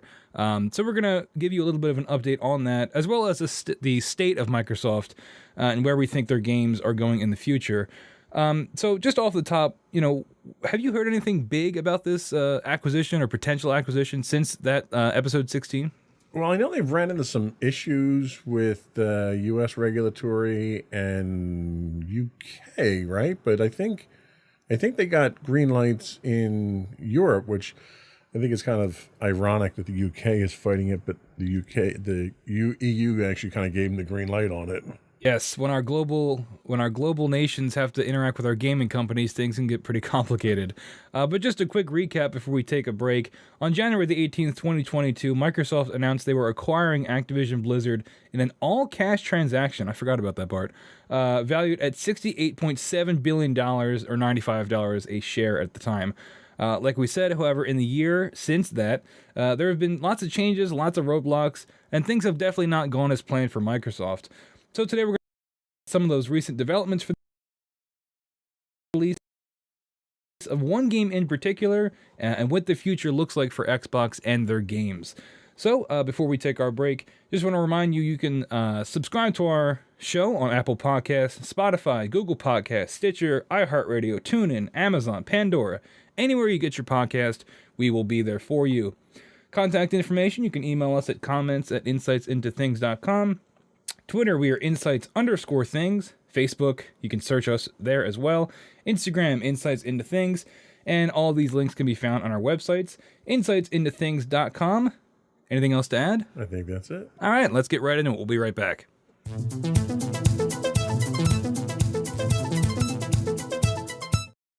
And we're back. Welcome back, everybody. Insights Into Tomorrow, number 19, talking Microsoft, talking Blizzard, talking Activision.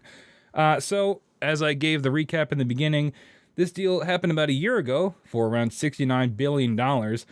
However, there was some recent news which caused us to want to record this episode. So after months of deliberating, the United Kingdom's Competition and Markets Authority, the CMA, which is like their version of the FTC, blocked Microsoft's pending acquisition of Activision Blizzard, primarily citing the potential monopolization of cloud gaming services if the deal went through. Now, we're deep in the Microsoft ecosystem, I'd say. I play Xbox all the time. You've been a Microsoft fan for a lot of your life, I think. Sure. Do you think cloud gaming when you think Microsoft? Actually, no, I don't. As a matter of fact, recently I had canceled my Game Pass subscription. Oh, really? I hadn't been using it. There wasn't any games. All the games that were coming out on Game Pass were uninteresting. There wasn't anything that I liked, and I wasn't playing anything on there because I had moved over to predominantly play, when I did console, I moved over to the PlayStation. But most of my gaming's on the PC to begin with anyway, and I wasn't taking advantage of any of the Game Pass stuff on PC anymore. Like, I played through Halo Infinite, and that was like the last big thing that I really did with Xbox, and I was playing Call of Duty and a couple of time killers is what I refer to as, but there wasn't anything that really kept my interest on it, so I couldn't justify the cost. Yeah, I'm partially responsible for your shift to Sony and PlayStation. I've definitely recommended a lot of those games to you. But personally, I use Game Pass all the time. I think it's still the best value in gaming. If you're, for the kind of person that I am when I play games, I like to try all different kinds of things. And I think for the price you're paying, you're getting a great variety, as well as all those things that are already included, and they're updating it regularly. Well, and I don't doubt its value. I just doubt my use for it at the time. Right. And I've taken the same mentality with streaming video now. Like, if there's something that I want to watch, I'll subscribe to that service. I'll watch whatever it is, and then when it's between seasons, I'll get rid of it if there isn't anything else that really interests me. And there hasn't been any games that Microsoft has been coming out that has been interesting enough to me to keep it. Whereas, you have me on PlayStation doing Ragnarok, you have me doing Last Spider-Man. of Us, Spider-Man. So I've been kind of embroiled in all those games now. So I wasn't touching the Xbox for anything other than physical games that I own, like Rock Band and stuff like that. Yeah, you mentioned the lack of games on Xbox, and that's something we're going to hit on a little bit later on the show. But going back to the citing of cloud gaming as part of the reason why this deal was blocked in the United Kingdom, this is a quote from Martin Coleman, who chaired the panel that investigated the deal. He said, "Cloud gaming needs a free, competitive market to drive innovation and choice that is best achieved by allowing the current competitive dynamics in cloud gaming to continue to do their job." Now, where this argument comes from is because part of your Games Pass subscription is something called xCloud, which is Microsoft's version of cloud gaming, where you can boot up you can stream games to your phone or to your TV without having to download them. And it is very convenient. I don't really use it because I don't have a problem with storage too much. But that's kind of the main thrust of it. And we'll get into it a little bit later, but the numbers were slightly inflated because they're assuming that everyone that uses Games Pass is also using that xCloud service, and that's just not the case. This is from the Gamer article we have linked in the show notes here. The CMA claims that if the acquisition goes through, it would only reinforce the Xbox maker's strong position in cloud gaming, and it could potentially hold control of 60 to 70% of the cloud gaming market. And that's sort of where we get those inflated numbers, right? 60 to 70% of the market. Obviously, that would be a monopoly, and, sort of a monopoly. I guess 100% would be a monopoly, but, that's a scary number, having one company control 60 or 70% of that market, especially since gaming in general is sort of shifting toward that cloud, method of service where you don't necessarily have to download your games. You can just stream them. You know, you have the Xbox that you have, the one without the disc drive, is primarily meant to have that service, so you don't have to download the games because it has a smaller storage capacity. It's funny you mention that. I've never actually gamed to my download it local machine. If there is gaming, I don't know how popular that is because there are technological limitations to that. Yep. There's only, like, yes, it's great that I can burn somebody else's computer resources and graphics to generate the stuff and stream it down to me. But when you're playing stuff that's competitive, online gaming, like first-person shooters, there's latency from the time that you push a button on your controller to the time it gets to the server and gets back to you. You can't overcome. I mean, that latency is a limitation of the speed of light. You can't overcome that. We have no way to overcome that right now. So unless they're putting data centers in right around the corner from my house that I'm streaming from, there's a technological problem from running it locally to running it over there. And if that's what they're calling cloud-based gaming, I think you're limited in what you can offer as far as that. You want to play Words with Friends or the puzzle games and stuff like that, I think you're okay. But when you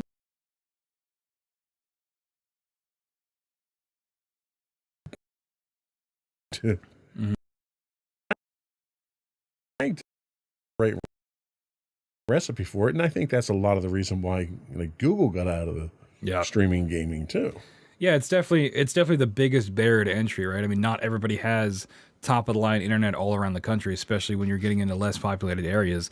In some parts of in this country alone, it's just not going to work, right? Because you've got satellite based internet or something like that. Yeah. So you're already limiting your market there. Now latency has always been a problem with multiplayer games, especially like in like fighting games, and they've kind of found workarounds with it with like rollback netcode, where the game is trying to anticipate and guess what you're going to do before you do it, and that can significantly help with that latency. But when you're looking at a company like Microsoft, whose predominant AAA games are all not first person shooters, but they're all like competitive. Even Sea of Thieves, which is definitely not competitive, but it is still a multiplayer online experience. Latency is going to be a problem in all those games. So is cloud gaming the direction you really want to push this in if you're relying on that multiplayer ecosystem pretty much at all times? Well, and the other issue that you run into from a technological standpoint is when you're streaming games, you need a lot of bandwidth to stream the games. When you're playing on your local console to a server in the cloud, you're only sending telemetry at that point. So it's much less bandwidth requirements in order to handle that kind of data than if you're trying to stream the actual game back and forth. Yeah, you're upstreaming telemetry to it when you're streaming the game, but all that video is pre-processed, pre-rendered, and basically streamed down to you as if you're watching it at that point in time on a TV. So that takes a lot of bandwidth, and you've already got companies like Comcast and Verizon that are capping your bandwidth now because of the amount of usage you have. And as you move to a model where your model relies on pushback from your ISPs, you're going to start home internet from T-Mobile and Verizon and AT&T over their cellular networks, where you only get that high-speed 5G for a certain amount of that month. And when you hit a certain cap, it drops it down to slower speeds, and that's going to have an impact on this type of gaming. Yeah, it's really interesting to think about, like, if this is the push we're gonna go for. It seems like Sony has its own version of Games Pass, where they've got a ever-changing catalog of games coming in that you pay a flat fee per month, and then you can download these games and play them as they come to the service. It's just like what they have with Games Pass, and Ubisoft has one. A lot of these companies, they're doing that Netflix of gaming approach, combined with the cloud gaming aspect as well. So, if that's the way the industry is going, what is that going to look like with other companies, like you talk about the ISPs and things like that? Is everybody going to have to change if that's where gaming is going in the future? Because this is still, a multi-million-dollar, multi-billion-dollar industry that can throw its weight around if it needs to. Well, and what's going to happen is the same thing that happened with streaming. You're going to have partnerships with the ISPs where the gaming companies are going to have to pay for premier access. Netflix, for instance. So Netflix actually has licensing arrangements with the various ISPs where Netflix puts essentially a caching proxy server inside their network. So when you request a movie for Netflix, you'll go up to Comcast. Comcast will hit the server that they're hosting, and if the movie's there, it'll stream from there. If it's not, it'll go out to Netflix then and get it, but then it caches it inside that network. So everyone else who requests that movie now gets it from the local. You're going to run into them doing the same type of thing where you're going to have exclusive partnerships with ISPs, which is going to cost the gaming companies money, and the gaming companies aren't going to absorb it. They're obviously going to pass it down to the customers. So you're going to see an increase in your monthly cost for that when the ISPs start getting fed up with it. Yeah, I mean, we're already seeing increases in prices of Games Pass and things like that. I mean, Netflix too is notorious for raising their prices. All streaming services, it's just part of the, it's part of the, I guess, the business practice. It's how these things go. And especially, you talked about how you'll cancel your service if you're not using it. Most people don't do that. I'm one of them. The companies count on you not canceling and just letting it lapse every month so they can keep getting that money. Well, and they deliberately make it difficult to cancel. You can't say, oh, if I don't renew this, I don't want it to auto renew. You can't stop auto renews on these. And when you go to cancel them, you got to jump through, 4 or 5 flaming hoops to go through to cancel these because they're counting on people not to go through that hassle. Yeah, exactly. Getting back to the Microsoft Activision deal, though, this blockage in the UK is a huge blow for Microsoft, and the acquisition continues to face roadblocks from various international regulators. The FTC also is suing to block the deal in the US, citing concerns over Microsoft's habit of acquiring game studios as part of the Microsoft gaming brand. So that the FTC is not necessarily going with the cloud gaming angle. They're more worried about Microsoft buying up all these studios and sort of putting them under the Microsoft umbrella and having too much influence on them. Historically, Microsoft had a studio and acquire it, but only so they can have their games on Games Pass. They don't necessarily have direct influence on the creative side of things, which you could see as better or worse, as we'll talk about in our second segment.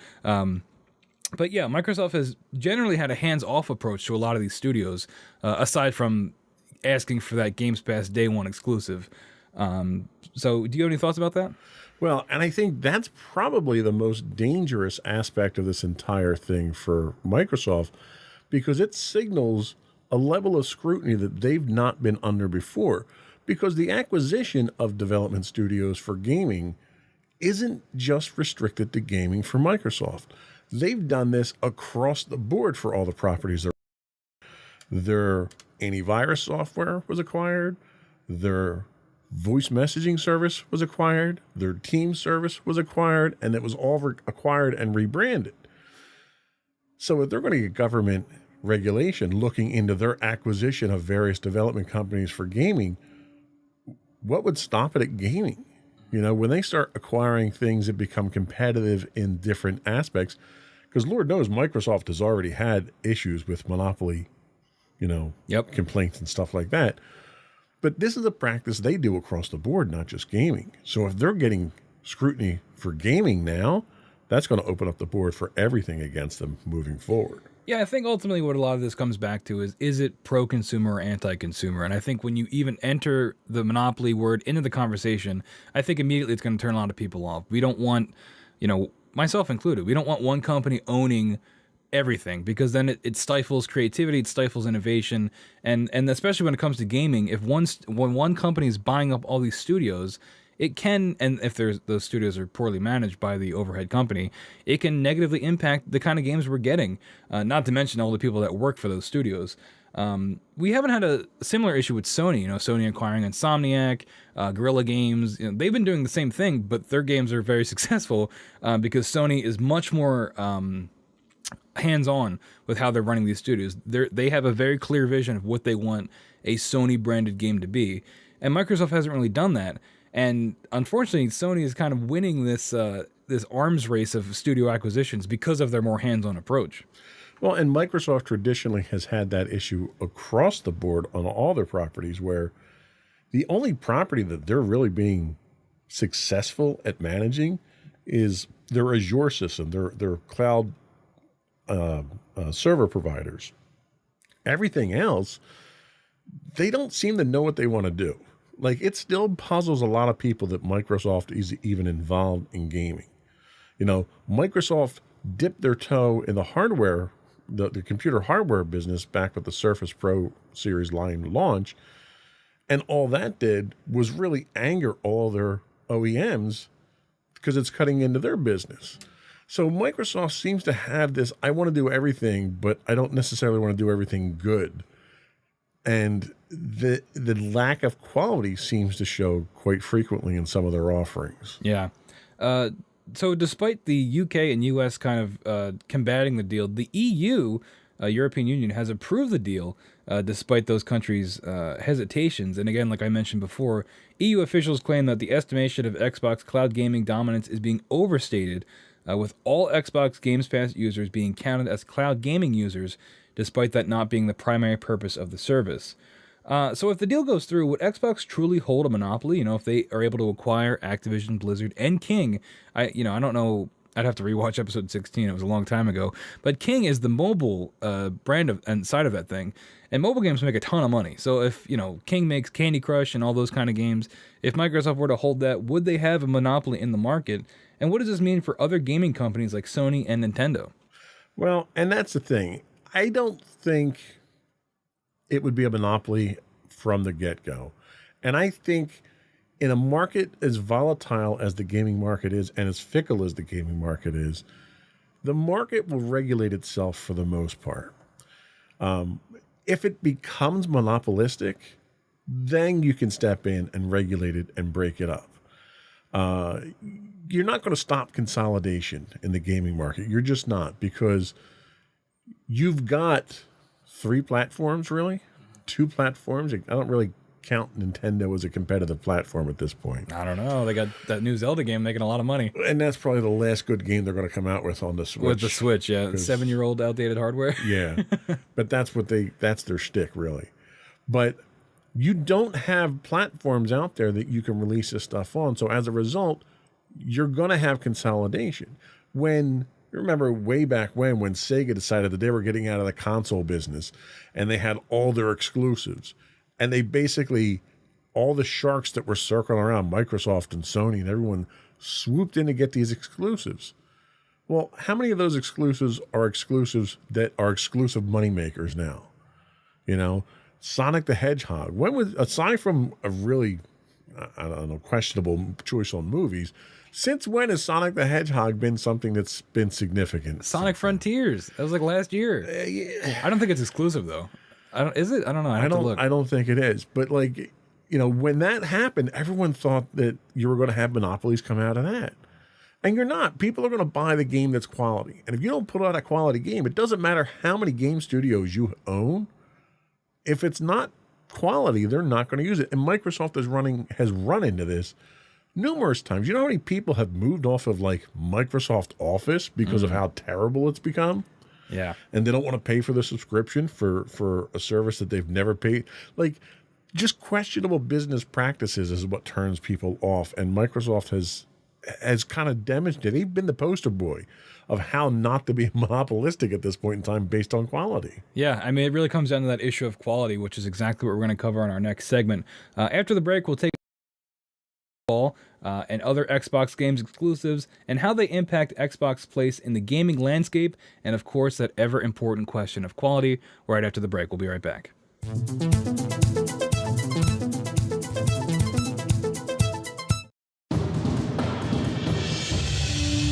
For over 7 years, the Second Sith Empire has been the premier community guild in the online game Star Wars: The Old Republic. With hundreds of friendly and helpful active members, a weekly schedule of nightly events, annual guild meet and greets, and an active community both on the web and on Discord. The Second Sith Empire is more than your typical gaming group. We're family. Join us on the Starforge server for night such as operations, flashpoints, world boss hunts, Star Wars trivia, guild lottery, and much more. Visit us on the web today at www.thesecondsithempire.com.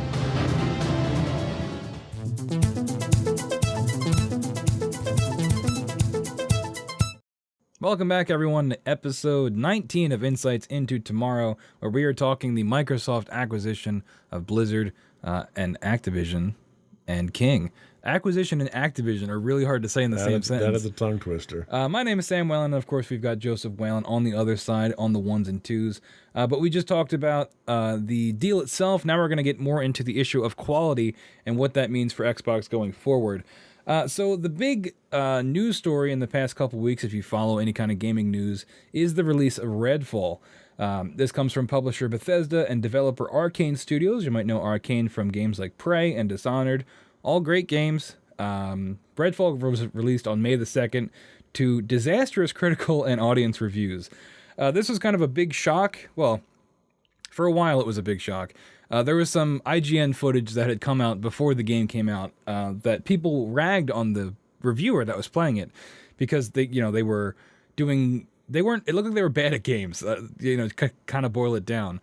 But when the game came out, people realized that that's just the game. The game is not easy to play, and it's really poorly optimized, and it's a big letdown from a studio like Arcane that is known for their immersive sims like Prey and Dishonored. I've played the game myself. I've played Redfall. It's real bad. But it did come out to Games Pass, so I had the opportunity to play it as part of that subscription. Have you seen any footage or reviews or articles about Redfall? I've seen play footage of it. I haven't played it myself, obviously, because I don't have my Game Pass subscription. And I've read a couple of reviews. In fact, in preparation for the show today, I was doing some research on it. And you're right, the reviews pretty much across the board are pretty consistent. And when you start getting 4 or 5 people that are saying the same exact thing that's wrong with the game, chances are that's probably what's wrong with the game. Yeah. But I'll be honest with you, I'm not shocked, given the hype around this and what the great hope for this was supposed to be. The last 4 or 5 years of games like that have kind of fallen flat. You had Halo Infinite had the same problems. You had Cyberpunk had the same type of problem. Like, you have games that the market is demanding that they come out. You have pressures on development houses that are forcing you to release games before they're ready.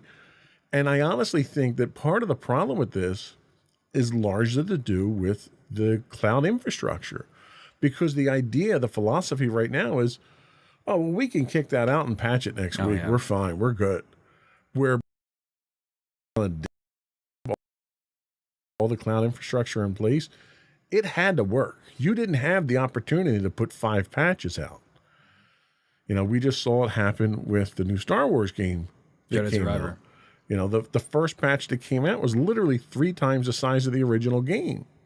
So it doesn't shock me. I think the problem we have is the market drivers that are forcing these out rely too heavily on the fact that they can be patched, but they neglect to take into effect the negative press that your property is going to get in the process. Yeah, I mean, you're absolutely right. Phil Spencer, who's sort of the public face of Xbox, he's not I don't think he's a CEO, but he's like the guy when you think Xbox. He's been doing the rounds. He's been taking the hits for Redfall. But one of the things he talked about was this concept of when to delay a game. And he says it's not always purely based on hitting that economic goal. Sometimes it is for creative reasons. And a lot of what he talked about was ultimately what they say is what it comes down to is if the studio is not meeting their creative goals, then that's when there's a serious issue. And he not so subtly suggested that might have been part of the problem with Redfall. Is the folks that are necessarily making the game they wanted to make, but this game was hyped up a lot, and it had to come out, and they already delayed it, and it didn't really seem to make that much of a difference.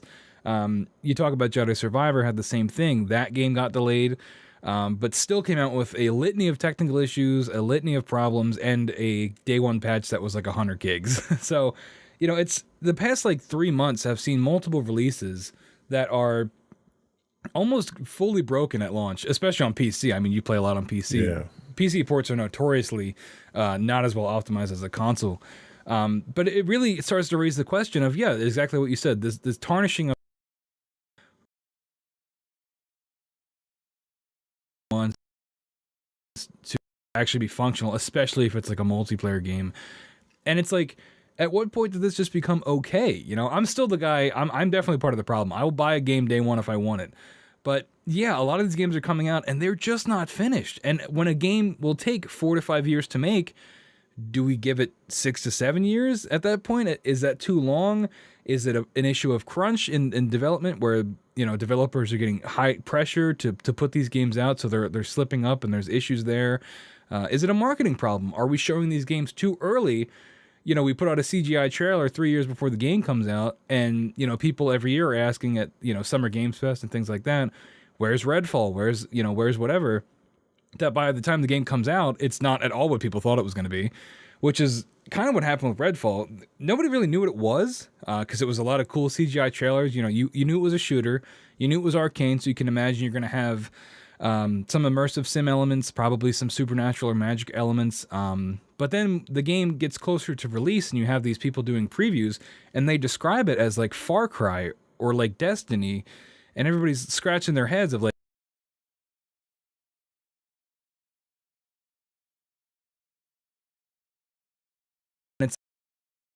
it's like a Far Cry Borderlands type game, and it doesn't even really nail that, because you know, those kind of games don't really perform as well as they used to. You know, and like in the 2010s, that was sort of the formula. You know, massive open world, play how you want. But Redfall doesn't really do that well either, unfortunately. And you know, I don't want to sit here and just bash the game, because I do like Arcane. I'm a big Prey fan. I love Dishonored. Redfall just wasn't hitting the mark. You know, it's got a current score on Metacritic, the Xbox version, a 56 on Metacritic, 3.5 user score. With critics citing extremely poor performance, uninteresting mechanics, and it overall just felt rushed. And like I said, play the game myself, that is very true. From the moment you boot it up, like there aren't cutscenes. It's just still images with audio over it, and I'm like, what are we? I don't know, it blows my mind. There's a lot of little issues. There's a lot of texture pop in. You can go watch the Digital Foundry video on YouTube. They did a great breakdown of it, of like the nitty gritty technical issues. And it's like, how does a game like this come out in 2023? It blows my mind. Well, and a lot of people want to rush to judge Microsoft on this for having a game come out that doesn't meet their standards. And like you had said in the previous segment, Microsoft has been largely hands-off on this project and most of their development studios. So I think the problem that you run into is Microsoft is involved from a finance standpoint and from a make sure it gets out the door on time standpoint. But from the creative side of things, I think Microsoft is largely hands-off on a lot of this stuff. And I think that's probably the problem, is that if you're coming out with an exclusive on Microsoft's platform, Microsoft needs to be there. It needs to be part of that process to make sure that it meets their standards. And it makes me wonder, maybe it does meet their standards. Maybe Microsoft's standards are just that low. Yeah. Because what this is a reflection of so many other things that Microsoft has released that is subpar and is one of those kick it out the door, we'll patch it later type things. Wow. So it very well might meet their standards is the problem. Yeah, and it's tough, because when you own a studio and you have the ability to make sure that all the problems that modern day releases have don't happen, but you still do, right? Like we talk about Cyberpunk and how disastrous that was. That wasn't owned by anybody. That was CD Projekt Red. That was their game, published on all platforms or released on all platforms, and it had all those issues. You look at a Sony game, you look at Ragnarok, you look at Horizon Forbidden West, you look at Spider-Man 2 whenever that comes out, or Spider-Man 1 even. There is a pedigree to a Sony game. When you boot it up, you know that it's probably going to be awesome, at the very least, or, you know, not have a lot of these problems that a lot of modern day games are facing. There aren't that many technical glitches. It runs well. It tells a good story. And, you know, Sony's focusing on single player games while Microsoft is more on the multiplayer side of things. But there still has to be that pedigree when you are a big studio like, or not a studio, sorry, a big publisher like Microsoft or a big company like Sony.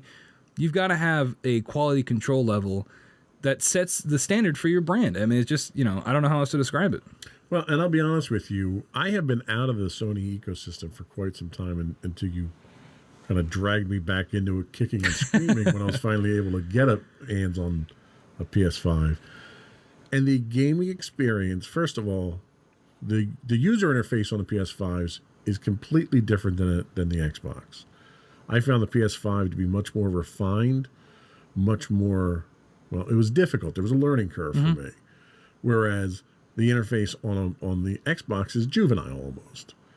It's cluttered. It's awful. It is. It's hard to navigate. But the gaming experience itself, you know, when I fired up the last two games that you had me play, you know, the Last of Us? Last of Us and Ragnarok? God of War. Yeah. When I fired those up, it wasn't a gaming experience.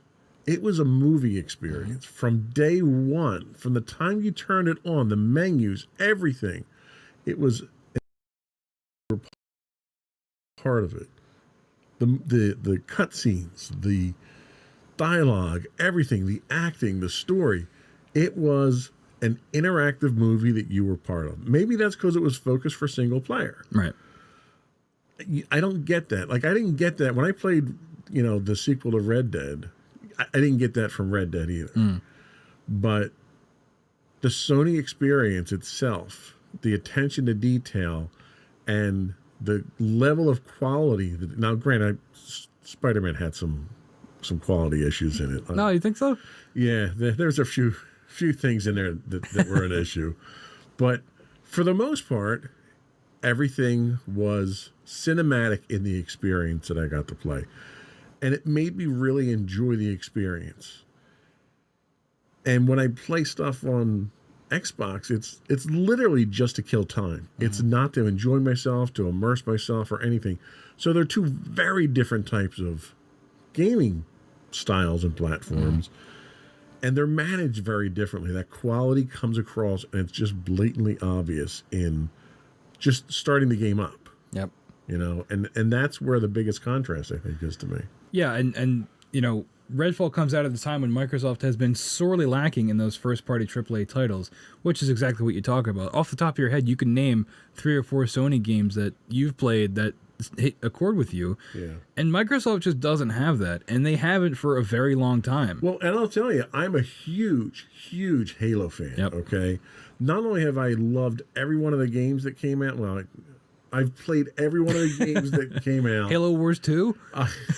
I've read all the novels. I'm up to date. I'm in the middle of reading the latest novel. We're now. both huge Halo fans. Love it, love it, love it.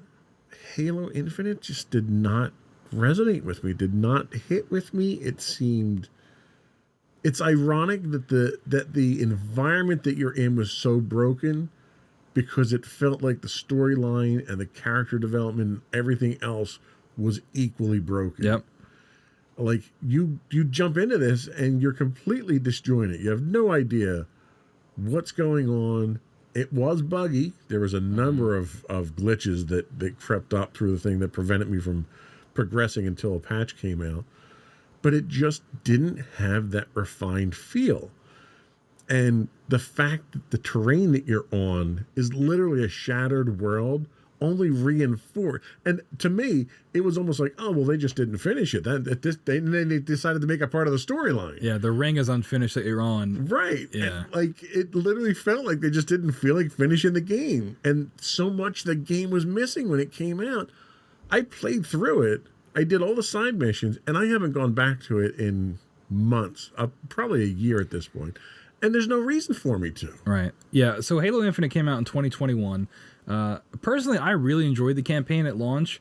But, you know, Halo is always kind of a weird story to follow if you go play all the games. Like, the story is not always the forefront. It's always the gameplay. And the gameplay in Infinite was good, but a lot of where the issues come in is with the multiplayer of Infinite. It had little to no multiplayer support post-launch, and you know, it took forever to get the content updates going for that service. It took forever for that to start rolling out, and it ended up leading to Microsoft cleaning house at 343 months after the release.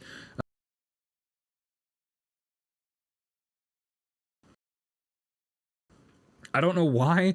I just really, it's still Halo at the end of the day, you know, and I still enjoy that. But it had so much potential, and everybody at the time was saying Microsoft can't mess this up, and they kind of did. Like the multiplayer at launch, everybody was on board. It's such an exciting announcement when they announced that the multiplayer was going to be free. They announced it day and date at I forget where. Very exciting, very hype around that. But as time goes on, you know, the campaign comes out and it's the semi-open world, you know, it still feels good. It still feels like Halo, but then there's just nothing. There's just nothing after it. And it's almost like they just, like, this is Halo. This is, when you buy an Xbox, Master Chief is on the box. And it's like, how are we not dumping all of our resources into this? It blows my mind. You know, you had the thing with co-op. Co-op didn't come out at launch. Forge was delayed. All these pieces. And I think Infinite was delayed like a year. Like a long time. And again, it still comes out at launch and it's missing all these pieces. And it's like, guys, how did you not nail this? Like, it's Halo. And you had 2 downloads, basically. Two applications that you ran, 2 games you ran. You could either run the multiplayer or you could run the campaign. It wasn't until months later that they were even integrated into each other. So it was a completely disjointed experience. But the other problem they had here, which I think really highlights the Game Pass problem that they're running into, is it was released on Game Pass. Yep, I was just going to mention that. Yep. How do you expect to make money on a premier game if you're going to give it away for free on your subscription service? Yep.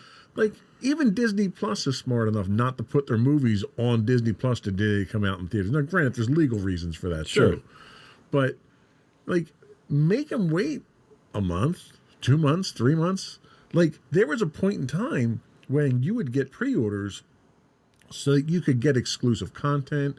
You would get pre-orders so you could get the higher end versions of the games. You get on all that stuff. Nowadays, what's the point of a pre-order if you're going to release it at the same time on your subscription service? Pre-orders are also a way to project sales numbers too. They are, but right now, I think the thing with pre-orders is I'm willing to pre-order a game if I'm guaranteed that it's going to work on day one. That's really what I'm shooting for. If I pre-order for you, maybe you can pay the developers more to finish the game. Yeah, which it probably isn't going to work on day one. But yeah, you bring up the issue of Games Pass, and this ties back into Redfall as well. Games Pass is still a good value, but it's worth noting that any game that comes out day one on Games Pass is already going to face tough sales numbers. Games Pass tends to cannibalize sales numbers in exchange for that wider access.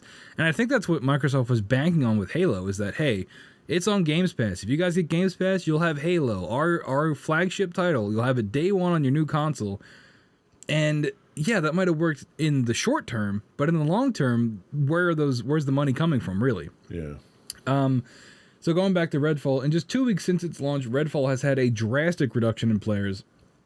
And this is coming from Steam, so take it with a grain of salt. I know it's tough to compare, but Steam numbers are probably pretty accurate still.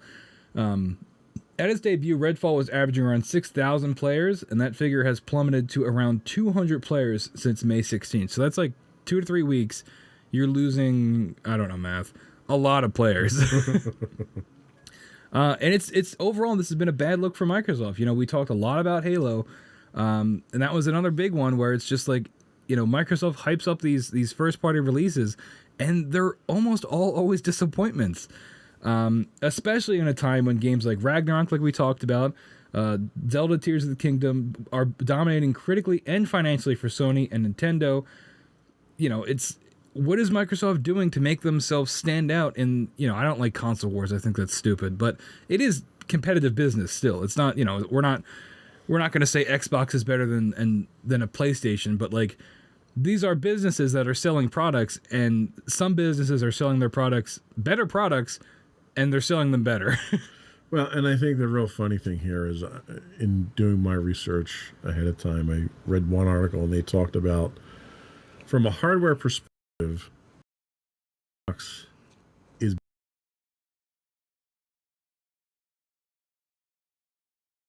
throw the problem.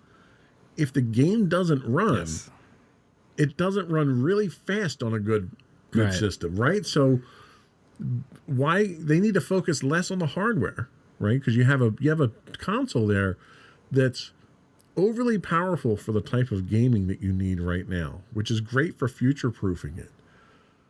If you've got a future, if you can't keep your premier product, I mean, Halo is the Xbox franchise. Yep. If you can't do that right, what are you going to do right? You own it. Yeah. You made it, you know? And like people are longing for the Bungie days now. Like 343 Studios was clever and it was neat and it had promise, and it hasn't delivered on that promise. And I mentioned that story about Microsoft laying off a bunch of people at 343. We don't like to see people get laid off. Obviously, that's bad. But also, it blew my mind that 343 kept Halo. They didn't give it to another publisher or developer. Like, after all this, we're still going with 343. Nobody liked Halo 4 or 5. Right. And it's like, we're still staying with 343. Like, able to bring new people in to better. I don't even know what's next for Halo. I have no idea what they're going to do. Do you think they do another mainline entry? Do you think we get I don't know. Do you have any ideas? From a storyline standpoint, I don't think you can go much further down. I mean, granted, you've got the whole TV show now with Master Chief. That's a completely different animal. Yeah. But I think from a storyline standpoint in Halo, you either have to reinvent the brand itself, or you have to move on to some other storyline. And that's what everybody thought Infinite was going to be. Yeah. It looked like it was going to be, we're in the age of the soft reboot sequel. That's what everybody thought Infinite was going to be. And in some ways it was, but we still kept the convoluted plot that everybody didn't like about Halo. Right. They should have just stripped it down to Halo 1, where it's very simple objectives, and they just didn't do that. And, they had it was like they had the setting of Halo 1, a very basic ring, but with with the still overly complicated space epic that nobody knows unless you read 10 novels. Well, and that's the problem even with the novels right now, not to get off topic too much, but even the novels now are still sticking to this whole, we're going to fire the rings. Get over it, guys. Yeah. That ship has sailed already, pun intended. You need to come up with another the whole Cortana thing, because that didn't work either. They're still doing that, I think. They are. It's still referenced in all the novels and everything. It's like the story. That's why I say the story itself. They don't even have anything in the wings waiting that they can pull from the novels that's really viable, because even the novels are getting kind of long in the tooth. I think you got to blow the whole thing up. I agree. I think if you're going to do it, don't just come out with a remastered edition of it. Reboot it. Reboot the whole thing. I'm with you there. Yeah. So, as we wrap up this second segment, how can Microsoft reclaim the glory days of Halo? I put Gears of War in here, but I like Gears of War. I don't think Gears of War is anywhere near Halo in terms of mass market appeal. What is next for Microsoft? How are they going to reclaim, the days of they're dominating the multiplayer shooter market? Do you have any ideas? We'll talk about it when we come back. All right, we'll be right back after this quick break.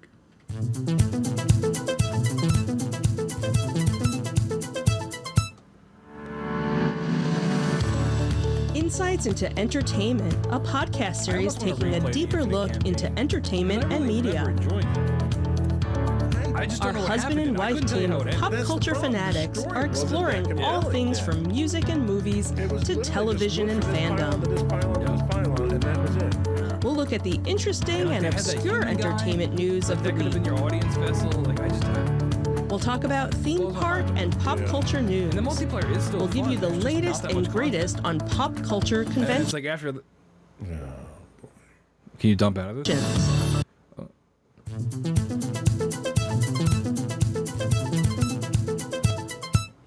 Welcome back, everyone. We had to dump out of the commercial. I'm sure you were wondering what the next topic they cover on Insights into Entertainment is. You'll just have to go watch the show yourself. Welcome back in Insights into Tomorrow. This program, episode 19, we're talking Microsoft and the state of Microsoft. As we teased in the end of the last segment, what is next for Microsoft? What are they going to do? We had the disastrous release of Redfall. Microsoft has one more trick up its sleeve. Xbox and Bethesda's Starfield, set to release on September 6th. Expectations are sky high for this title. From the same studio that made Fallout and Elder Scrolls, Starfield is set to be Bethesda's deep dive into the sci-fi genre. So I'll ask you the same thing I asked you about Redfall. Did you see anything about Starfield? Do you know anything about it? I have actually a lot of folks, because I still play Star Wars: The Old Republic. A lot of folks in there are really looking forward to this. This is supposed to be like the second coming of I know. Christ here, where it's going to be the savior to the entire game industry. And I'm like, have we ever heard this narrative before with another sci-fi game? Yeah, and it's like, okay, guys, let's wait and see. Give it 3 months once it's released, and we'll see where we wind up. Yeah, I pretty much feel the same way. I've kind of fallen off the Bethesda hype train ever since Fallout 4. I was a big Elder Scrolls. I mean, who didn't love Skyrim? Skyrim is like one of the best games ever I still made. play it. Yeah, me too. Fallout 4 comes out and it's not great. Fallout 76 comes out and is even worse. And it's like, okay. Now, the one thing I don't know, a lot of the reason those games feel old is because of the engine they're running on. Starfield might be on a new engine. I neglected to do the research on that. If it is, that's great, unless it's buggy and bad. But the game was recently rated 17 plus by the ESR. The potential.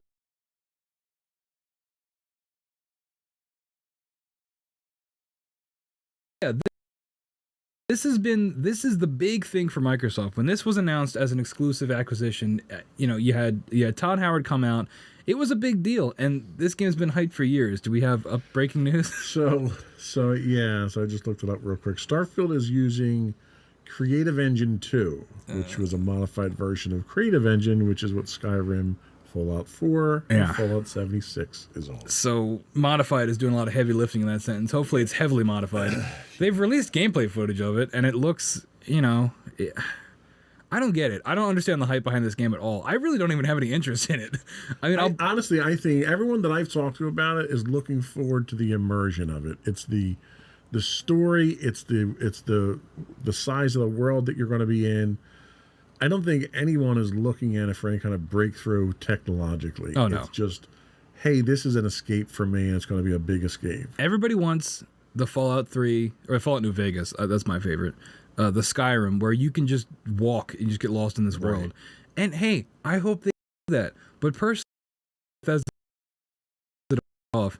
And it's like, does Microsoft? Because clearly they do, right? If they decided to acquire this, when they acquired the studio, they make Starfield they're one of their tentpole games coming out, and their only tentpole game coming out in like the next year. Do you think that this is where Microsoft should be putting their eggs in the basket? I think this is another example of Microsoft not really doing the due diligence on acquisitions and projects. I think they were sold a good bill of things here that they could use, but I don't think they ever dug deep enough. And again, it's one of those things like 3 years ago we saw a trailer for this and it looked really good. Okay, well that trailer was basically just a movie someone put together. Yeah. There was no gameplay in it whatsoever. There was no technology demonstration in it whatsoever. I almost think that's what Microsoft saw and decided that that's the direction they want to go. They got tricked too. And they got tricked too. And I'm sure this wouldn't be the first time it happened to them. Yeah. The gameplay that was released, it doesn't look that special to me personally. It looks a lot like No Man's Sky, if you ever played that game. Another notoriously poorly received game on launch. However, credit to the studio.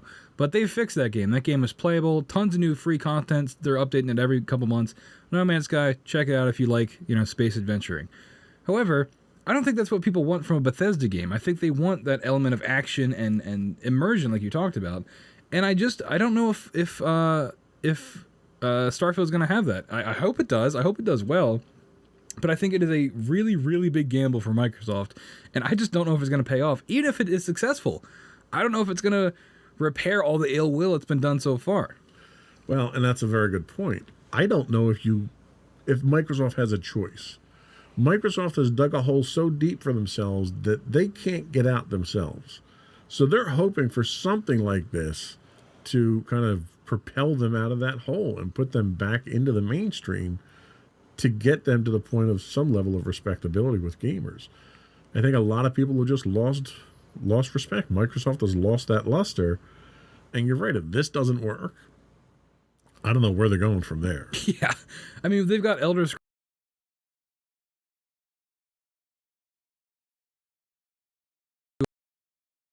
of accessibility to, not in terms of if you have a handicap or something like that, but I mean, like if you're trying to get somebody into gaming, like you as an example. I was able to sell you on Ragnarok and Last of Us because they are relatively easy to pick up and play if you've played other games. Starfield as like an immersive first-person space thing, I don't know if that is as easy to sell to people as a emotional story between a father and a daughter or a father and a son that Sony can offer. I mean, I know sci-fi has a pretty general broad appeal, and I don't know. I hope it does well. But there have been some technical issues with it. We just talked about the Creative Engine 2 that it's going to be running on. Not great. If you go play Fallout 4 or 76, you can see where they're really stretching. Like you could tell it's old. But this is the sticking point for me. Starfield has been reported to be launching at 30 FPS. With performance mode rumored to be coming later, very strong rumors that like it might not happen. They might not get that 60 FPS mode. Is this unacceptable in 2023? A AAA game releasing capped at 30 FPS? Some would say yes. I can't stand. I think if you put FPS, I think that's unacceptable. Well, and I think it also has a lot to do with the resolution that you're putting it out at. You know, if you're talking 30 frames per second on a 4K TV, yeah, you probably should be at 60. There's no reason the technology can't handle 60, that's for sure. Right.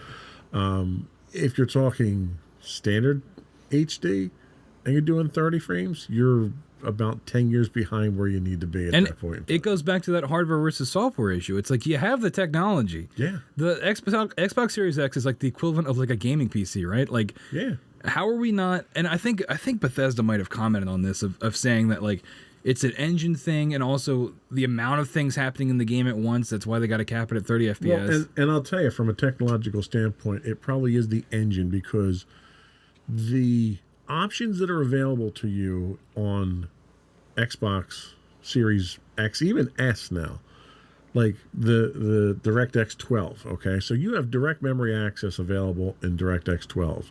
So you don't have, so traditionally what happens is when you send video that has to be encoded and decoded by the video processor, that pressed, it then has to be rendered and then written back out. Gives the video memory of the video processor direct access to system memory. So it bypasses all that, infinitely more efficient and faster than you can do it. But your engine has to be able to take advantage of DirectX 12. And if it can't, which a lot of them don't at this point in time, then you got a problem. Yeah, it's like you future-proofed everything, but you know, at what cost? You know, what are you going to do? I don't know. Bethesda games in general are known for being buggy and running poorly at release. It would be amazing if Starfield came out day one, runs great, you know, smooth, as smooth as 30 frames can be. No buggy thing, because that was what sunk Fallout 4 and 76, was just the litany of internet videos of all the things wrong with it, and immediately you're dead in the water. It's just, I don't know, and it goes back to what is next for Microsoft if this doesn't work out. It's like, what do they have lined up? They've had some good AA games come out. Hi-Fi Rush, great game, highly recommend it.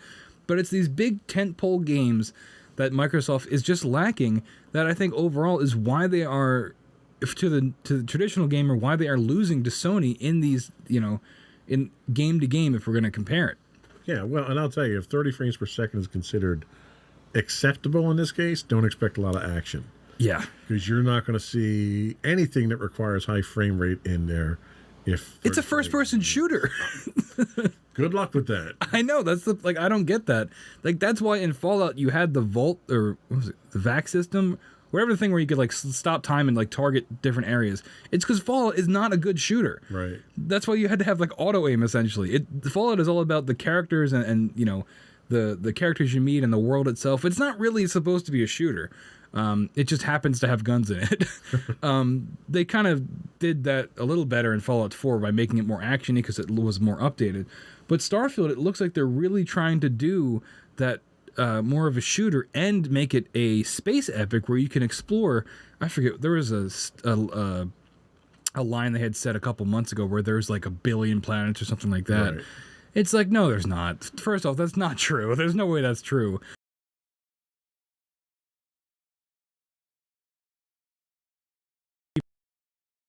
People are going to go into it and never want to come to be like drip fed, like, you know, like the feeding tube so they don't have to come out of the game. And it's like, how are we still in 2023 making these grand assumptions about games when the only people that can pull that off is Sony? That's true. And unfortunately, what you're going to find is this is going to be a judgment time for Microsoft. If they can't meet expectations and they don't have anything else in the pipeline, you might start seeing those Game Pass subscriptions drop off. Yeah, especially if the price continues to raise. You know, or there's retro gaming. You know, everyone loves retro gaming, and that's, I think, the direction that Game Pass is going to go. Well, they just announced the last of the backwards compatible stuff they're putting up. So Yeah. I've bought so many 360 games again on Xbox. I'm not proud of it, but I did because they're all right there and they're easy to play. And you can get an FPS boost sometimes too, which is pretty nice. Right. But anyway, so that we're gonna get a Starfield Direct, I think in June or maybe sooner, giving us more information on the game. So maybe we'll get something in that is a little bit more concrete, that gets my hopes back up, or maybe we'll get a delay. Who knows? Well, if I had to put money on it, I'd say you're looking at 3 to 6 month delay till the next delay. Yeah. I don't. Who knows? That'd be bad because then they wouldn't only have Redfall this year, and that would be a real bad look. But anyway, we're going to take our last break. And when we come back, our final thoughts and a couple more words about Microsoft when we return. Or we'll be back immediately. Who's to say? And we're back. Welcome back, everybody. We had to dump that last commercial. We're having some technical difficulties here today. So what are we talking about in our last segment? Well, I had something positive down, but you had another angle you might want to go in. Nothing overly negative, I don't think. I kind of wanted to talk about what the future of cloud gaming looks like. I mean, you know, we talked about kind of we played around what the definition of it is. But what are your thoughts on things like Google getting out of the market? Is that a sign that, I mean, Google has a reputation for testing the waters with things and kind of hooking people in and then backing out? Do you think that's a sign of where cloud gaming is going to go? I don't know. I mean, I think cloud gaming is a hard sell because when it comes to gaming, you got to have a box, right? You got to have a box to plug in your TV. It's been that way since gaming was like a thing with like, you know, like the Nintendo Entertainment System and stuff like that. So I think the biggest barrier for this, well, the second biggest barrier, I'll get to the first in a second, is that how does this work? You're telling me it's just a USB stick I put into my TV, which Microsoft is testing that, by the way. They're working on that, or like an app on your TV. Right. I think in practice it's very cool. But the biggest issue is the internet, is the infrastructure for it to be able to roll it out. I just don't think we're there yet. And, you know, we're getting there. And I think in small scale it can work, like the fact that I can boot up an Xbox game, an indie game that's on Games Pass on my phone. I think that's great. But I think for it to become the norm, I think we're probably 5 to, if not more, years away from that.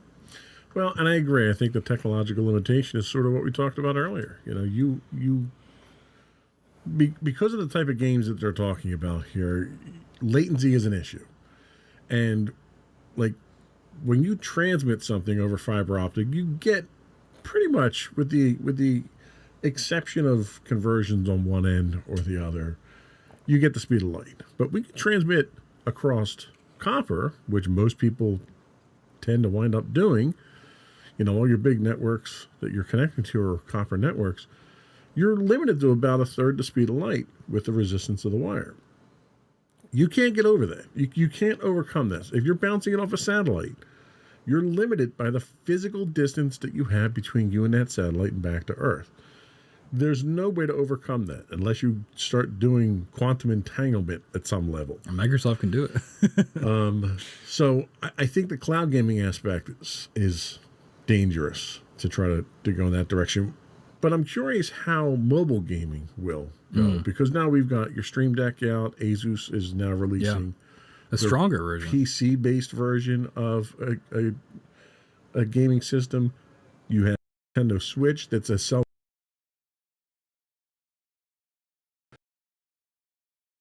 Is that the interim until we can correct the shortcomings of the networking or for cloud gaming? Yeah, I mean, maybe. I mean, we're getting the Switch 2. People are thinking maybe 2024, 2025. The Steam Deck and what was the other one? Asus Ally. Yeah, it's like the stronger version of a Steam Deck, basically. Those things are cool. I had a Steam Deck for about a week before I returned it. It's just not for me. I think it depends on the kind of gamer that you are. If you're somebody that wants to boot up and play a couple matches of Call of Duty and then, you call it a night, I think cloud gaming might be able to work if they can figure out the latency. Otherwise, you're going to have the 165 gigs that Warzone takes up in your console. If you want to get that intense single-player experience, cloud gaming could work for that because it's, you don't have to worry about it as much. Sure, yeah. And handheld, I think, is good to if you travel a lot. I think it depends on the consumer on base to base. But I just think overall, the box, plug it into your TV, I think that's going to have the most mass market appeal and accessibility based off internet. I just think cloud gaming is going to be a hard sell everywhere around the country and the world until we can figure out a better infrastructure for the internet. See, and I long for the days of the LAN party when I used to pack up my gaming system and take it to a friend's house or take it in the work and hook up to the network. And, that was, we were playing, I think, Quake back then. Mm-hmm. That was paradise to me. You took it with you. Wasn't quite as portable as they are now. No. But you didn't have to worry about the latency issue. Hey, but now Halo launches and doesn't have co-op at all, so it's way better now. But yeah, I think that's pretty much going to wrap things up for today, unless you had anything else to add. No, I think that's it. So maybe in another year or 6 months, we'll come back with another update on this acquisition, because they're clearly going to drag it out as long as they can. I want to thank you all so much for listening. Once again, I want to plug the show notes again. The show subscriptions, rather. Make sure you can subscribe on Apple Podcasts, Spotify, Google Podcasts, wherever you get your podcast. We will be there for you. If you have any comments on today's show, you can email us at comments@insightsintothings.com. Make sure to follow us on Twitter at insights_things. Twitch, where we are live right now. If you've got Amazon Prime, that means you have Twitch Prime. Make sure you give us that Twitch Prime sub, twitch.tv/insightsintothings. On Facebook, facebook.com/insightsintothings, at insightsintothings on Instagram. And of course, all these links can be found on our website, insightsintothings.com. Thank you all so much for listening. For Joe Whalen, for me, Sam Whalen. Have a great day, everybody.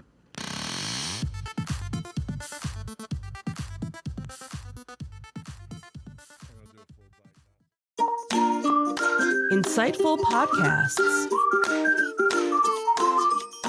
by informative hosts.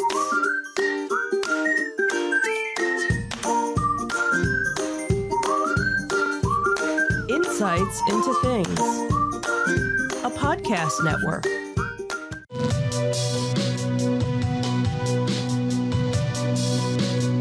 Welcome to Insights into Tomorrow, where we take a deeper look into how the issues of today will impact the world of tomorrow.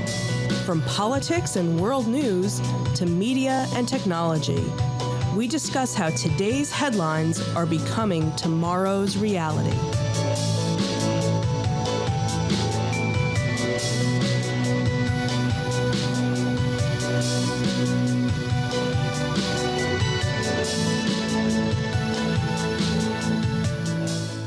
Welcome to Insight into Tomorrow. This is episode 17, Women's Rights Are Human Rights. I'm your host, Joseph Whalen, and my special guest host this week from our Insights into Entertainment podcast, Michelle Whalen. How you doing today, Michelle? Full of many, many emotions. I can imagine.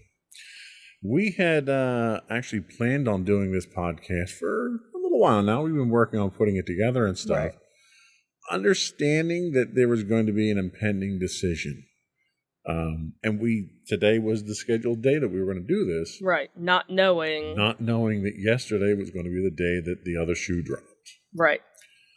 So we're going to continue to go through the material that we did plan, and we reserved the last segment to have an open discussion on the groundbreaking, rule-shattering,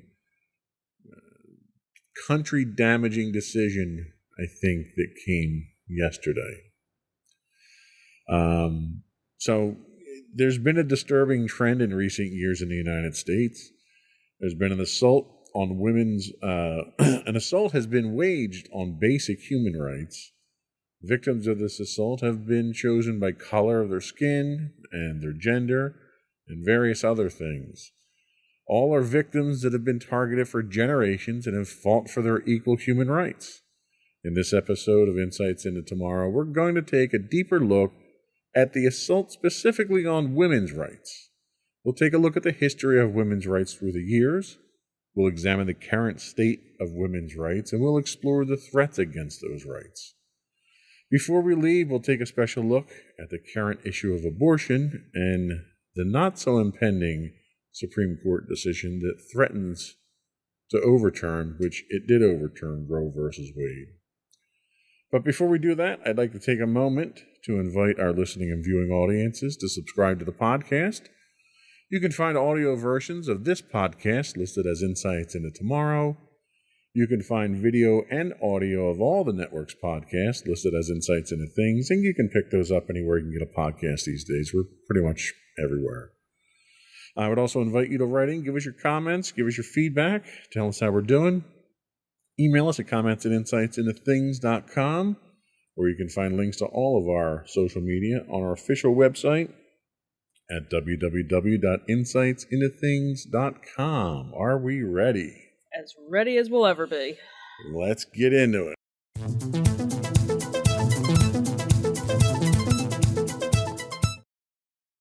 So, all women are entitled to human rights. These include the right to live free from violence and discrimination, to enjoy the highest attainable standard of physical and mental health, to be educated, and to own property, to vote, and to earn an equal wage. Across the globe, many women and girls still face discrimination on the basis of sex and gender. Gender inequality underpins many problems which disappropriately affect women and girls, such as domestic and sexual violence, lower pay, lack of access to education, and inadequate health care. For many years, women's rights movements have fought hard to address these inequalities, campaigning to change laws or taking to the streets to demand their rights are respected. And new movements have flourished in the digital age, such as the Me Too campaign, which highlights the prevalence of gender-based violence and sexual harassment. So there has been a fairly long history of women's fight for their rights, in the United States at least, because when the country was formed, there was no explicit provisions in the Constitution for women's rights to anything. Mm-hmm. The Constitution protected, quote, consent of the government, consent of the governed, which at the time meant white landholding men only. Right. The Bill of Rights did not protect everyone either. Women were considered second-class citizens. They were essentially property of their husbands. So women started to organize as early as the Seneca Falls Convention in July of 1848. It planted the seeds for the women's suffrage movement. It pushed for equal rights for all people of all races and sexes. The end result was the signing of the Declaration of Sentiments by 100 men and women, a document based on the Declaration of Independence. So we move into the women's suffrage movement. This is really probably the foundation for the first fight for women's rights. Wyoming passed the first law granting women the right to vote in 1869 and was the first state to grant women the right to vote in all elections in 1890. But it took until 1920 for the 19th Amendment to the Constitution to allow women the right to vote across the country. So now let's talk a little bit about abortion and contraception. So there were widespread anti-contraception laws on the books as late as 1819 before they were challenged, starting with Margaret Sanger in New York. Abortion laws criminalized the act of ending a pregnancy apart from saving a woman's life were in place and well into the 60s before any challenges were raised. These obviously culminated into the 1973 Roe v. Wade Supreme Court ruling that being drawn into question, unfortunately, as of yesterday. Yeah. So then we move on to women's equal employment and equal pay. The first minimum wage laws applied to women didn't come into effect until 1912. This was later superseded by the 1938 Fair Labor Standards Act, imposing a federal minimum age regardless of gender. It wasn't until 1963 with the Equal Pay Act that any attention was given to equitable wages for wages, well, wages too probably, but wages for the same work performed by men. It took until 1974 for Congress to include gender protection in fair housing and education as part of the Civil Rights Act. Now, it's worth noting that even though these laws were on the books, they're on the books today. They're not observed. There's still discrimination today, despite the fact that we have these laws on the books. Right, exactly. And finally, leadership in government. So the first woman to serve in Congress was Jeanette Pickering Rankin, who didn't take her seat until 1917. But it would take nearly 100 years for a woman to take on the leadership role of Speaker of the House when Nancy Pelosi assumed that role for the first time in 2007. And we didn't see our first Supreme Court justice until 1981 with Sandra Day O'Connor. And Madeleine Albright was our first Secretary of State in 1997. And obviously, our first female Vice President, Kamala Harris, in 2020. So, the disturbing trend that I see in this history here is there's spurts of progress. There's long periods where there's no progress. Then you get a few exceptional people that just get mad as hell and they're not going to take it anymore, and they do something about it. Yep. And the establishment throws a couple of crumbs out there and gives a little bit of rights to people. And then there's a long period of time until it happens again. How do you think this compares to other fights, civil rights, for instance? How do you think this compares to civil rights for African Americans and minorities? It's almost the same, really, when you think about it. Unless you are a rich white male, you're fighting every day, and maybe once in a while something comes along that you get something, and and then unfortunately something else in the news is going to pop up where everybody's mindset is on something else, and that fight still hasn't been won.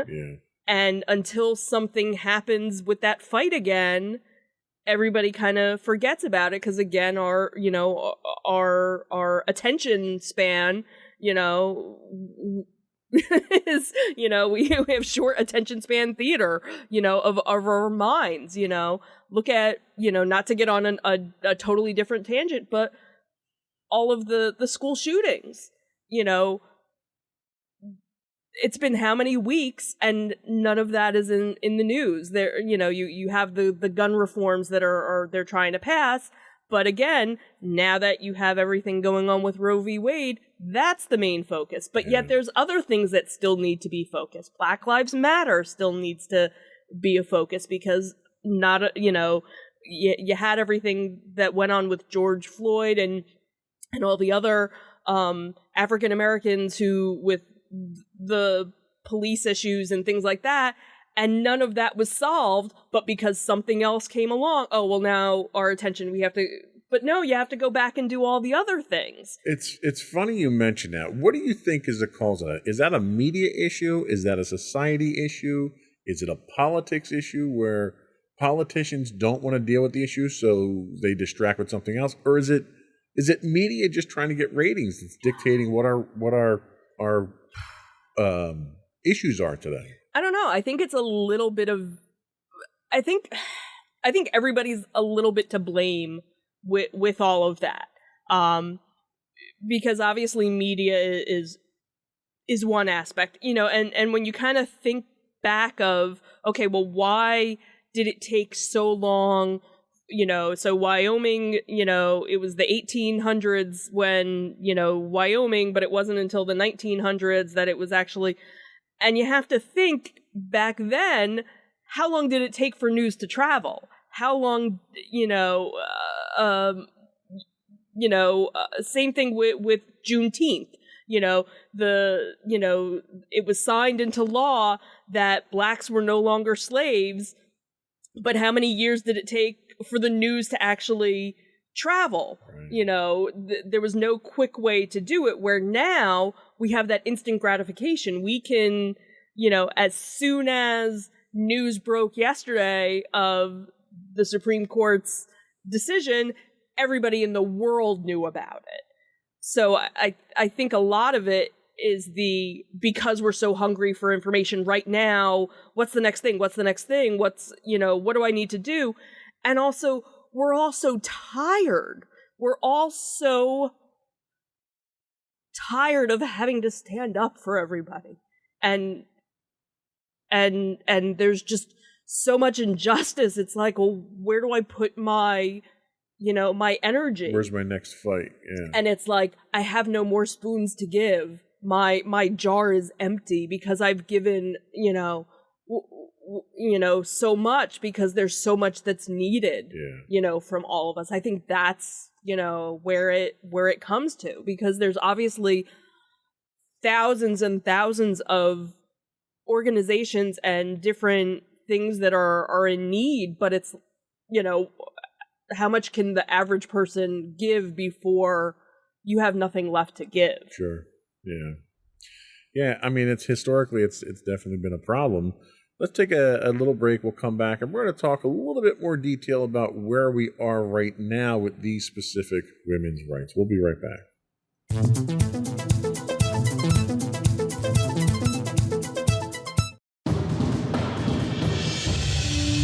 For over 7 years, the Second Sith Empire has been the premier community guild in the online game Star Wars: The Old Republic.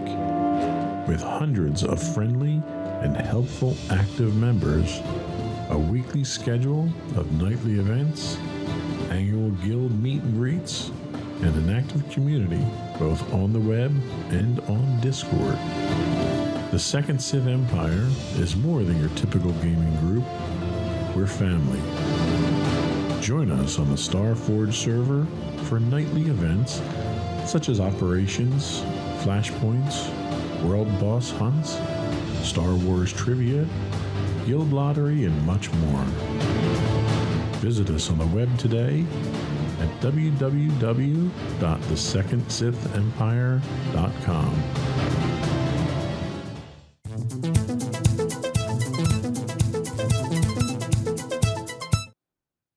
So let's talk about the current state of women's rights. And we'll talk first about women's suffrage. At the moment, it's safe to say that fight has been won, I guess, kind of, sort of, in the general statement, yes. If nothing else, we can say that women are equally discriminated against with everyone else when it comes to your right to vote these days. Yes. Okay, there's no special discrimination. Right. Against women on this one. Okay, we can go with that. Abortion and contraception.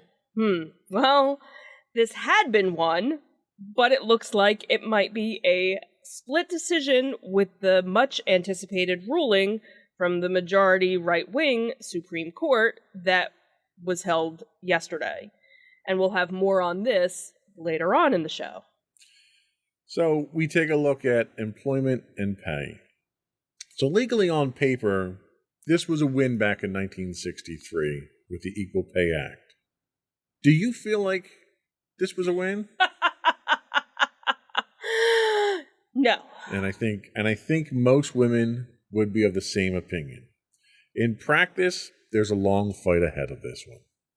Progress continues to be made, but not nearly enough to level the playing field between men and women, equal pay, equal work.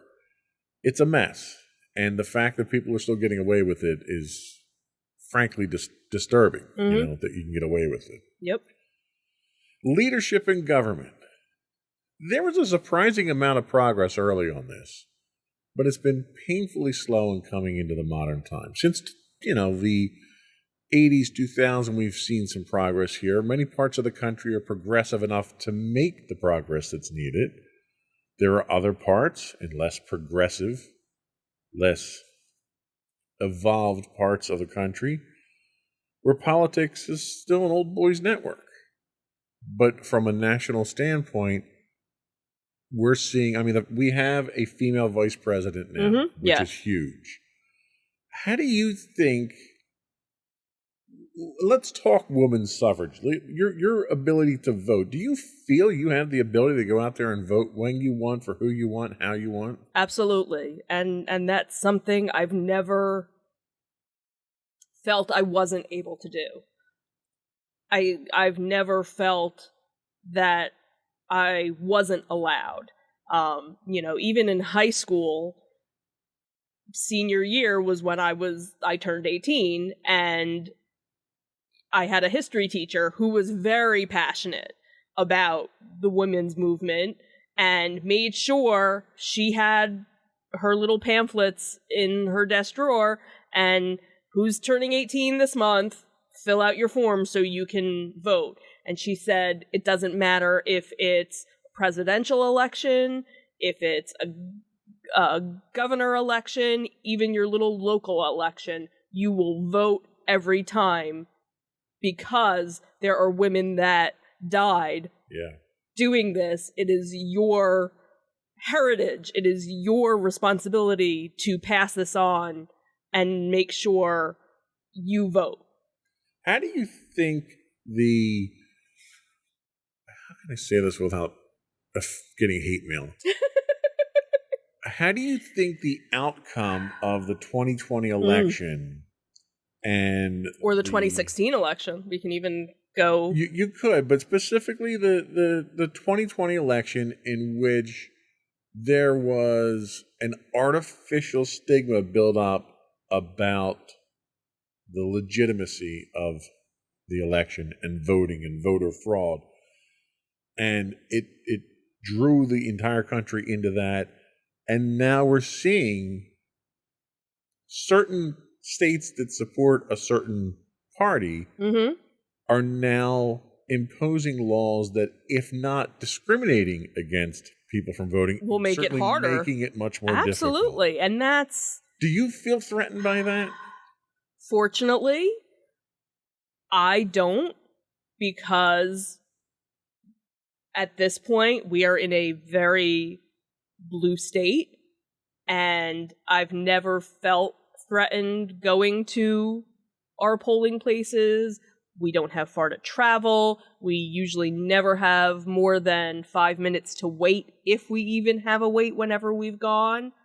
And I know that's not the case for states right next to ours, where people will wait in line hours to cast their vote, or have to travel, an hour to get to their polling place. And I would probably feel intimidated if I had to go through all those measures, and almost jump through hoops to fulfill my civic duty. Right.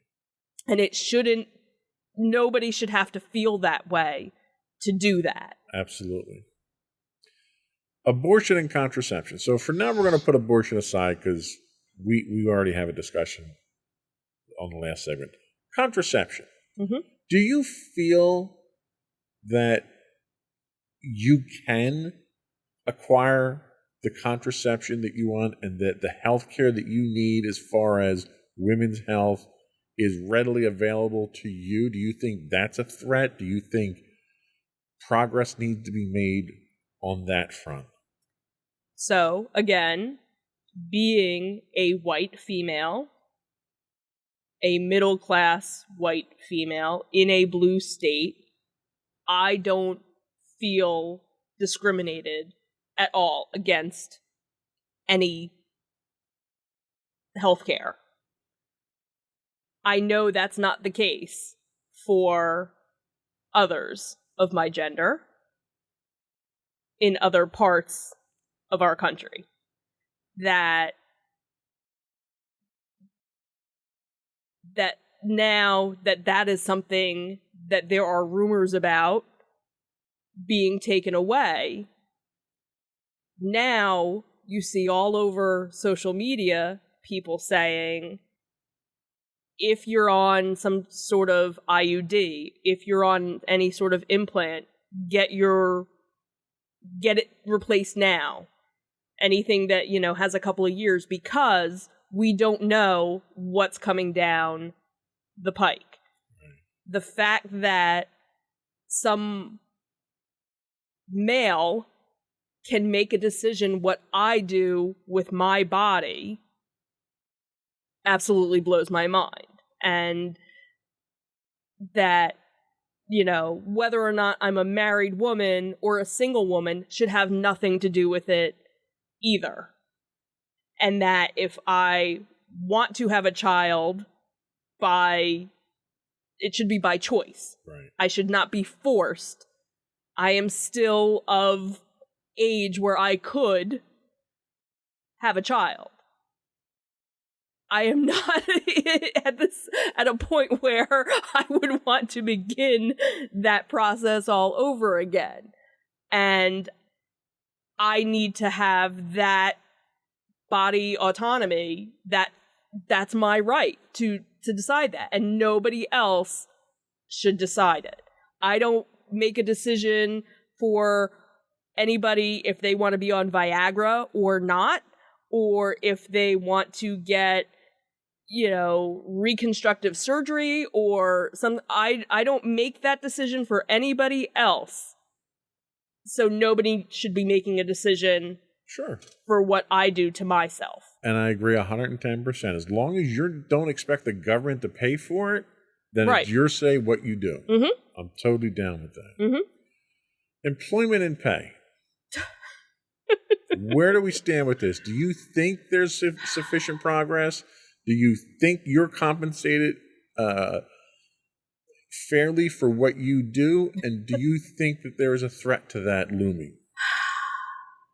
I don't know. It's one of those things because, of course, at most places of employment, one of the rules is you don't talk about how much you make. So, you don't find out how much somebody else is making. So that's a really hard, I know, or I shouldn't say I assume within the company that I work in, there are people that work in the North Jersey facility that make much more money than the people in the South Jersey facility. And that's unusual because of geographics. Right, absolutely. But again, it shouldn't matter where I'm physically located because I'm doing just as much work as Well, there's certain somebody factors like cost of living and stuff like that. Absolutely. That you have to factor in the salary. Totally. I totally. But compensation-wise, on a 1-to-1 ratio, are you being fairly compensated? I really don't know, because it's one of the things that probably bad on me is I kind of stopped paying attention, because there's always these websites you can go to and say, how much does a person that does this job make? And the thing is, what I do for a living is kind of specific to my job, so it's kind of hard to say if I went someplace else where I could kind of try and figure it out. And I think I know I'm probably underpaid. Just one, because I'm, is it because you're a woman, or because you're a one-of-a-kind person doing what you do? I don't know. It might be a combination of both. We recently at my company had somebody who left the company who was a woman. I never asked her or found out how much she made. I knew she probably made more than I did, even though I've been with the company much longer than she had been. And we recently hired somebody who I knew was a grade level or a position higher than her. And I have a feeling probably started out making more than she did. Okay. So that's another, So clearly we're not where we need to be. No. Leadership in government. So my question to you here is, clearly we're seeing progress certainly on the federal level. A lot of states are making progress with women in leadership positions. You personally, do you think the door is open for you if you wanted to get into, say, local politics? Do you think you'd have any obstacles with that? Do you think you'd be discriminated against because of your gender? I don't know. I think in a lot of cases it's still a boys' club when you come to, your local, but I'm sure there are some areas of the country where it's not like that. I've never been interested in wanting to run for a government position, so it was never something that I thought about, but I could see where I wouldn't, again, where we live, where we are. I'm sure if it was something where I started volunteering or doing things, I could, eventually see something. What's interesting is of the 4 fundamental rights that we talked about, 3 of these you attributed to some level of political influence on how it impacts you. Mm-hmm. That's disturbing. That women's rights are a matter of politics. And they shouldn't be. No, they shouldn't. And I think that is a highlight of where we are today. And it astounds me, and we're not going to pull any punches here. You're obviously a Democratic supporter. I am? How did you know? What astounds me is your experience, I would say, is pretty typical for most women, Democratic women or Republican women. But there are so many staunch Republican women that support a party that has, for over a century, had policies that were contrary to women's interests. Mm-hmm. And what is it about people like that who would support someone who wants to hold you down? Like, I almost attribute it to like a beaten wife syndrome type thing. Yeah. Where they just accept their place as a lesser citizen in society. And you have to kind of think that, there are still women that are young girls, women that are raised today to your only job in life is to raise the family and support your husband. And that's it. And I'm not knocking anyone that's what they want to do in their life. If that's what you aspire to do, knock your socks off. Right. But don't hold other people back. Exactly. In the but don't tell me that I can't do more. Absolutely. Or tell my daughter that she can't be more.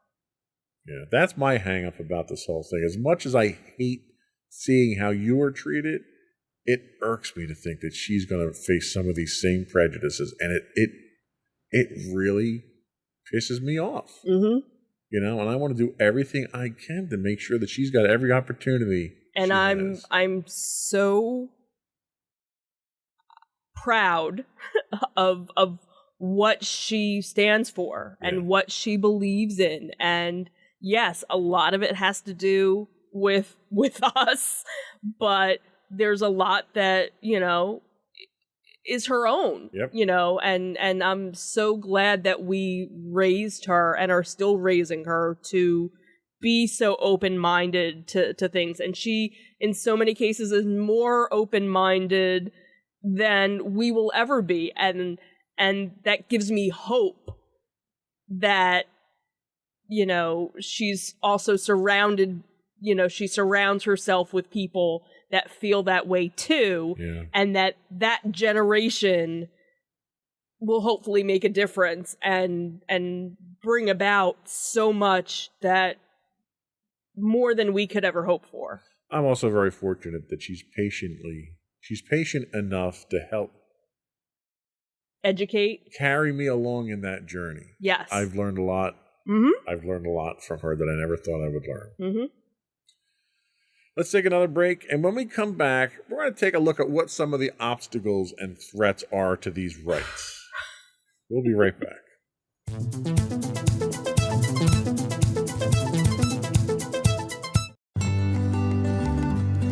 Insights into Teens, a podcast series exploring the issues and challenges of today's youth. Talking to real teens about real teen problems.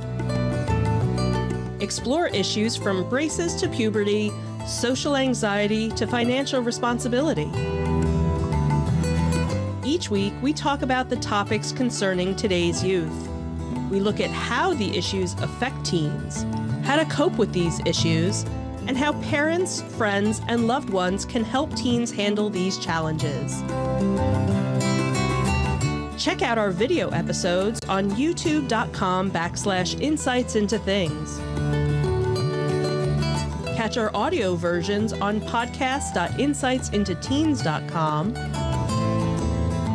or on the web at insightsintothings.com.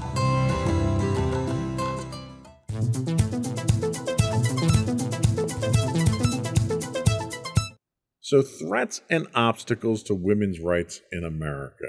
And, we'll attack these rights as we've been doing in order. So the first one we're going to talk about is women's suffrage. So in the wake of the toxic 2020 elections, there's been a wholesale attack on voting rights. These attacks aren't targeted specifically at women and are designed to make it harder for people in general to vote. Not too much in general, but there's specific segments of the population that are targeted at. So some of the obstacles. 17 states have enacted 28 new laws that restrict access to voting by targeting citizens with disabilities. The fact that they're not including accessibility, common accessibility options to get into voting places that make it difficult for people with disabilities to vote. Mm-hmm. They're attacking absentee voting.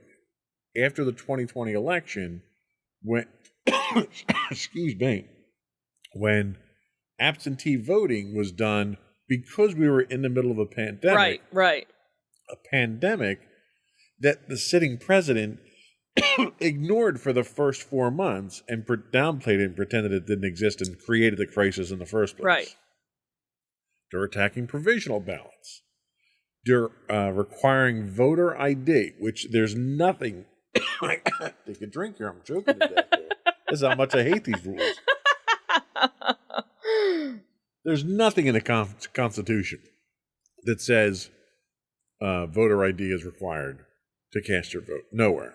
So I don't know where they're coming up with that one. They're targeting voter registration. They're making it harder to register. Mm-hmm. They're requiring different requirements to now register. They're instituting registration purging. So normally with registration purging, if you don't vote in so many elections, they purge you from the voter registration roll. Well, that number of elections is usually like 4, 5, something like that, presidential elections. Now they're saying if you don't vote in the last one, you're not registered anymore. Oh, see, You need to register again to vote. They're restricting student voting, making it difficult for students, because before they would make it accessible to students to vote during student hours and stuff like that at colleges. They're restricting that. And they're limiting polling places to make it harder to vote. So people who are, again, disabled, infirmed, aged, people that don't drive, they're making them travel hours to get to a voting place to cast a vote, knowing that they won't vote because they're the people that they don't want voting because they're going to vote for the opposition. Right. So that's some of what we're looking at here. Not specifically against women, but affecting everybody. Right. And you figure it's the lower income more likely the people of color. Yep, That's the areas that they're really targeting. absolutely. So what's your next one? Abortion. Somehow, after nearly 50 years, this is still a matter of debate. Instead of being an ideological discussion, anything to do with abortions has turned into a political discussion, which generally means that all logic is out the window with it. There is a real threat to women's reproductive rights with the recent leaked draft of the opinion by the Supreme Court that now wasn't just a leak, because now it has come to fruition that they have now overturned Roe v. Wade.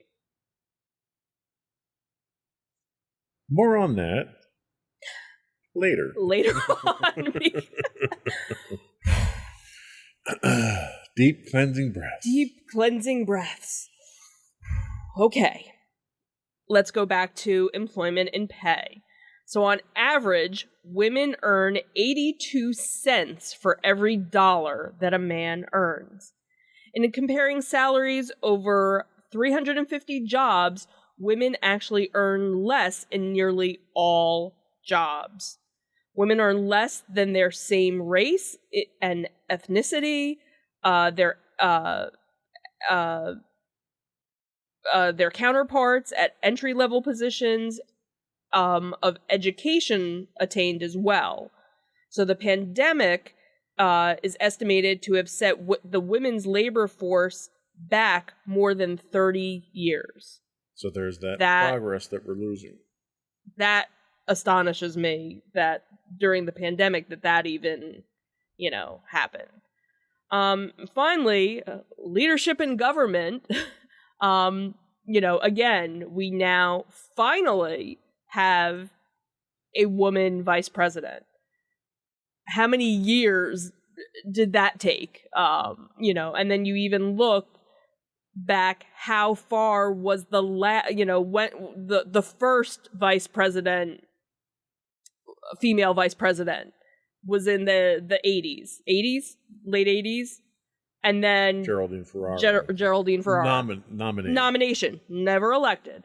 And then you even had Sarah Palin, the second, never elected. Right. So it took 3 women, but how many years, obviously, to get to that position? Another interesting thing, for the first time in our history as a government, there will be 2 female signatures posted on currency in our country, because we will have the treasurer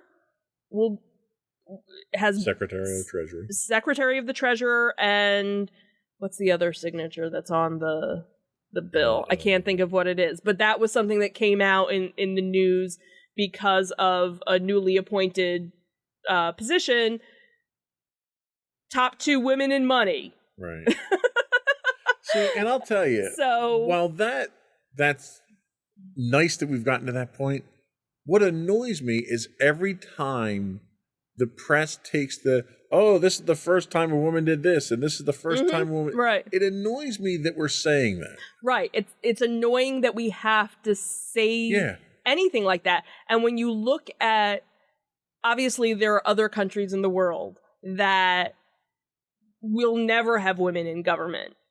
But then there are other countries that have had women in leadership and had women in politics so much longer, and they kind of look at us and go, how backwards are you? And these women were incredibly strong, competent women who overshadowed their previous male counterparts by a long shot, right, in most cases. So it just baffles me, with as progressive as we say we are as a country, we're so backwards than so much more.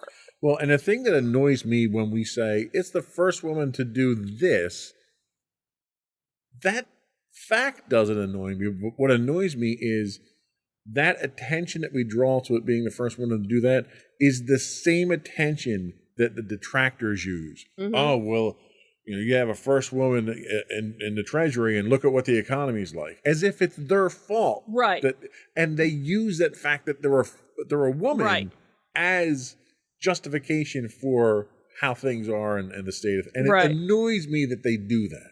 Right. And the other thing too is how many women had to do so many other things to get that person, to lift that woman up. Absolutely. To do that. That's the thing. Standing on the shoulders of giants. Absolutely. And women like Kamala Harris was extremely complimentary and appreciative of all the women that came before her that gave her the opportunity that she has today. Yeah, absolutely.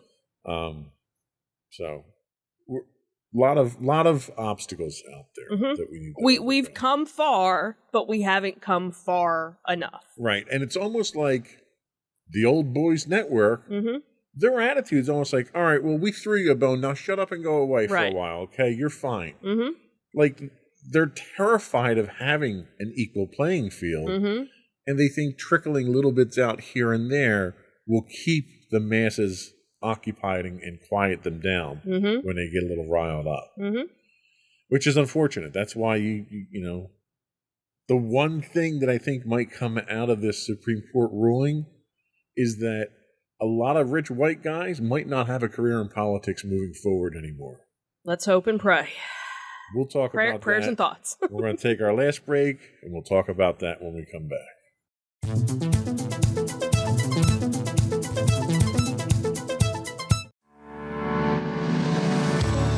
Insights into Entertainment, a podcast series taking a deeper look into entertainment and media. Our husband and wife team of pop culture fanatics are exploring all things from music and movies to television and fandom. We'll look at the interesting and obscure entertainment news of the week. We'll talk about theme park and pop culture news. We'll give you the latest and greatest on pop culture conventions. We'll give you a deep dive into Disney, Star Wars, and much more.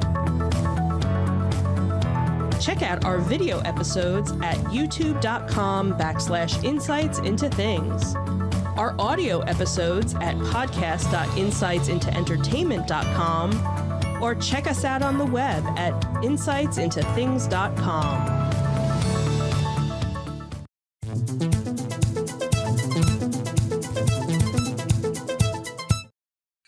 So, women's rights are human rights. Damn Skippy. And as of yesterday, I think we've seen a significant encroachment upon women's rights. You think? So, this is our open discussion on Roe versus Wade and abortion in general. You have the floor, dear. I don't even know where to rip into it. How about we start with just the hypocrisy of the Supreme Court's decision? Because the day before, they had a very contradictory decision. Absolutely. They said that you could carry a gun, that it's okay to carry around a gun now. You don't need to conceal it anymore. Right. So New York had some very common sense gun safety laws for over 100 years, designed to save lives, right? Which the Supreme Court decided that was a constitutional violation, right? Where if you read the Constitution and the Second Amendment, nowhere in there does it say anything about carrying concealed weapons by citizens, right? It speaks entirely about pertaining to a well-regulated militia, right? Which for some reason everyone seems to want to ignore that. So right. So because it's all up for interpretation. Yep. That's what it is. So the Supreme Court decides that we're going to do away with common sense gun law because it's against people's constitutional rights. But now you can't get an abortion. Nope. So we're preserving life on one side with overturning Roe versus Wade, but we really don't give a damn about it because you can carry guns and shoot anybody you want. Right. So one of the memes Our government is bold enough to force you to have a kid, but is too weak to ensure that they make it to recess alive. Yeah. If that is not That's profound. with between the past 2 days of the Supreme Court, that how Yeah. It highlights the ludicrous level of hypocrisy coming out of today's Supreme Court. right. The fact that church and state is supposed to be separate, but yet the church has more say over my body, and I'm not a member of a church. Right. My religion, I am Jewish, if you didn't know. My religion states abortion is okay. Because my life is more important than what is in my body, what is in my womb. Yeah. And until what is growing in my womb can live and take 3 breaths on its own, it doesn't have a choice over me. Well, you could also interpret the two rulings from the Supreme Court of you can have an abortion as long as you don't mind getting shot in the process. Right. Right. And unfortunately, there has been violence that has happened at clinics that aren't even performing abortions, because that's the other thing, is that everybody goes after Planned Parenthood. Oh, they're doing all these abortions and da-da-da-da.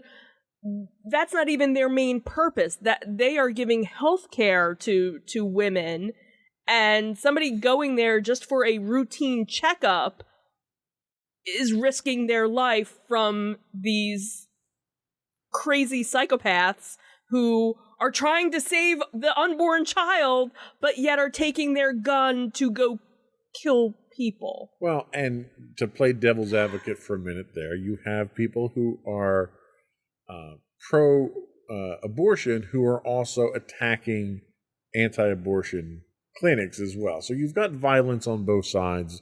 You've got crimes being committed on both sides. But if nothing else, that should simply highlight the level of passion involved here, that the decision that the Supreme Court made to overturn a previous Supreme Court decision, which honestly, that's where I have my biggest problem, is the Supreme Court has basically made itself useless. Right. They decided that no matter what we decide, it doesn't matter because the guys 5 years from now can overturn it. Right. And that's where now, okay, so everybody's, kind of, you have the people that are like, oh, well, it's still at the state level and da-da-da-da-da, and now you can still travel to get to states, even though they were passing laws saying that you couldn't, and that there were certain laws where, if the doctor performed one, they were going to be jailed, and the woman who received it was going to be jailed, and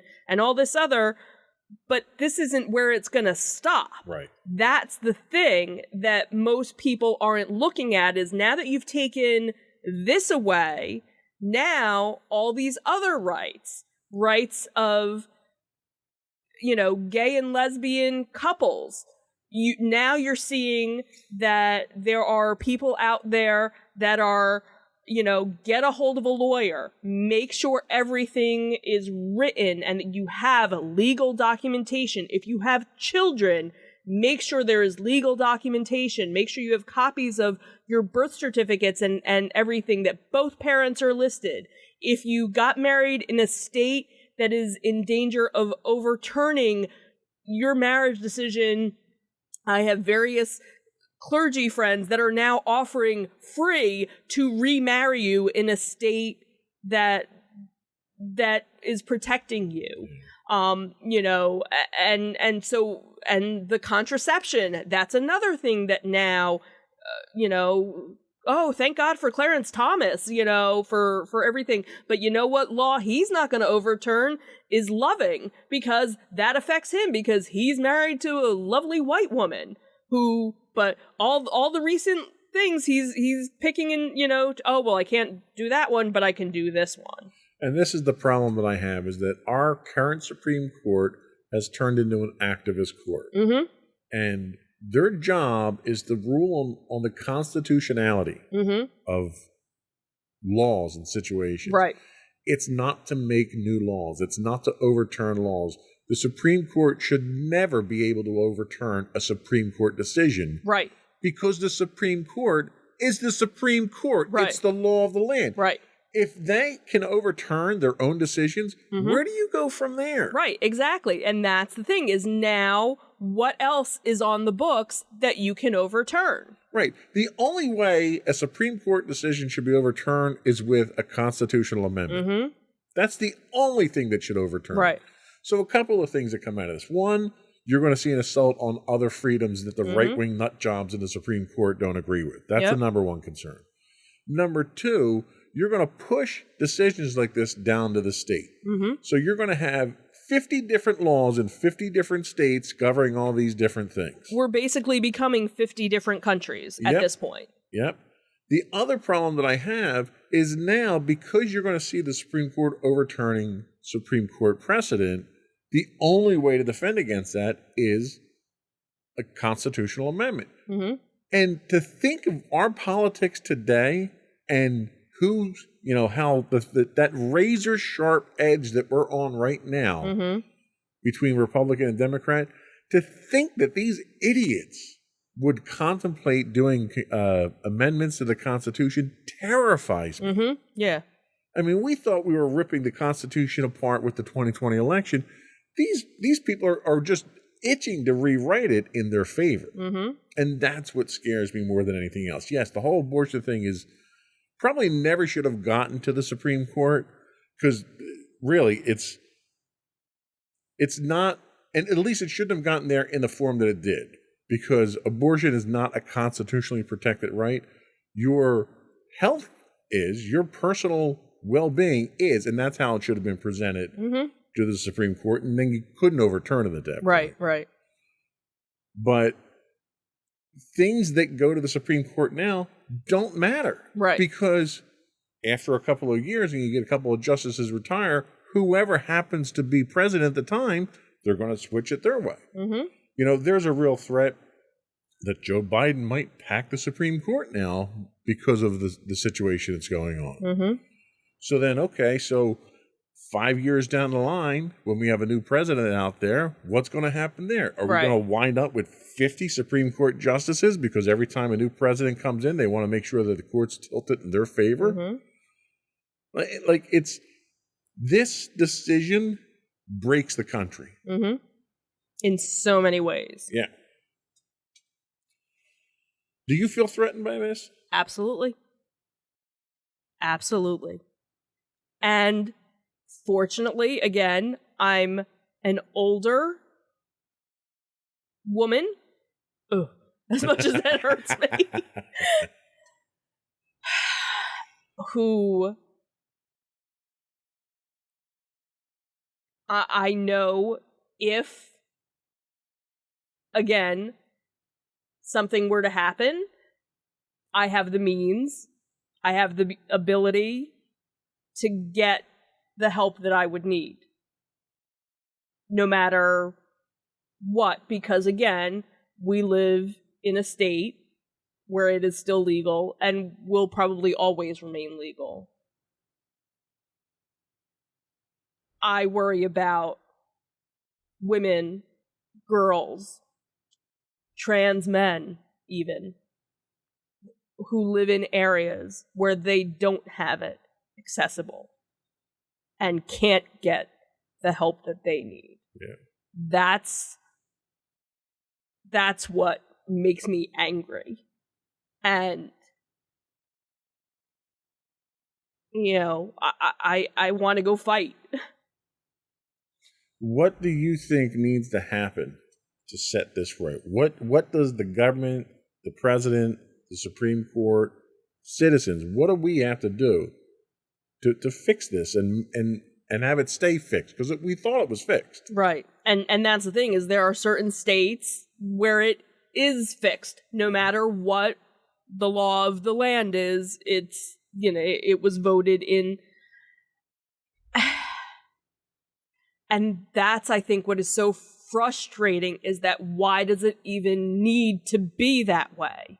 Why do people have to vote on it? You know, if I want to go and buy a pack of cigarettes, I can go and buy a pack of cigarettes. What does it matter if I want to, you know, do that? And I've never been a smoker, and you know, I would never want to smoke, but yet you can go and that's what's just so. Your point there being it's your body, you can do what you want to do. Right. You know, and granted, I got into a discussion, a little bit of a debate with a friend of mine that from high school where, you know, again, my body, my choice, and she's anti-vax and, you know, but very liberal in certain respects and conservative in, you know, she's kind of like all over the board, like she would never get a vaccine because she just doesn't trust the government. You know, and when I, you know, and I said, but, you know, I don't have to do certain things or I can do certain things. And, you know, she said, well, you wore a mask when you were told to. And I was like, I wore a mask because I was protecting myself. And guess what? I still wear a mask now, even though the majority of the people don't. And yes, I am fully vaccinated and boosted and whatever, but I'm still wearing a mask because I don't want to get sick. Yeah. But if, you know, I think back to when I was in college, and if I had gotten pregnant in college, I wasn't ready to be a mother then, you know, so, and then there are women that, you know, have other medical issues. You know, my best friend had to have a late-term abortion because if she had carried her baby to term, she could have died. Right. So, it shouldn't be something that's a law that you're forced to do or not to do. It's your body, it's your choice. And the hypocrisy, again, that we always seem to go back to the hypocrisy of this. So the Supreme Court ruled in a case where members of the armed forces sued the Army or whatever branch of the government, branch of the military they were in, when they were told that they had to get vaccinated. Mm-hmm. And the Supreme Court ruled they didn't have to. They had a right to choose. Right. If you have a right to choose whether or not you take a vaccine, how do you not have a right to choose whether or not you carry a child to term? Right. Isn't carrying that child to full term far more impactful than getting a vaccine? Right. Where you would think you would have that option? And the hypocrisy of it, too, is if men had the ability to carry, now granted, trans men can, I don't want to exclude them, but if these white cis men were, you know, at risk of their body harming them, you know, because think about it, you know, when and you've mentioned it numerous times, you know, especially watching me go through childbirth and what happened during, I ended up having to have an emergency C-section because our daughter was in distress, and you got to see firsthand what my body went through. You've said time and time again, there's no way in hell you would have been able to do that. Right. And I bet you if you polled, you know, the majority of men, would you be willing to go through childbirth? Would you be willing to do all these things? No. No, they wouldn't. But yet, you'll put your partner or your wife or your mistress, you'll engage in an act and not have any thought process behind that. Yeah. The other interesting hypocrisy here is they're forcing women to carry children to full term? Are they forcing the sperm donor to be a father, to be there, to have any level of responsibility? And that's the thing, is that at the moment of conception, that's when you should be paying child support. Right. Absolutely. And you don't get to walk away now. Yep. That is now, there were a couple of memes like, Happy Father's Day, you're now going to be a dad because of that one night stand, because you decided, you didn't want to put a condom on. Right. We're up against the clock here, but I did want to raise one more point. We had talked about it off the air, and I think it's worthwhile mentioning because I think it's a great example. Tell us about the adoption one. Yeah, let me bring that one up. So this was an interesting, because I thought this was very poignant. Yes, this was recently posted and is something for the Supreme Court to consider. Can a 13-year-old girl adopt a baby if she wants to? No, obviously not. Are you nuts? What about a 15-year-old girl? Can she adopt a baby if she feels like it? Nope, absolutely not. All right, how about an 18-year-old girl? Surely she could adopt a baby, right? No, still can't. Well, what if she was 20, no longer a teenager? A 20-year-old can definitely adopt a baby if she feels like it, right? Actually, no. Well, weird. Why not? There are over 400,000 children in foster care, so why can't she adopt at least one of them? She just can't. And you know why? Because you have to qualify to adopt a child. There are rigorous background checks, home visits, proof of financial and mental stability, etc. It's a whole thing, right? But if she is 14 and gets impregnated by an abusive ex-boyfriend who shoved her out of his moving car and left her for dead, she must now carry to term, give birth, just figure it out somehow? Yes, that is correct. But she's only 14. She will figure it out. But she should also have been more careful and made better choices. So, to punish her for her poor choices, we force her into motherhood, which we've established she's totally unqualified for. And now we are suddenly comfortable with a young, traumatized girl caring for a vulnerable, little screaming human being that is wholly reliant on her for survival? Yes, absolutely.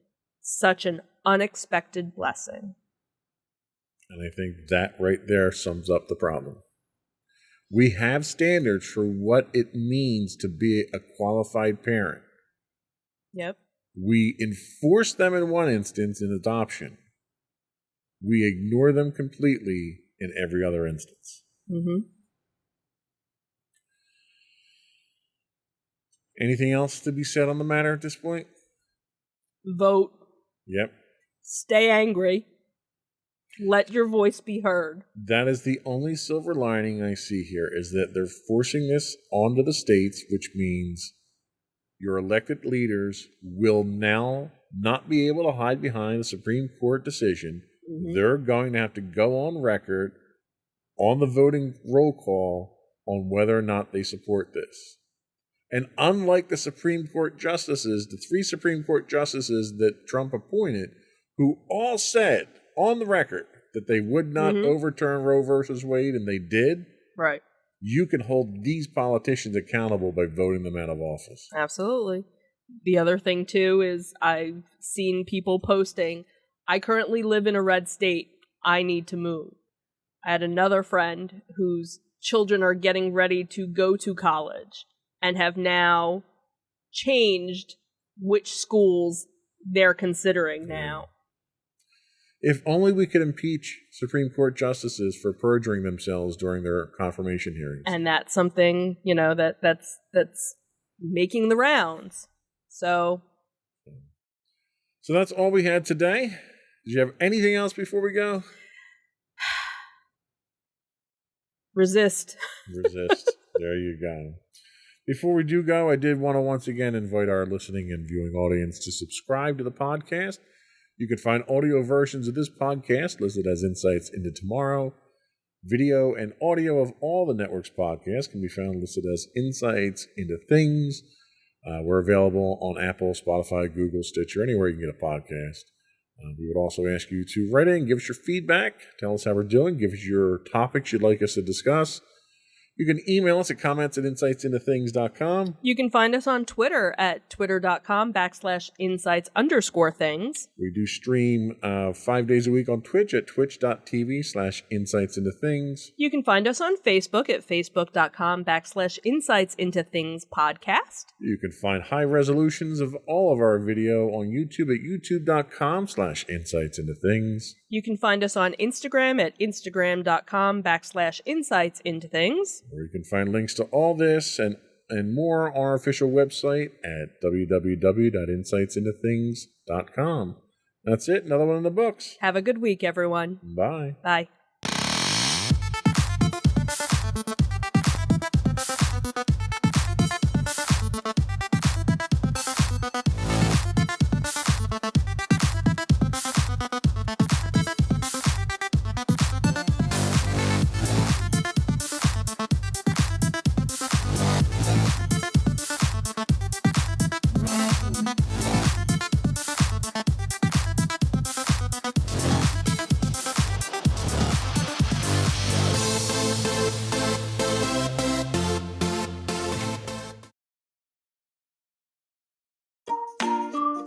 Insightful podcasts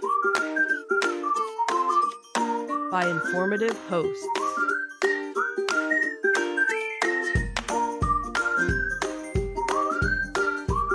Insights into Things, a podcast network.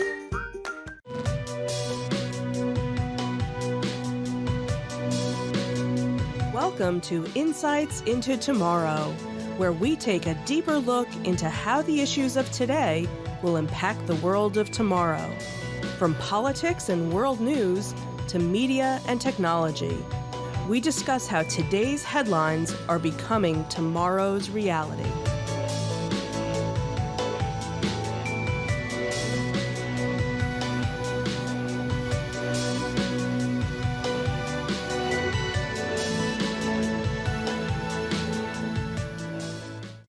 Welcome to Insights into Tomorrow, episode 21. Is the Supreme Court broken? I'm your host, Joseph Whalen, and my co-host, Sam Whalen. Hey, everybody. How's it going? How you doing today, Sam? Doing okay. Excited. We're getting back into the flow. This is like our third episode in a couple months? Something like that, yeah. Back on a roll. Yeah, well, at least now when we do plugs on our other shows, I don't have Madison saying, well, you're not quite monthly podcast. That you guys don't do monthly anymore. So at least now we're getting back into the flow of things. So today we're going to be talking about whether or not the Supreme Court is broken, with a series of landmark rulings from the Supreme Court, some of which were precedent-breaking, almost all in support of the current conservative agenda. Is the Supreme Court broken? Are 9 unelected justices, 3 of which were handpicked by probably the most controversial president in American history, dictating the direction of a government that is supposed to be a republic of the people? Well, that's what we're going to be discussing today on this episode of Insights into Tomorrow. But before we do that, I would like to take a moment to invite our listening and viewing audience to subscribe to the podcast. You can find audio versions of this podcast listed as Insights into Tomorrow. You can find video versions and audio versions of all the network's podcasts listed as Insights into Things. And we're available on Pandora, iHeartRadio, Stitcher, Spotify, any place you can get a podcast these days. Rest in peace, Stitcher. They're shutting down. Are they? I hadn't heard that. Oh, I got to take those off the list then. Yeah. Wow, they've been around a long time, too. I used to use Stitcher, and then they changed their interface, and it was terrible, and then I stopped using Stitcher, and I think a lot of other people did, too. Apparently a lot of other people did, too. You can also email us or reach out to us. Our email is comments@insightsintothings.com. We're on Twitter at insights_things, or you can get links to all those and more on our official website at www.insightsintothings.com. Are we ready? Let's get into it. Here we go.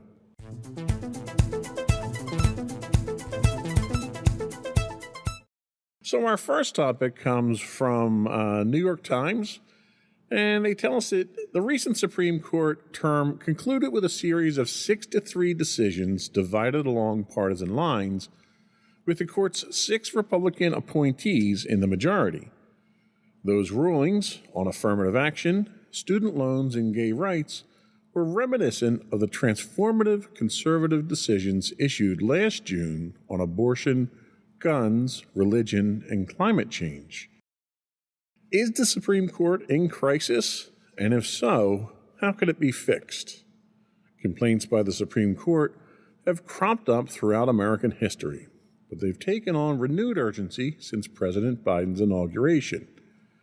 In the past, some of these criticisms have come from the left, such as when Franklin Roosevelt threatened to, quote, pack the courts to protect New Deal legislation.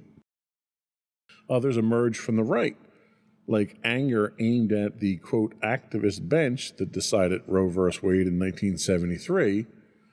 But more recently, Democrats, stung by the Republican Senate majority's refusal to hold hearings on President Barack Obama's nominee Merrick Garland in 2016 and its replacement of Ruth Bader Ginsburg with Amy Coney Barrett just weeks before the 2020 presidential election, have reinvigorated calls for reform.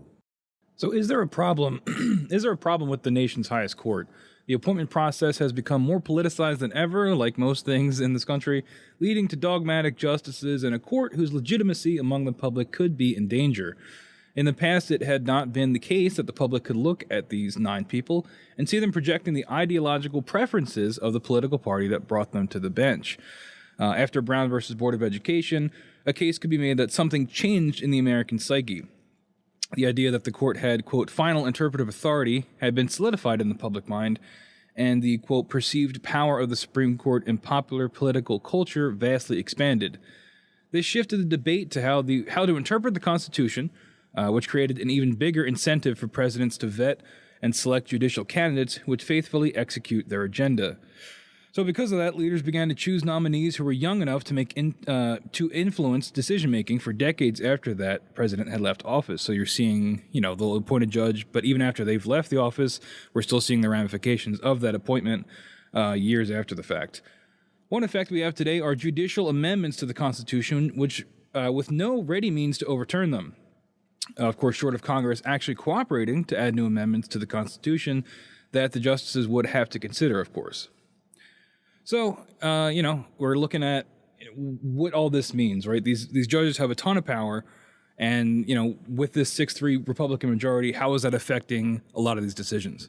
Yeah, and without going into a civics lesson here, the purpose of a 3-part government with an executive, a judicial, and a legislative branch was to have separation of power. Mm-hmm. And at no point in time when that form of government was created was the intent to have Congress actually writing laws. So the problem that we run into now is that because Congress can literally interpret what the Constitution says, they can tell you now what those laws are. So even if a law says one thing, the Supreme Court can come in and rule against how it's actually written. And I'll give you an example. One of the things that you hear a lot about in the news is your Second Amendment right to bear arms. Well, one of the things that a lot of people who talk about this subject fail to mention is that in the Constitution, it says the right to bear arms is tied directly to militia. Mm-hmm. And the Supreme Court simply interpreted that as to not be the case anymore. And they decided that everyone should be able to bear arms, whether you're with a militia. Now, if you look at the history of militias, local militias, which everyone remembers, the Minutemen and all that stuff that were the militia, they were evolved through legislative processes into what is today the modern National Guard. So when we say militia today, that equivalent is National Guard. Now, you can make a case that says only the National Guard, who are citizen soldiers, should have the right to bear arms, and it would make sense. But the court didn't interpret it that way, and the court says everyone should have the ability to bear arms. Right. We're seeing this now, and one of the things that we're seeing now is that the decisions that are being made along partisan lines. And the entire concept of the Supreme Court is that they're supposed to be impartial. They're appointed. They're not elected. Mm-hmm. And they could be appointed by either party, of which parties themselves technically are unconstitutional, since there's no concept of political parties in the Constitution that you can make an argument for right there. But the problem that we're running into now is you've got people that are on the court that are not necessarily making impartial decisions from what people are saying. What are your thoughts on that? Yeah, I mean, it's been kind of tough to watch, honestly. Especially when you think about how you would like things to work we're not necessarily a straight up democracy. We're a republic, or a democratic republic, right? Federal republic. Yeah. But in a certain extent, you would want the will of the people to be reflected by the people that are leading us. And I don't really think that's the case necessarily, especially when we are going to look at a lot of these rulings today. A lot of people don't agree with these rulings, but there really is nothing we can do about it because they're the Supreme Court and they hold all the power when it comes to these things. And especially when you've got the conservative majority, obviously a conservative agenda is going to be more pushed, than the other side of things. And there's just no getting around that. Well, and the one point the article makes is that the only thing that Congress can do to take back the power that the people elected into them would be to come up with amendments to the Constitution. So the Supreme Court would then have to consider these amendments. Of course, they could rule any way they wanted on those amendments. But the problem you run into now is that the political environment is so contested, there's no way you're going to get both Republicans and Democrats to agree enough to get any kind of amendment passed. And to be honest with you, with the politicians we have today, I think the last thing this country needs is people starting to write amendments to the Constitution. Yeah, it's a slippery slope. So how do we get that power back into the hands of the people? Oh, you're asking me? I have no idea. I mean, I legitimately have no idea because like we talked about, these folks aren't elected, they're appointed. So I guess it would be voting for the political candidates that you think would appoint the judges you want. But even then, there's no guarantee that's going to happen. I don't know if there's a legal way to to contest it. I don't think there is, right? It's the Supreme Court. I mean, you always go to that higher power. The highest power for law is the Supreme Court, right? So maybe at the state level. Theoretically, the only thing that really could be done would be what the Republicans were concerned the Biden administration was going to do, and that is pack the courts. Mm-hmm. So there's nothing constitutionally that says the court is limited to 9 justices. We've had more in the past. So the president could call for the expansion of the Supreme Court, add, say, 3 additional people to the Supreme Court, appoint 3 Democrats, so you'd have 6 and 6. 6 and 6 at that point in time, and try to bring some balance back to it. That's feasible, and that's something that's well within his power, but the punishment of the attacks that he would get for packing the court like that from the Republicans, he'll be impeached within a week once he even mentions that. But wouldn't you want it to be balanced? Is that not, wouldn't you want enough? I would, as a citizen, I would. But I guess if you want... As a Republican, right. You don't when you have the power. Yeah. Because, if you look at history, whenever government power has been balanced, where the executive is one party and the legislature is another party, nothing gets done. Nothing gets done. Yeah. And really, that's really the best scenario that we have at this point in time is gridlock. Because if neither side can get anything done, they can't screw things up any more than they already have. Yep. Or further assert their own agenda and get more power for themselves. That's it. And the problem that you have right now is that when you can appoint members to the Supreme Court that will carry out your agenda and not be impartial, that's that is packing the court, really. Right. And they did exactly that under Trump, where they rushed through the last appointment after Ginsburg died. Yep. And had she held out, and I don't mean to make light of this, but had she held out, because I think she was in a state of coma at the time, and they had just kept her on life support, they couldn't have filled that seat until after the election. And you would have had a more balanced, it still would have been imbalanced, but you would have had a more balanced court at that time. So Yeah. I think the problem we have is the process by which justices are appointed is now ripe with corruption, and it has become a political process. And I think that the integrity of the Supreme Court has deteriorated to the point that you've got Supreme Court justices now that are under investigation for corruption themselves, where you've got Clarence Thomas, who's under investigation for taking undeclared presents or undeclared gifts, basically bribes, Right. from a very prominent, very well-known Republican supporter that he was supposed to declare and didn't. And when you've got that kind of suspicion on your Supreme Court, it's really hard to take them seriously as being a Supreme Court at that point. Yeah, because ideally, at the end of the day, we all know politicians are corrupt, right? I mean, everybody knows that. But ideally, you would want the last line of defense to be the Supreme Court, to be impartial, to be the one thing you can count on to kind of right the ship. But that is not the case anymore, and maybe it hasn't been for a while. No, you're absolutely right, and I think that's the problem we're at. That's the situation we're in now, where they were always the sanity check. They were always the ones that came in impartially. Not always. I mean, there was partiality in there for years, but they were the element of government that would come in that were the babysitters, that would, push the two sides apart and say, all right, let's look at this. Let's look at what's legally precedent. Let's look at what's best for the country, and let's do the right thing. And you're just not getting that referee from them now. Yep. So I think we're going to take our first break, and when we come back, we're going to take a look at some of the more impactful decisions from the most recent term of the court. We'll be right back.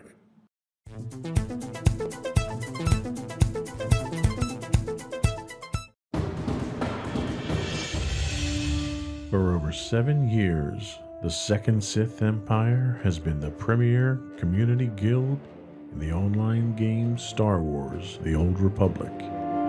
With hundreds of friendly and helpful active members, a weekly schedule of nightly events, annual guild meet and greets, and an active community both on the web and on Discord. The Second Sith Empire is more than your typical gaming group. We're family. Join us on the Starforge server for nightly events such as operations, flashpoints, world boss hunts, Star Wars trivia, guild lottery, and much more. Visit us on the web today at www.thesecondsithempire.com.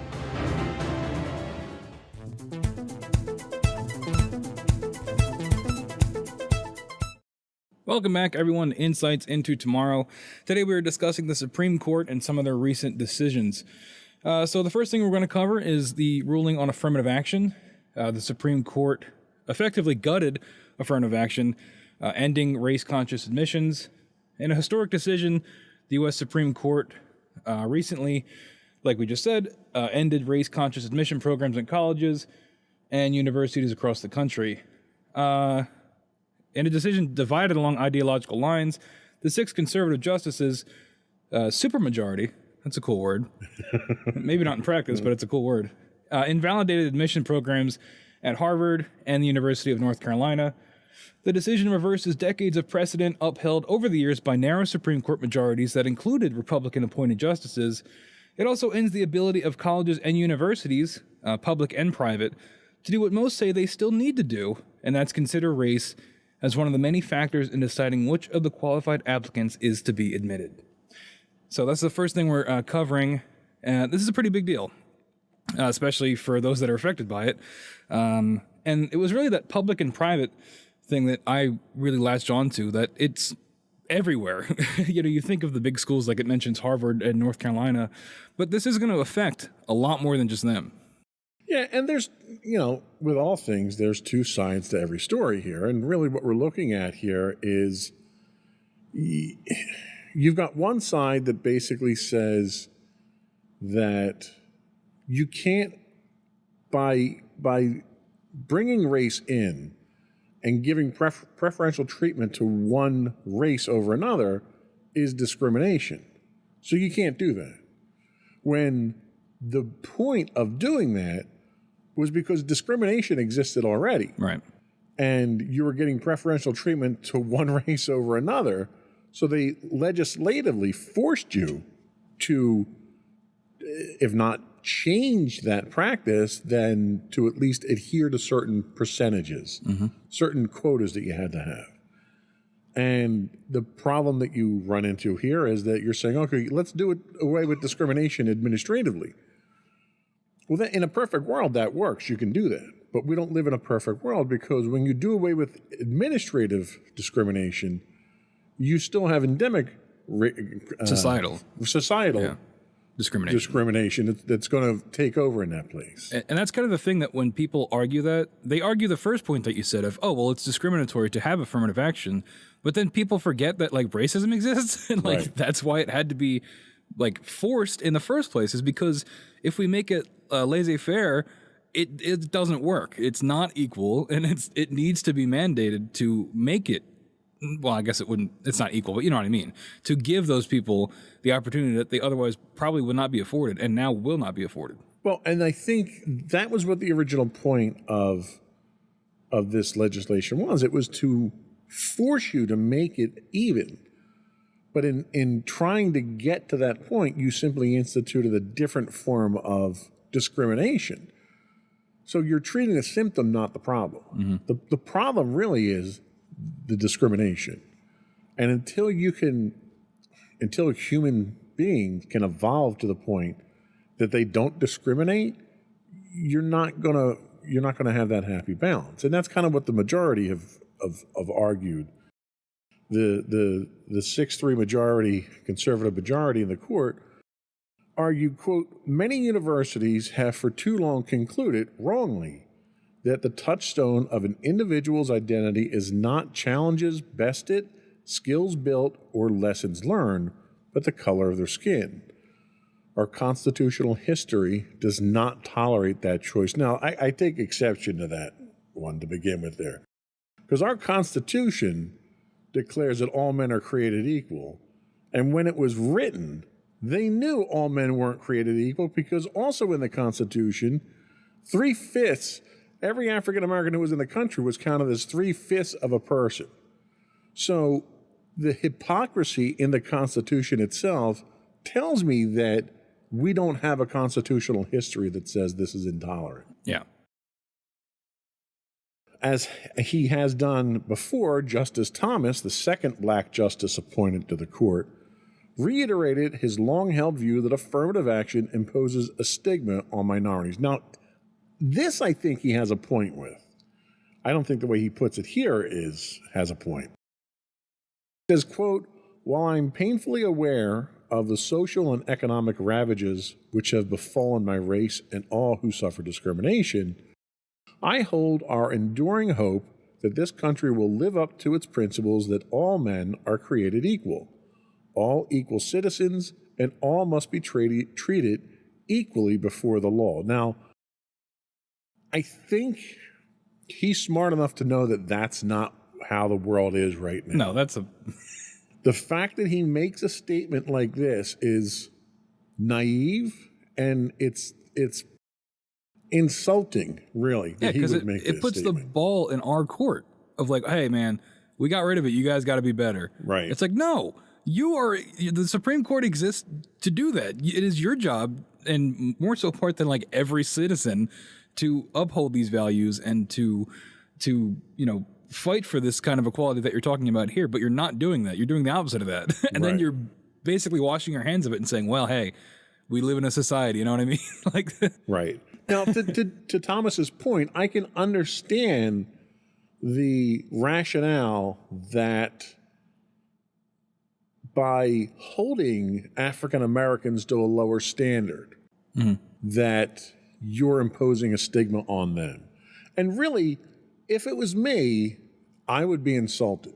So really what we're talking about here is if you have two people who are one white, one black, they both apply for school, you have to take, under normal circumstances, you would take the person who's the most qualified, and that qualification would be equally measured.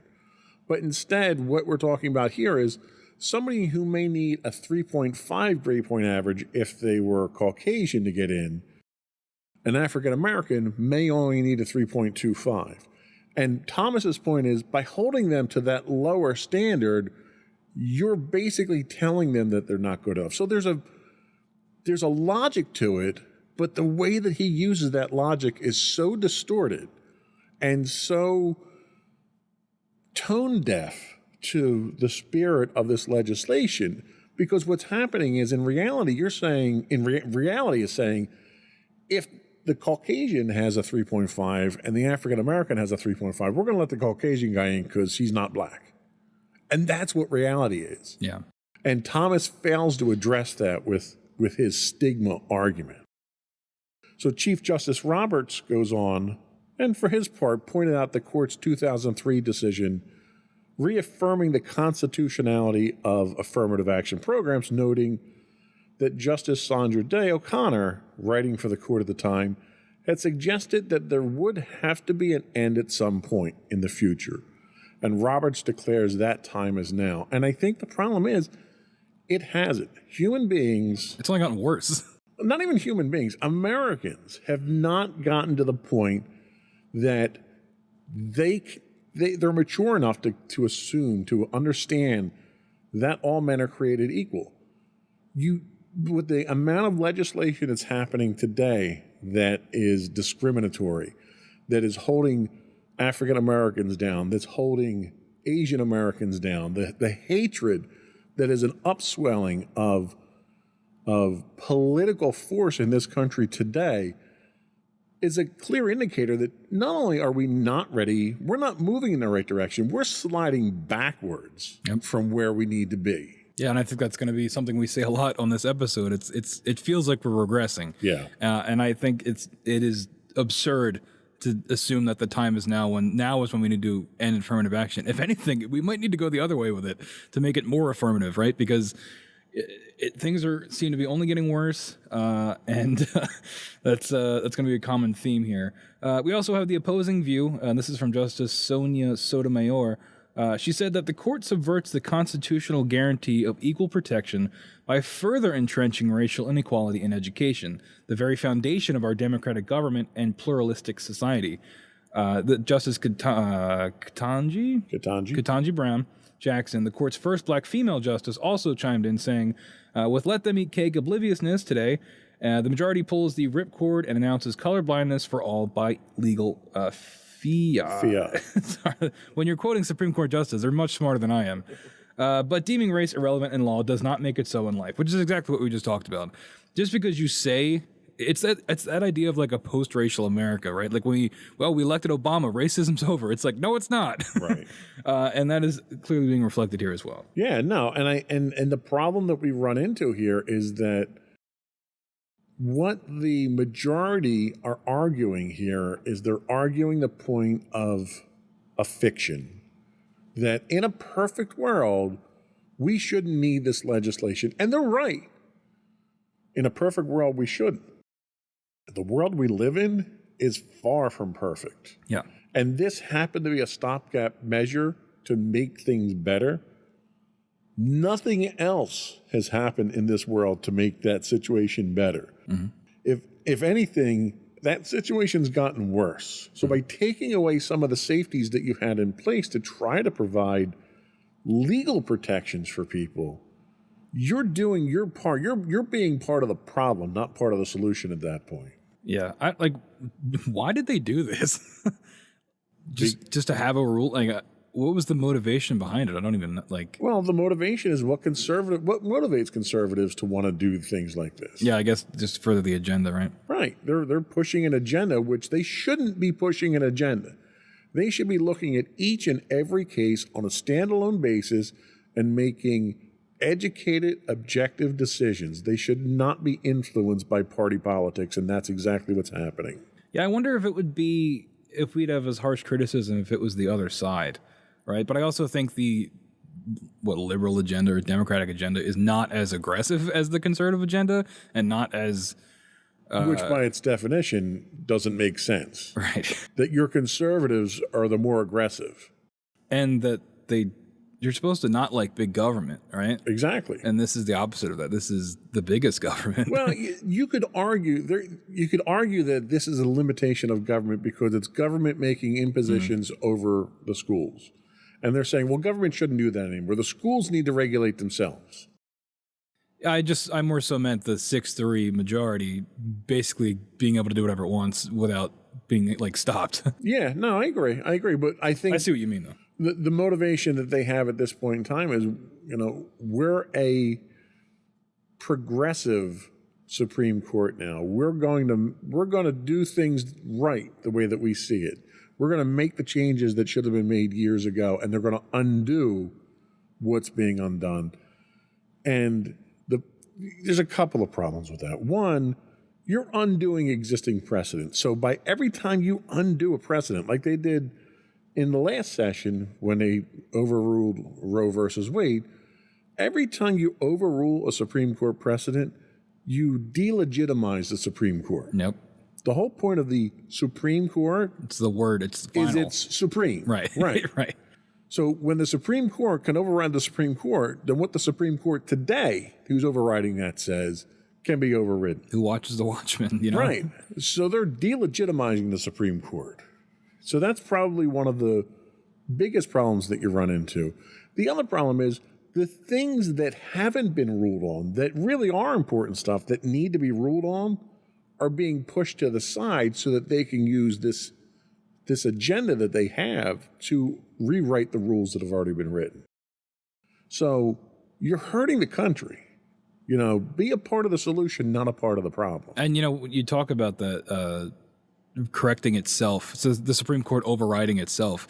It's like, it really does. I didn't even think about that until just now. It really does have a very harmful effect because that basically could eliminate precedent in general, because absolutely, if they rule on now and then in 10 years there's different judges and they just are like, no, that's not, we're just going to get rid of that. It's like, well, then what was even the point of doing it in the first place? It's like, it's all temporary until, you have a majority the other way that comes in and just does everything the other way. It does really delegitimize the whole process. And that's what we've seen with political parties as well. One political party will come in and they'll be in power for 4 years, 6 years, 8 years, whatever, they control legislative and executive, and they'll push their agenda. And the other side will fight them tooth and nail. Then they'll switch powers and the balance changes. And then the other guys are fighting and nothing gets done. Nothing substantial gets done. We don't get universal health care. We don't get tax reform. We don't get any of the things that the country needs because they spend all the time fighting. Now, we expect that from our politicians. We don't expect that from our Supreme Court. We deserve better from our Supreme Court because these are appointed positions. They don't have to campaign. They don't have to get elected. They're not chosen by the people. They're handpicked. They're cherry-picked by the president, and it's for life. And they need to be held. They're not even held to the same standards, the same moral and ethical standards that lower courts are held to. There's no ethical board that oversees the Supreme Court. You would think instead of being the exception to the rule, the Supreme Court should be the precedent to the rule. They should be the ones that are under the most scrutiny. Their taxes should be looked at on a regular basis. Their gifts that they receive, their rulings that everything should be looked at. Their political affiliations, the friends that they take their vacation trips with, all of that stuff should be gone over with a fine-tooth comb on a constant basis because of the position they're in and the power that they possess. Yeah. It's dangerous that it's not, and it's dangerous that these people can possess more power than the elected officials in this country. That's really where the problem is. And it has a broader impact. This recent decision is likely to cause ripples throughout the country, and not just in higher education, but in selective primary and secondary schools. Ultimately, effects will be felt in every aspect of the nation's economic, educational, and social life. From the Rooney Rule that requires a minority applicant to be considered in all NFL coaching hiring decisions, to employment and promotion decisions, the diversity, equity, and inclusion programs in schools and workplaces, and much more. The Supreme Court literally just said discrimination is legal. Yeah. That's what this decision says. And that is exceedingly dangerous for this country. And I really think it is naive too, because how are you able to exist, especially as a Supreme Court justice, where you've been dealing with law your entire life? Surely you'd be able to see that people are not treated equally, right? These things, if you let things run themselves, they will not run well, right? Like, it's not going to just fix itself. It's not going to be equal if you let people do it, because like we talked about at the top of this break, affirmative action was put in the first place because it wasn't equal. So it's like, do you think that's just going to magically fix itself, especially now when, hate crimes are on the rise and discrimination's worse than it has been in a very long time? And, but then again, maybe that's all part of the plan. Well, and I'll be the first one to say, I watched the hearings when Clarence Thomas was up for Supreme Court nominations, and the questions that he was asked and how racially biased the people that were questioning him from the other side were, and that was Democrats questioning him at the time. It was brutal. And that was a small fraction of what he's had to put up with his whole life. Because he's a man who has set precedent his entire life with his career being African American, doing the things he did. You would think going through that and then making the statements that he said on this ruling, they were coming from two completely different people. Yeah, like how do you even believe that when he says that? Right. Like, It's astonishing what he's saying now and what he's been through in his life. Yeah. So and that was point number 1. Yeah. We've got 2 more to do. That was rough. We're going to take another quick break, and when we come back, we're going to talk about something that might be a little closer to you, and that is the student loan forgiveness plan being rejected. We'll be right back.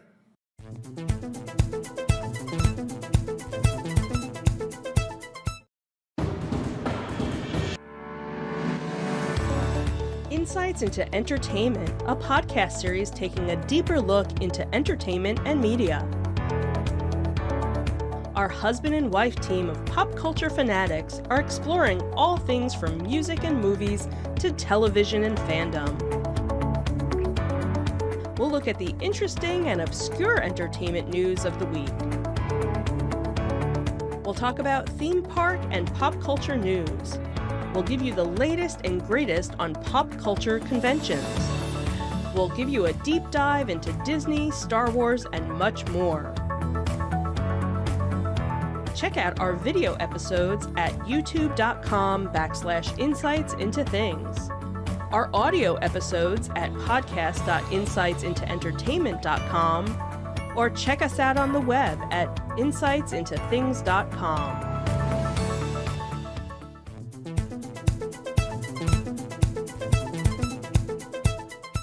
Welcome back, everyone, to Insights into Tomorrow. We are continuing our discussion on the Supreme Court's recent rulings. So in this segment, we're going to talk about the rejection of the student loan forgiveness plan.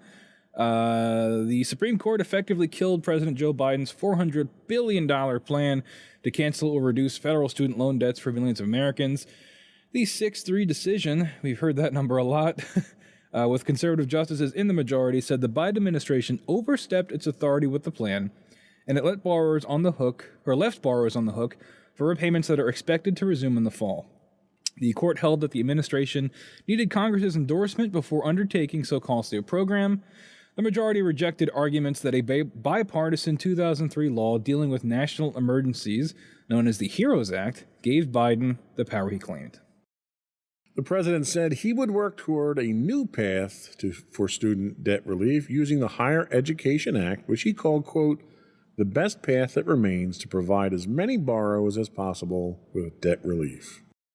He also moved to create a, quote, on-ramp that would help ease the risk of default for students who fail to make payments when the current pause ends.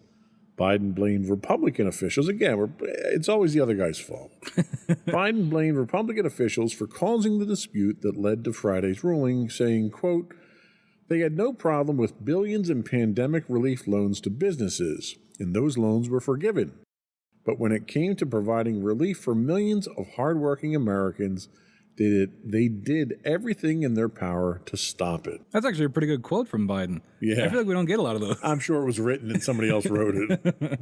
Loan repayments will resume in October. Can't wait for that. Although interest will begin accruing in September. The interest is where they get you, by the way. The Education Department has announced payments have been on hold since the start of the coronavirus pandemic more than 3 years ago. Oh my God, where does the time go? The forgiveness program would have canceled $10,000 in student loan debt for those making less than $125,000 or households with less than $250,000 in income. 26 million people had applied for relief, including me, and 43 million would have been eligible, maybe me, the administration said. The cost was estimated at $400 billion over 30 years. Yeah, this is a heartbreaker. Let's really hoping this will go through.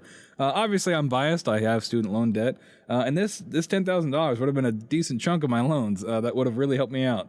Now, I understand. I hear the argument, right? People are saying, well, you have to work to pay off your loans. But if you go watch, and I don't remember what episode it was, the episode where we talked about student debt, we talk about how the cost of college has gone up astronomically. So it's not as simple as just saying, oh, you have to work harder, right? And this usually comes from the older generation of telling people my age, well, you just have to work hard. You need to stop buying your avocado toast so you can afford to buy a house one day, when it's really not that simple. Especially when interest, like I mentioned, the interest is where they're going to get you, because as the interest compounds and compounds on itself, I've heard so many stories of people that have been paying their loans for like 30 years and they still owe more than when they started because of the interest. Yeah, and I think, again, this is another one of those situations where the proposed solution is treating the symptoms, not the problem. I totally agree that $10,000 off your loan would be really nice. But the problem isn't how much you borrowed. The problem is how student loans are structured. And in the episode that we had talked about student